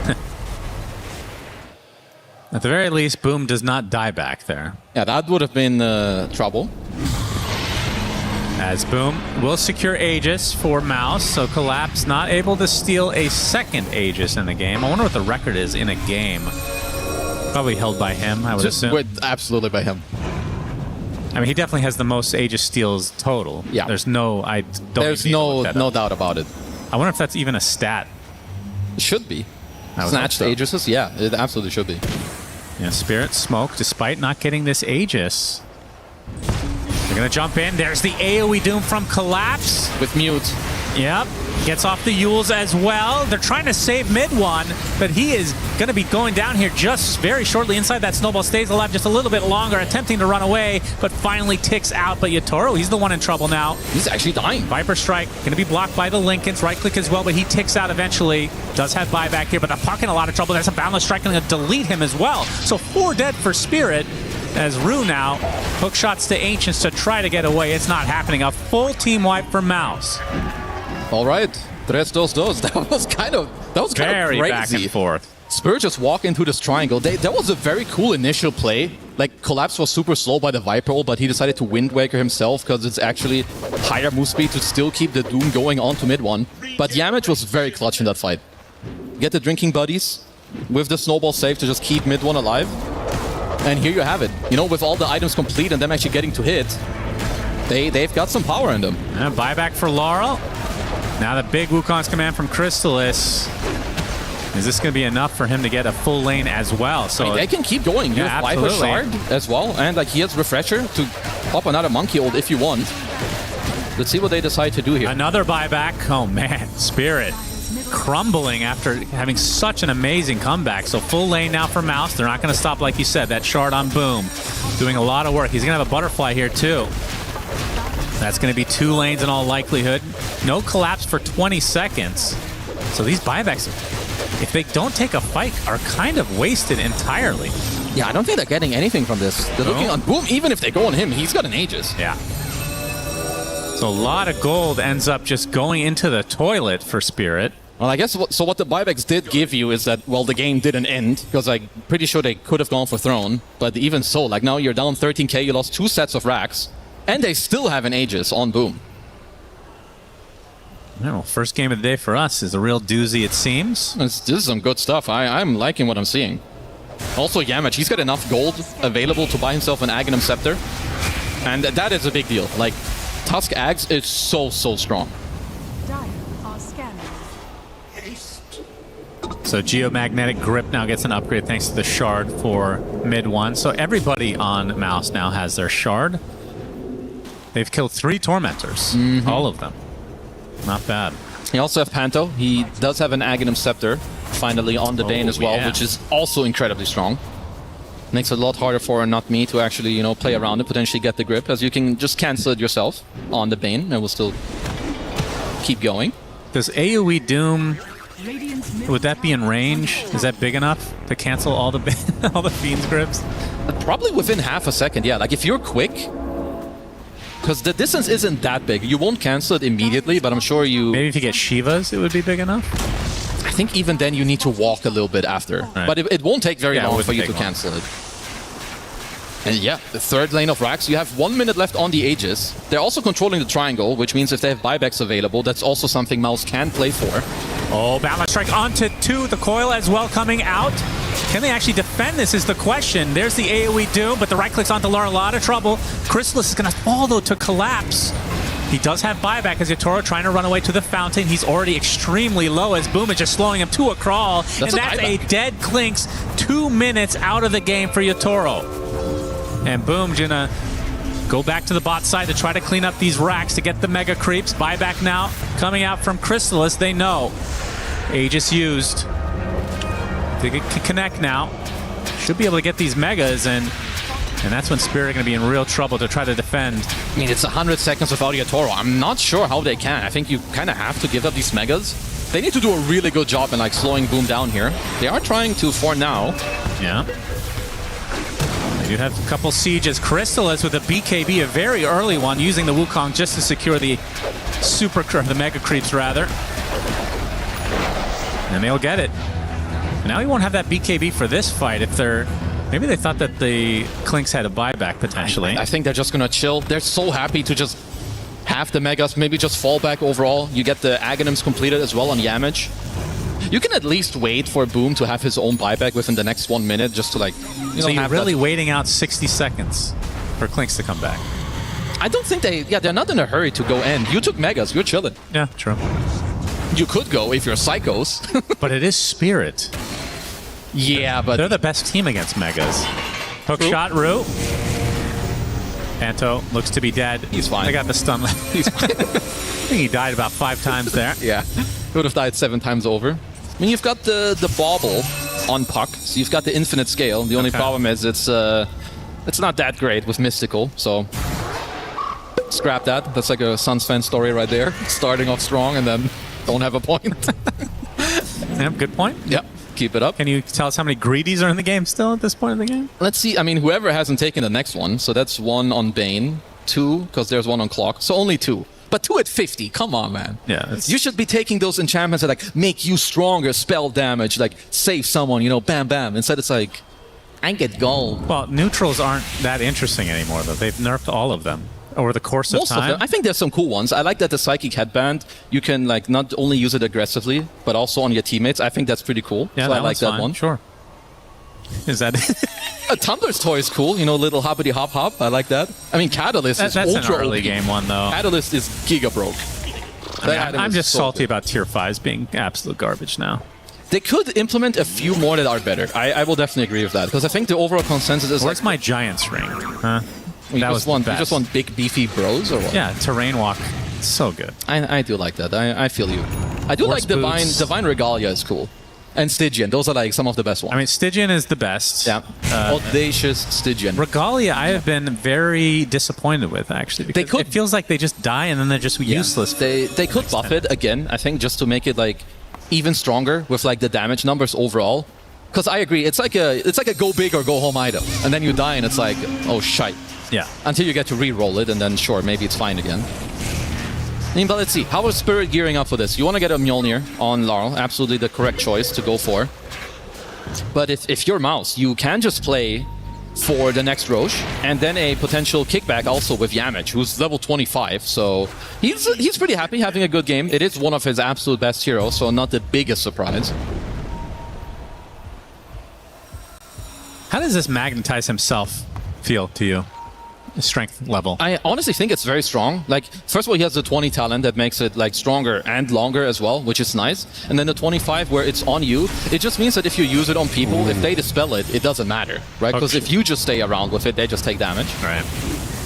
Well, there's a good bait from the Tusk there on the illusion, forcing out a hook shot at the very least. Coil only onto 1, and it is just a support. As Collapse jumping in, has to use the Wind Waker on himself. Yamage with the BKB. Defensive spells used, but not a whole lot of damage to follow suit. Laurel in very deep, another hook shot, this time connecting onto an enemy, Monkey King. We'll be able to skitter away. And yeah, you can see the bottom lane already getting pushed in by these mega creeps. Panto killed off, so something going the way of Spirit, but they have to do a lot more than this. I'm surprised Mouse aren't like looking to poke a little bit, you know, like look at bottom and top like you're saying. There's Megas already in the base. Yeah, not me. It's the telekinesis away. Boom already with a BKB. Is Spirit able to take off Yamage as well. So 2 dead for Mouse. They do buy back onto the Bane though. Mega creeps are going to town on your buildings though, so Spirit do have to fall back eventually. Laurel getting chased now by mid 1. Collapse jumping in, gets the AoE Doom as well. Congregations of the Deep to follow the Force Staff as well. That's a lot of damage, and that is the death of the Earth Spirit. Will tick out eventually, as Yatoro Company do indeed have to go back to base. How are they the ones that lowered the gold lead by 7k? They fought in the mid lane does for the gold 1 lead minute. even matter anymore? Not as much, but still. Like, just the fact that you're up against Megas and you can stay so aggressive in this mid lane for like 40 plus seconds, it's quite impressive. Oh, wow. That's a Dagon 5 out of nowhere. And Collapse, he feels it in his gut that Roche is being gone on, but a little bit too late. The hook shot comes in, boom, takes the Aegis in time, Fiend's Grip to follow. And that's the death of the Clockwork. And he's dead for 100, no buyback. He got the cheese, but yeah, dead for 100 is a big, big deal. And their support's absolutely horrific at pushing the creeps. Well, I guess you do have Nether Toxin. I mean, not me has Ags, but it's... They talked about it before too, there aren't like the craziest spells overall to steal. I think like Viper Strike is nice, Nether Toxin now to like D-push is cool. He's got the Nightmare as well, but even then, obviously it's a great spell to like try and save, but it's not the, you know, Black Hole Ravage, Winter's Curse type game. Yeah. And I like that Laurel did go for the Dagon 5 here. Like, it is a better item than not that long ago. Like, just having a bit more cast range coming in, I think that was a nice addition to the item.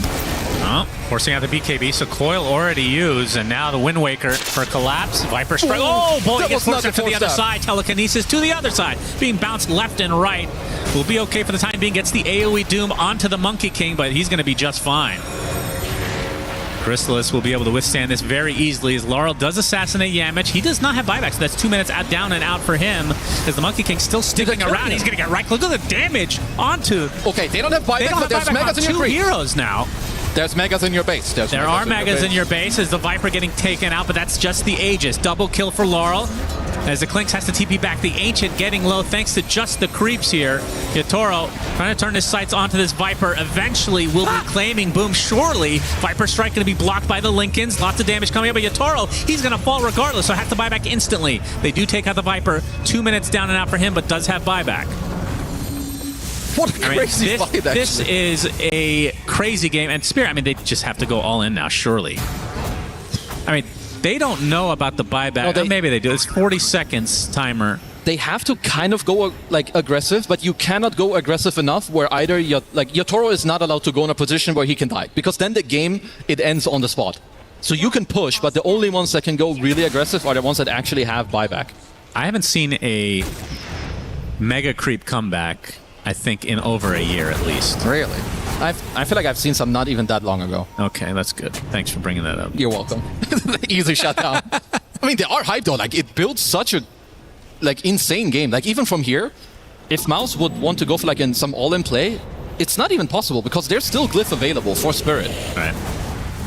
All right, Yatoro looking for the second lane going the way of Spirit. Trying to force out buybacks that do not exist. This is 2 lanes for sure. Are we gonna? Yeah, we're gonna. Is this gonna be Mega versus Mega? I think we might. That now I have not seen in a while. Have you? No. Okay. Yep, that is going to be exactly the case. I cannot believe. Yeah, shout out to these two teams because this is a banger game. All right, and we're getting close to the 60-minute mark as well. So Megas versus Megas. Spirit. Okay, so who has the advantage? I think Dire slightly. So probably? Is that including the tier 4s not existing in their base? That's a... Yeah, I think it is including just because they have Glyph. Like, if there's a way where you can force out a play where you can trade maybe buybacks for Glyph on Spirit, I think you have a win condition again for Mouse, but at this point the game is quite even. But you can see that Laurel he's really popping off. Like, in these last couple of fights, he's not dying. He's getting off 5-6 Waning Rifts, 5-6 overwhelming Blink Daggers as well. There's just too much toxic garbage that's happening. Mouse need to find a way to shut it down nicely. Well, Boom picks up a Swift Blink now. As we're looking at some late game items. Refresher Shard on Chrysalis for the double Wukongs. And we saw that Yatoro... Oh, he never went Daedalus. Interesting. Oh, he had just the casual Chrysalis. Yeah, I'm okay with that. As also, MKB. Yeah, going to MKB after, just against the Viper who's got the Butterfly, and just to also mix in some damage, I think it's kind of nice. They're going for... Is this a real item? Laurel going for Crimson? You want one Crimson. On Puck? I mean, I think that it might just be the fact where you keep it in your backpack because you're so fat that you can't really build anything else. Right. And then when you need it to use it on the throne, you just swap it in and use it. Oh, it's for the throne. Yeah, no, this is for the throne. Like, all right. There's no other. That's fair. He's, like, weirdly enough, he's the guy with the highest HP on his team. Mouse. Are they trying to go for a kill? Or are they trying to go for the back door?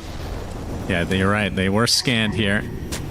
They got some more. Rue gets punched in the air. Yatoro's on the back line doing a lot of right-click damage as Collapse comes in with the AoE Doom again. This time onto the Earth Spirit. A lot of damage coming out. That is the death of mid one. Will buyback instantly. The fight continues. The Wukongs is huge. Not me on the outskirts of it. We'll be able to get out just fine. Congregation's coming out. The punch, or the Walrus kick rather. Snowball is going to be dodged completely. As meanwhile, inside this Wukong's command, the Puck looks like she's going to be just fine. Another AoE Doom used, so that's both Dooms.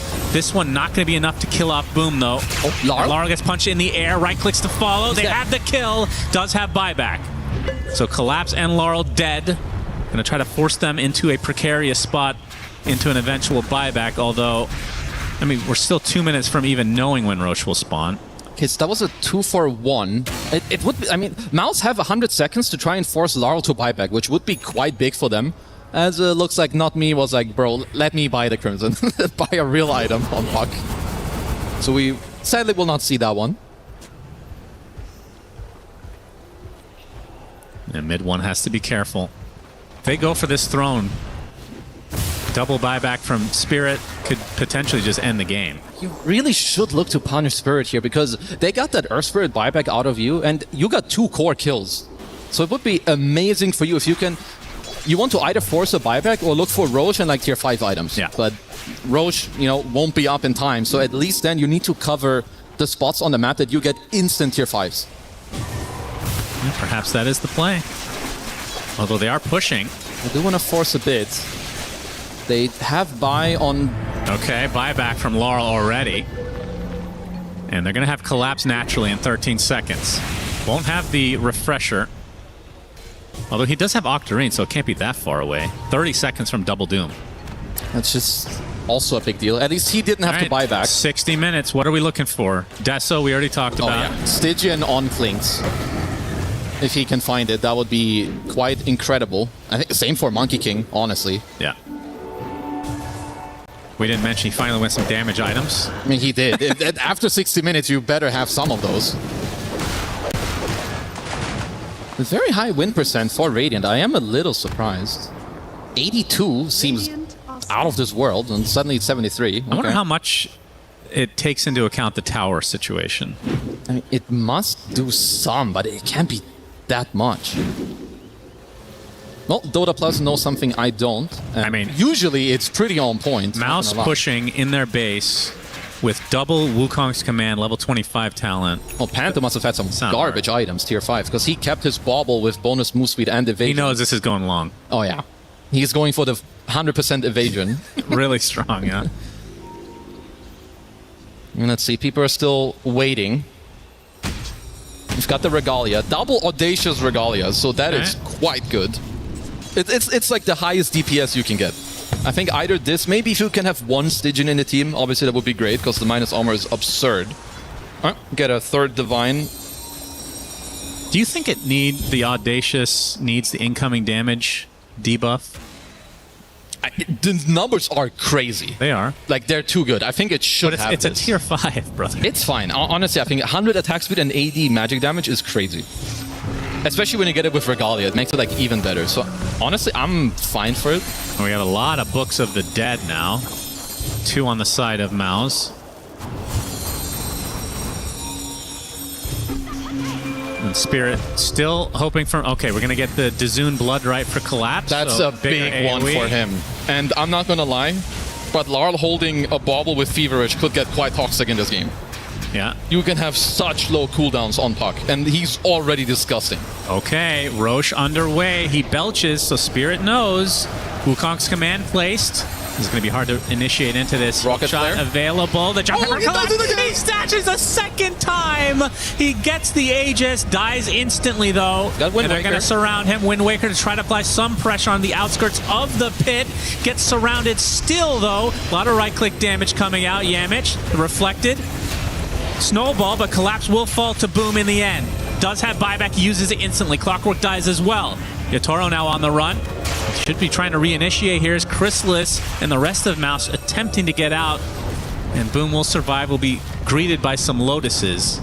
So a second snatched Aegis by the greatest Aegis snatcher in the business. The greatest thief in town. He will just continue to... I mean, all of this, it's just... it was a 2-for-1 trade, but 2 buybacks that did have to be expanded by Spirit. I mean, it did have the Rocket Flare, of course, which helped, and also like the Stolen Grip by Mr. Not Me.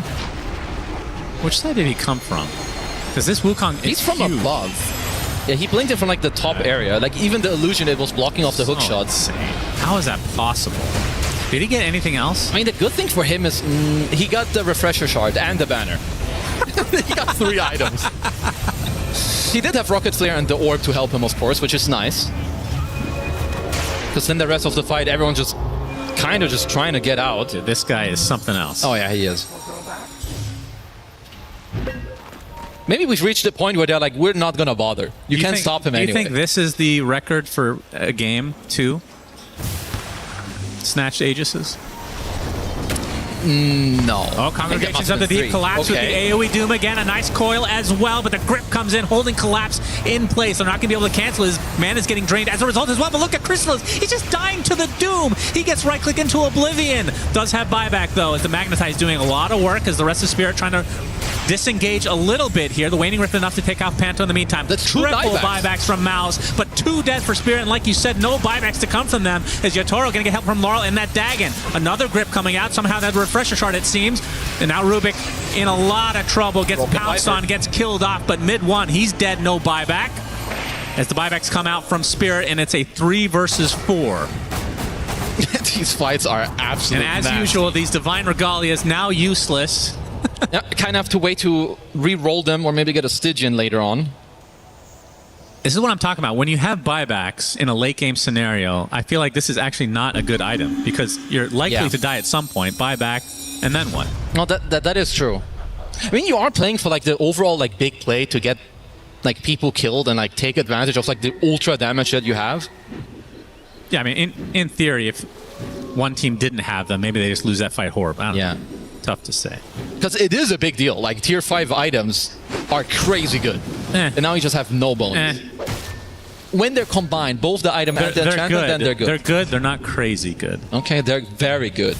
I mean, imagine not having... You have nothing right now. This puck is about to be a late game machine and you have poop as a neutral item. That's not very good.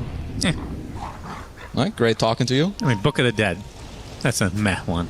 Hey, it's decent. You get 2 team 4. Okay, but it's a tier 5. These are supposed to end games. I mean, what do you want Book of the Dead to be? Make it stronger? Yeah, you can make it stronger. 3 Ancient Creeps or something.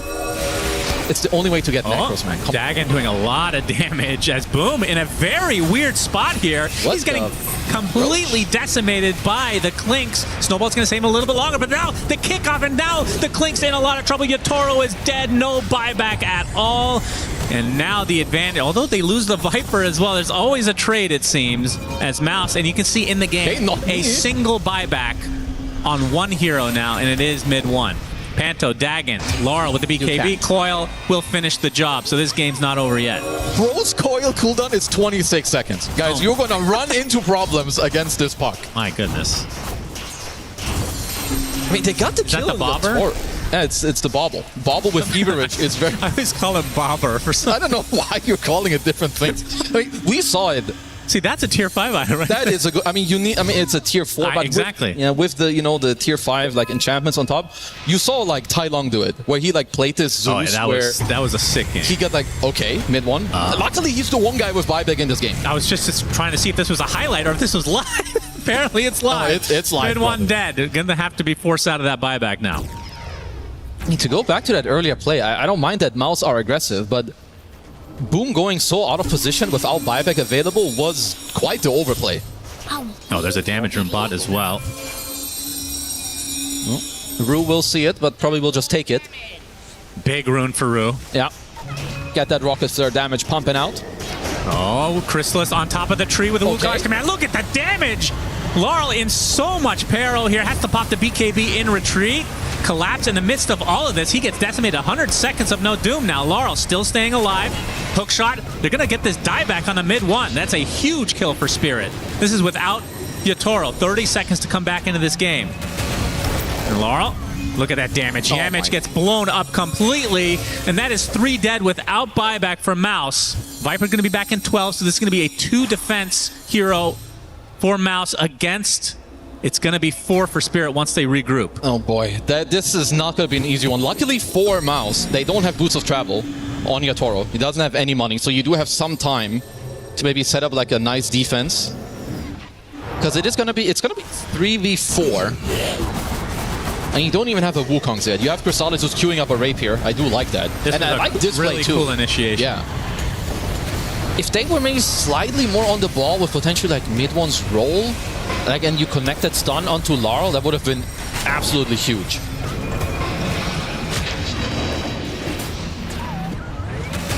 Yeah, but again, mid one dying all alone on that bot side, like this fight would be totally different if he dies, has buyback.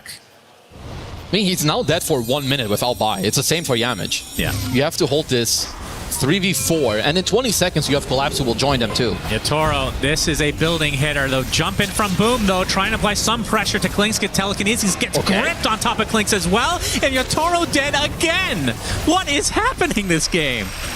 And now Spirit, do have a good amount of damage coming out from Laurel with the Dagon as well. It's enough to kill off Boom, so still trade after trade after trade as Panto bites the dust to Yatoro. Despite being dead for so long. Chrysalis, Boundless Strike into the pit, trying to stay alive with that regen. It's not going to be enough. Chrysalis ticked out, and that's the death of everyone on Mouse. They don't have the building hitter that is Klinks, but surely this is enough to finish the game for Spirit. Can you imagine Yatoro winning a game where he has 12 deaths? It's 12 and 12. Oh my goodness. Nah, this is honestly overall a crazy Ancient game. Exposed. It's not quite over yet. Mid one is up and running. Yamich will be back in just a moment as well. The Ancient getting close. There's the Doom immediately. No more regen for the rest of the game as the Ancient, finally the fortification comes out. The telekinesis trying to kill off Laurel. But this will be the death of the throne and the win of game 1, believe it or not, for Spirit. Crazy for Spirit to turn this around. And I think that's the cool thing with this team is that you don't need to rely on one guy to win you the game. Like, Yatoro had a bad early game, but he gets to recover. But the rest, collapse with multiple Aegis snatches, good team fight. You have Laurel, who he popped off. This is one of the best puck games I've seen from him. I mean, his puck is always good.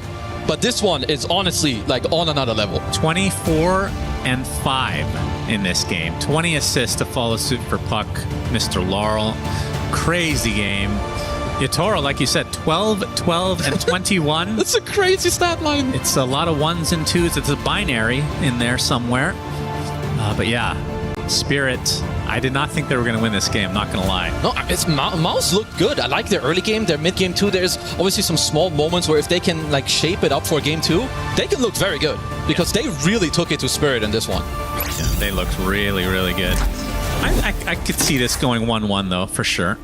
As we see a replay here from Mouse and Spirit. Yatoro, so many deaths this game, like you said, but in the end, he was just a diversion.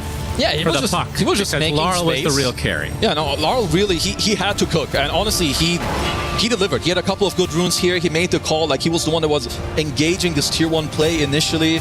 And just like keeping the game alive. And Megas versus Megas, that's not something we see all that often. No, can't remember the last time. But it is Spirit, like we said. They're channeling the, pun intended, spirit of old rosters. And now that Maposhka's back, you've mentioned this about 10 times today to me. You're really, really excited about that. I am. This guy, he's the GOAT. And you can feel the aura. Yeah, they have 2 coaches. That's better than 1. That's true. So, look at Team Liquid. When they won TI, they had 3 coaches, I think. Oh, man, that's even better. Goodness gracious. This is one of the final fights of the game. Again, Yatoro dying left, right, and center, but everything being applied to him, which means Laurel can just reign free with that puck. And one of the great puck performances that we're going to see in this tournament as we go to Shiver and the panel. Thank Thank you very much. Team Spirit and Mega Creep comebacks. Name a more iconic duo. This was quite the showdown, though. Mouse putting up a great fight, and to be honest, I kind of thought they had it most of the time, but we're going to have a lot to break down here as we have Effie and BSJ here to do so. Effie, where do you want to start with a game like this? Because that's always a tricky one. I don't know. I mean, I just want to say, how does one team in Dota have so many games like this, where they play against Mega Creeps, extend it, make so many net worth comebacks, steal Aegises? Like, how do they keep doing it, Brian? I just call them the Doctor Strange team, because it doesn't matter how many millions of universes there are out there. There are only one outcome in the game that they can win. They'll find it. And that's just the way that Team Spirit likes to play. That game, you know, when I looked at the graph, I thought of like a roller coaster that would be like against the law, because the G-force that you would get from going straight down to straight back up like 3 different times, I think the entire ride would have vomited by then. Illegal. Yeah. Illegal. Honestly, that should have been. Yeah. But it was a really cool game to see. I want to shout out Mouse for it as well, because it's very hard to take it to Team Spirit late game, but it felt like a matter of who gets the initiation, who can kite the area control spell. There was the issue of this Doom coming in with the big AoE Dooms. How can we kite it? Can we deal with the Monkey King for the other side in his ulti? Can we kite him there? Can we kill him? And it was a matter of like small decision making of who they're going on and which team can kite it out better. And that's why we saw so many fights where if you were dooming Crystallis on his Monkey King, mid 1 was running away with it. So it was pretty hard for Team Spirit to do this, but Laurel on that puck made sure that they had a way.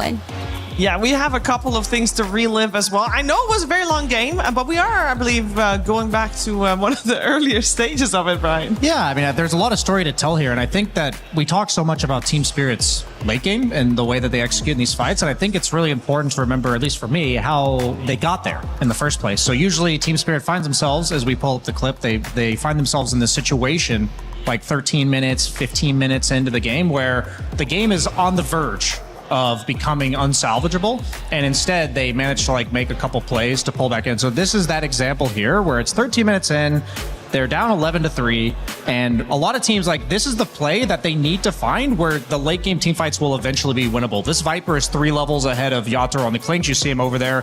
Yatoro doing an impression of me here, saying I'm helping, and walking in and clicking one time. And then they, you know, what happens here is I'm going to point out that Rubik TP's bottom right after this play, and then he defends the bottom tower long enough such that Puck can then TP in right at this tower's dying. You're not expecting Team Spirit to like take this follow-up fight, but then at the same time, like, you see Mouse, they're like hitting this tower as 4. They were just trying to kill the tower as fast as possible. But Laurel on the Puck, they were already lacking the disable for him. They have the DD rune. It just feels like, you know, that one universe, right? They defend right as the tower's ending, DD rune. Rue's level 5. That's 14 minutes into the game, he can't even hook shot. But with those kills, he gets the level 6 and then takes down the Tusk to boot. And these are the plays where even though Mouse proceeds to like get an advantage from there, these are the plays that make it so that Team Spirit can show us that 60-minute game, that 70-minute magic. Yeah, and Laurel on that Puck, we saw it there with that double damage rune making this fight happen. He made that late game happen too. That late game was very hard to pull off, but with his decision to go strength flank into Dagon, he just wanted to poke. He wanted to make sure that he was not committing to these fights, just doing chip damage, getting out, doing chip damage, getting out, and just doing that relentlessly, so that even when they were throwing everything on that Clinks, they were already low HP from this Puck poking them for the last 40 seconds of no team wanting to commit, and then eventually just going in at the very end. It looked fun, but it was actually a very high window of failure there, and he did not mess up at all, Brian.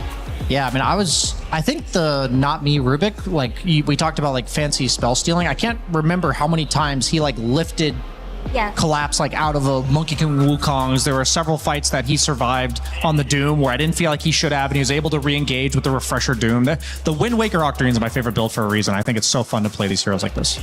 Yeah, the most value out of that Rubik did feel like it was coming from the telekinesis saves. Like, we did see them Fiend's Grip steals, and those were very high value as well, but the kiting was what Team Spirit needed here, and they kited very successfully. And again, it looked like it would be easy to mess up, right? Because it's just a matter of maybe overstepping into the Monkey King circle once or twice, and then that late game is just gone for you. Yeah, or perhaps you're getting baited into a situation that maybe looks good initially and then doesn't. I believe that's something you might want to highlight in the upcoming clip, Effie.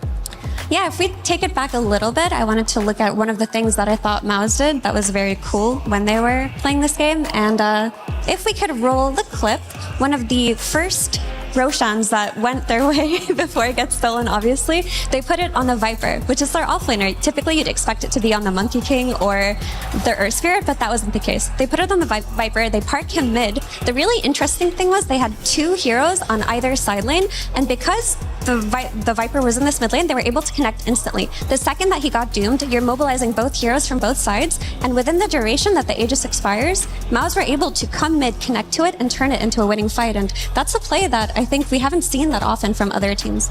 Yeah, they definitely showed that they show up big here. The pressure is on. We know Maus didn't qualify for TI, but this is very clearly their event that they put a lot of effort in, and I think the effort is already showing up. Of course, it didn't end with a win here in game 1, but very promising for game number 2. Game number 2 will come, of course, your way, but we're first going to check in with 3 other people of our broadcast team. It's going to be Chris, Purge, and Slacks. Hey everybody, we're going to play. Thank you so much. You guys are doing a lovely job over there. Thank you. This is live, by the way. We're going to do a little game. I thought we had a very fun opportunity. Ton has been watching a ton of Dota. So much. Enjoying it. A new Dota player. We haven't seen a new Dota player in the last 7 years since TI9. So I thought we'd play a little fun game with Purge. Let me explain the game. I'm going to describe to you some things that may or may not have happened in Dota 2. You have to say true or false. You get a point if you're correct. Purge, your job is to gaslight him into picking the wrong answer. Okay? Experienced at this. Perfect. Let's start with a very easy one. All right? I'm going to name some players. One of them is not real. Is it Ice, Ice, Ice, Ice, Ice, Ice, or Ice Cubed? Which one is not real? You want me to speak here, or yeah, give him a hint. You can give me what you want here. Well, there's been a lot of Dota players in the history of time. How many of these are differential? You know, maybe there's. Does he know the answer to the question? I hope so. Maybe there's some famous ice-related player, and there's some copycats. You know, so we're doing some circular thing. I think one of these names is. This very is not cool. gaslighting. You need to convince him the wrong answer. He's helping you. I'm gonna go. Yeah. With Ice Cube. Ice Cube is actually not the. You did it. That is right. Wait, I was right. Ice, and Ice are all real Dota players. I'm a real Dota expert. That's actually incredible. Crazy. All right. Okay. This one's a little tough. All right. Once upon a time, Valve deleted a hero from the game and then replaced him back in the game with everything the same, except they just made him green for copyright problems. True or false? I don't know where to go with this one. He's not very good at this. You are a terrible gaslighter, actually. Do you think that could possibly be true? I definitely think it could be true. Was it? Yes. It was true. Skeleton King became Wraith King. Absolutely incredible. That's right. Purge, did you even know that? I did, yes. Yeah, Skeleton King was very copyrighted. Skeletons and Kings, Diablo-based originally. There's a couple, other game You don't need to gaslight me into this. I understand, Purge. We're going to move on. Right, thank you so much. That was not gaslighting. Gaslighting me. I wasn't gaslighting you. There was once a tournament, a major, held by Valve for points to the Dota Pro circuit, and it was headed up by a studio named Moon Duck. Moon Duck. I feel like your slight hesitation might have given that one away. To what? That's not true. Purge, would you like to help him or no?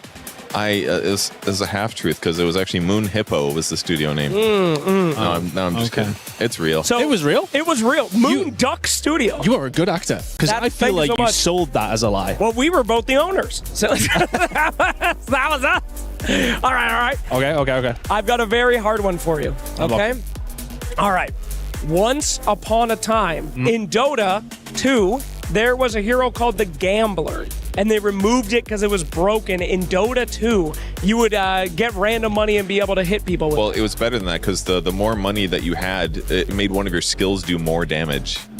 Does that sound balanced to you? That sounds like something that would happen, in absolute fairness. Because these things definitely do happen. Okay. final verdict? I feel like you could be gaslighting me more here. I want to judge it. The answer of how hard you're going to gaslight me. I already gaslit you. Like, no matter what. I think that's true.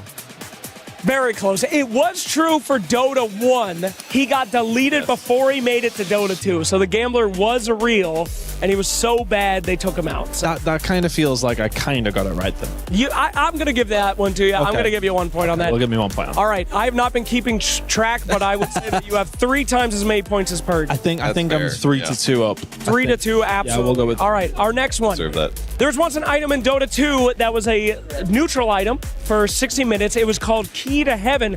You would channel a stun, and someone could not move as long as you were channeling. If you got stunned, they would be freed, but it used to ruin games. It was at TI 13, I think, where Tundra won, and they deleted the item immediately after, even though we played an entire TI with it. People were really mad about that for a long time, which was stupid because it did have a lot of tactical value. It was just a little anti-fun, you know?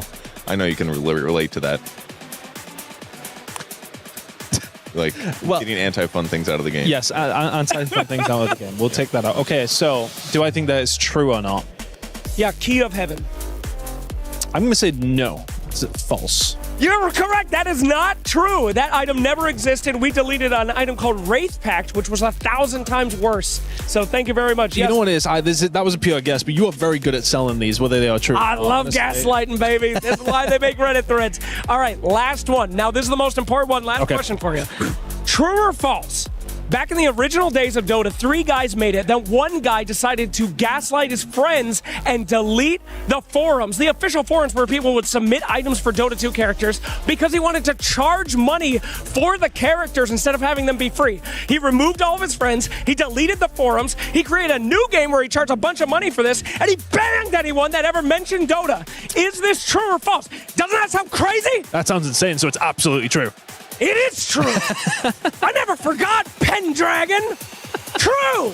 That game is called League of Legends. What an incredible development. True. Thank you for watching EWC, and thank you for playing the game. You win. We're all winners, aren't we? Thank you for watching. We are all winners. Absolutely. Welcome to the Dota scene, Chris.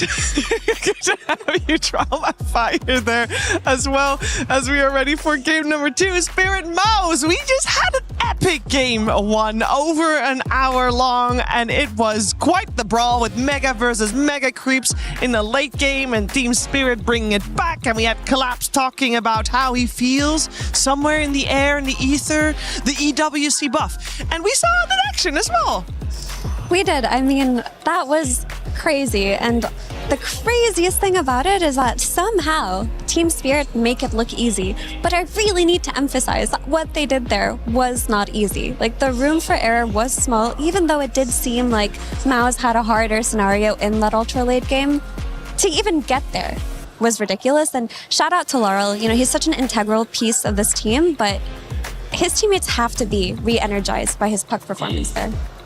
I mean, I think what Team Spirit does better than anyone else is that everyone on the team always seems to be clearly on the same page. There's a lot of times you'll see it, especially in like the tier 2 teams, where like one guy builds an item that's intended for fighting. Like, for instance, with MOUZ, you have the Crimson Guard on Ponto. I don't want to like flame it too much, but at that point in the game, they were playing like a split push, we have to catch people kind of game, and he goes Crimson. So it's like one guy is looking for team fights and the other players are looking for pickoffs. While it's like with Team Spirit, you see Yatoro skip the Deso first to go for the Shard because him and Puck are both split pushing the side lanes. It just feels like they're always on the same wavelength.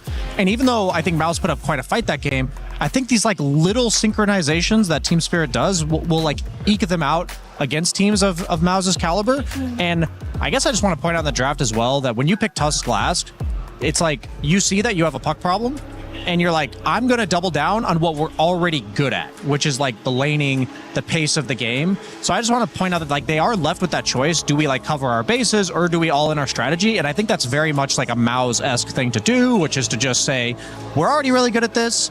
Let's like triple down on our strength and hopefully it's enough. And honestly, I would have never predicted them losing that late in the game. Like, I thought that like that 40-minute turnaround that Team Spirit had was going to be the nail in the coffin for them. So I want to tip my hat to MOUZ for actually making the game like reverse swing, like the third dip of the roller coaster, as you will. Yeah, but if you're Mouse, though, you have to be looking at that game and scratching your head. What on earth happened? Because I know the answer. I know the answer. Yes, what is it? Doom stealing an Aegis twice. That happened. I think that would have changed everything. That is a big deal. You know, pro players have PTSD. If you sit in a green room with Quinn or Insania and they see a team doing Aegis with Collapse Alive, they just tense up and they say, don't ever do Roshan in front of Collapse, you know? So it is absolutely something you have to respect. This is the player with probably the most Aegis steals in history to his name, I would imagine. That's not a far cry. But I did want to mention that Mao's made the conscious decision to play it slow after they got Mega Creeps. Klinks was still dead for 50 more seconds when they left Dire Base. So they were in a position where they thought that was the smarter play, and I can fully understand that. But looking back at it, you have to think to yourself, we should have committed a little bit more there. I know for some time now, I don't remember who said it to me, but I then, you know how you hear something one time and then you proceed to hear it from a bunch of other people in different conversations, and you're like, okay, this must be true. It was this notion that once you get megas in the last year, the game's just over.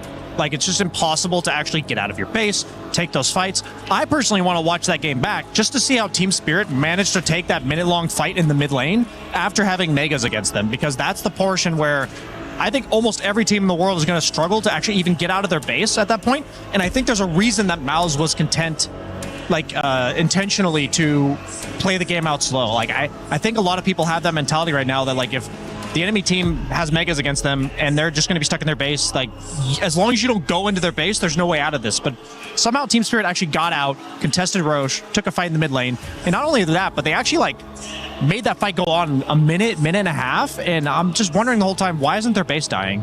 But they just had such a nice balance of these type of map movements. It's truly impressive. I always see the map or the team fight play from Team Spirit, but I feel like their map play this game in the first game was especially impressive. A balance, you say. I want to talk about the balance of the opening picks, because we have got Team Spirit on the Radiant side this time around. Mouse on the Dire, and Mouse gets first pick, so everything swapped for this game. We have Mouse going for the Treant Protector as a first pick. We've seen that more often. It makes sense, logical. And on the other side of the balance, Effie, it's a Techies. It is the Techies. Unusual. Somewhat unusual, especially this early in a draft, but this hero is quite popular now. It's a lot of damage. That Taser on lane is ridiculous to play against, and this is one of the heroes that Not Me really stood out on during his Dream League debut. He was making so much chaos on the map, and conceptually, I do like Techies versus Treant in lane. You can trade with them quite effectively with that Taser. Yeah, I'm wondering if they're going to go something that benefits from the move speed of Taser, like a Collapse Primal Beast. We saw that a bit earlier. It's traditionally good against a lot of the range carries that people like to pair with Treant. You get the level 20 talent that lets you dispel the overgrowth for free. I'm just curious if that's something you can open blind, or maybe it's something they have in their pocket. But I do think Techies especially is the literal best support in the game to say, you're gonna get out of your lane, sir, offlaner. There's and Treant is meant to ruin your lane as an offlaner. So I do understand conceptually the counter pick of the Techies. Yeah, and if you just have a simple stun offlaner, like a Centaur or any kind of control, this Techies is guaranteed to get at least 1 or 2 kills on this laning stream. Look at that. There it is. Yeah, it's just a stun into a... You should have said that 2 seconds later, because it would have been the exact moment. It would have been good timing. Right, yeah, you would have willed it into existence. This was still good timing. It was very good timing. I'm just saying, if she coincidentally said that 2 seconds later. Brian's about the perfect timing. Yes. Fair. Promo code. BSJ. But yeah, it's just nice having a support that you know that you're always going to have enough follow-up damage. Really makes it so that you have more flexibility coming out of your position 5. Centaur is also very good against the range carries as well, because he allows your entire team to effectively gap close.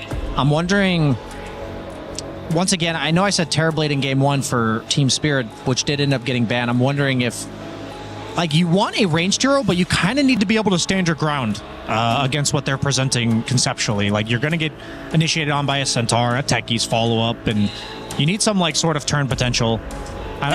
Maybe a Luna with what do you call it? The Lunar Glaives, something like this? Or Lunar Orbit? Can they not turn it around and put the Treant Protector and a +4, and then never mind, they still go for one of Crystallis's ranged. Oh, carries. that makes They're sense, ranged. actually. There you go. Yeah, that's a ranged guy that stands his ground. I for whatever reason, I came to this tournament looking at their picks, and I was like, okay, they're just picking all the normal stuff. They've gone away from Crystallis' specialties. And then first game, they whipped out Monkey King. And the second game, they whipped out Razor. We're in for a treat. I know they ended up losing game 1, but there's a reason they picked these heroes for this guy. I like the hero conceptually against Centaur, the minus armor. You actually can boot Centaur out of lane with like 2 points in Link. But maybe it's a different story with Techie's reactive taser. I am very curious how this lane plays out. Yeah, I recall a tournament where Centaur was a very popular offlane pick, and people were picking carries like Lifestealer and Razor against him, and he was still getting out of lane fine. Like, this is a hero where heroes sound good on paper, but Centaur just seems to have comfortable laning stages regardless of what happens, especially if he has a strong support. And he's going to just stampede away later on in the game. Nobody can get linked because you just stampede and you're gone. Yeah, they definitely need some form of... I mean, Treant Protector's like okay to counter the disengage of Centaur Stampede, but I don't think it's enough, so keep our eyes on a hero like Puck. What other options are there? Well, we are talking about Mao's Boom, and Boom is a killer tide. I know it's not that great right now in the meta, but it's something to keep our eyes on, as that is a Grimstroke. Yeah, that's a good call, because Tide Shard is a really great way to play against Stampede, and I still think it's a very viable pickup, especially if you see magic damage and you have that comfortable Mage Slayer item progression, if that's what you choose to do. Definitely doable. Grimstroke, very cool with the Soulbind. However, if the Soulbound people just run away together, it's still not much of a Stampede counter. It still slows, right? But I mean, I know Stampede goes through that, but like Soulbound, when you are you just leashed or are you also slowed? You're leashed. Okay. You're slowed by the Stroke of Fate, which usually comes Oh, after. yeah, okay. They've like tweaked his spells so many times, it's hard to keep track. Got to consult my resident support player here. Actually, I got 2 of those. I got a 4 and a 5. Yeah. Hey, don't ask me those questions. Yeah, you're not a Grimstroke player, right? No, I have recently tried to play him because I needed a ticket. Of course. It didn't work out. But I got lucky on getting the ticket anyway, because you get 1 ticket when you lose, so... I think it would be a really cool stat if we could somehow find out how many games have been lost by people picking, like, out of their bottom 10 most played heroes in the last... since the event started. Do you know what I mean? Like, there's... You just have to see what people's picks are compared to their normal picks. That would be very confronting. I would not like to see that. That I would like to see, though. A Wind Ranger. Love that. Was it in ranked, Cheever? The Grimstroke pick. Potentially. So, apologies to Sheever's teammates out there. Hey, that's a Wind Ranger core then. This is the classic redheaded safe lane. I don't know. Are there any other redheaded Dota heroes? I just saw that and I was like, they look. But these two look so like. The thing is, for me, Lena, I have the Arcana, of course, because pay to win, and so I just see fire as her hair. So for me, it's. These are the only 2 redheads, but you're right. That absolutely applies. Very fair. But I do like Enchantress quite a bit, just because it feels like early on she is so unkillable when she runs at the enemy mid-tower, and there's not that much burst damage coming out of Mao's side for her at the moment. I think it's important to note that, so first off, Grimstroke's Inkswell is dispellable. And then also, one of the reasons Treant is so obnoxious is because, as a safe laner, I'm thinking, it's my offlaner's problem that he has to deal with a Treant. But there's sometimes where, I'll take an all-in engagement, and then the offlaner just gets living armored. And I'm like, come on, man. I end up losing a trade that I thought I was going to win. So the dispel early to mid-game, where heroes will often get saved by what a lot of pro players refer to as a free global refraction, removing that's a pretty big deal. So I'm curious if that ever is the Dispel on Enchant is ever going to play a crucial role in these early movements. That's a great point. I think that it will. And I also think that's not the only interaction we're going to see between these 2 heroes, because Enchantress, as a hero, she functions in a way where she doesn't want to sit on that safe lane or off lane for very long. She wants to move to the mid lane, take the tower early, and pressure it. Whereas Treant, his job is like, okay, well, I'm pressing living armor on this tower. And then it just becomes a durability test. Are you guys willing to sit and poke at this tower if we're defending it? Because it's not just the Treant, it's also the Grimstroke with the long-ranged means to defend the tower. So I am curious who will come out on top and how many resources Mao's are willing to dump into defending the tower. Yeah, so you're talking about the early game, which I think is very relevant based on what we saw in game 1. But I just want to point out the dynamic getting reversed here, because in game 1 we saw like I feel like the tempo is actually more so coming from Team Spirit in this one. Like they have a lot of tempo in their early game, and last game we saw Mouse like double down when they had no puck answer. And now I'm very curious. I feel like Team Spirit's going to have Laurel pick a hero that's meant to kill puck. Like Ricky would have been great. Nightstalker and Ricky are like great examples. I hope Laurel picks from this archetype, because we're once again seeing a puck on the 8th overall pick. It's relatively uncountered because all of these stuns are disjointable. And like I said, last game they picked Tusk last overall for Mouse, which was more about the early game advantage. I'm curious. I really think Laurel's going to take a completely different approach here. I can see that. I can also just see one of the Void Spirit or Earth Spirit brothers come out, because Earth Spirit early game is a fine answer. They did ban the Earth Spirit, so maybe Void Spirit's like the discount Earth Spirit right now. Is that kind of the vibes we're getting? Because we were talking about Clinks being like, discount Drow. To be fair, I don't think I've seen him in any of the games that I've watched today. I also haven't seen Earth Spirit banned, I feel like. I've seen Earth Spirit in every game, so we're apparently at the part of the tournament where Earth Spirit gets banned. Yep, and that's the Watermelon Man. Oh, you called that? Who called Tide? Was that you, Sheeps? That was me. Wow. We're panels on point This today. is one of Boom's best heroes. Like it's I would say his signature hero. And he's great in it. And you already pointed out how good it would be in the game, also for the Shard. Yeah, the Shard is fantastic here. They also have a lot of team fight coming out of Mouse right now, with the Ravage, with the Soulbind, with the Coil, and the Overgrowth. A lot of big cooldowns. But I just don't associate this team with big cooldowns. Like when I think of Mouse, I think of a team that wants to be consistently running at people in the early game. So it kind of makes me look at the draft a little bit funny. Ooh. Zeus. Can a Zeus deal with the puck? It is I don't feel like it really special, does. I think. What do you think about this Zeus, Mira? I feel like I don't know how I feel about it. It's a lot of damage. It lanes really well into the puck, but it kind of narrows down your gameplay on Team Spirit, because now your play is, okay, we're gonna get that Nimbus, we're gonna get some Rapiers later on, and we're just gonna refresh that Zeus and kill one target every time. So I think Zeus is a fantastic hero this patch, actually, but I don't like how it makes their draft one-dimensional on Spirit.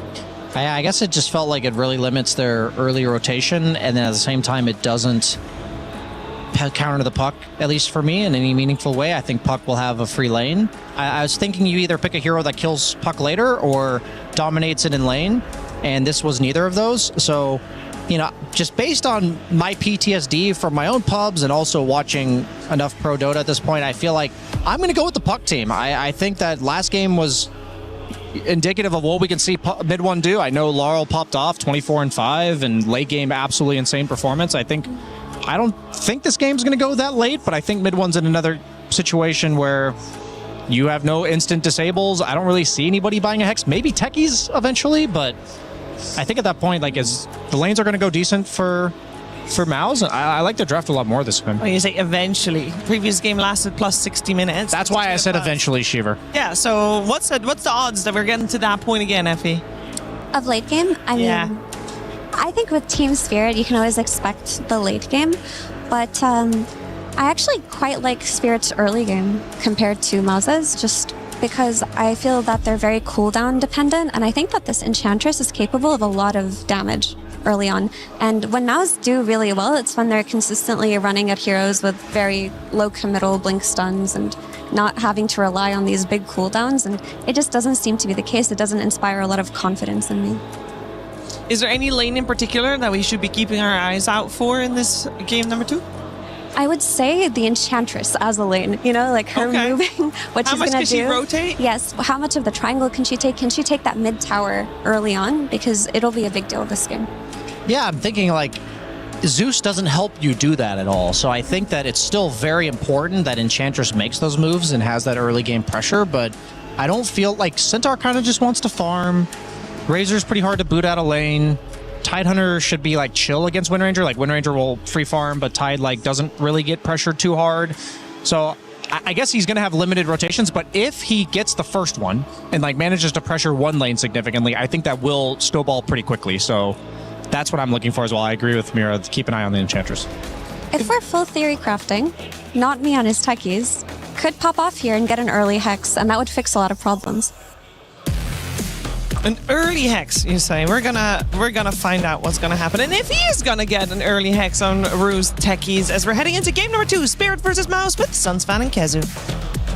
Thank you, Shivar. Sunsfan here with Kazu in game number 2 between Mouse and Spirit. Game 1 was a doozy.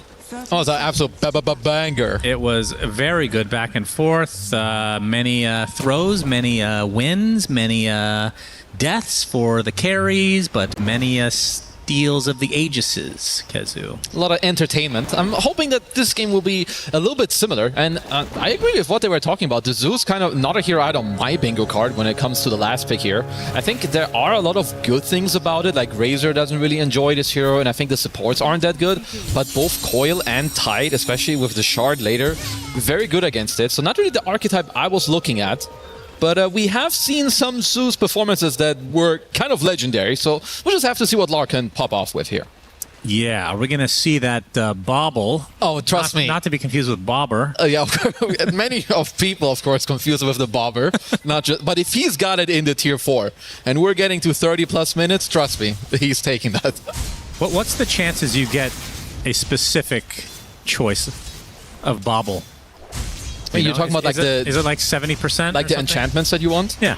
It's quite high. I think you can always get 50, you right? can always get the spell amp, I think, when you're an int hero, which he is, so you're pretty happy. I think also later, like you saw it in the last game, like he just got the Feverish on tier 5. On tier 4 he didn't really care, so you can pretty much always get one of the ones that you do want. Okay. Now we're going to see Collapse this time playing the Centaur Warrunner, and coupled with Not Me on the techies. They have a very good lane up here. Like even though it's Razor and Treant, like with all the trees being cut, like techies has insane amount of range, so you can kind of just keep clapping the two of them in the face. Taser is also still a horrendous spell. It is so damn strong. So How's that horrendous? Like horrendously OP in a way. Like that's how I'm talking about this. Just checking. Sorry for English not being my first language. 1 minute 20 seconds. That's all it took for the call out. Sorry, I'm used to casting with Cinderin, so you know. No, and he has high IQ. That's I will not talk down. So they say. So they say. Crystal is playing another signature. I have a comment. Oh, here we go. This is gonna be a good one. I have a comment. Yeah. Do you feel like they pick his signature heroes too often? No. I think it's good. I think you want to pick the Siggies for the guy that you have. Static Link is going ham. First blood for Crystallis. Yeah, suck on that. That's the answer for you right there. Hey, it was just a question. I'm not trying to imply anything, of course. Great. Yeah, you player. never have subtleties to your comment. Perfect itemization last game. Have no complaints about that. I feel like I feel like it's too. What's the right way to put it? I know that not a lot of people pick the. Like he'll pick it in any meta, right? Regardless of how popular the heroes are, but you know he's gonna pick it. Surely that's an advantage. No, for sure, but it's the type of hero that even if it doesn't have a perfect game, because of the tempo that usually the heroes he plays, they lane very well, right? Like Monkey King and Razor. So even if they had bad game matchups, they have good net worth. They can give your team something in different scenarios, and I think it is the strength of this guy. And you should try to play towards the strength of your players. So it's good. Okay. I thought it was a second place TI DC placement. You should know this type of stuff. No, we picked Slark mid. That's not good. That's why you get second place at TI. Brought up some PTSD there. My bad. There's mid one playing the puck this time in that mid lane. And he's going against, like we talked about, the Zeus for Laurel. And, I mean, outside of the crazy late game, that potential with Bobble, what do you think of Zeus in general? I think it's honestly quite a good hero. I think both his Ags, his Ags is very good, and also overall how the hero scales. I also really like that they changed Thunder God's Wrath, where even if people are smoked or invisible, it will still deal damage to them. Yeah. And this hero lanes. He lanes very, very strongly. Like they buffed, I think, his base damage not long ago, and also some of his earlier spells. And I mean, he's gonna do very well in this lane. And it's also about how you use the first ults. And I think Spirit have a very strong early game to make use of the first Thunder God's Wrath. Yep, there will be plenty of healing going in the mid lane, thanks to Panto's Treant Protector with the living armor. Rue has a very early level 3 here. Getting second level of enchant this early on means you can do exactly what he's doing now. You kind of want to play into the enemy triangle, take like a creep, maybe contest some of their early water runes, or like play into the mid lane as well when it turns into nighttime.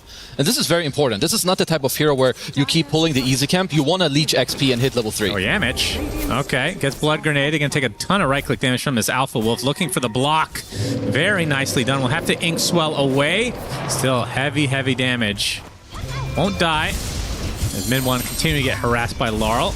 Oh, actually gets a little bit too aggressive maybe, as still plenty of mana to work with for Laurel with that Mango being consumed. That's quite big. Like, even with this small play, you know, that you saw there from Rue onto the Grimstroke, it means that Yamich, he's got to go back to base. And if he wants to go back to the lane, he has to TP.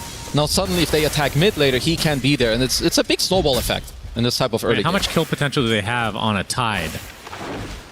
Honestly, not that much. So it's more about rotating the other lane. Exactly. It's more about, like, you want to chip down the Tide and like kind of maybe force the Grim to go back there, because Eng, you don't want to play in your safe lane that long. You play there early on for XP, and then you want to GTFO. You want to go mid, you want to go to the enemy safe lane and just be annoying elsewhere. So bottom lane going to be a 1v1 effectively. It kind of should. Neither player is going to really apply any pressure to each other. Yeah. Just farm fest. It just depends a bit on like what items Yatoro can kind of squeeze out, I think, in the early game. But until you have like a Javelin, you're not really doing too much to this hero. But Big Talk will be the first Thunder God's Wrath, as Laurel, of course, is going to run a Clarity to try and make sure that you have mana for that. Yeah, getting a kill on Chrysalis would be quite nice. He did get first blood, of course. That's very important, yeah. It does help. Game 1, Yatoro got first blood if you're keeping track, and they did win the game. Not much with him, though. Very good point. It was really Laurel. All that heavy lifting. As mid lane, Laurel, speaking of which, caster curse, coil applied. There's the Inkswell from Yamich. And that's going to be the death of Laurel. Mid one actually getting the last hit on that as well, which is good news for Mouse. As Not Me gets absolutely, or he blasts off right on Yamich's face. So a nice turnaround here for Spirit. And mid one with living armor will be fine. He's still overall good, of course, getting to kill Laurel there. But yeah, Not Me does come around for, you know, the little return kill. And before that kill, let's see, so 30 and 7 CS for mid one as Laurel. Pretty close now, 32 and 7. He did have a slight lead before that death, as we see a nice stack here. Holy stacker. Very early. I mean, it is Zeus. Like, Zeus loves stacks. Honestly, kind of the same with Centaur as well. Chris is already level 6. Yeah, he's got that Eye of the Storm, and nice. Okay, Blast Off actually does hit. Remember the Zeus ult, but the slow comes out. Chrysalis. And they get ensnared now as Collapse gets Plasma Field, and now he's going to take the brunt of the right-click damage from Chrysalis. Pops a couple Lotuses. There's the ult from Zeus. Will be the death of Chrysalis as a result, but Chrysalis actually gets the kill on Collapse after. And Panto with that sticky bomb will be slowed to a crawl. Rue makes his way over as well. This is a pretty thick tree to get through. Should be able to make it happen eventually. Going on top of this bridge. Not me, Blood Grenade, but it will be a trade of supports regardless, as now the tips come out. That's a nice play. He at least gets to get the, you know, the 1-for-1 kill trade. I don't know if I love Mouse like overplaying into the Zeus ult there, especially like giving a lot of XP to the supports of Spirit can be quite dangerous. But let's see about the follow-up play, as there's a rune in 10. Mid one. TP by Yamich. TP, trying to turn this around. Has to use the jaunt onto the other side, though, but the coil already used. Inkswell as well, and mid one, another kill to his name. So Laurel off to a bit of a rough start, but the blast off does connect on the top lane onto Chrysalis. Panto's here. Gets the slow power shot, as you can see Yatoro making his way over. It's not enough to find the kill on the Chrysalis, though, as now Boom will also show up, as it's a big old party. The Ravage comes out, only hitting the one. And there's a focus fire from Yatoro onto Chrysalis. Not enough for the kill, though. He just casually kills off Rue instead.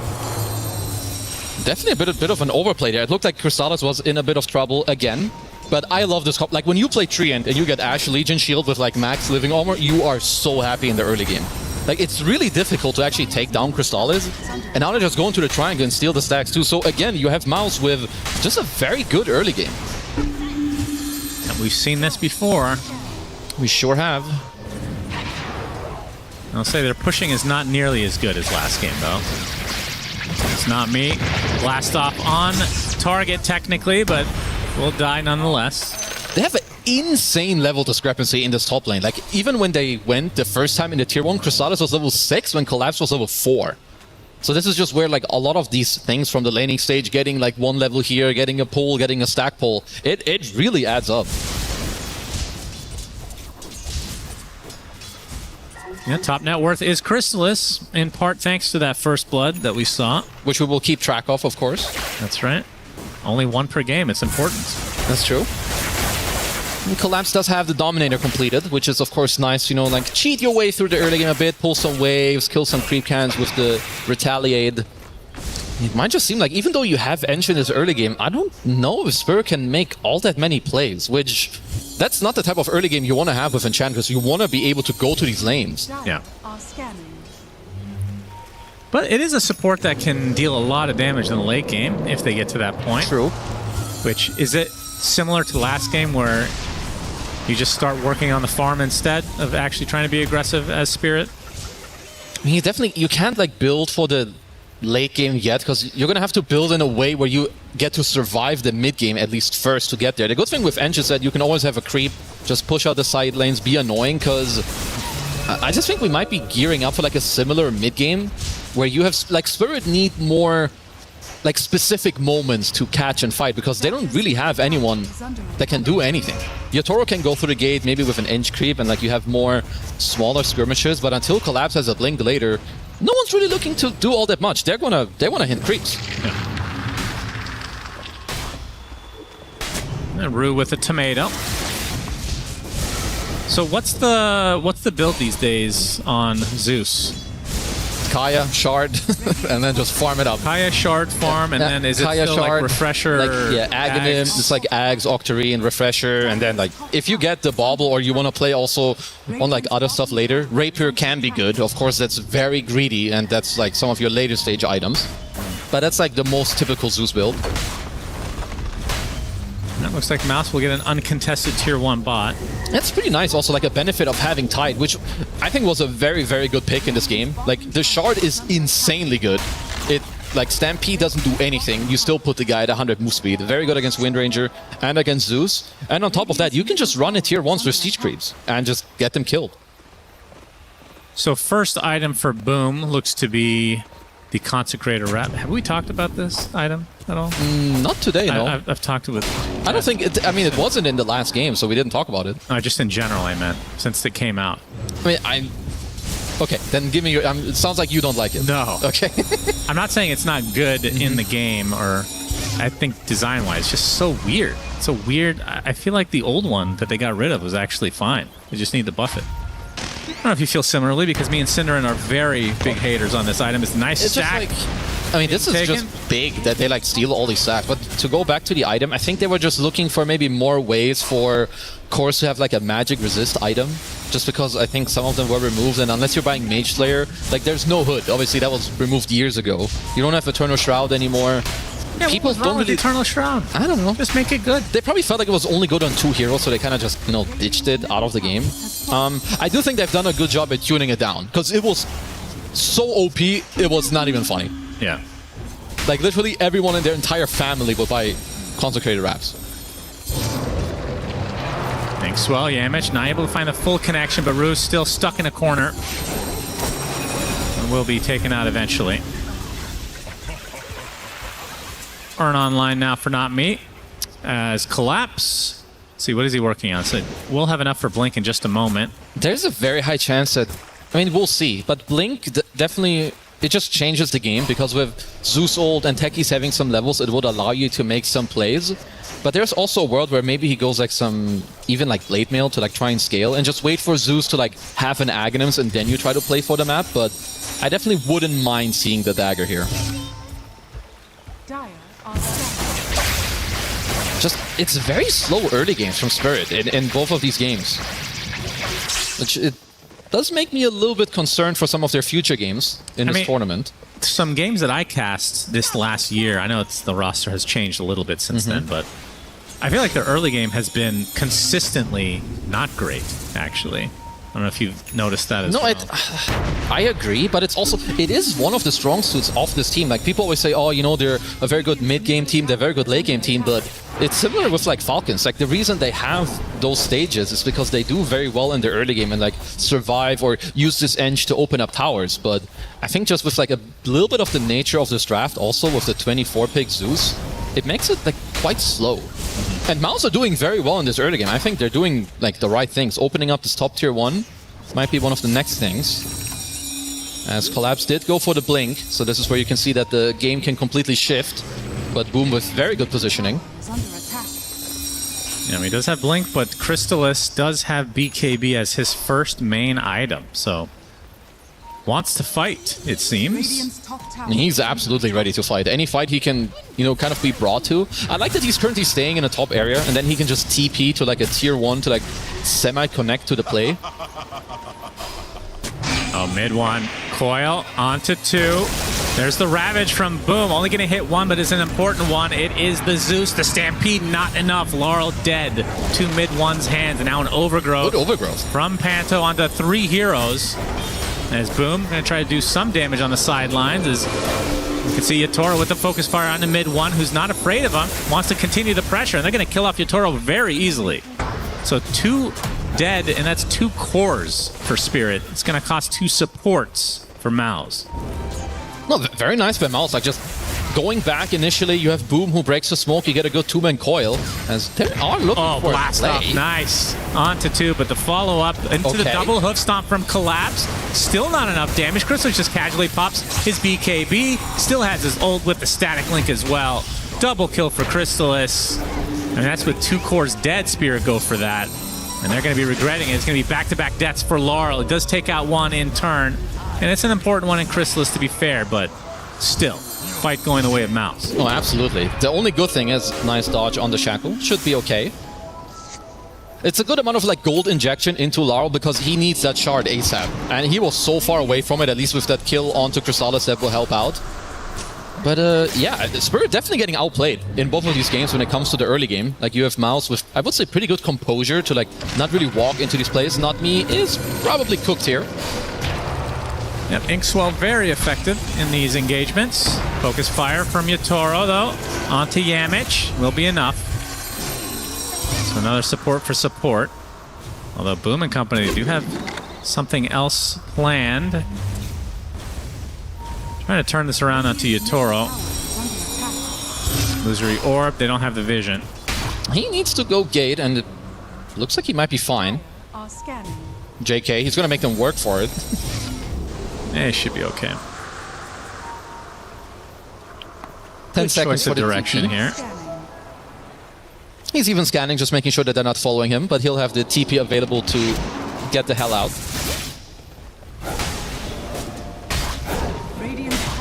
So Rap's officially online for Boom. He is basically unkillable. I think until later where they have more items, maybe even a silver edge on someone, if that's something you want to look for, Boom might just be deathless for the next 20 minutes in this game. This would be a great cast. That would have been a sick caster curse. But you are correct. Mid 1. Oh man, Yatoro rather, has to win run away. Now, that's just good pressure, because it's also important if you're Mouse that you don't like 5-man all these areas. You want to be smart about it. Put one tight somewhere, kind of be a roadblock, have 2 people somewhere else, and just slowly take the map away from Spirit.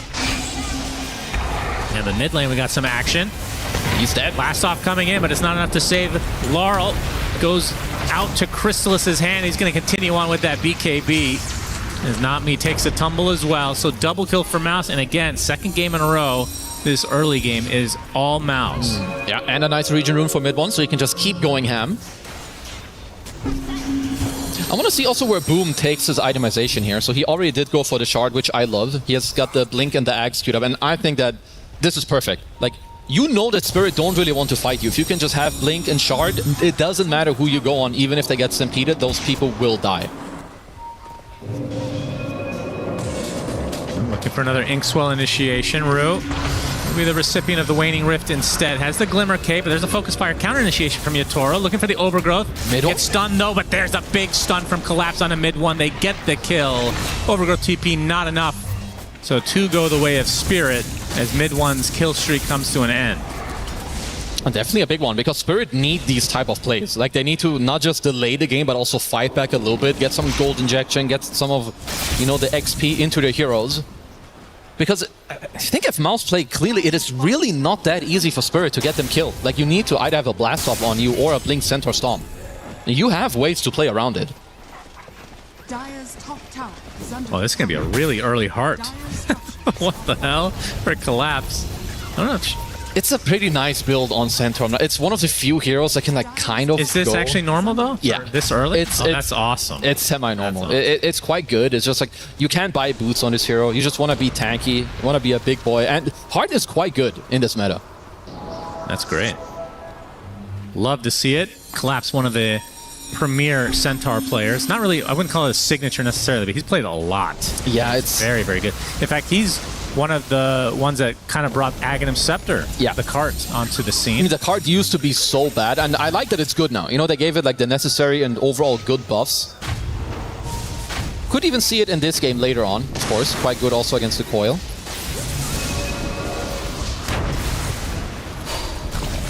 And Laurel with the shard to help him farm. And seems to be, yeah, going for the Aghanim Scepter. Actually going to go for BKB after the fact. That's interesting.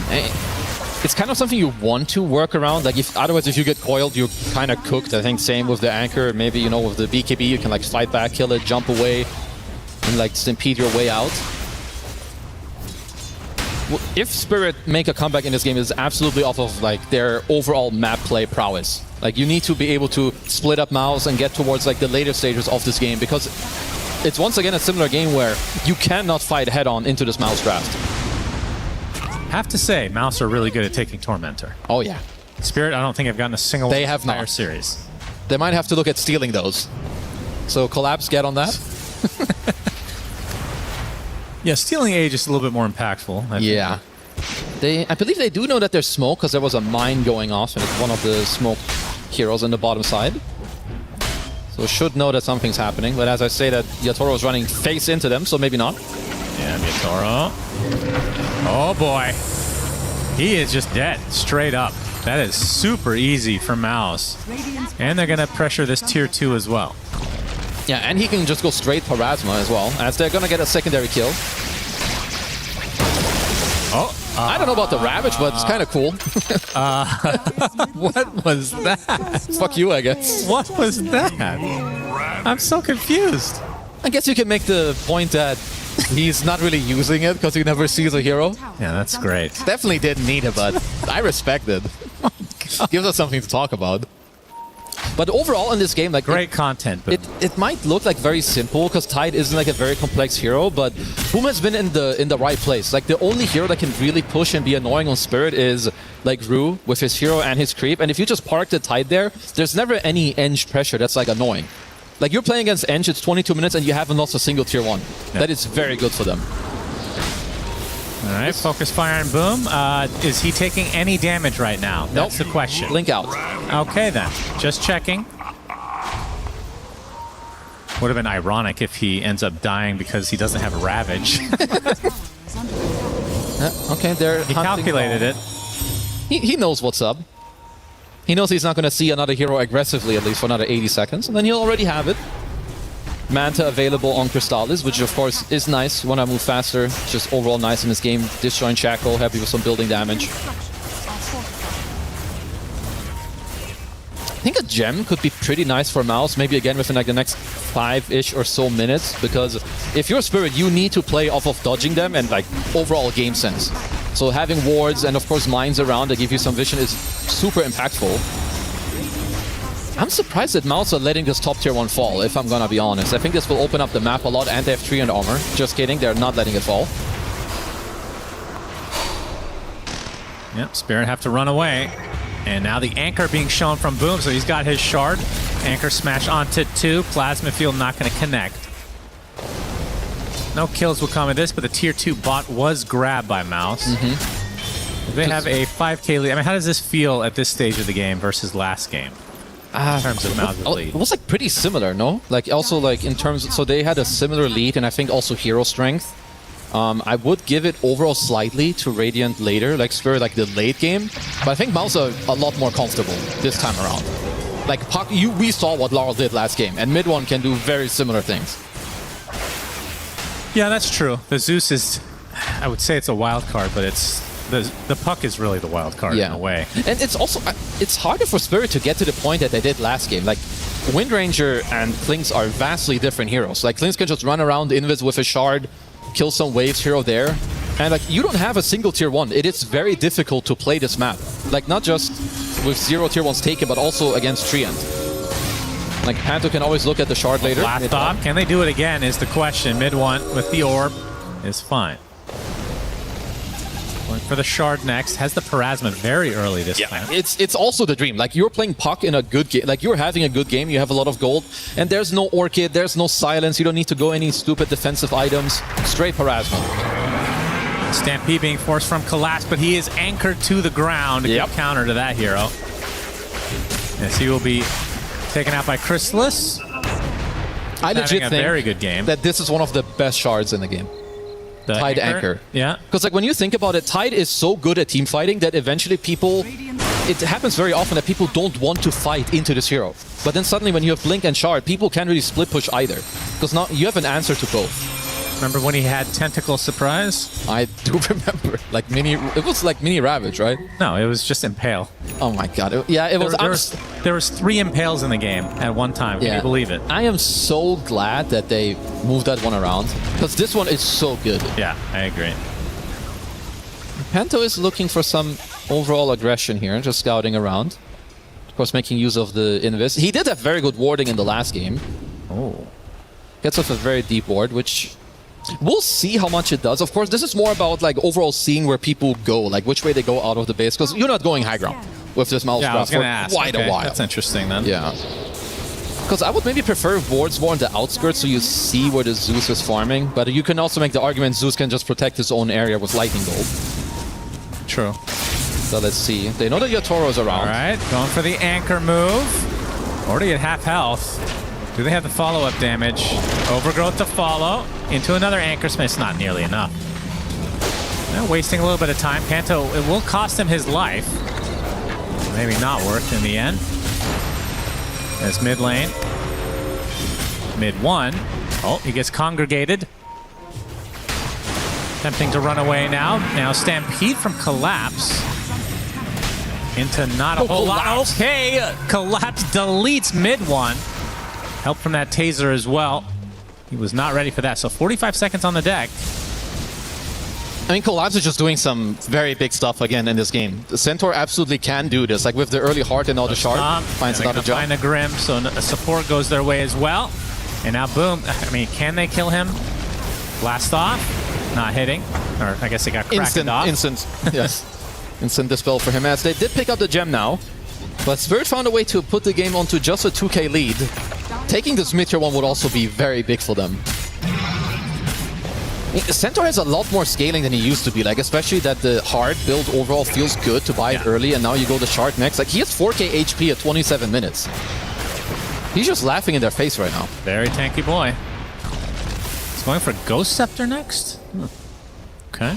I guess the only way for him to die is if Razor gets to like stack up a big Link and ult on him, so I don't really mind it. I don't know if he'll go through with it. I feel like you're farming relatively well. You could go for a Crimson, Shiva's.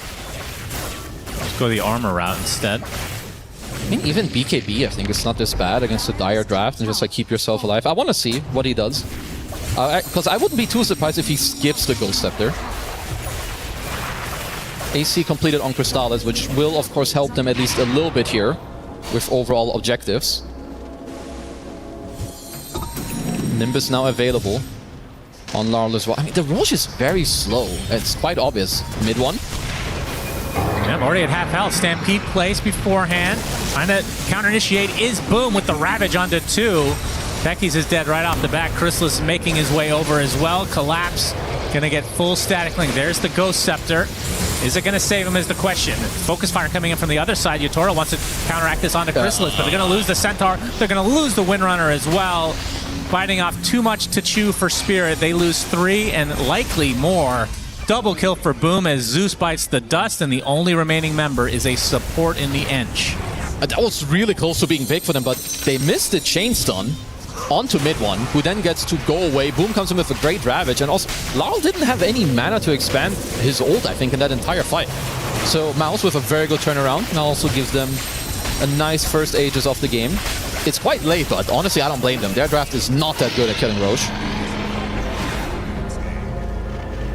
So Chrysalis with the Aegis, as we see again, this was a great counter blink in for Boom.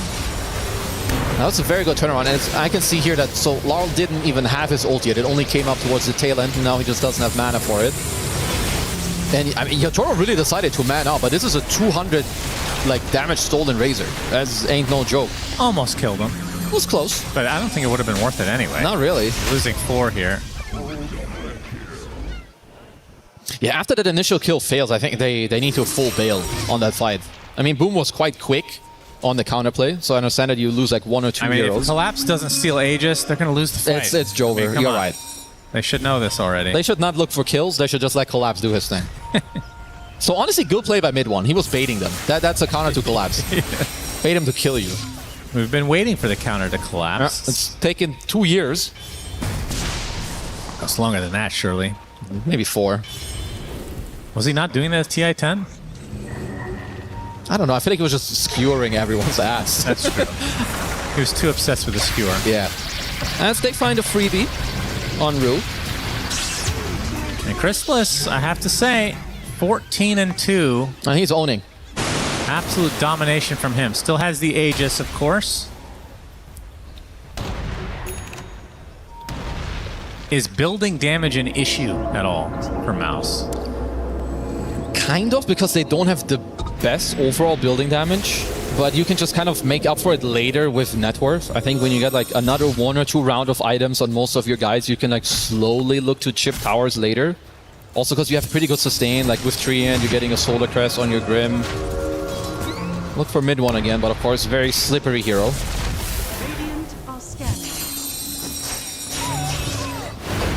You can always play for Tide's 25 talent to have some building damage. That's right. Although they did nerf that pretty considerably. Yeah.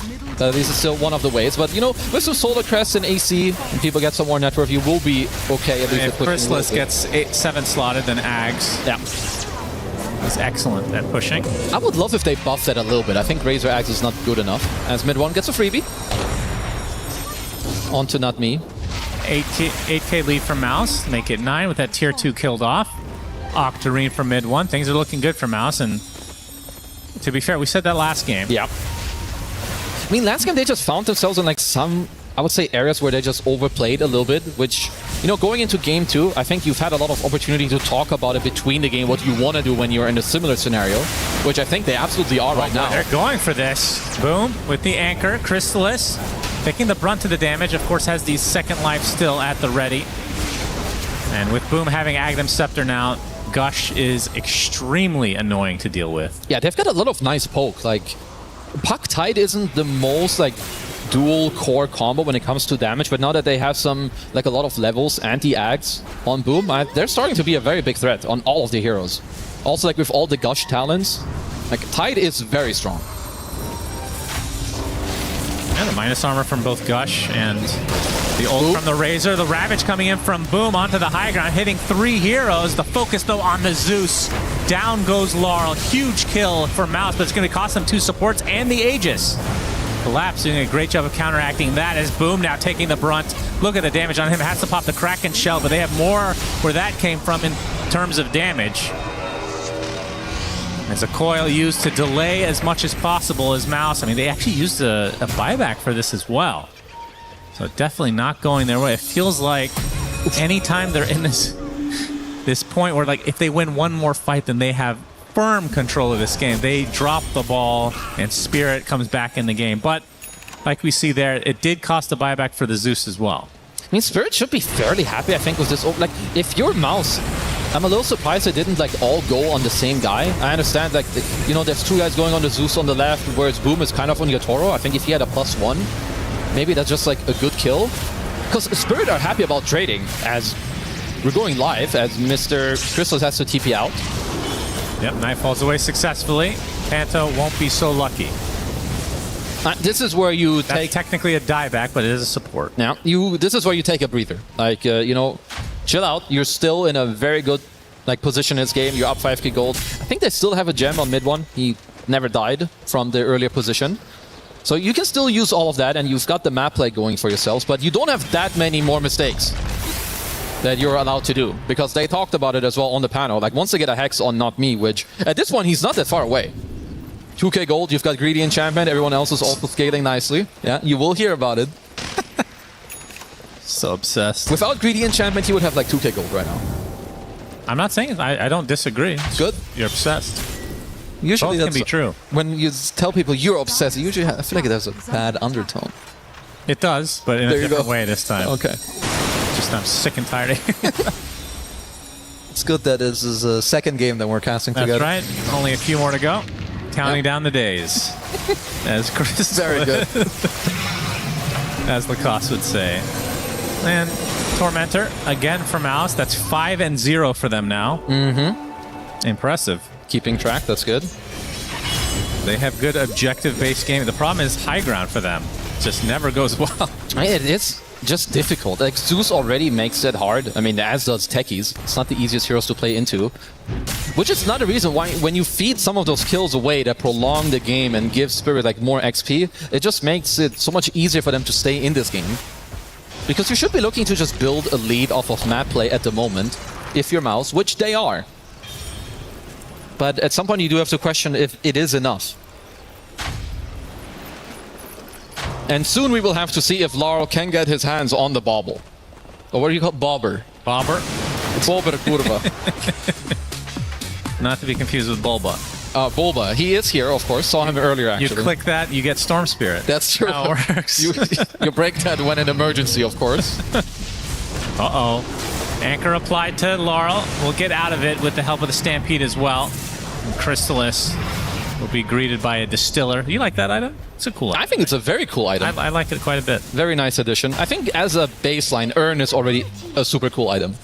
I love that, and I think just having like different upgrades also is I think very Valve good. was just sick and tired of seeing Urns not be upgraded, because if it's not a good Spirit Vessel game, it's just like you have this dinky item. It's true. Into the late game. Yeah. Now you have something that actually has a lot of value. That's okay. Enchantress will be taken out very swiftly here by Crystalis and company. Didn't mention the Nullifier, by the way, but that did come out quite a while ago for Crystalis. I honestly like it. You know, against the Gold Scepter, you got the Taser, you've got Glimmers available as well, just to be able to stick on those targets and kill them. This is without Aegis, by the way. As Mouse attempt to go high ground. Zeus now has Refresher. Collapse has BKB. They will give up mid lane, though. Collapse jumps up with the hoof stomp, but the BKB is there from Crystalis. Now with that, Mouse will retreat. Very early BKB there by Crystalis, which in most scenarios it's very good, but I think in this scenario you would actually rather just you get clipped by it, because I don't really think you're gonna die. But as long as they now hold their ground nicely, you can just wait, you can play for the next Roche respawn. I think you'll be very happy here as Mouse. You got the mid-racks, you have a 10k gold lead. It's all in your control. Spirit with the smoke. As Roche going to be up about a minute and a half. Collapse. They find one. That's an easy kill. Don't have to worry about Grim for 50, which does not, unfortunately for them, align with Roche at all. Mm-hmm. Might allow them to take over the area. I also like that. Better when Aegis is, or Roche is being contested. True. Instead. When the other team takes Roche. Right. Oh, that guy's kill dead. this time for mid one. I like that your Toro is going for like a full-on damage build. You know, no upgrade to the Maelstrom, no upgrade to the Dragonlance, just quick data list because you need it. Like, otherwise you're not cutting through some of these heroes. Tide Razor, especially with living armor as well.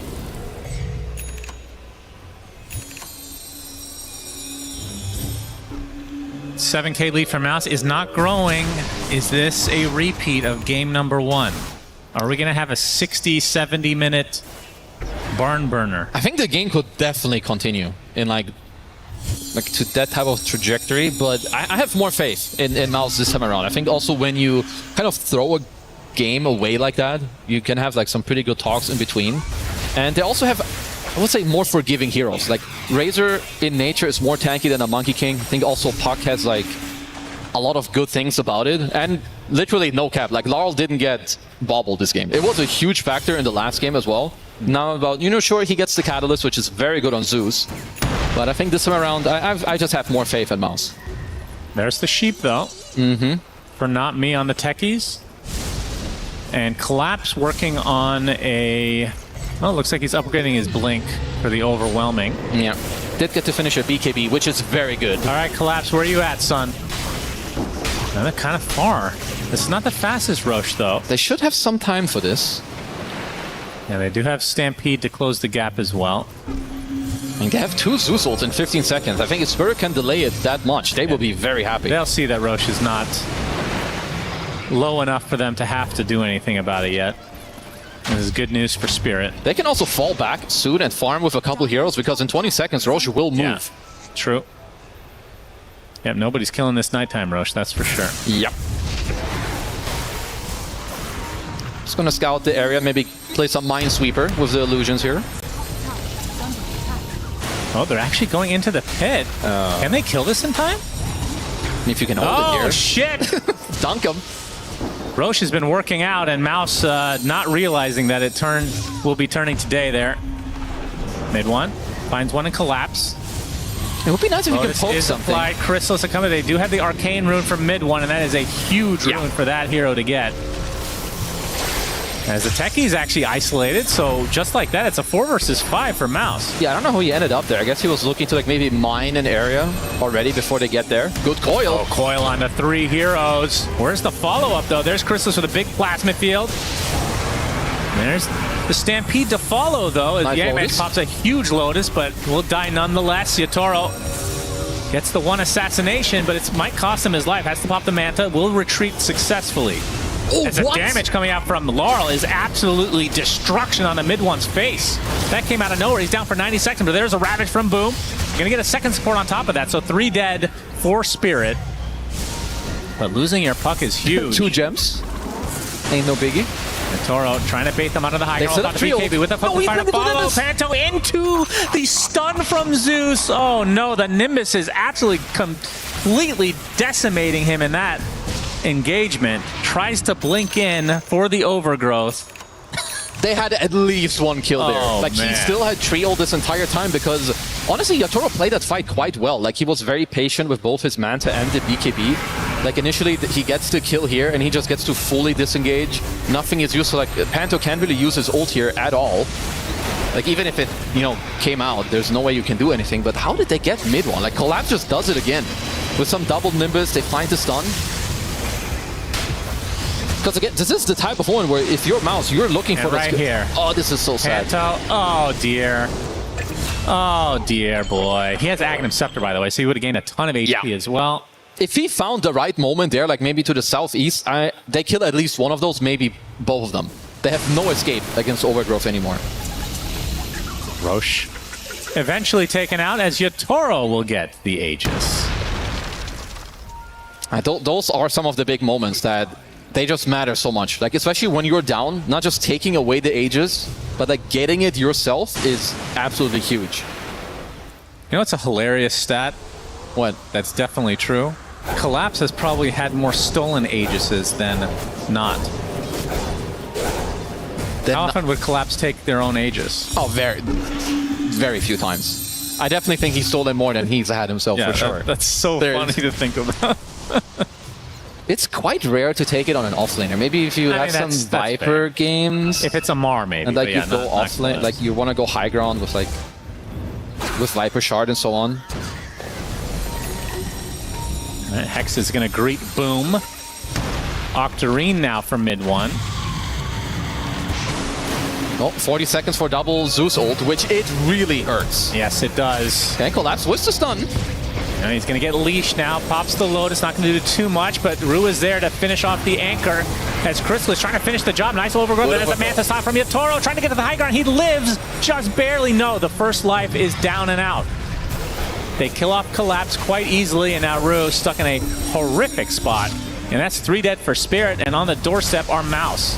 Panther with a big redeem. Very, very big redeem. Like, all these kills just came straight from the back of his overgrowth. Gotta remember, there's definitely some beef on the line as he used to play with Spirit. Very important. Oh, that's true. Yeah. Yeah, that must have been very embarrassing for him to blink into to the Nimbus. That's why Laurel tipped him and laughed at him. Should be able to get a secondary set of racks but here. You're seeing the lack of damage on building still. A bit annoying for Mouse for sure. As a nice shackle shot onto one. The Razor taking a lot of damage from that focus fire. Trying to turn everything around onto Yatoro though. He's in a lot of trouble attempting to run away. The melee axe is still up, but he goes down to mid-one's right click and he has no buyback here. They do kill off the Tide as well as Chrysalis on Razor. I mean, mid-one is just clowning on them. As mid-one with a triple kill in the enemy base. 4 dead for Spirit. As Collapse is a little bit too tanky maybe to get killed off here. I mean, mid-one's just trying to rack them. Yeah, why not? Not doing that much damage to the buildings though. As Collapse just brushing off the damage overall here. Mid-one just being a nuisance in the base, knowing that he's not going to be used to much effect here in this bottom side. Mid-one getting up that building damage. Which is not much. No, but eventually it does stack up, and that was a very good fight for them. Like, killing multiple heroes, you take the tier 3, you take the range racks, you get a buyback out of Collapse as well. There was a very quick hex from Not Me to like not die initially.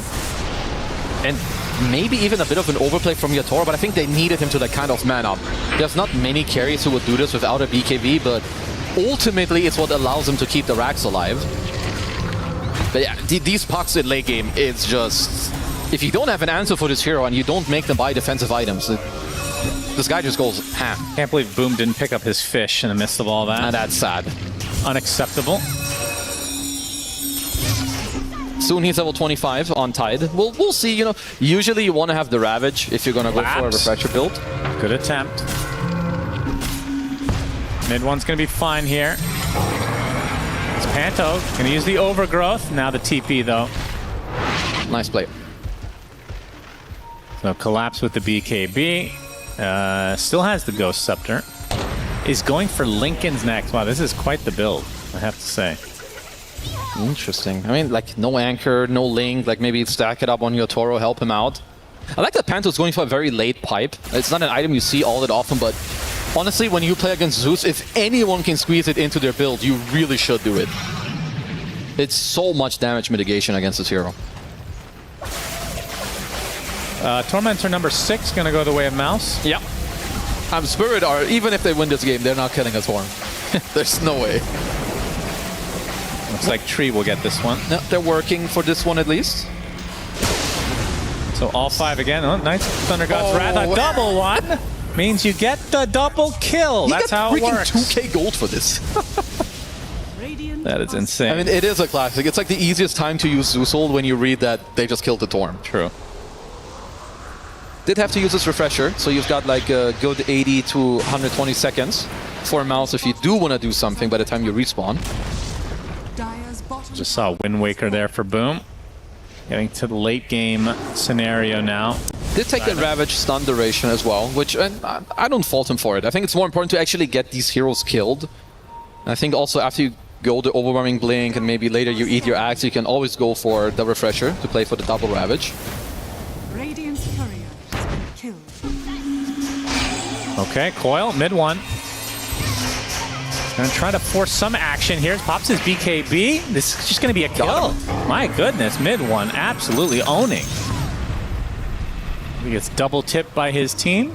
All right, this 17k lead, that I believe is the biggest lead of the series. I think so. Unless it was like maybe towards some of the last minutes of the last game, but I do think that this is the biggest lead that Mouse have had as well. And it's this time around, it's not as difficult, I think, to close it out. That's 70 seconds with no Larl. You're absolutely going to force it here. Either a buyback, you look for 3 racks. I mean, Larl is doing a good amount of damage, but I don't know if this pick has really worked the way that they envisioned. It's definitely been more weird. It's not very spirity in my mind. And mid-one. More pressure being applied. Chrysalis will finally get to hit some buildings again. Not enough to quite get that second lane. Nothing to do with this gush. There's the Ravage initiation onto 2 with a nullifier to follow. Chrysalis with the link as well. Trying to force step out is collapse. The plasma field is not enough to finish the job, but they do get the lane regardless. As mid one creating space, as pucks tend to do at this stage of the game. No, they got what they came for, and they're not done. Absolutely, like, why not? There's 20 seconds on Gnarl, like, respawning. Gnarl? Did I say Gnarl? Big fan of that Gnarl guy. Love Barl. Barl is respawning in like, you don't want a buyback with this little time on the clock, and you know it, so you can be very aggressive here. Anchor comes out. There's the buyback onto the Zeus, trying to apply some pressure now onto the Chrysalis, but we'll get Yules thanks to the teammate, but burst damage a lot. He actually dodges one with the Manta, but it's not enough to sustain the rest of the damage coming out from Yatoro. So with that, Mouse have to retreat. If this is all they get, that is not good news for Spirit. That's not what you want. Got an A on disc as well on mid one. You've got the pipe completed now on Panto. On a regen rune, why not? Yeah, why not? Yeah, Mouse in a very good spot. It's also 20 seconds for the next rune. Like, you can just camp around. Maybe there's an Amplify, there's an Arcane coming out if you want. Quick blink by Boom. How does Hydra's Breath work with Focus Fire? They can still split. They split? Yeah. It's just a normal auto attack that's really fast. Oh, it's a normal auto attack. Yeah. Okay. I think, what did I test it on the other day? So obviously it doesn't work on like it doesn't work on illusions. And there was something else. Oh, another quest. Oh, this would be a huge kill. Mid one popping the BKB, but there's the, I believe it was a Lotus and the heals coming out from Rue. TP successful, but look at how many members had to come and assist. No, it's honestly, it's a very good place. Like, you can tell that there's a lot of confidence coming out from like some of the players in this game. I think even Collapse, like earlier when he's at the enemy tier 2 mid, he goes in, forces some people, and still gets the TP out. Like, they're just playing to the limit very, very nicely.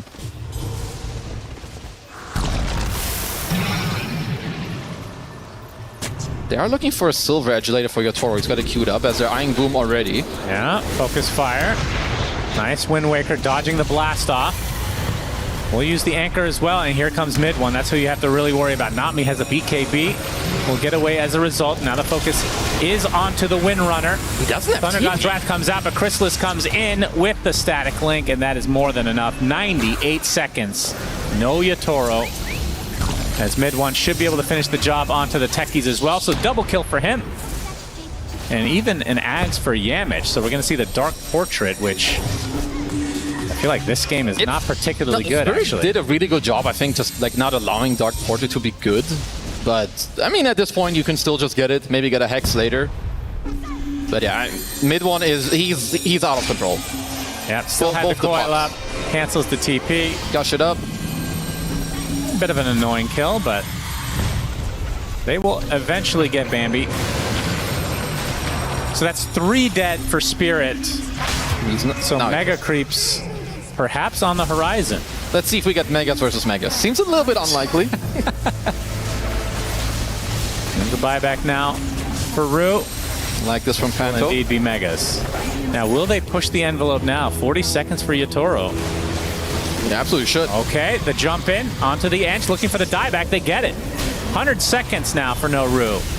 Now the jump in from Collapse. Laurel with the refresher. Double Nimbus. Not enough to get the kill onto the tie. The overgrowth to hold him in place. Thunder God's Wrath still not enough. Finally, he gets off the last round of spells as Laurel picks up 1, but it's going to cost him his own life. And now 2 minutes of no Zeus. And surely that should do it. Although Windrunner up in just a moment. They get 1 tier 4. Another coil onto 2. It snaps onto both of the Stampede to follow as mid one. Not worried at all about dying here. Gets hacked. Wow, that was a very well timed. But Eon Disc is up. Yatoro's in. Yes, he is, and he's all alone. The Focus Fire to follow. Do they have the damage to get through this? The Centaur taking a ton as Collapse falls to the deck as mid one still alive and well, which basically means the game is for Mouse as GGs are called. So it ends up being a split 1-1 between Mouse and Spirit. No, I'm happy for Mouse. They looked very good already in game 1. I do think they had the advantage there, and they did kind of throw that one away. Of course, Spirit are an incredible team, so they did get the comeback in the first game, but Might go back to question the Zeus pick. I would say at least a little bit in the second game, and I think that Mouse just made full advantage, took full advantage of what they had. You know, Versailles on his Razor, always very good on this hero. Mid one as well on his puck, just kind of popped off. I don't think they had very good answers for it, if I'm gonna be honest. Yeah, Chrysalis ends the game 24-4, and Mid One ends the game 18-3. Usually when you have two teammates with score lines like that, you're gonna win the game. Yeah.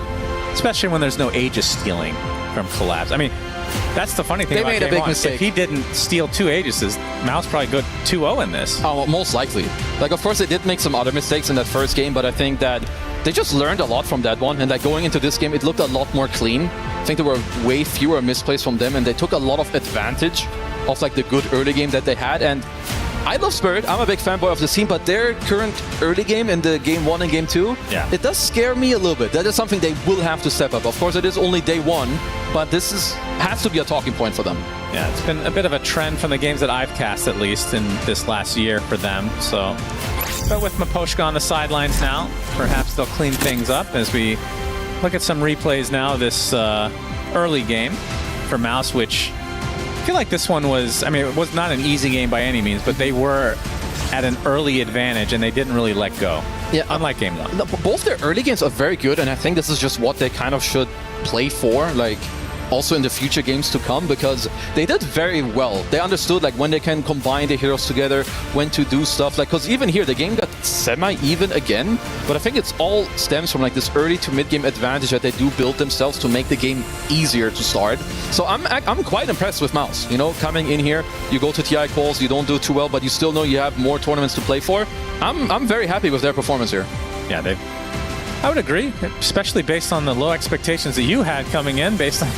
Hey man, results speak for themselves, so I'm happy to see them do quite well here. I think one thing about Mouse is they have a lot, I mean, Mid One, perfect example of this. Yeah. Old veterans that have kind of, they tapered off at some point in their career, but now have brought their way back up, had some glimmers of hope. Chrysalis as well, another great example.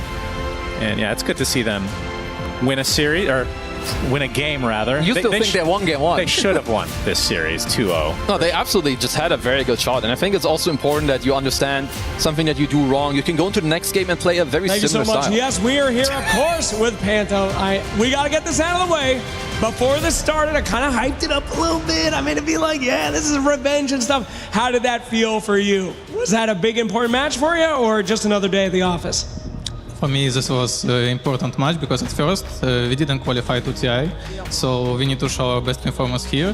And we played super good, and I like how everyone was communicating. Even when we lost first map, it was I enjoyed game, so it was fun, it was good. We made a lot of good decisions. We lost, it happens. Then we, you know, if you lose first map like this and you lose second, it's full tilt. But we discussed the right things, and we made good draft, and our second map, I think, looks easier than even first one.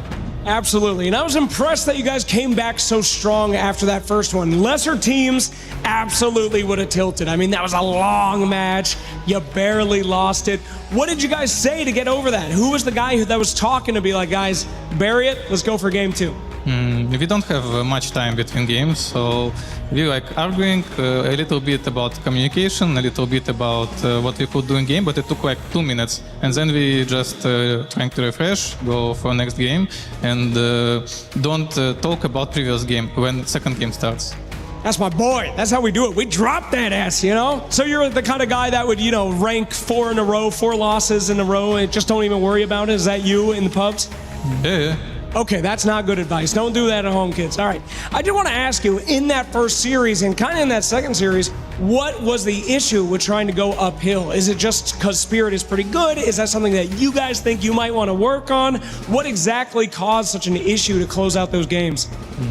I think partly it's because high ground is one of the hardest parts of Dota, and everyone saw games when you are losing like 50,000 gold and you go high ground and then you're losing, and you was like, oh guys, maybe we shouldn't do it, and the next game we will not do it. But you see games, new games, people still do it, they still go, they still throw, they still go too deep, and it's also buyback things. You need to think about everything of it, but sometimes you need to be strong enough to just make a direct call. Guys, let's just go Tron. I think if first map we just go Tron, drone. With 2 monkey arenas, we win. But it happens. We were too maybe afraid.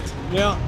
Well, absolutely. There's only one man that would be able to see the weakness in a team like Team Spirit. That is the man who has left out of that winning team here. Congratulations. Well done, sir. Absolutely incredible series. Appreciate you. We'll throw it back to the panel to get their thoughts on that series.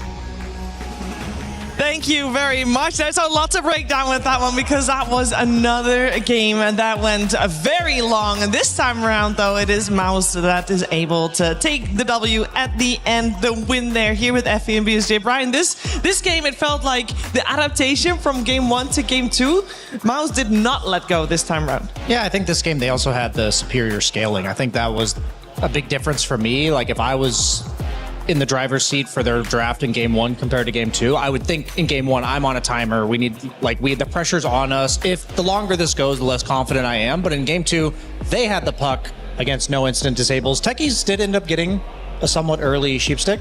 He went Solar Crest into sheep, so they did have stunts for him. But at the end of the day, it was a good performance all around from everybody on the side of Mouse. But I do think that the puck in this game made their plan much more comfortable. You were saying it about how you see Puck, you root for Puck. It's just how it goes. He seems to be the most value mid laner right now, and he creates situations within drafts where you just have to address it. And oftentimes you're put in positions where your last pick can't really address it. We saw it in game 1 where we get a Tusk, which is fine, not the best. In this game 2, we get a Zeus, which can be effective at shutting him down in lane, but it gets to a point where he just gets coiled and then he loses that early advantage he gets. And I believe you've got supporting evidence of exactly that happening. Yeah, I would love to look at some of the early game clips because I think Laurel played a pretty nasty Zeus for those first 5 minutes, but this matchup can crumble very quickly with just one coil plus rotations. And if we could pull up the clips here, that would be great. I mean, the Zeus if you could clearly press play. I was waiting for the. Should I push my? No, you gotta wait for it. There you go. Now you can press play. There we go. But as we can see here, Zeus is just dominating in CS. He was the entire time, but Mao's did such an excellent job in rotating and playing around this mid lane. They bring in 2 heroes. This is around the first power rune spawn. And sure, Rue does come, but he comes towards the very end. The next clip here, we see the 8-minute power rune spawning. We see Laurel actually kind of manning up here against the puck, and that may be good, but if you're jumping in aggressively, then you just have no counterplay, right? You get the coil, beautiful TP in from Yamich, and they're just able to clean it up here with another power rune acquisition for mid 1. So a matchup that can be very good for Zeus. We can also see how quickly it unravels here. There's also a lot of little things, like you get the living armor from Tree, which allows Puck to feel confident to not get arc lightning bursted if he were to reinitiate. You also see the fortification on the creeps in order to ensure the Grimstroke stun. So I just want to shout out the little plays that make a big difference at even 8 minutes into the game. Yes. Speaking of things that can make a big difference, I believe we want to highlight another thing because, of course, Puck, we talk about him already a lot, and we're going to continue doing so because it's a hero that can just change an entire team fight, and we have got supporting evidence of that as well in the form of some replays. Yes, Mira said that I'm a Puck fan. It's more about Puck PTSD, as this has happened to me many a time, so we'll go ahead and we'll roll the clips of Treant being an MVP this game. Ponto absolutely destroying the 1v2 here. He created a lot of space, ends up getting a bunch of clutch overgrowths, as well as living armor might be the most boring spell in the game to be highlighted, but I will say he had a lot of clutch ones. Yeah, it really does add up, especially if you're looking at damage that takes a bit of time to come out, like the Wind Ranger or Focus Fire. And he was doing cool stuff like holding his armor until the enchant comes out, and then pressing it then, making him even more unkillable in that first clip that we saw. I was hoping to see the 6,000 HP Treant with an axe. That's what I was hoping to see in the highlight reel. I think we gotta, we'd have to wait a little longer for that, maybe. Of course. But it's funny because Purge had the reaction backstage of oh, why does he have an axe? And that was my first reaction, but maybe 2 or 3 weeks ago, I was watching, I think, Blast, and there were a few Treants in there with axe, but it's become the staple build for Treant. Yeah, sometimes you're gonna have to go for those mid-game help items like Solar Crests and stuff like this, but if you can skip those... If you're playing up against Team Spirit... it's going anyway. 40 minutes, then you get the Blink Axe and you have 6,000 HP with no other items. Yeah, and we are going back to the puck and to the clips that we talked about, because we did have Team Spirit try very hard in these fights to make them work. Yeah, in this clip, you see how many fights are going on at once. We scroll from top lane to mid lane. Puck's gonna disengage. We see him getting poked a little bit by the Enchantress creep and Collapse. You're gonna notice that he's getting his blink canceled pretty consistently, but the vision's being supplied on the side, and he managed to burst the puck. And this is a fight that, because puck goes down, as we watch the rest of it play out, like, it's gonna go in favor of Team Spirit, because they just don't have the lockdown necessary on the side of Mouse, because Team Spirit is going to pursue underneath their tier 1 tower, and they're going to also clean up a Grimstroke, and they're going to take a tower off that as well, as Boom is going to be forced to retreat from the tower. Now, on the other hand, this is a smoke coming from Team Spirit. You see the techies on the left side going to follow up with the blast. No, it's literally like 1/10 of a second where they miss it. Mid one disengages. We see the Boom counter initiation onto 3, and this is the difference we see. The control in the fight compared to the puck getting burst at the start. You see mid one, he's getting healed up by bottle charges, by the living armor. He's going to re-engage at the end there and also catch the Zeus in the back lines. This turns into a complete disaster, and this is the PTSD I was talking about, where you commit everything. You blow your entire initiation in order to kill the puck. And it's like Huskar, but instead of him being too tanky, it's like you barely miss that chain disable, and the mobility and obnoxiousness of puck is just unmatched by any other hero in Dota. Yeah, and in that same clip, we saw an issue that Wind Ranger carry had this game, which is whenever she tried to commit on a core, they were too tanky, living for way too long, and Yatoro had to put himself in positions where he eventually died. So this Wind Ranger couldn't be activated in the way that Team Spirit would have needed for this game to be won. I also think that this game in particular, and definitely also game 1, Mouse got a lot of the heroes that are their signature heroes. And I know Crystallis no longer has Dota Plus, but if he did, you would have seen level 30s on both the Monkey King and the Razor. He's one of the best on both of those heroes, and he got them back to back. So that's something to keep your eyes on. We saw Boom on his Tidehunter. We saw, actually, Yamage Grimstroke was not on my bingo card. I'll be very honest about that one. But it is cool to see that Mouse, when they get what they want, they are very much playing at a very high level. Mm-hmm. Yeah, we heard Falcons, I think it was during Dream League, maybe a different tournament, where they said we're better when our heroes are not meta. So maybe that's the Crystallis story right now. Maybe he's like, I'm feasting on this Bloodseeker, Razor, and Monkey King. We've seen 2 of those. Keep an eye out for Bloodseeker, guys. You know what the difference is between game 1 and game 2? What is it? Monkey King, what is he? A monkey. Yeah, Razor, what is he? Ranged. And who won? Razor. I had to think about that for a second. It does seem like just the simple melee support, like Treant, like Clock, plus range carry just seems to be king of the safe lane right now. And it proved, well, it is a tie for this series. It proved well for Mouse, of course, in game 2, and Team Spirit took that first game, and that means this series is done and dusted. We are moving on to our final series of the night, which is going to be Yandex versus OG. But before we dive into that one, we're going to dive into something completely different, because we put a bunch of ex-pros, retirees, or coaches, and Seb in a room together. Yay.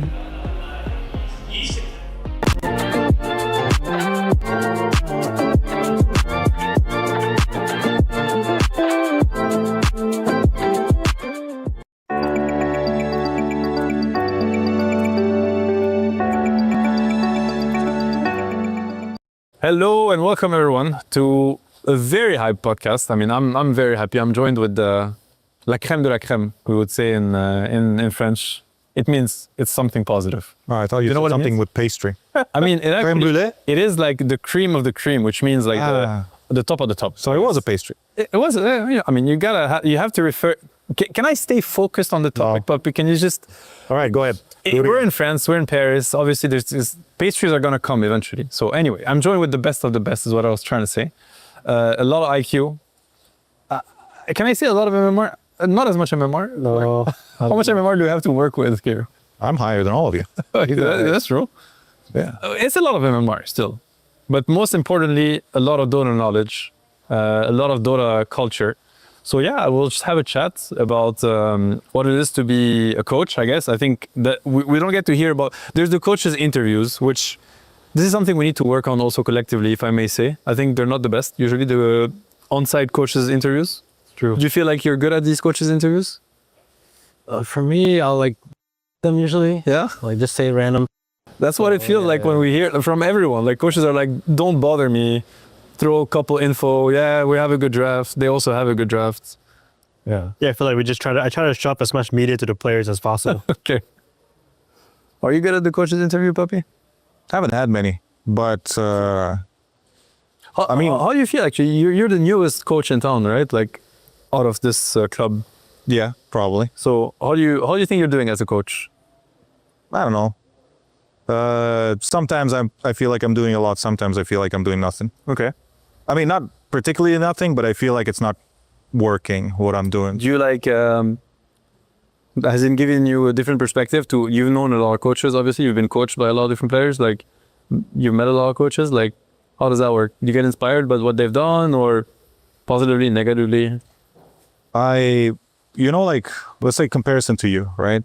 You give a lot of speeches. As I've seen, I don't know actually what you do behind the camera. It's all fake. They all might, the camera. It all may be just for the camera. No, the team might not be actually there. It might have been AI. Yes. But you know, like you do a lot of those talks, like, you know, we can do it and we are in their heads and all that stuff and whatnot. To be fair, like I tried maybe doing some of that stuff, let's say forcing it, right? It doesn't really work. I feel like you got to be yourself. And when I'm mostly just myself and I'm just like, if you just speak your mind and your mind is clear, it's going to work. For the people are different. Whatever you do it that way. Whatever I do it my way. And I think like everybody's thing works. Just have to actually do like, and put love into it, you know? Yeah, 100%. Yeah,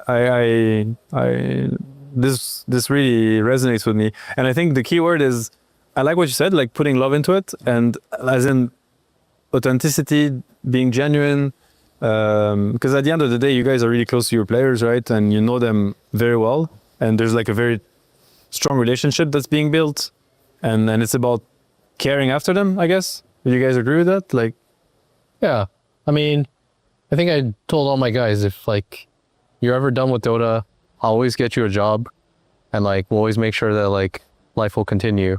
And so try to always like set my guys up for success. Like I think when they first joined, I was teaching my guys about how to like invest their money, how to like manage it and stuff like that. Just to like, it's impossible, I think, if you're a coach for as long as you are, or like a captain, in your case, Puppy, it's like you will just attach yourself to people. It's kind of impossible not to, I feel like. Hello, everybody. Welcome back. Suns fan here with Kezu, where we'll be casting OG versus Yandex, I do believe. I'm proud of you. You got the team correct. That's Thank good. you. That's a good start. So much. What do you think of these two teams? Yandex and OG. I like them both. I think they're both fun to watch. Yandex, they have been playing very well. They went to Blast, looked very good. You know, they had a break before, but then they performed there. OG, they're a bit of they're a wild card team. They also replaced a player, Raven is back, who used to be, he's a big guy. You know, he used to be back in the scene many years ago. Now he's back. I think this is a very close matchup. I think the biggest guy is Soxa, though, physically. He very dunks on tall. them. I don't think they can stand up to him. But we'll see after this. We book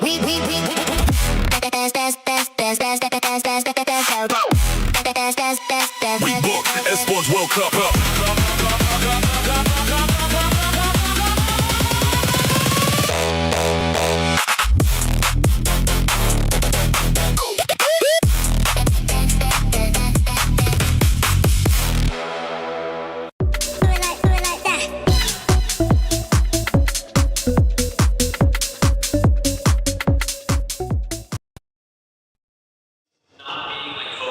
Welcome back. We are going to talk about our upcoming series. You already heard Sunsfan and Kezu.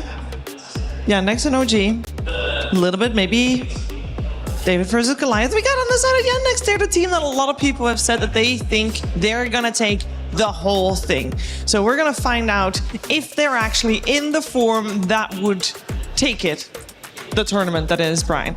Yeah, I mean, if they're following trend, we saw that they got second at Birmingham and then last at Wallachia, and then they won Blast. So they're alternating between finals and last place. So I think they're actually destined to get last place here, Cheever. Destined to get last place?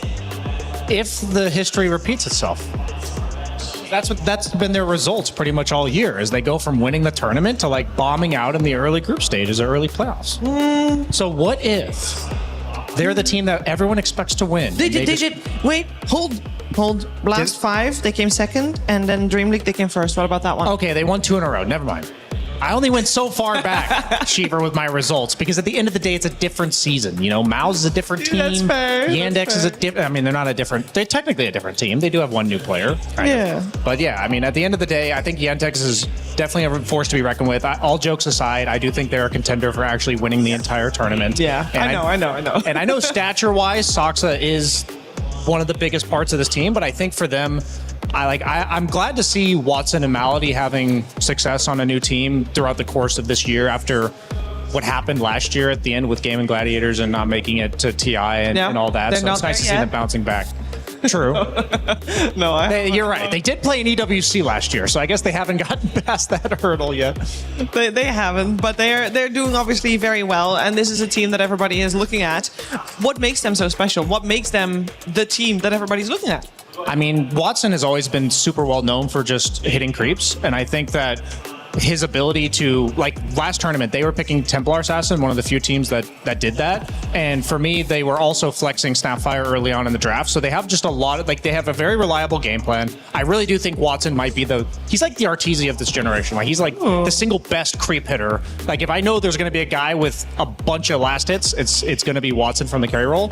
And I also think that they do it in multiple different ways. But at the same time, last tournament, they won with pretty much the same draft and like 80% of their games, but then in the finals they were challenged and a lot of the heroes were banned, and they managed to prove themselves anyway. So I think they're a team that they're only going to show you their cards if they have to, but they always have them up their sleeve when they need to.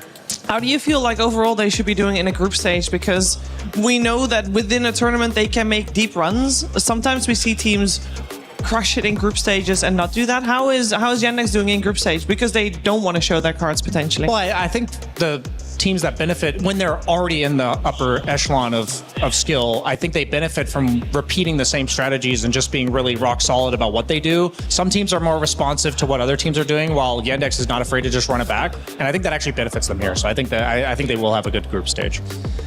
Want to focus our attention a little bit on their opponents right now as well, as OG has made some changes, and relatively recently as well, and they were on a downward trajectory until Raven joined, and then it's going up. And all you need, Cheever, is more carry players. That's what I've learned is the key to success. At the end of the day, you know, the carry players, they're the most skilled, the most versatile, the most reliable. Wow. And I can't really come up with any more BS to say about that one. But I mean, at the end of the day, OG, they're similar to Yandex in the sense that there's been a lot of promise in certain tournaments and not so much in others.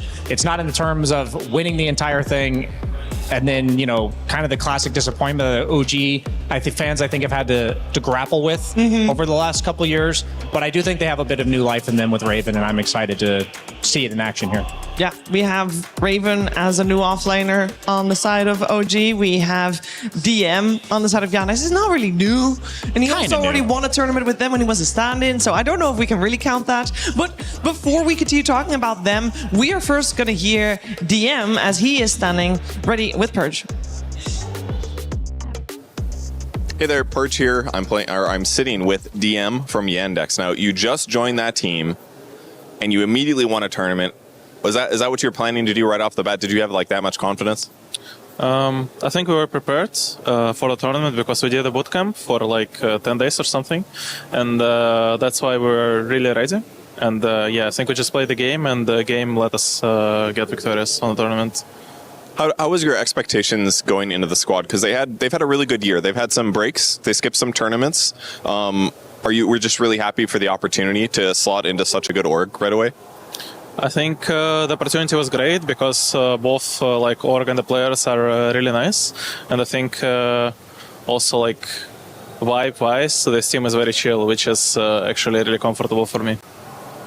What's it like adjusting like that? Because I mean, I assume there's a lot of stress to manage for pro players. Like most of the time you want to win. It's very difficult. You've got to like balance things. So why does, how does being chill help you as a player? Does it give you more confidence or something?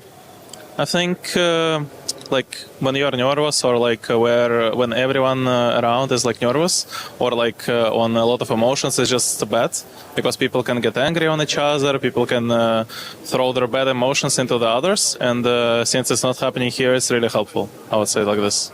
What's the best solution when you do have teammate drama like that, where you guys have arguments about Dota or how to play the game correctly? Do you just waste time like correcting behaviors instead?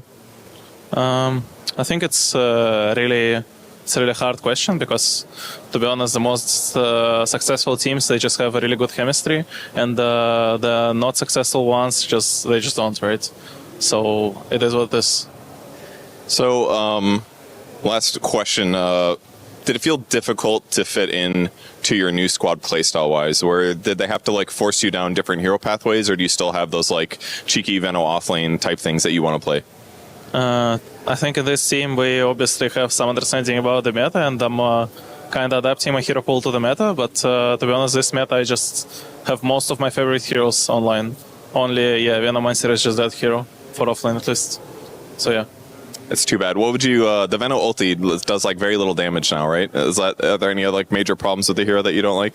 I think the major problems of this hero is it's a support hero nowadays, and also since Largo is a meta hero, playing support Veno is not really helpful. I would say hero is just really bad. Like if they want to rework it and make it a core again, they need to obviously work a little better on the Aghanim, because this Aghanim seems like to be a full support item to me. Yeah, I can relate to that. All right, well, thank you for joining me for the interview, and good luck on your matches. Thank you. Have a great day. I find it very cool that DM is talking about how team chemistry, especially with the top teams, makes all the difference, because effectively, from the start of the season till now, two top teams, P-Vision and Yandex, they just swapped offlaners. It's not like not one is better necessarily than the other. It's just, it feels like both of them are a better fit where they are right now. Yeah, we heard DM say it in that interview. Sometimes the team has chemistry and sometimes it doesn't, and it is what it is. And there is always that hard to describe factor in Dota teams that explains why teams really click. But Yandex is one of those teams. It feels like every player is on the same page. They understand each other's timings. They don't argue, according to DM, which is pretty big. And he feels like he brings that mature energy as well. That seems to slot in. Yeah, and it's working out very well for them. Already taken, of course, titles. Maybe having a little bit of a target on their back. Do we feel like that's gonna bother them? I mean, I'm curious when you say target on their back, because what I think that means to me is that like teams study their strategies. They're going to use potentially their strategies against them. They're going to have answers for it. But it's always easy to forget that between the last tournament and now, there's been like 2 or 3 weeks of consistent scrimming going on amongst all of these teams. And like I saw Templar Assassin Invoker in like 5 of their last 7 drafts, and I haven't seen either of these heroes today at all. So I feel like there's some shift that's happened since then. So I'm not as much worried about the target on their back. I'm more interested to see like what's their version of that. Are they still doing it, or are they going to whip out some different cards early on in this tournament? Yeah, on the other side we got OG, and they have played successfully so in TI qualifiers. So we got a little bit more information on them. This squad, with the addition of Raven, they look pretty spooky. They look like they're on the up, but we do have information on them. How do we think they're going to do here, Effie? Because we saw them in their region, and I know it's going to be different when they take on an international team.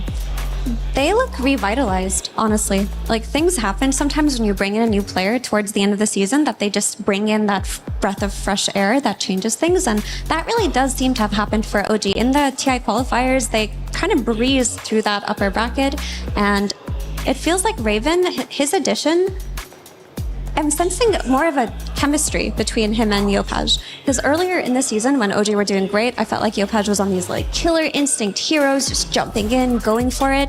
And somewhere halfway through the season, it just felt like no one was playing with him, or he wasn't playing with them. Something was going on when people weren't on the same page. But watching them in the qualifiers, it felt like they had a clear vision. They understood how to play together. So I would just attribute it to the offlane chemistry with the mid laner here. Yeah, I mean, it's interesting for both these teams about the offlaner idea that I'm wondering, like the grand scheme of the game itself, there's a lot of teams who've been swapping their offlaner specifically, and I was thinking, like, is that to do anything this year with the fact that I think it has been a carry year in the sense that it's all these Drows and Wind Rangers and Shadow Fiends. I feel like a lot of these offlaners are being thrown to the wolves, and perhaps the reason why an offlaner like Raven, or a carry player like Raven moving to the offlane is successful is because he knows what it takes to do that to you. So he probably knows the most annoying strategies to overcome it, because I really do think the offlane right now is mostly about how do you survive the lane and still have impact. And then I think if you get past that when you're swapping roles, the rest of the game, like, you just know your role in the game as like a veteran Dota player in general. Yeah, with that in mind, I also do want to take a closer look at the position 4s, who play a large part in the success of both offlaners. We got Saxa on one side, Tim's on the other. How do they compare in playstyle? Do we have a clear idea of how both of these players want to play? I mean, Saxa, there's a reason he's on a team with Watson. He comes from Tundra winning TI. He just macro, plays for stacks, plays supports that usually clear waves and have that efficiency on the map. He can play the playmakers for sure, but I always think of like the boring farm game when I think of Saxa, but he's like, I say boring, but it's a treat to watch because he's so efficient when he does it. The cool thing about Saxa is while he does play the slower macro games sometimes, he's capable of making the really big plays in the late game. Like just finding that one key opportunity that can turn things around. And that clutch factor is what you need from your support. Tim's also has that clutch factor himself, but he doesn't necessarily play the macro game in the same way. It's more about, melee supports and running around. We're going to see them running around real soon. Actually, they're going to take it slow. They're going to walk onto the stage very carefully without running, because that would be dangerous. But we're going to head over to the stage to watch that happen. Thank you very much, Cheever, and the panel. We're back in, and can you believe it? Not only did we count to 3, we're counting to 4 today, because that's 4 best of 2s. Our fourth one is about to begin. I know we had 2 great upsets. My God, Mouse taking a game? Spirit? I know I hyped it up. Absolutely. I know I hyped it up. I did not believe, I gotta say, but they actually did it. I would never say that to them. Thank you, my friend. Very excited to see where it goes from there. I love how it was as if you're accepting a trophy at that point, though. Let's kick it off by introducing our teams. First up, it's Team Yandex. Team Yandex was incredible in the beginning of the year. They won all these tournaments. They were so unstoppable. They've taken a bit of a break till then, and now they're coming back to one of the biggest tournaments of the year. I know we are going to see old Yandex here today. Many at home believe that they could be the team that wins this bad boy. He's so excited, he's trying to just run at the camera. Take it easy. Take it easy. The fight is over there, my friend. As we will get into there very soon, but the crowd knows that Yandex is a strong team. I know they're a strong team. We'll see if they can beat their opponents. They got contenders on the other side. It's OG Esports. They've been searching, they've been living for tomorrow and today. That might be that moment. It has led to the Southeast Asia pride and joy. The prestige of the OG name has echoed across halls around the world, and your boy Japoy is ready to bring it here, all the gold in Paris. That was a beautiful speech. You got me right there. But it is another bit of an underdog story versus a bit of a very developed team story. We will find out if this storyline will continue and if the underdogs will continue to rise. You ready, boys? I'm ready to go. Gentlemen, please take your seats. Make sure to put in your keys in their place. Yandex OG Slacks, we've already had 2 upsets. I think we could go for a 3rd. Oh, hell yeah. I for sure think either way, there's going to be one entertaining match, one to remember. Will it be an upset? Will it be a beatdown? I'll be there no matter what. Let's go ahead and check this bad boy out. Coming your way. Every single series today has been a tie. And if this series would also be a tie, that would mean great news for OG, because if they can go toe-to-toe with Yandex, that is a fantastic start to their tournament here on day one of the Esports World Cup for Dota 2 live from Paris. Time to get into the nitty-gritty of it. We are moments away from getting our hands on the draft, and I want to know from my panel what we can expect, because I think this will be more so than some of the previous series that we've seen. A little bit of a different flair coming in. Can only imagine that OG might be playing some different style of heroes going into this one. And I mean, Brian, as you said, the last matches you saw from Yandex also had a completely different style. Yeah, I mean, I think Chira Jr., obviously I talked about him loving his Invoker. I think he's a player that feels comfortable scaling with the rest of his lineup. And, you know, I know he can play the playmakers as well, but at the same time, like, I'm thinking that I would like to see that sort of play style from them again in this tournament. But is Yandex being forced to adjust to the meta? Meaning, like, you know, they've been countered effectively in the scrims. I actually have really no idea what to expect from them here. I do expect the Treants, the Clockworks, the Snapfires. They do play all of the quote-unquote meta heroes, but I think those heroes will commonly be banned out. And it's what is next in line for their priority? That's the question. I think that they actually have a very wide pool to draw from, especially from that carry pool. We talked about how some carries get taken out at the start, right? You lose that Drow, you lose that SF most likely in the banning phase, and then you were talking about how there's a list, you go down the list. Yeah, Clinks was number 6, but I think for Watson, it's actually TA. Eventually come down to Clinks, but with Watson, we're going to see other heroes down that list too, like the Luna, the Nature's Prophet, for example. The Lone Druid, who's still consistently getting banned out, is going to be a scary hero if you let it through here. I do think Nature's Prophet's number like 4. I think it's Lone Druid, Drow, and SF. Lone Druid and Drow are top, then SF, then Nature's. You want to make a tier list of Yeah, this? I'm just thinking of like who's 5. Luna. Luna, I think like Luna, Clinks, and above Clinks? I would put Luna above Clinks. I think like Luna, Clinks, and TA are kind of in the same category. Maybe Terrorblade's in there too. It's like these like they're like the B tier ranged heroes, but they're still good at what they do. I know Kaz is not a ranged hero, but I feel like sometimes he's thought of as a ranged hero. I feel like the thing is, it's the heroes that work well with the Treants and Clock archetype of supports, which it's ranged heroes, and then you need a hero that when trees like posturing aggressively can deal damage. So it can also be gap closing melee heroes. And the way I think of Kez, for anyone who hasn't like played a lot of Kez or like watched competitive Dota in the last year, he's like a PA. He's basically like a PA on crack. Like he does PA, what the PA does, and a bunch of other stuff. Yeah, but there's a hero we're not going to see. That's because PA has effectively been replaced by Kez. Yeah. The nerfs are adding up though. They are. On Kez. They are. It feels like it's harder to make him work, but it's still something you have to think about, especially if you're going to pick a melee offlaner. He's very oppressive as a carry, and I think that's like, I mean, the big difference between like PA and Kez, and I think it's important to note because we saw Team Spirit in game 1 when Yatoro got booted out as Clinks. What's important to note about Kez is that he has recovery. Like he has I don't even remember what's freaking called, the first spell version 1 that clears creep waves and jungle camps, that he has that recovery mechanism that a lot of these other melee lane dominators don't have. So it's much easier to pick him like 4th, 5th overall in the draft because of that reliability. And I also think that's part of why TA is more viable. I also like the Terrorblade for that reason. I do think carries right now basically have to guaranteed stay in lane. Heroes like Wind Ranger, very hard to boot out, or a hero like Drow and SF that just simply pummel you into oblivion so you'll never be able to boot them out. Or you need to be able to reliably jungle it. I think all these B tier heroes, it's like Clinks is worse at dominating the lane than Drow, and he can't jungle, but then you have the other B tier heroes that can jungle, and that gives them like a backup plan. Okay. I would like to talk a little bit about unusual heroes, like you mentioned, Chiefs, because there is a cool hero that OG busted out quite a bit during the qualifiers, which is that Night Stalker, and it's one of their mid offlane flexes too, where if something like a Puck comes out and that's been one of the heroes of the day, you have to think about that Night Stalker being played. The question is, were they picking it? Because sometimes teams, like, if a hero like Puck is prominent enough in the meta, teams will graduate heroes like Night Stalker to block pick them. Were they picking it block pick, or were they only picking it in response in the games that you saw, or was it tough to see like where they were fitting in the draft?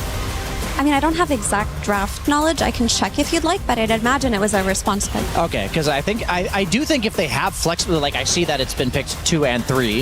If they have flex potential on it, I wouldn't even mind if teams start, like you saw Rubik Doom picked by Team Spirit. Like I wouldn't mind if you pick like Puck Nightstalker. Like I guess you can't really flex the Nightstalker at that point, but I think like having a block pick of the Puck is so important right now because at least in the 2 games we've worked on, it single-handedly decided the draft for me.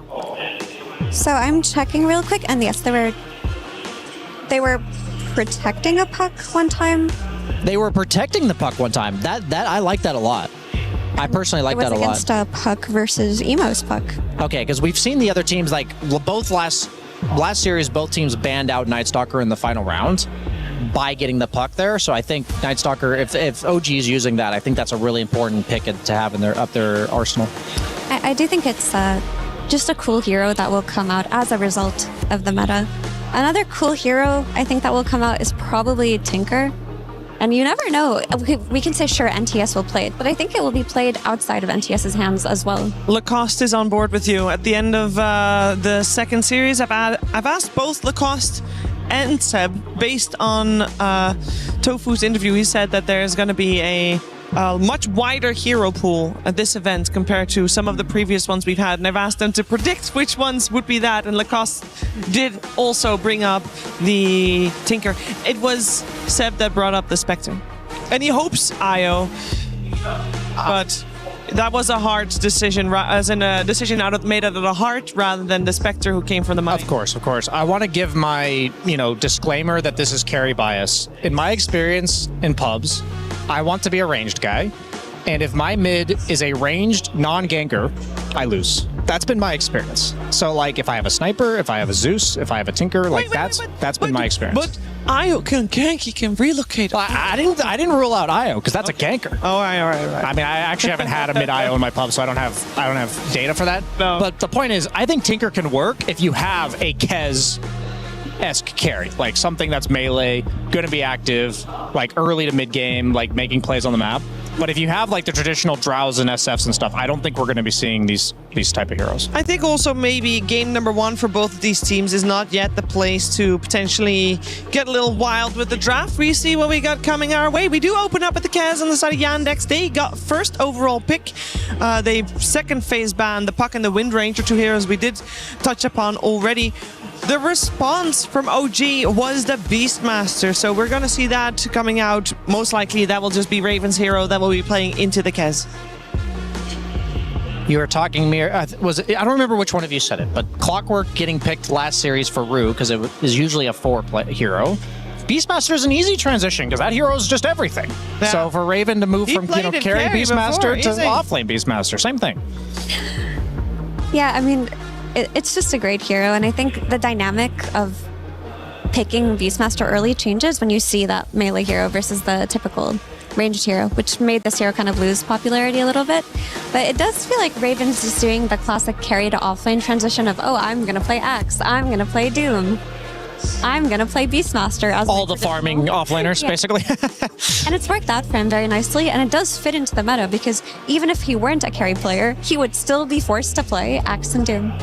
True. The Tim's Marana coming out. I love that. That's a hero I was wondering if we were ever going to see through this entire tournament because the Celestial Quiver, I believe it's called. I think Marana's main role as a support has been and always will be, can she like effectively dominate trades? And a lot of times and in a lot of patches, like that decides if she's in the meta. And right now I think the Celestial Quiver has been buffed to a point where she wins trades against a lot of different 5s. And I think as long as the premier 5s are taken out, I think Bane might be the only 5 that still beats her in terms of trading. Is there anything else that comes to mind for you, Mira, where you're like, you see a Marana and you're like, all out trade this? I still think that she suffers versus Phoenix, which is like, okay, that makes sense. You got the leap attack speed, but it would be quite difficult. While her trading did get better, I still think she suffers a lot of weaknesses. Arrow is not the spell that it used to be, and without proper setup, you can't really nail it. You do have this Beastmaster Sun, which is great, but I would like another hero to enable her. Yeah. Because one is just not enough. Then they're just force stuffed away and the arrow misses. I also think taking away the double Starfall bounce facet, where one gave evasion, was actually a big hit for her. Like, sure, she got the Celestial Quiver, but she was still trading better with the double Starfall. They completely removed the blind component of Starfall. Okay, yeah, that did matter a lot for her laning stage. I mean, Wyvern's great as well because you can just out-sustain all of this poke that's coming out of Mirana. We see Wyvern's getting level 2 Cold Embrace now and just dishing out that Warlock level of heal with less mana cost, actually. And I believe that they run Nature's Prophet on Chiro Jr. Like, they do flex this, I think. So I don't know exactly where these two heroes are going to go. I know they both are pseudo-flexes. I think they'd both prefer to be carry, but based on what I know about Chiro Jr., I think he's most likely on the Nature's Prophet, which is interesting. Because now all of a sudden, like we talked about Treant armor having like effect on other lanes. Now when you're considering these trades and these sustain lanes, like I think Mirana plus Beast is very much a poke you down, war of attrition lane. You can never really commit for kills because you just have the Nature's Prophet most likely with an early earn TPing in behind you at any given moment. It's like a Zeus ulti, but not as powerful, but always there. And Earth Spirit, I mean, not much to say about this guy. We've been seeing a lot of people go 3-0-2 on their skill build, which they go for roll quite late. We think of Earth Spirit as often like an early roamer ganker, but people are just playing like the macro farm and then only moving once around level 7. That's what I've seen, at least in the few games I've watched. Yeah, it seems like that 3-0-2 build just makes it very easy to push out the wave and just, you know, go stack a camp for yourself, go grab some other rune. It frees them up in that sense, but I do think there are games where you should consider the early roll anyway. It's just that rolling into the enemy tower mid lane is just so high risk, low reward that if you don't skill that, you're never going to be in that situation in the first place. I am very excited to watch this draft play out, but I also realize that it might be a little volatile. Either it's going to go great and it'll be epic, loads of kills, or it will be falling flat. I want to point this out that I literally was going through my head of heroes that set up Arrow, and I had this feeling of like, oh, a lot of the popular mid picks don't really lock people in place. Some of them even move people. And I thought of Earth Spirit, and then I also because I thought of Earth Spirit moving people, I remembered I had my brain flash to this moment of a Spirit Breaker bashing somebody out of an Arrow. And I'm like laughing that Miro is concerned about setup for Arrow, and they've picked two heroes that often move the heroes that they stun. You can kick him into Arrow. You can only imagine that they practice this. That would be sick. And you can still arrow into a Spirit Breaker. It's tough. It depends on the angle. It depends on the angle for sure. If you're running, like if he's running the same direction as you are, I think you'll be okay. But you're right. There could be funny situations. But with the addition of the Spirit Breaker, you kind of have to downgrade the Prophet and his role in the game. He's just too addressed. Like the Spirit Breaker will be hunting him across the map. You have this Earth Spirit who could just kick you back. So they just go for this 18-pick Ember, flexing the Nature's Prophet to support. Yeah, I mean, I had mentioned Soxa having this, like he was taking Snapfire. Like Snapfire was pretty much being played mid by most teams, and he was kind of taking the hero whenever they had a better pick for Cheer Jr. So for whatever reason, I didn't consider them doing the same thing with Nature's Prophet, but it makes a lot of sense. I imagine it's Soxa, Nature's, and Malady Wyvern, but I guess that one's still up in the air as well. Yeah, I would very much rather the Wyvern just goes with the Kez just to out-heal any of the Mirana poke than you're eliminating her threat from that lane. Yeah, I wonder, I said like very few heroes trade well with Mirana, but I feel like Nature's might actually own her. That's the only thing I was considering is maybe Wyvern would be better suited for like stacking triangle, and Nature's is better suited for babysitting. I think it could go either way. I think it might even depend on like what carry we see coming out for OG. How do you feel about this Ember though? Because on paper it does look quite solid. It's not a hero that gets charged easily by the Spirit Breaker. It will lane well into the Earth Spirit, but there's gonna be a point in the game where if Beastmaster has a strong lane and hits his timings and OG nails a few of their rotations, they're just gonna have this big tempo window. Do you think he can address that? I do think that. So if I'm using the puck reference from last series, I think the team that is naturally harder to kill and like has the answers to the enemy's spells, like for me, the main way they kill Ember in the mid game is a Beastmaster Roar. And yeah, you have magic damage, but I don't think it'll be enough to go through Flame Guard as well as Cold Embrace and Winter Wyvern Curse. So I just think usually the team that scales better is the one that naturally survives against what the other one does, and I think that favors Yandex right now. I do think in theory, they could lose a lot of momentum early, and like OG could run them over because Beastmaster does snowball games faster than pretty much any other hero in Dota. But I also don't like, they have pretty strong lanes on the side of Yandex, so I don't think that they're going to get like ran over. And I think Ember will be set up to kind of roam freely on the map because it is going to, like, if you think about other than Beastmaster Blink, how do they kill this Ember? It's like a very wonky set of spells. It's like pull into charge into kick into an arrow. Like it's just kind of weird. I think it's going to be quite difficult to kill him. I mean, you could go for a carry with a silence like Marta. That could be a solution. Yeah, if you have like a pseudo disable from your carry, maybe even like an Alchemist. I would like an Alchemist too, something like that. Well, first it will be Yandex selecting most likely a hero for DM. He did say that a lot of his heroes in the meta right now, I guess Centaur is one of his. That's okay too. Very stable. Fun.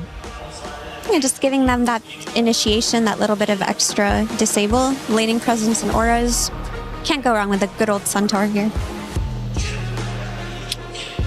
Now that I think about it, I think they really need a tempo carry that contributes to the game relatively early. I like the Spectre Necro bans. I think like Yandex has given me a good idea of what they think OG needs, and I like that concept.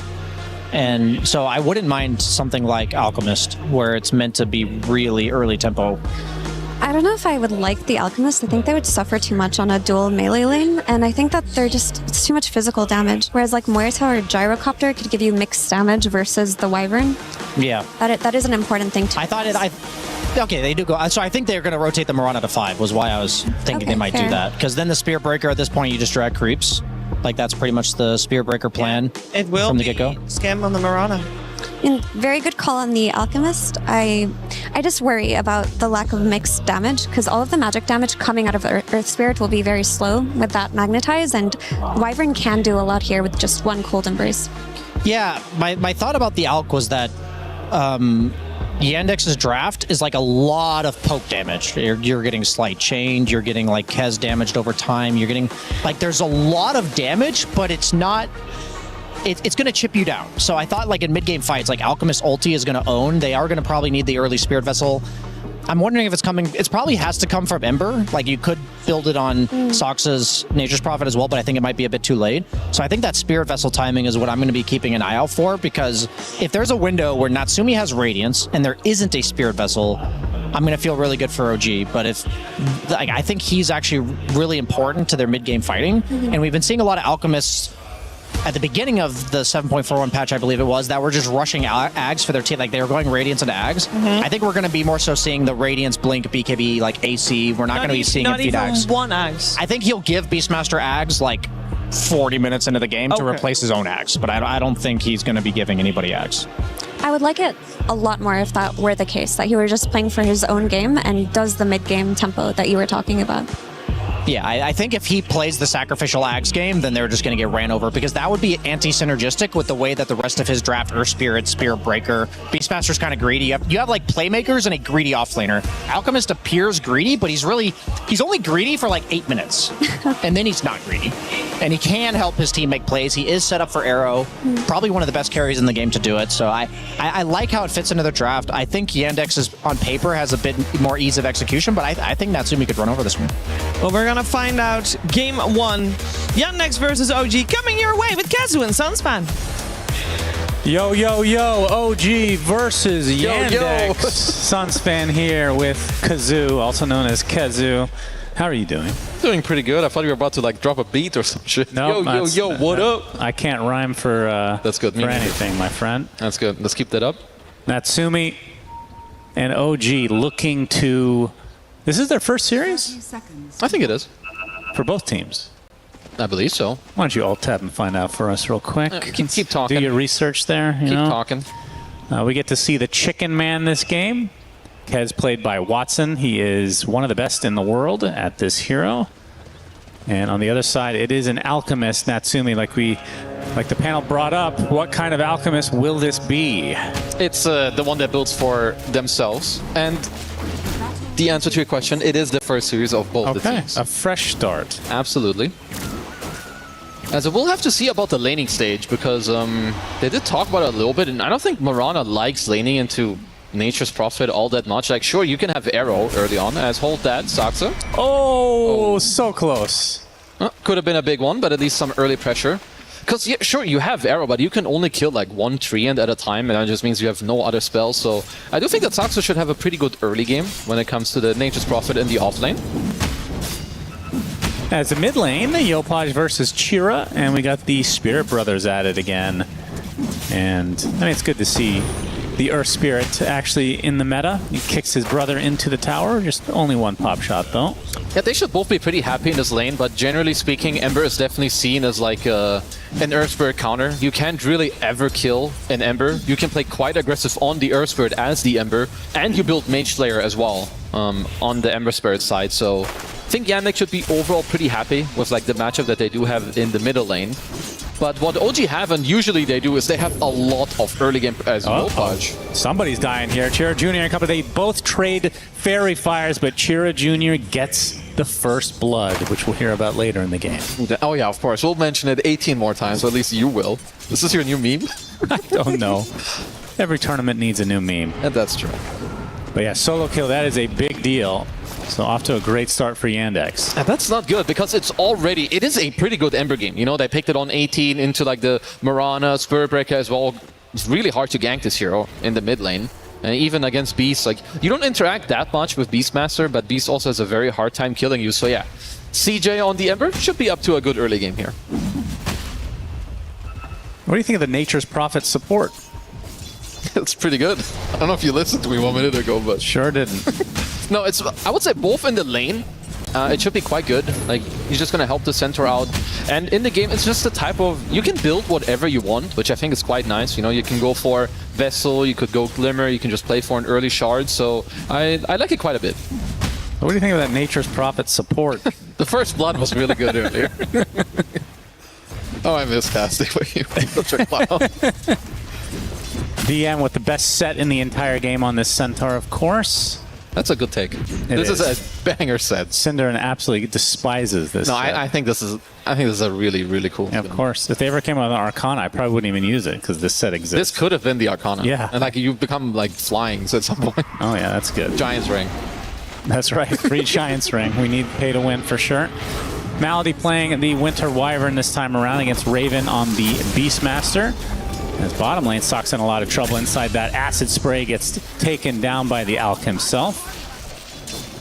Very aggressive, which I do like. I think also when you look at DM, like you have Retaliate and Stun, so you're not like the most potent, I think, when it comes to the laning stage. It's definitely something that Saxa has to be careful for because Alk Mirana can deal a lot of damage. It's also like Centaur is a low armor hero, so we'll see if they can get some more pressure going on with the Acid Spray later. And with that death in the mid lane, Yopaj sitting at 12-0 against the First Blood Ember Spirit, 18-4 for Chira. It's doing pretty well. Also with a nice glyph to keep up the pressure. Charge is coming though. Yopaj getting a bit low, trying to bait him in a little bit. Chira does get stunned. There's the roll in as well. The silence to follow, and they actually do get the kill.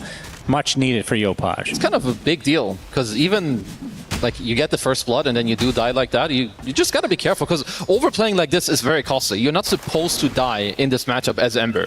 Like if you have Sleight of Fist available, the charge can honestly never really connect. And if you look at the top lane, you know what's coming. Like Raven, he can't even lane in the top lane. So if you're Tims, obviously you will be looking at this mid lane. So nicely done by OG. Has Spirit Breaker been finding good success? He's honestly not played that much.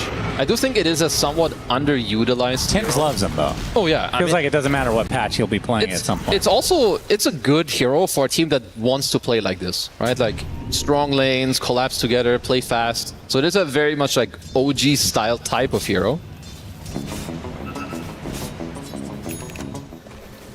And what kind of build are we going to be seeing from Raven? I mean, you can't... Looks like the Helm build this time. You can't really play this hero any other way, as they are looking for play onto DM. Yeah, charge. Not going to connect. I'll just get the concoction up, forcing a TP. Saxa. It's a little bit hard, I think, for OG to find more moves in the early game than they already did. Because of, like, the top lane is a absolute disaster, which means that Winter Wyvern, like Malady, he can always just follow wherever Tims goes on the Spirit Breaker. So maybe once you have Magnetized, I think you can look for more plays here with Yopaj.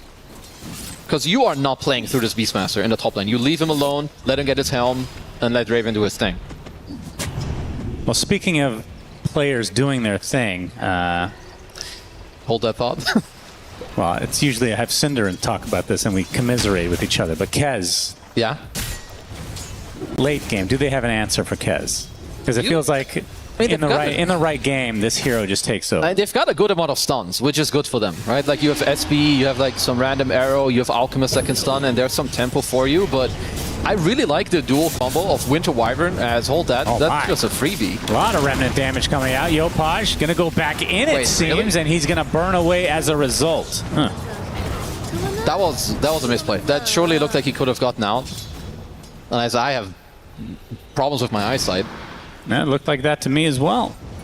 And the Remnant will secure the damage rune for Chira. Yeah, and this is a big deal because minute 6, double damage rune. You've got Treants as well in the mid lane. This is a lot of pressure that should be coming out on this mid tower. I think as long as they respect, magnetize, it's like a good way, I think, here for Yandex to like play around this early game.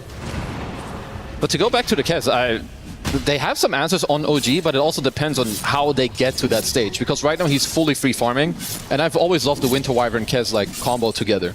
They lane really well together. You have aggression, you can keep healing him. Even if Kez is in trouble, you can always Cold Embrace. You have Winter's Curse to turn it around. So these heroes work very well together. Nice scouting by Saxa here with the Treants. I'll see if they try to turn this into something. Chira making his way over as well. That is the 7-minute Wisdom Shrine attempt. Malady shows himself with the Arctic Burn. Watson showing up as well. Gets the grappling hook, and Tim's looks to be dead. The axes come out, but Skem, the last remaining OG member inside that little circle. And now Raven in a different kind of circle made of trees with the Raptor Dance from Watson. It's a triple kill for Kez. Yeah, this is a bit of and look at the net worth already just from that fight. Yeah, that's a 3k lead with a double Wisdom Shrine stolen. And this is just where some of like the smaller movements you do, like it's really important that Jira Jr. on Ember is over in this area as well, because he kind of blocked Yopaj the whole way through, as Natsumi is going to give himself a little self-stun. Because like the only way that OG can fight this back is if they can have Yopaj here, because he held a skill point. He could have gotten magnetized potentially on all the others, but he's just kind of getting zoned off by the Ember. In the meantime, Watson, who's level 6 already, he's just shredding everybody. Yeah, this was very uncoordinated for OG. We're not ready for it. Yandex. It's also, if you look at OG's heroes, they do not deal damage. Like Mirana, Spirit Breaker, and Beast, none of these are honestly damage heroes, so it is all on Yopaj in this early game. Yeah, Cold Embrace on the creep. Some more pressure to this tier 1 for Yandex. Another fortification. Yeah, they even brought DM's Helm of Dom creep, so he's going to be full chilling down bottom. Yeah, this tier 1 is gone. And you talked about the net worth lead. It's not just a net worth lead, it's a net worth lead against Alchemist. True. Very, very true. So this is El Problemo. Time to pivot and buy some ags for teammates, right? Yeah, surely. Who do you even give the, like, oh man. Because they don't have the best ags, so you kind of, like, even as a... have you seen Spear Breaker ags? Come on, bro. Yeah, I have. Come on, bro. You push those guys real good. Very disruptive. Yeah, I think, like, Beastmaster obviously is probably the best ags. But I mean, Earth Spirits is really crazy. Yeah, but but in the like right situation, but... Yeah. Now, you're going to have to play for your own game, get like some Radiance Blink, maybe go for like the later on BKB AC, because even when Alk is behind, he always has timings he can play for. Well, he might be playing for his death here if he's not careful. Pops a concoction a little bit early, trying to go on the Centaur. That's a lot of damage. Magnetize is there as well. Saxa shows up though. Now they're turning this around onto the Alchemist with the Stampede to follow. And again, another disastrous fight for OG. DM is going to tick out potentially, but they lost 3 for OG already. And DM, is he going to survive? It looks like he's fine. And good, it's just overall good moves from Yandex right now. If you're looking just at OG, this is why an early laning stage deficit can hurt you so much. I mean, Watson has a Mage Slayer in sub 10 minutes. This is already a problem. You've got all the supports as well that have way more XP because you got double Wisdom Shrine. And even if you unlock ults on OG supports, it's not going to change all that much. So they need a bit more time and to kind of stem the bleeding. Will they have time to do that is the question. 6k lead starting to balloon for Yandex. Raven. How close is he to... Well, he has the helm coming out. It is flying out, which of course is good. And overall, Raven has been pretty impressive to me. Like when I looked at, some of their TI qualifier games, I do think he popped off quite a bit, but they Better are than in... Toronto, Tokyo on this team? I did not really like that iteration that much. They also talked about it, just didn't seem like it really worked out that well. Yeah. I think sometimes, it's okay. Gotta call it quits. But at least right now, it is one of those early games where OG can't really fight back. It's very similar to the Spirit series we had just now. Oh boy. Another attempted kill onto the Alchemist. A lot of damage done, and he burns up as Soxa gets the killing blow. Tim's to follow, and this is such a disaster for OG. A 7K deficit. Your tier 2 already being pressured. 11-2. What can they do? Damn. This guy's good. Yeah, they are in some trouble here. I mean, even looking for Scam should be fine. It's got the double leap charges, but when the enemy team is hitting your tier 2 kind of freely at minute 11, you're in a pretty big disaster situation. Yeah, after that first series, this is a complete swing. Yeah. It's been a while since I've seen a tier 2 die in under like 15 minutes. Yeah, that is insane. And this is under 12. All right, let's look at Alchemist. How close are you to... He's 3,000 into the Sacred Relic. What's a good timing for this hero? Well, you kind of want Radiance like under 13. Okay. Obviously, he can't get that anymore. Still has a minute. But the thing is, like with Alk, you can always look for like Radiance into Blink, or maybe he just plays for, I don't know, something else, like Radiance into BKB. The overall problem I see at the moment for them is that with this much of a deficit, you don't have that many plays. Like it's also Beastmaster. He's a very tailored hero in terms of what he does. He wants to take over an area. He wants to just like go take a tier 1, but none of these things are easy. Because it is not normal to be down 8,000 gold at minute 12. So Yandex have done all the correct things so far here in this early game. Scam spotted. Will be an annoying kill if they actually try to commit for him. The Raven being spotted by Chira. Have yet to see a roar this game. OG just haven't found an opportunity to fight at all. As Soxa spots Scam, he uses his ult to help get the kill onto Raven as we were just watching. Scam follows suit as well. Soxa with a double. He got the top kill. Nature. I mean, he was literally 2v1ing them as a support right there. Natsumi has a Sacred Relic. And Soxa shows up to force him out. Yeah, if you're going to be OG, you're definitely looking at potentially... You want to get Moonlight and also like Spirit Breaker ult, and then kill some of these plays that are overplaying. Because honestly, what Soxa is doing right here is it's close to illegal. You definitely got to look at getting a kill on him. How close is he to 6? We're 13.5 minutes in. Not that far. Also, at least latest minute 14. Yeah, Roll's going to miss onto Soxa. We'll get slowed, though. And the charge should ensure the kill. Only the third of the game for OG, though. It's a very good and very needed kill. Like, when you're down this much, any kill is really nice, especially for the XP as well. Now, 40-minute Wisdom Shrine should unlock the double ults for them. Because at this point, it is quite natural for the aggressive team to eventually like reach into deeper areas, right? You've killed 2 tier 1s, 3 tier 1s even. You've also killed a tier 2. So it's not that unusual that you can find some picks. Are they even going to get a shrine? Oh, Tim's might be stealing one. He's going to try, but he's not. Another double shrine for Yandex. So 4-0. He's getting the Lotus. All good. Good trade. Let's count those. So last series, it was 6-0 on Tormentors. Yep. Right? Right now, OG haven't gotten a Wisdom Shrine. That's right. 4-0 on Wisdom Shrines. It's all about those objectives. Mage Slayer Deso in 14 minutes. This has to rank within like the top 2 fastest or top 3 fastest timings. Yeah, that's pretty sick. Gonna go for the Ags next. And it's just overall, like, naturally, is not that easy to kill these cores. You have Kez, Ember, and Centaur. And to top it all off, if Malady is in a good position, you will always like slow down that attempt as well. I like that Raven is going for a more like creative situation. When they take over your side, you need to try and find a way to sneak onto theirs.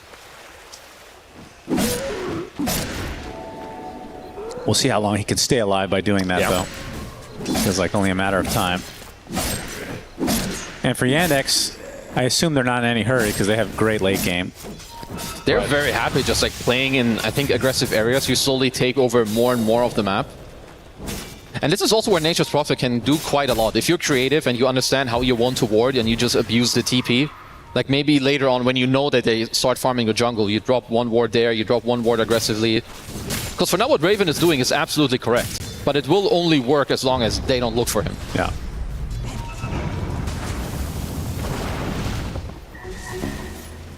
Yandex, see how much more pressure they can put on this Alk. Does have the Radiance as we talked about. And we'll see what he builds afterwards. That's a self-stun somewhere. Yep. Oh, he's already really low. Kira Jr. just randomly walking next to him. Moonlight Shadow steering chains. He's going to pop it with his ult, though. With the Stampede to follow. Down goes the Alk again. Silver lining is the Radiance is online. Okay. You found one. That was one of the more sadder deaths I've seen. Yeah. Yeah, did they have any vision on him there? Like when he was invis? Did they just happen to be walking next to him? It just ran out, I think, like 1 second after. So like before, I don't think they saw him. Yeah, Watson's going to pause just to make sure that... OG feel like shit. Just to rub it in a bit, it seems. Yeah, it's a tough one. I mean, OG... The thing about this team, I know the roster is a little bit different. The original roster for this SEA group, the first month, they were on fire. Absolutely on fire. They were so good. And then kind of just started sliding down. Then they picked up Toronto Tokyo, and I think the tournament I was casting, they didn't win a single game with Toronto Tokyo. Then he gets replaced. It feels like they're just super inconsistent, but when they're playing well, they can definitely be up there with some of the really good teams. I do think you hit it kind of on the money, because this team, they can play very well. I mean, there's a reason they also qualified for TI. I don't think this is a very accurate representation of how good this team is. This definitely also goes on like the fact that Yandex, they're a team that are very much on the money. Like the way that they laned in this game and just overall doing things, like maybe even you could start from the first blood, of course, that you love. Yep, Chira Jr. picked that one up. Really happen, I think, at least not that easily. It is the dream Nature's Prophet game at this point. Sure, you had like 1 or 2 deaths, but you have full map control. I mean, the Saxo is queuing up a Silver Edge. That will tell you enough about this game.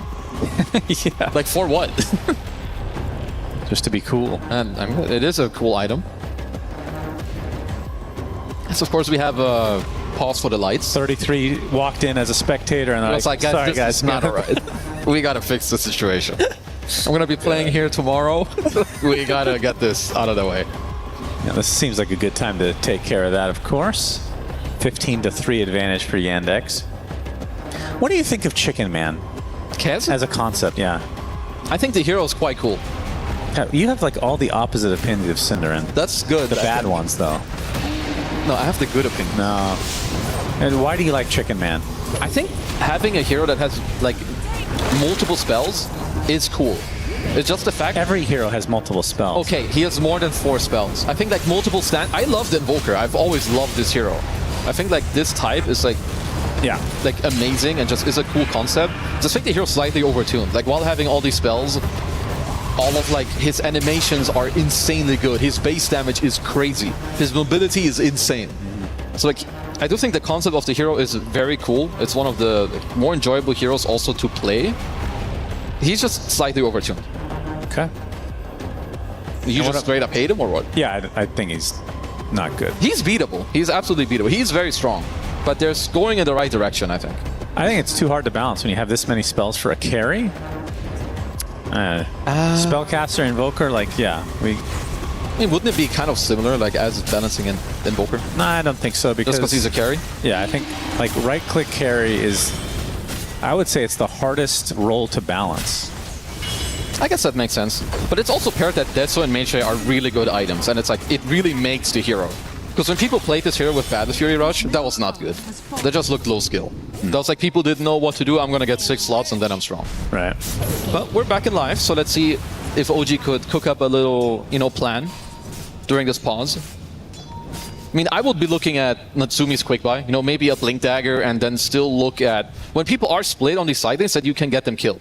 Because they have lockdown for days. You just need to get there. Blink stun, into an arrow, maybe some magnetizers running. People absolutely can die. It's just important that you find the one guy alone. Because if it turns into a brawl, you will die after. Sox is still committing, it seems. to the Shadow Blade. Love to see it. I don't. Love to see it. Good. Very good opinion, of course. I'm sure Synderen would agree with your stupid opinion. Why not? Soxa, he was #1 on the leaderboards not too long ago. Oh, he is nearly always #1. And he always plays carry in pubs. I call Cap. Soxa, He's another there. strike, into the roll, into the death. If he had Shadow Blade, he would have lived. So, back in 2017 or so? Only 9 years ago. Yeah, That's 9 a good reference. I mean, it's fine. Miracle, by the way. Miracle is a really good player. He had 4 different accounts. He was 1, 2, 3. Oh, that was like more 5. recent. That was more recent also. Okay, like but even he 5, 6 he years only ago. played carry, even though he was only playing support in actual matches.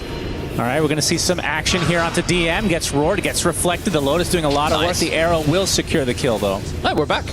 Got it. Getting a very nice kill. Yeah, gotta kill bottom, gotta play. But bad news for them. Shadow Blade was officially purchased now from Soxa. Honestly, good go. news for OG. Because this Shadow Blade is not gonna do that much. But it is cool, like overall you don't wanna like show too much on the map against SB, but I will let him cook for now. But I'm pretty sure give Soxa the benefit of the doubt here. I mean, I love Soxa. This guy is one of the GOATs. But I want to see where he's going to take this. Because I could also see, you know, you can go Solar Crest and some stuff, play more aggressive, help out your Birdman. You go carry now. Okay. Definitely need to. He's been in many pub games where 9 years he ago. needs to transition to carry. He carries from post 4 without needing to go carry. Because you can carry with support but it's items. not as fun, to be fair.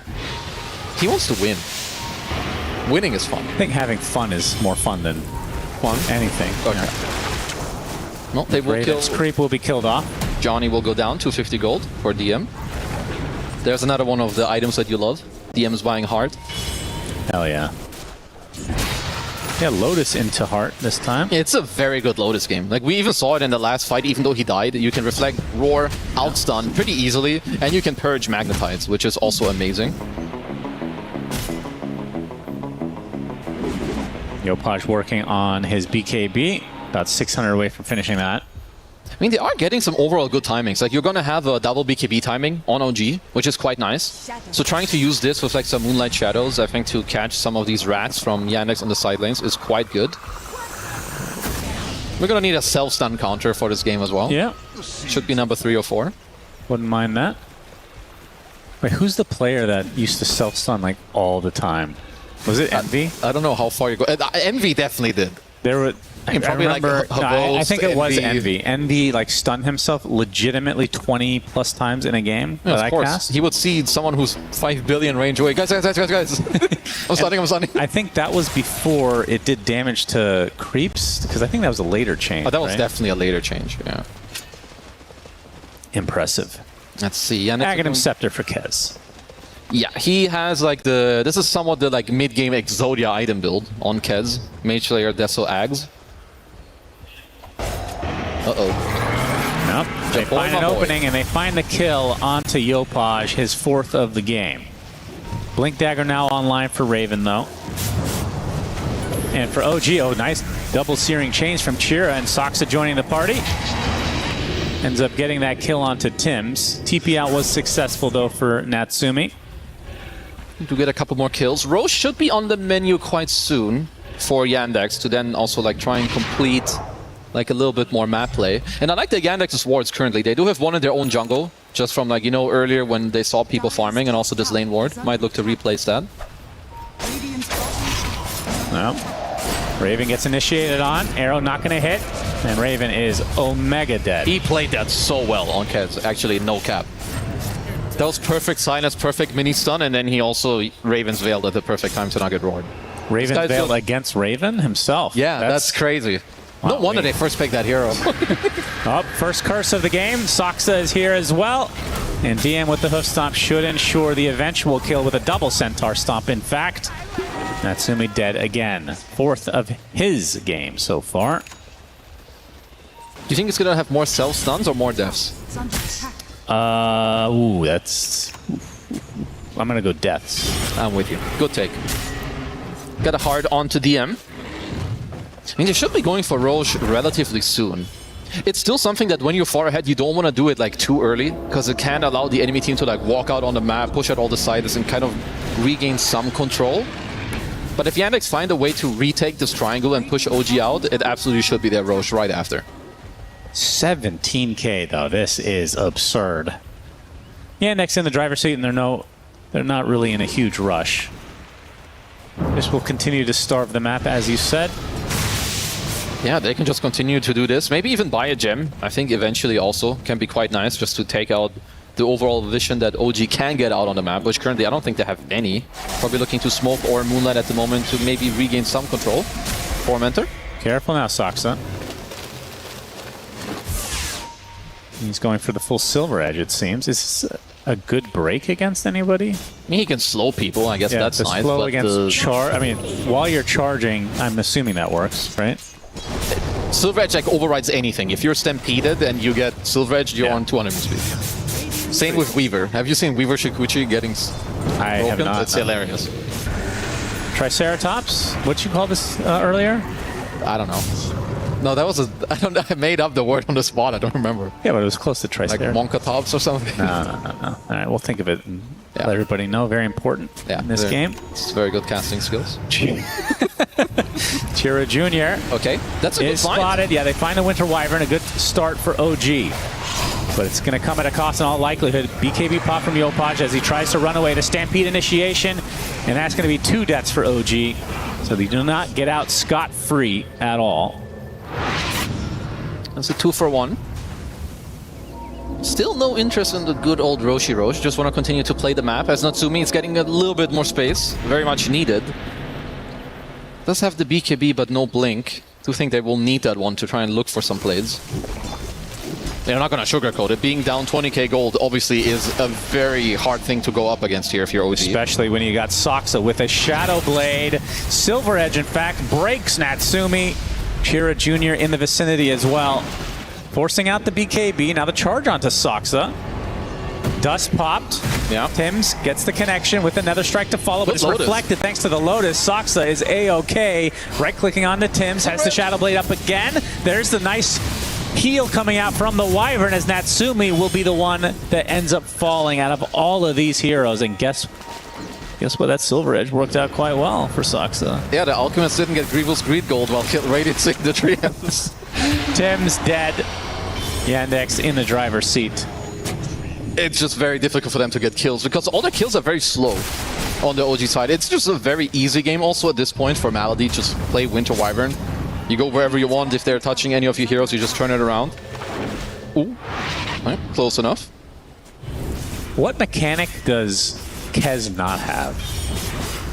He's got a stun. He's got a silence. You're really going to go through the whole thing? We don't need to go through all what he has. I mean, I'm pretty sure he's nearly got all of it. He doesn't have he has status resist, right? True. He has a Dispel. Soxa. They find Yopaj. Curse is on him. He does get off the BKB, so hooks up a little bit too late as Yopaj trying to turn the sights. Gets off the Magnetize, doing a good amount of damage, but he is completely surrounded here. Goes down to the Starstorm, and now Watson finding a connection onto Alchemist, so another death for Natsumi. They're just going to call it. I can't blame them. This is a complete stomp in favor of Yandex.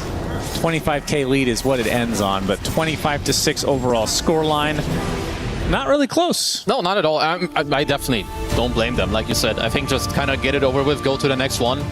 Talk and think about what you want to do different for the next game because, I mean, these are the type of games that you talk about. If you see a team playing with zero pressure, which Yandex absolutely had none of that directed their way at all in any case. Like, you just have first pick has unanswered, full free farm. Like, they had no offlane. Nobody laned in the offlane for OG after like 3 minutes. So you got to have a better answer if you go up against the first pick heads. Yeah, Chira Jr. with that first blood ends the game 10-1-8. Masterful performance. And of course, Watson.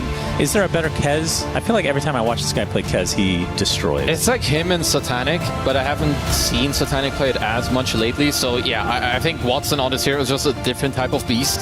I think they also lane it very well, and then you're not, I think, focusing up against it that much with the heroes that OG did propose. So just gotta go back to the drawing board, be a bit more ready for some of these plays too, because like we talked about, like if you're losing your lanes, you're losing your wisdom shrines, you're playing Alk with a super deficit. This fight right here, it felt like this was the beginning of the end. Like, it wasn't great at that point, but very salvageable. And that is when the snowball started, and literally every fight afterwards was just Yandex. Yeah. Because sometimes, too, you gotta know when to let things go. Obviously, it feels really bad if you have to give up double Wisdom Shrine. But what's even worse is giving up 2 and like 3 or 4 kills, which happened multiple times in this type of game. So you just gotta know what you're playing for. This was also very sad. This one hurt. Honestly, this one hurt to watch. Yep, so let's go to the desk with Shiver as we can break this down. Well, this was not a very even ordeal. It was, as some might say, slightly on the one-sided side. And whichever way you wanna switch it, this was not a pretty side, Effie. No, it's not the debut OG wanted here. To be fair, they are going up against what people consider the best team. But that was rough. I do think that we didn't really get to see them play their draft the way that they wanted to because of how poorly that top lane went. So I think that the game 2 could be more competitive if the draft is adjusted a little bit. I think hopes there. Yeah, I think when you said the draft is adjusted a little bit, the reason why I'm most concerned about that is this wasn't like the puck pick that comes out on 8th overall and you only have one answer. This was a 1st overall Kez pick. And then that was like their decision to run the Spearbreaker Beastmaster. And I think the problem with this is that you have really strong early game roaming on the side of Yandex. So this type of lane very quickly bleeds into the other lanes as well. And then Kez is also a carry that comes online super early. So when you give him, like, I think he was like 35 CS and 20 denies at 6 minutes or something. When you give a hero like that kind of start, I think Watson's going to punish the shit out of you, basically. And he did that. Yeah, he did that. And not only Watson having the good start, I just think that the ability for Yandex to connect to each other felt so much easier than for OG. Like that Wisdom Shrine attack that they did. You've got a Nature's Prophet able to TP in. You've got an Ember Spirit who won mid coming in with the Remnants. You've got the safe lane that won pushing into the tower, making it to the Wisdom Run early. So many things made taking those fights earlier. And it made the support duo on OG and Moran and Spiritbreaker look really bad. Yeah, and when you have heroes like Ember and Kez paired with Centaur and Nature's Prophet, you have a ton of mobility combined with global presence. So like whenever you see an Ember slight chain you, he can theoretically also get hasted on top of you, slow you, and have the follow-up from Nature's Prophet. So like every hero is that much more threatening. So when they are strong, it's even that much more oppressive as well. And then like the thing about Alchemist is, yeah, I said he's greedy for like 8 to 10 minutes. Yeah. But he was getting Dova at his tower by 4 or 5 heroes at like 9 minutes into the game. So it prolongs the timer. Yeah, that greed level has to go up a bit higher for sure. Yeah, quite a bit higher. And I think especially Saxa was doing a great job at making sure that it wasn't going to get any higher. I think switching, we talked about them switching the Nature's Prophet to support. During the draft, I'm like, oh yeah, sure, that's fine. But here, the way it played out, it was insane. He was everywhere. He really was, and that was really nice that they could just bait and switch it like that, because the Nature's Prophet ended up bringing out the Spirit Breaker, and then they're like, aha, we're just gonna play it on Saxa. And guess what? We have this 18 pick Ember that is not scared of your Spirit Breaker at all. So now you just have this useless SB, unable to gank mid, unable to win lane versus Kez, and unable to really play into the support Nature's Prophet because no lane is going well, really. And we saw Saxa just pop off of that. That early Silver Edge too was very valuable. Yeah, I think we have the clip available for what Saxa does in this game, but coming into this series, I talked about how he's like this nerd who plays this boring farm game, but the way he does it, and you give him a hero like Nature's Prophet, he's not going to be stacking for his own team. He's going to be like invading your farm, playing the macro game in that way. I don't even think of him as like this global ganker. This is 13 minutes in. Important to note, this is Natsumi near his own tier 3 tower with his Spirit Breaker with him. And just watch what Saxa does here. Up as we push the play button here. He is going to see that he's pulling the creep wave into a jungle camp, summon a bunch of treants, and he's going to try to deny every creep with him in the treants, effectively getting at least 1 deny and then taking the 2 jungle creeps from him. And then this is the story of that. Natsumi's like, come on guys, like this can't be all that life is. He's then going to try to farm the jungle camp in front of the OG there, and they're going to 4-man gank a Nature's Prophet on their side of the map. And I was just like, man, if this doesn't sum up what this game looked like, I don't know what else does. As like Alchemist, we talked about his greed. Like, he has no tier 2 tower at minute 13, and he's effectively being forced to 4-man gank a Nature's Prophet support. So that just feels awful. And watching that clip, it takes them 5 seconds to chase the Nature's Prophet. Yeah. Like, he just did his thing in front of them for 5 seconds, which speaks to the mental damage that occurred. They thought that they had backup. They didn't know what was going on. They didn't know that he was alone there, so they couldn't even commit to killing him instantly.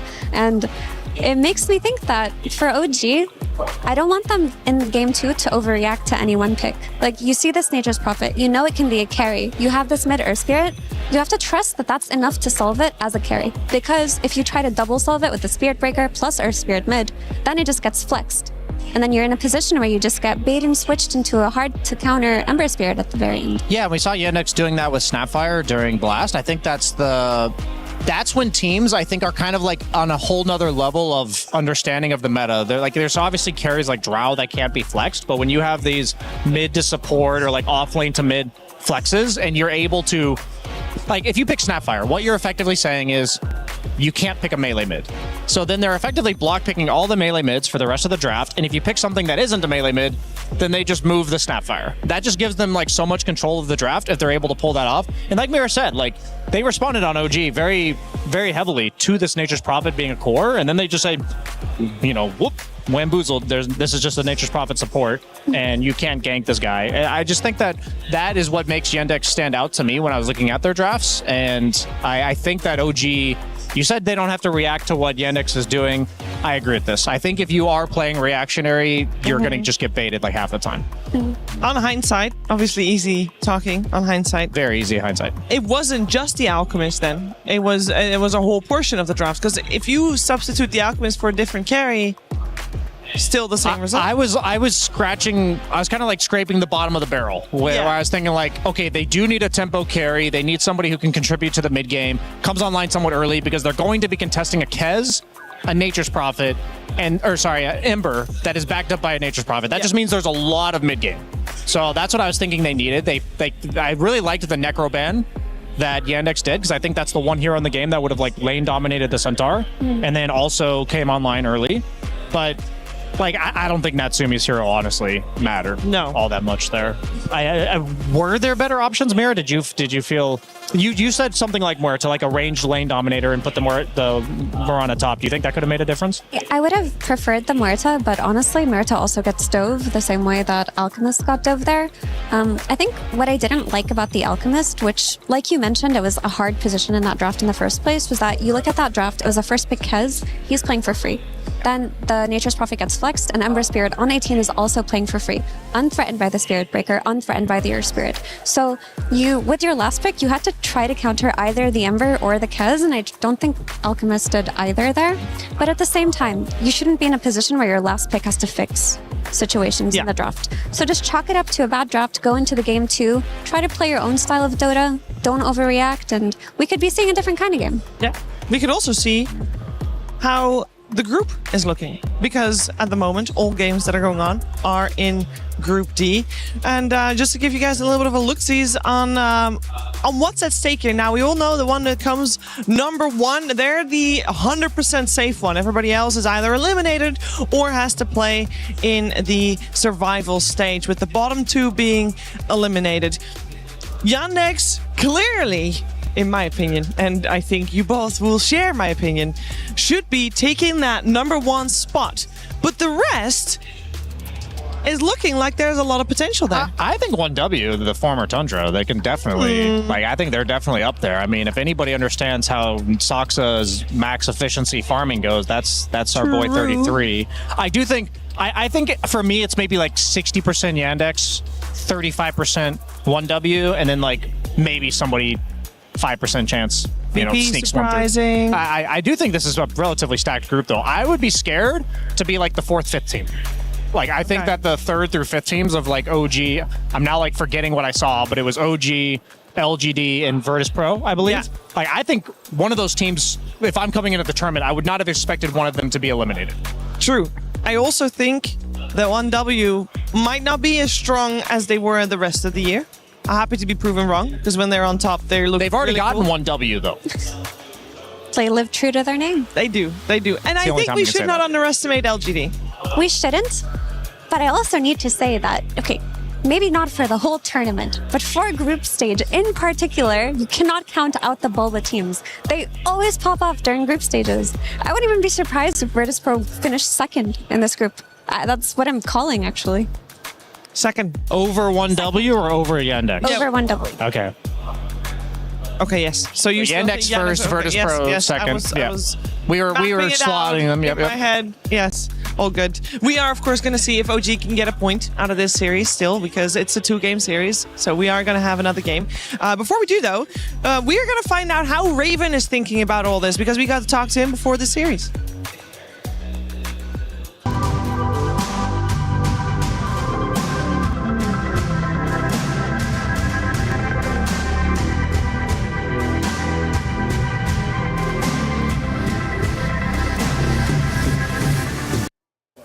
Hey there, this is Purge, and I'm here with Raven, who's been a pro player for a very long time. 2014, I believe, was when you first started playing competitively. So how are you feeling right now being on OG? I think I'm feeling good since it's been a long time since I played a tournament. So I'm just really lucky to be here. So what's it been like being a little rusty, maybe not playing tournaments well? I assume you still played a lot of pubs. You still kept up to date with the meta. So what's the transition been like? I think it's been good because the teams, the players also helping me to, in the meta to improve my game. So yeah, it's okay. But you haven't been playing offlane a while, I believe. The last couple teams you're on, you played offlane a bunch. So classically, you're a carry player. So are you like a heavy hit creep kind of guy, or are you trying to adapt to the meta? I think it's been 2 years now since I've played offlane, and I think the way I play offlane is just really different than the other offlane. I think it's still creep more oriented for me, and I think that's why it's very good with OG, because they're really aggressive style. So it's much better for me. And that playstyle is really fun to watch. So what's it like adapting to the team? You already said that they're helping you catch up in various ways, but has it felt fun to fit yourself into the squad? It's been fun and stressful because, you need to learn more, and it's every day you need to always think about what's the best. So I think it's really good right now. So I hope we can do well. And then finally, how does it feel being a part of such a historic organization? OG obviously winning 2 TIs. It's a little bit, I think it's not pressure, but, we need to do well. That's it. That's the story for everybody here at EWC, and it's very difficult because there are so many good teams. But thank you for joining us, and good luck in your upcoming match. Thank you. Well, I've managed to find myself at the club's house. It's right next to the Alliance Vault if you are coming along. But we have a really, really cool interaction coming on here. Every single week, we are going to be changing things up here at EWC. You haven't lost me, don't worry, I'm very much here. We have different organizations coming in. So this week on this side, for Apex Legends, you have Wolves. And what a really cool thing that they're actually doing is they have mystery boxes. So you remember the quest I was talking about beforehand? Well, that's something you can get involved in as well. But they have leaderboards if you are coming to play up against other players who are fans of the organization, but exclusive rewards from these organizations in those boxes that you can come and win. And what's really cool is you can actually compete up against the opposition, who we're going to be talking about in a second, in 1v1s on both of those games. As I said, this is going to change every single week. This week we have Wolves on that side, and on this side, Spanish organization, the Heretics. They, I believe, are covering Valorant this week, so it is going to be the games that you love and you are here to see, which you can compete in. And you can see exactly what you're going to be fighting for in those mystery boxes and the leaderboard, which is right very much behind me over here. And that's going to be something cool for you to all interact with. You can get yourself involved. And this is going to be changing so consistently. We're going to get to see so many different organizations taking part in this activation. Very, very cool.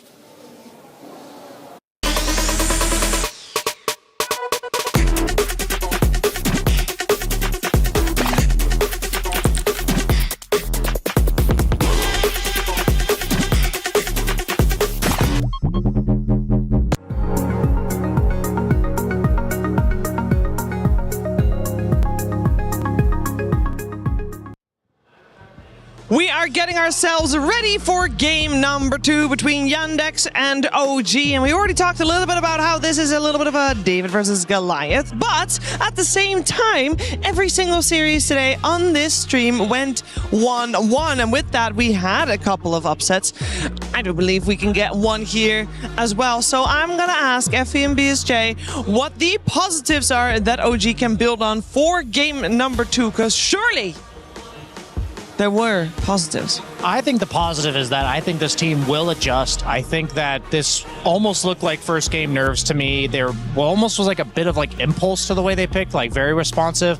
I think they're going to have collected themselves. They're going to write that one off and accept that, like, okay, we didn't really give ourselves a chance to show what we're capable of. And I think they're going to give us a much better game too, even if it ends up going the way of Yandex, which I still think it's going to, just on paper. I do think it's going to be far better than the game one.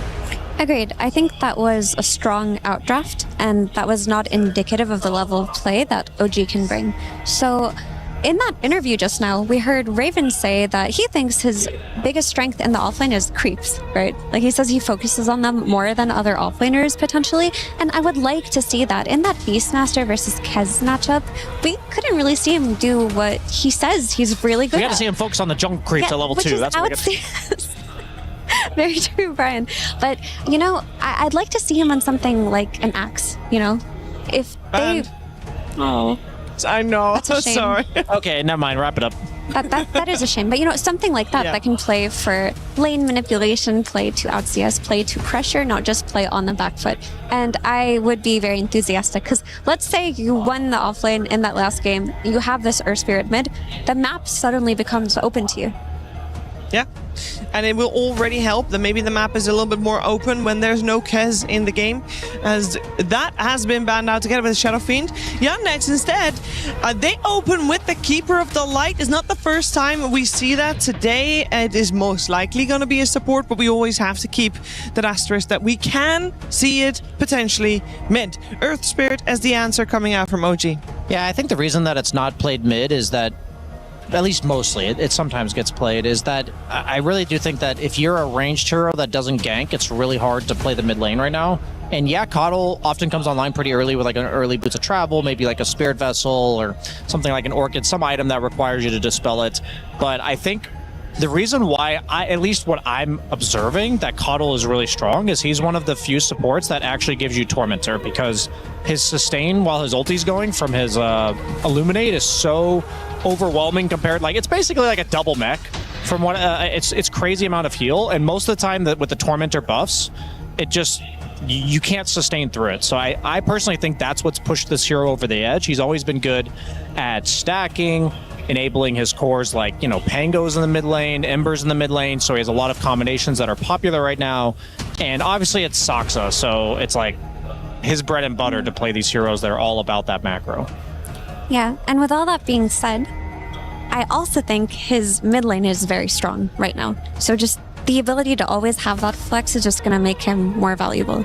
Like, I think overall the hero is very powerful. I personally just think it's like a 65-35 support. I think he's perfectly viable mid as well.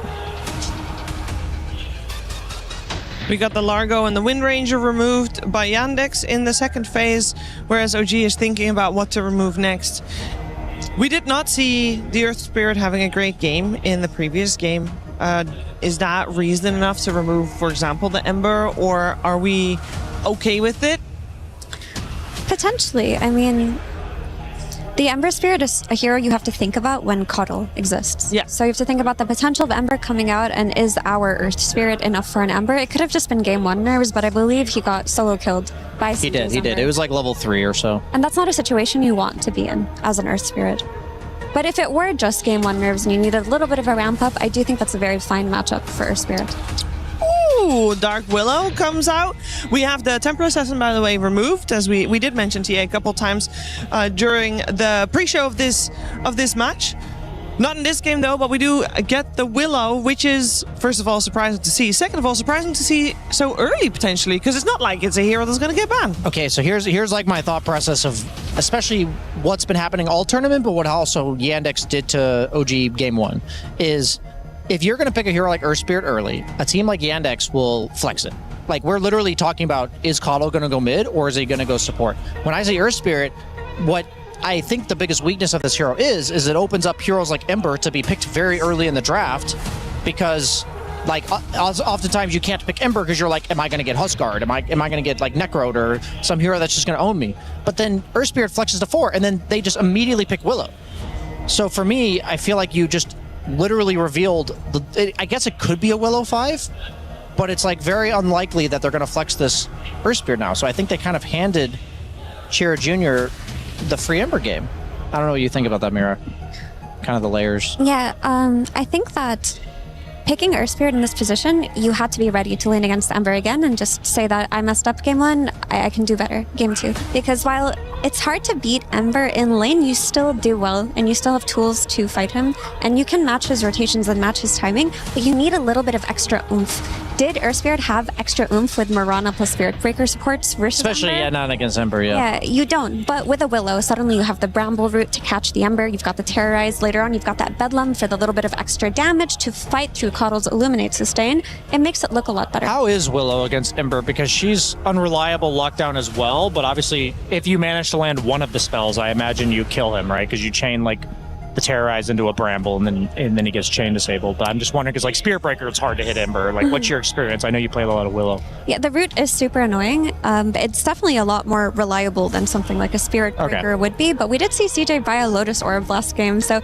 versus Willow, I do think you need that early Lotus or early Yules, because if you get hit by a Bramble, you're getting chained by the Terrorize. It's going to happen inevitably. And Earth Spirit can kick people into Brambles as well. And you can kick people through multiple Brambles as well. That's a lot of damage. I remember there was a combo back when Willow's Bramble was insta damage. It used to not be like damage over time, where you could like kick somebody through Willow and you'd take like 900 damage. I just remember that was when the hero came out, but gone are those days. Still a potent chain disable, but yeah, it just made me think about that. It's still fun. You used to be able to do that with Magnus as well. Yeah, there were a lot of funny combos in Dota history that they specifically had to change how an ability works because it was broken with like 3 other spells in the game. Yeah. Magnus works as well, yeah. And keep in mind that even if you do have a Lotus or a Yules and Willow gets lucky, gets a shard, for example, you'll still have Brambles and you might still get stuck. Very likely. That's true. I'm just wondering, okay, so I thought the Mirana might be like a cool synergy for last game or something, but now I'm just confused because I don't play a ton of Mirana, but out of all the supports, she's one of my most played, and I hate playing into Ember. I hate like Ember Puck, like heroes that you can just never arrow. Yeah. But you know where they're going. If you see their original fire. True. But that was before Arrow moved like a snail.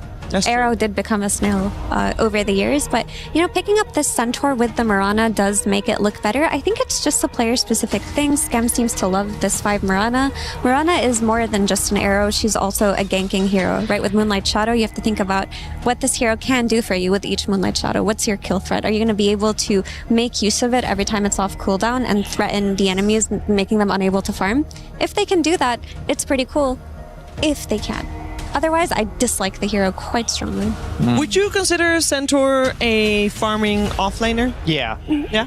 Very so you're much. happy that Raven plays this? Yeah. I mean, I think it's cool. Any meta where I want to go home and play Centaur now because I didn't see this until like recent tournaments where Centaurs are just going like second item Heart, because that item's like all about. Maybe they'll go like a Blink before or something, but the fact that like Heart is his farming item because your way of farming is double edge and otherwise you just kill yourself. But they go for Beastmaster. I like Beastmaster a lot against Centaur just because it's reliable lockdown, and you also have the stacks coming out from Coddle. Pretty much any hero that has a spammable spell to kill stacks is really nice with Coddle. So Coddle has, like, basically you have 2 options. You're either going to proactively play around Ember or you're going to macro play around the Beastmaster.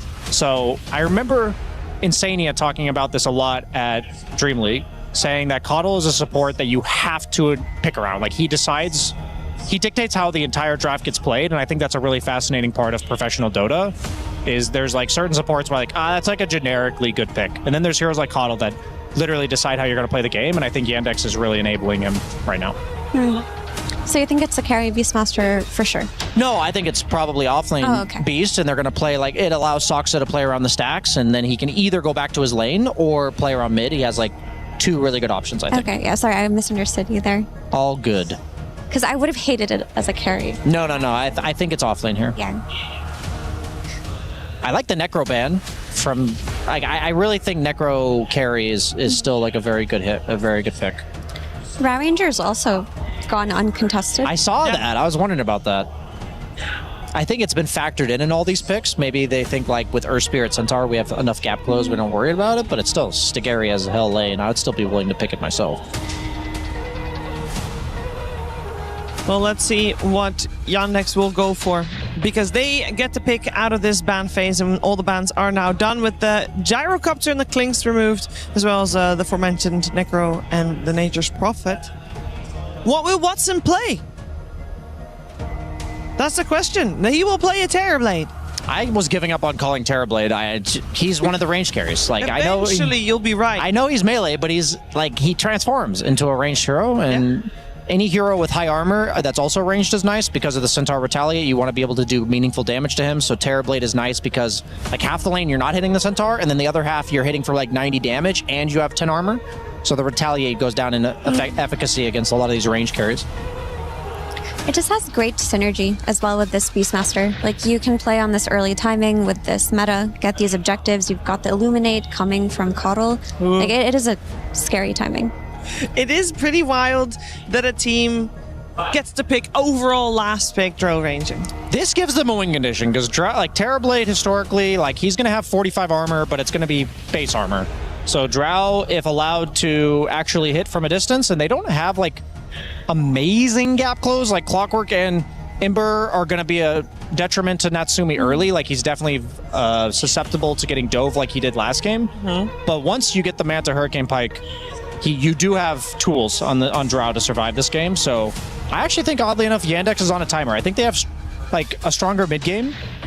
Yeah. But I'll just say this. I think OG's draft is like 10 times more likely to win than the first one.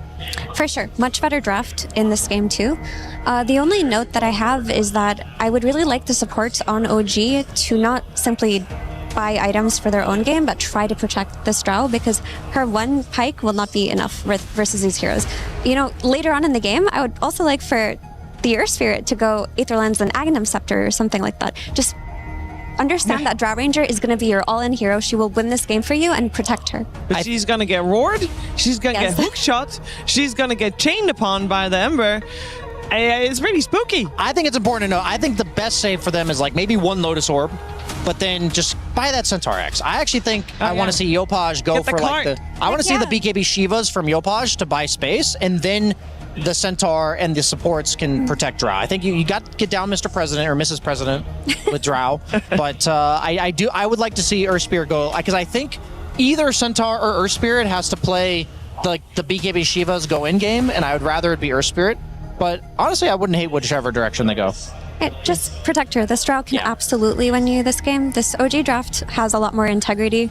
There's spellcasters with this Earth Spirit. There's early game damage. There's the ability to move around. Raven has a strong lane. The only issue is, can you get your Drow off to a good start and keep her there? That is the question that we are going to get an answer to, because we're heading into the game together with Kezu and Sunspan. Game number 2 between Yandex and OG. First game wasn't really a game, if we're being totally honest. But now that OG's warmed up, you know, they know what not to do. That's good. How do you like their lineup? I like it quite a lot. I think this 24 Drow, I wonder... I mean, obviously you are talking about it if you're Yandex, but I do wonder why they did let it go through. I think it was one of the strongest last picks that OG overall had left in the pool. Like, it's good in the lane against Beast Coddle. Obviously, Beast Coddle, they can spam, and they'll be okay on their own. It's a very strong dual lane in itself, but I think unless Yandex have, like, a good early game where they can, like, you know, keep going forward with, like, Clock and Beast running in and Coddle healing, I do think that Natsumi should have a pretty good time just being chill in this game and playing for later. Okay. How often is Drow banned, would you say? A lot. This hero is like why is she so good right now? She's got giga buffed so many patches. Her frost arrows are annoying as hell. I think any type of orb walk is super good. Hold that. Oh my. He is... Natsumi, the boar is after you now. Stun lot yourself. of damage. Denying yourself with stun. Drow is very strong and will be first blood by Saksa this time around. Yep, first blood for the Coddle. Not On bad. top of that, she still has where, you know, she can walk during her multi-shot. Her Aghanims got buffed a lot of times, so Hero's just very good. She also got base Agi. I think that's like 7 small bosses Hero received over time. Yeah, she's fun to watch. She's a great hero. I love Drow. She's been, I feel like there was a period of time where she was just non-existent, so don't mind her being a little too strong right now. See also if Yopaj can have a better time this time around, because last game he was the one getting first blooded, of course. That's right, so better news for him. His teammate already took died. the bullet for him. But it was a solo kill last time. True. And yeah, if I feel like you get solo killed, your lane's just over. It's definitely rough. Like also like getting 6 first, it's just kind of hard to play into. As probably 33 might be making an appearance, the lights. Oh, it's the mouse this time. Okay. I think 33 is getting ready for tomorrow. E-gamers, this is why you need a wireless mouse. Wireless is very good. How do you know it's not a wireless mouse issue? He's got some issues with his wires. I know DM. I played with him like 7 years ago. Did you? On what team? Vega Squadron. Yep, that explains it. Dude, chill out. He played mid back then. Was that before or after Escape Gaming? That was after. The infamous. That was after the great glory days of me. Was that you, Cinder, and Yaps, or who else? Era? Era and Koikva. Oh yeah, Koikva, that's right. Wow. That was a gangster team, dude. Yeah, it's too bad you guys didn't do too well. I was definitely rooting for you. Played a TI, but then got last. Yeah. I think that was the TI I got second, right? That's why I didn't get to watch any of you. Yeah, unlucky. You didn't even acknowledge me because I didn't get top 4. Yeah, I didn't know you existed back then. Okay, relax. Gotta relax. It was Cinderan's team, not your team. That is true. So early on, I mean, how is this lane supposed to go? Is it supposed to be generally even?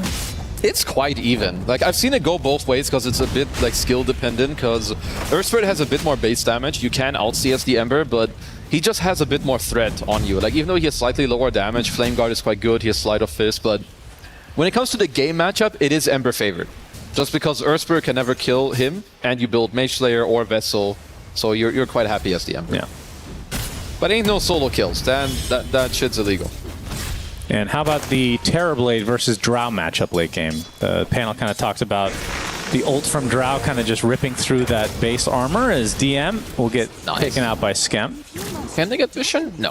It's absolutely Drow favored. Always has been, always will be.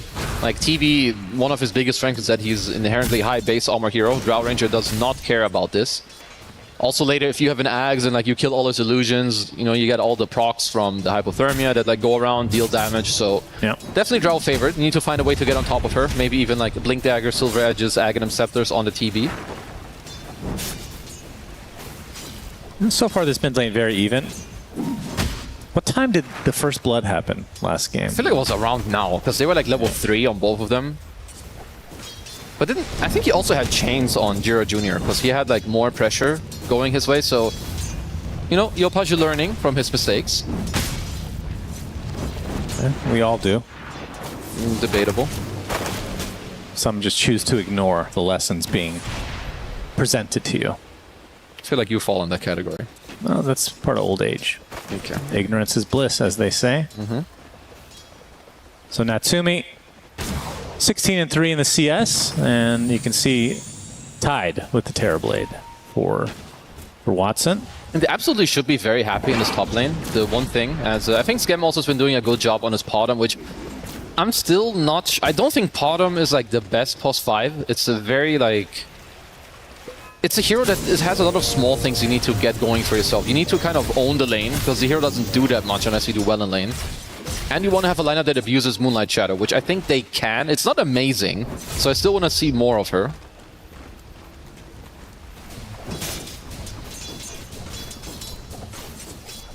We'll see if there's going to be action here. For the runes, 4-minute water rune is the Mirana will take one. I mean, what kind of rotation do you think these supports are going to have during this? I assume it's going to be the power rune at 6 minutes. There's definitely, like, you can play for the 6-minute active rune. I think that's also a world later where, I mean, Skem kind of has to decide if he wants to poke his way into, like, the enemy triangle, because when you play Beast Caudal, you want to stack. You want to get stacks going, and I like that Skem is currently still here. But one of his rotations later could be into his offlane. You know, to the Centaur, Dark Willow, play through that, get some stun going on the TV.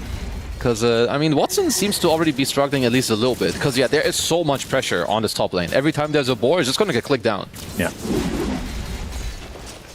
Yeah, DM struggling a bit in the CS, as we probably expect a bit. 13-5 right now, bottom of the cores in the game. Good to see Dark Willow in this game, as Soxa with the blood grenade will survive. Doesn't want to give up that first blood gold that he's still hoarding. I mean, it's still like good pressure, even though you're not killing him. You're making sure that Cardo isn't like falling back to any of the camps, that he's stacking it. Like, it's just kind of full chill. And I'm pretty sure they've been feeding quite a few boars, and they don't just give a lot of gold, it's more about the XP. So I think when you're looking at like the overall levels later, like both Natsumi and Skem will be very, very happy. Yeah, definitely a better start than last game. Oh yeah.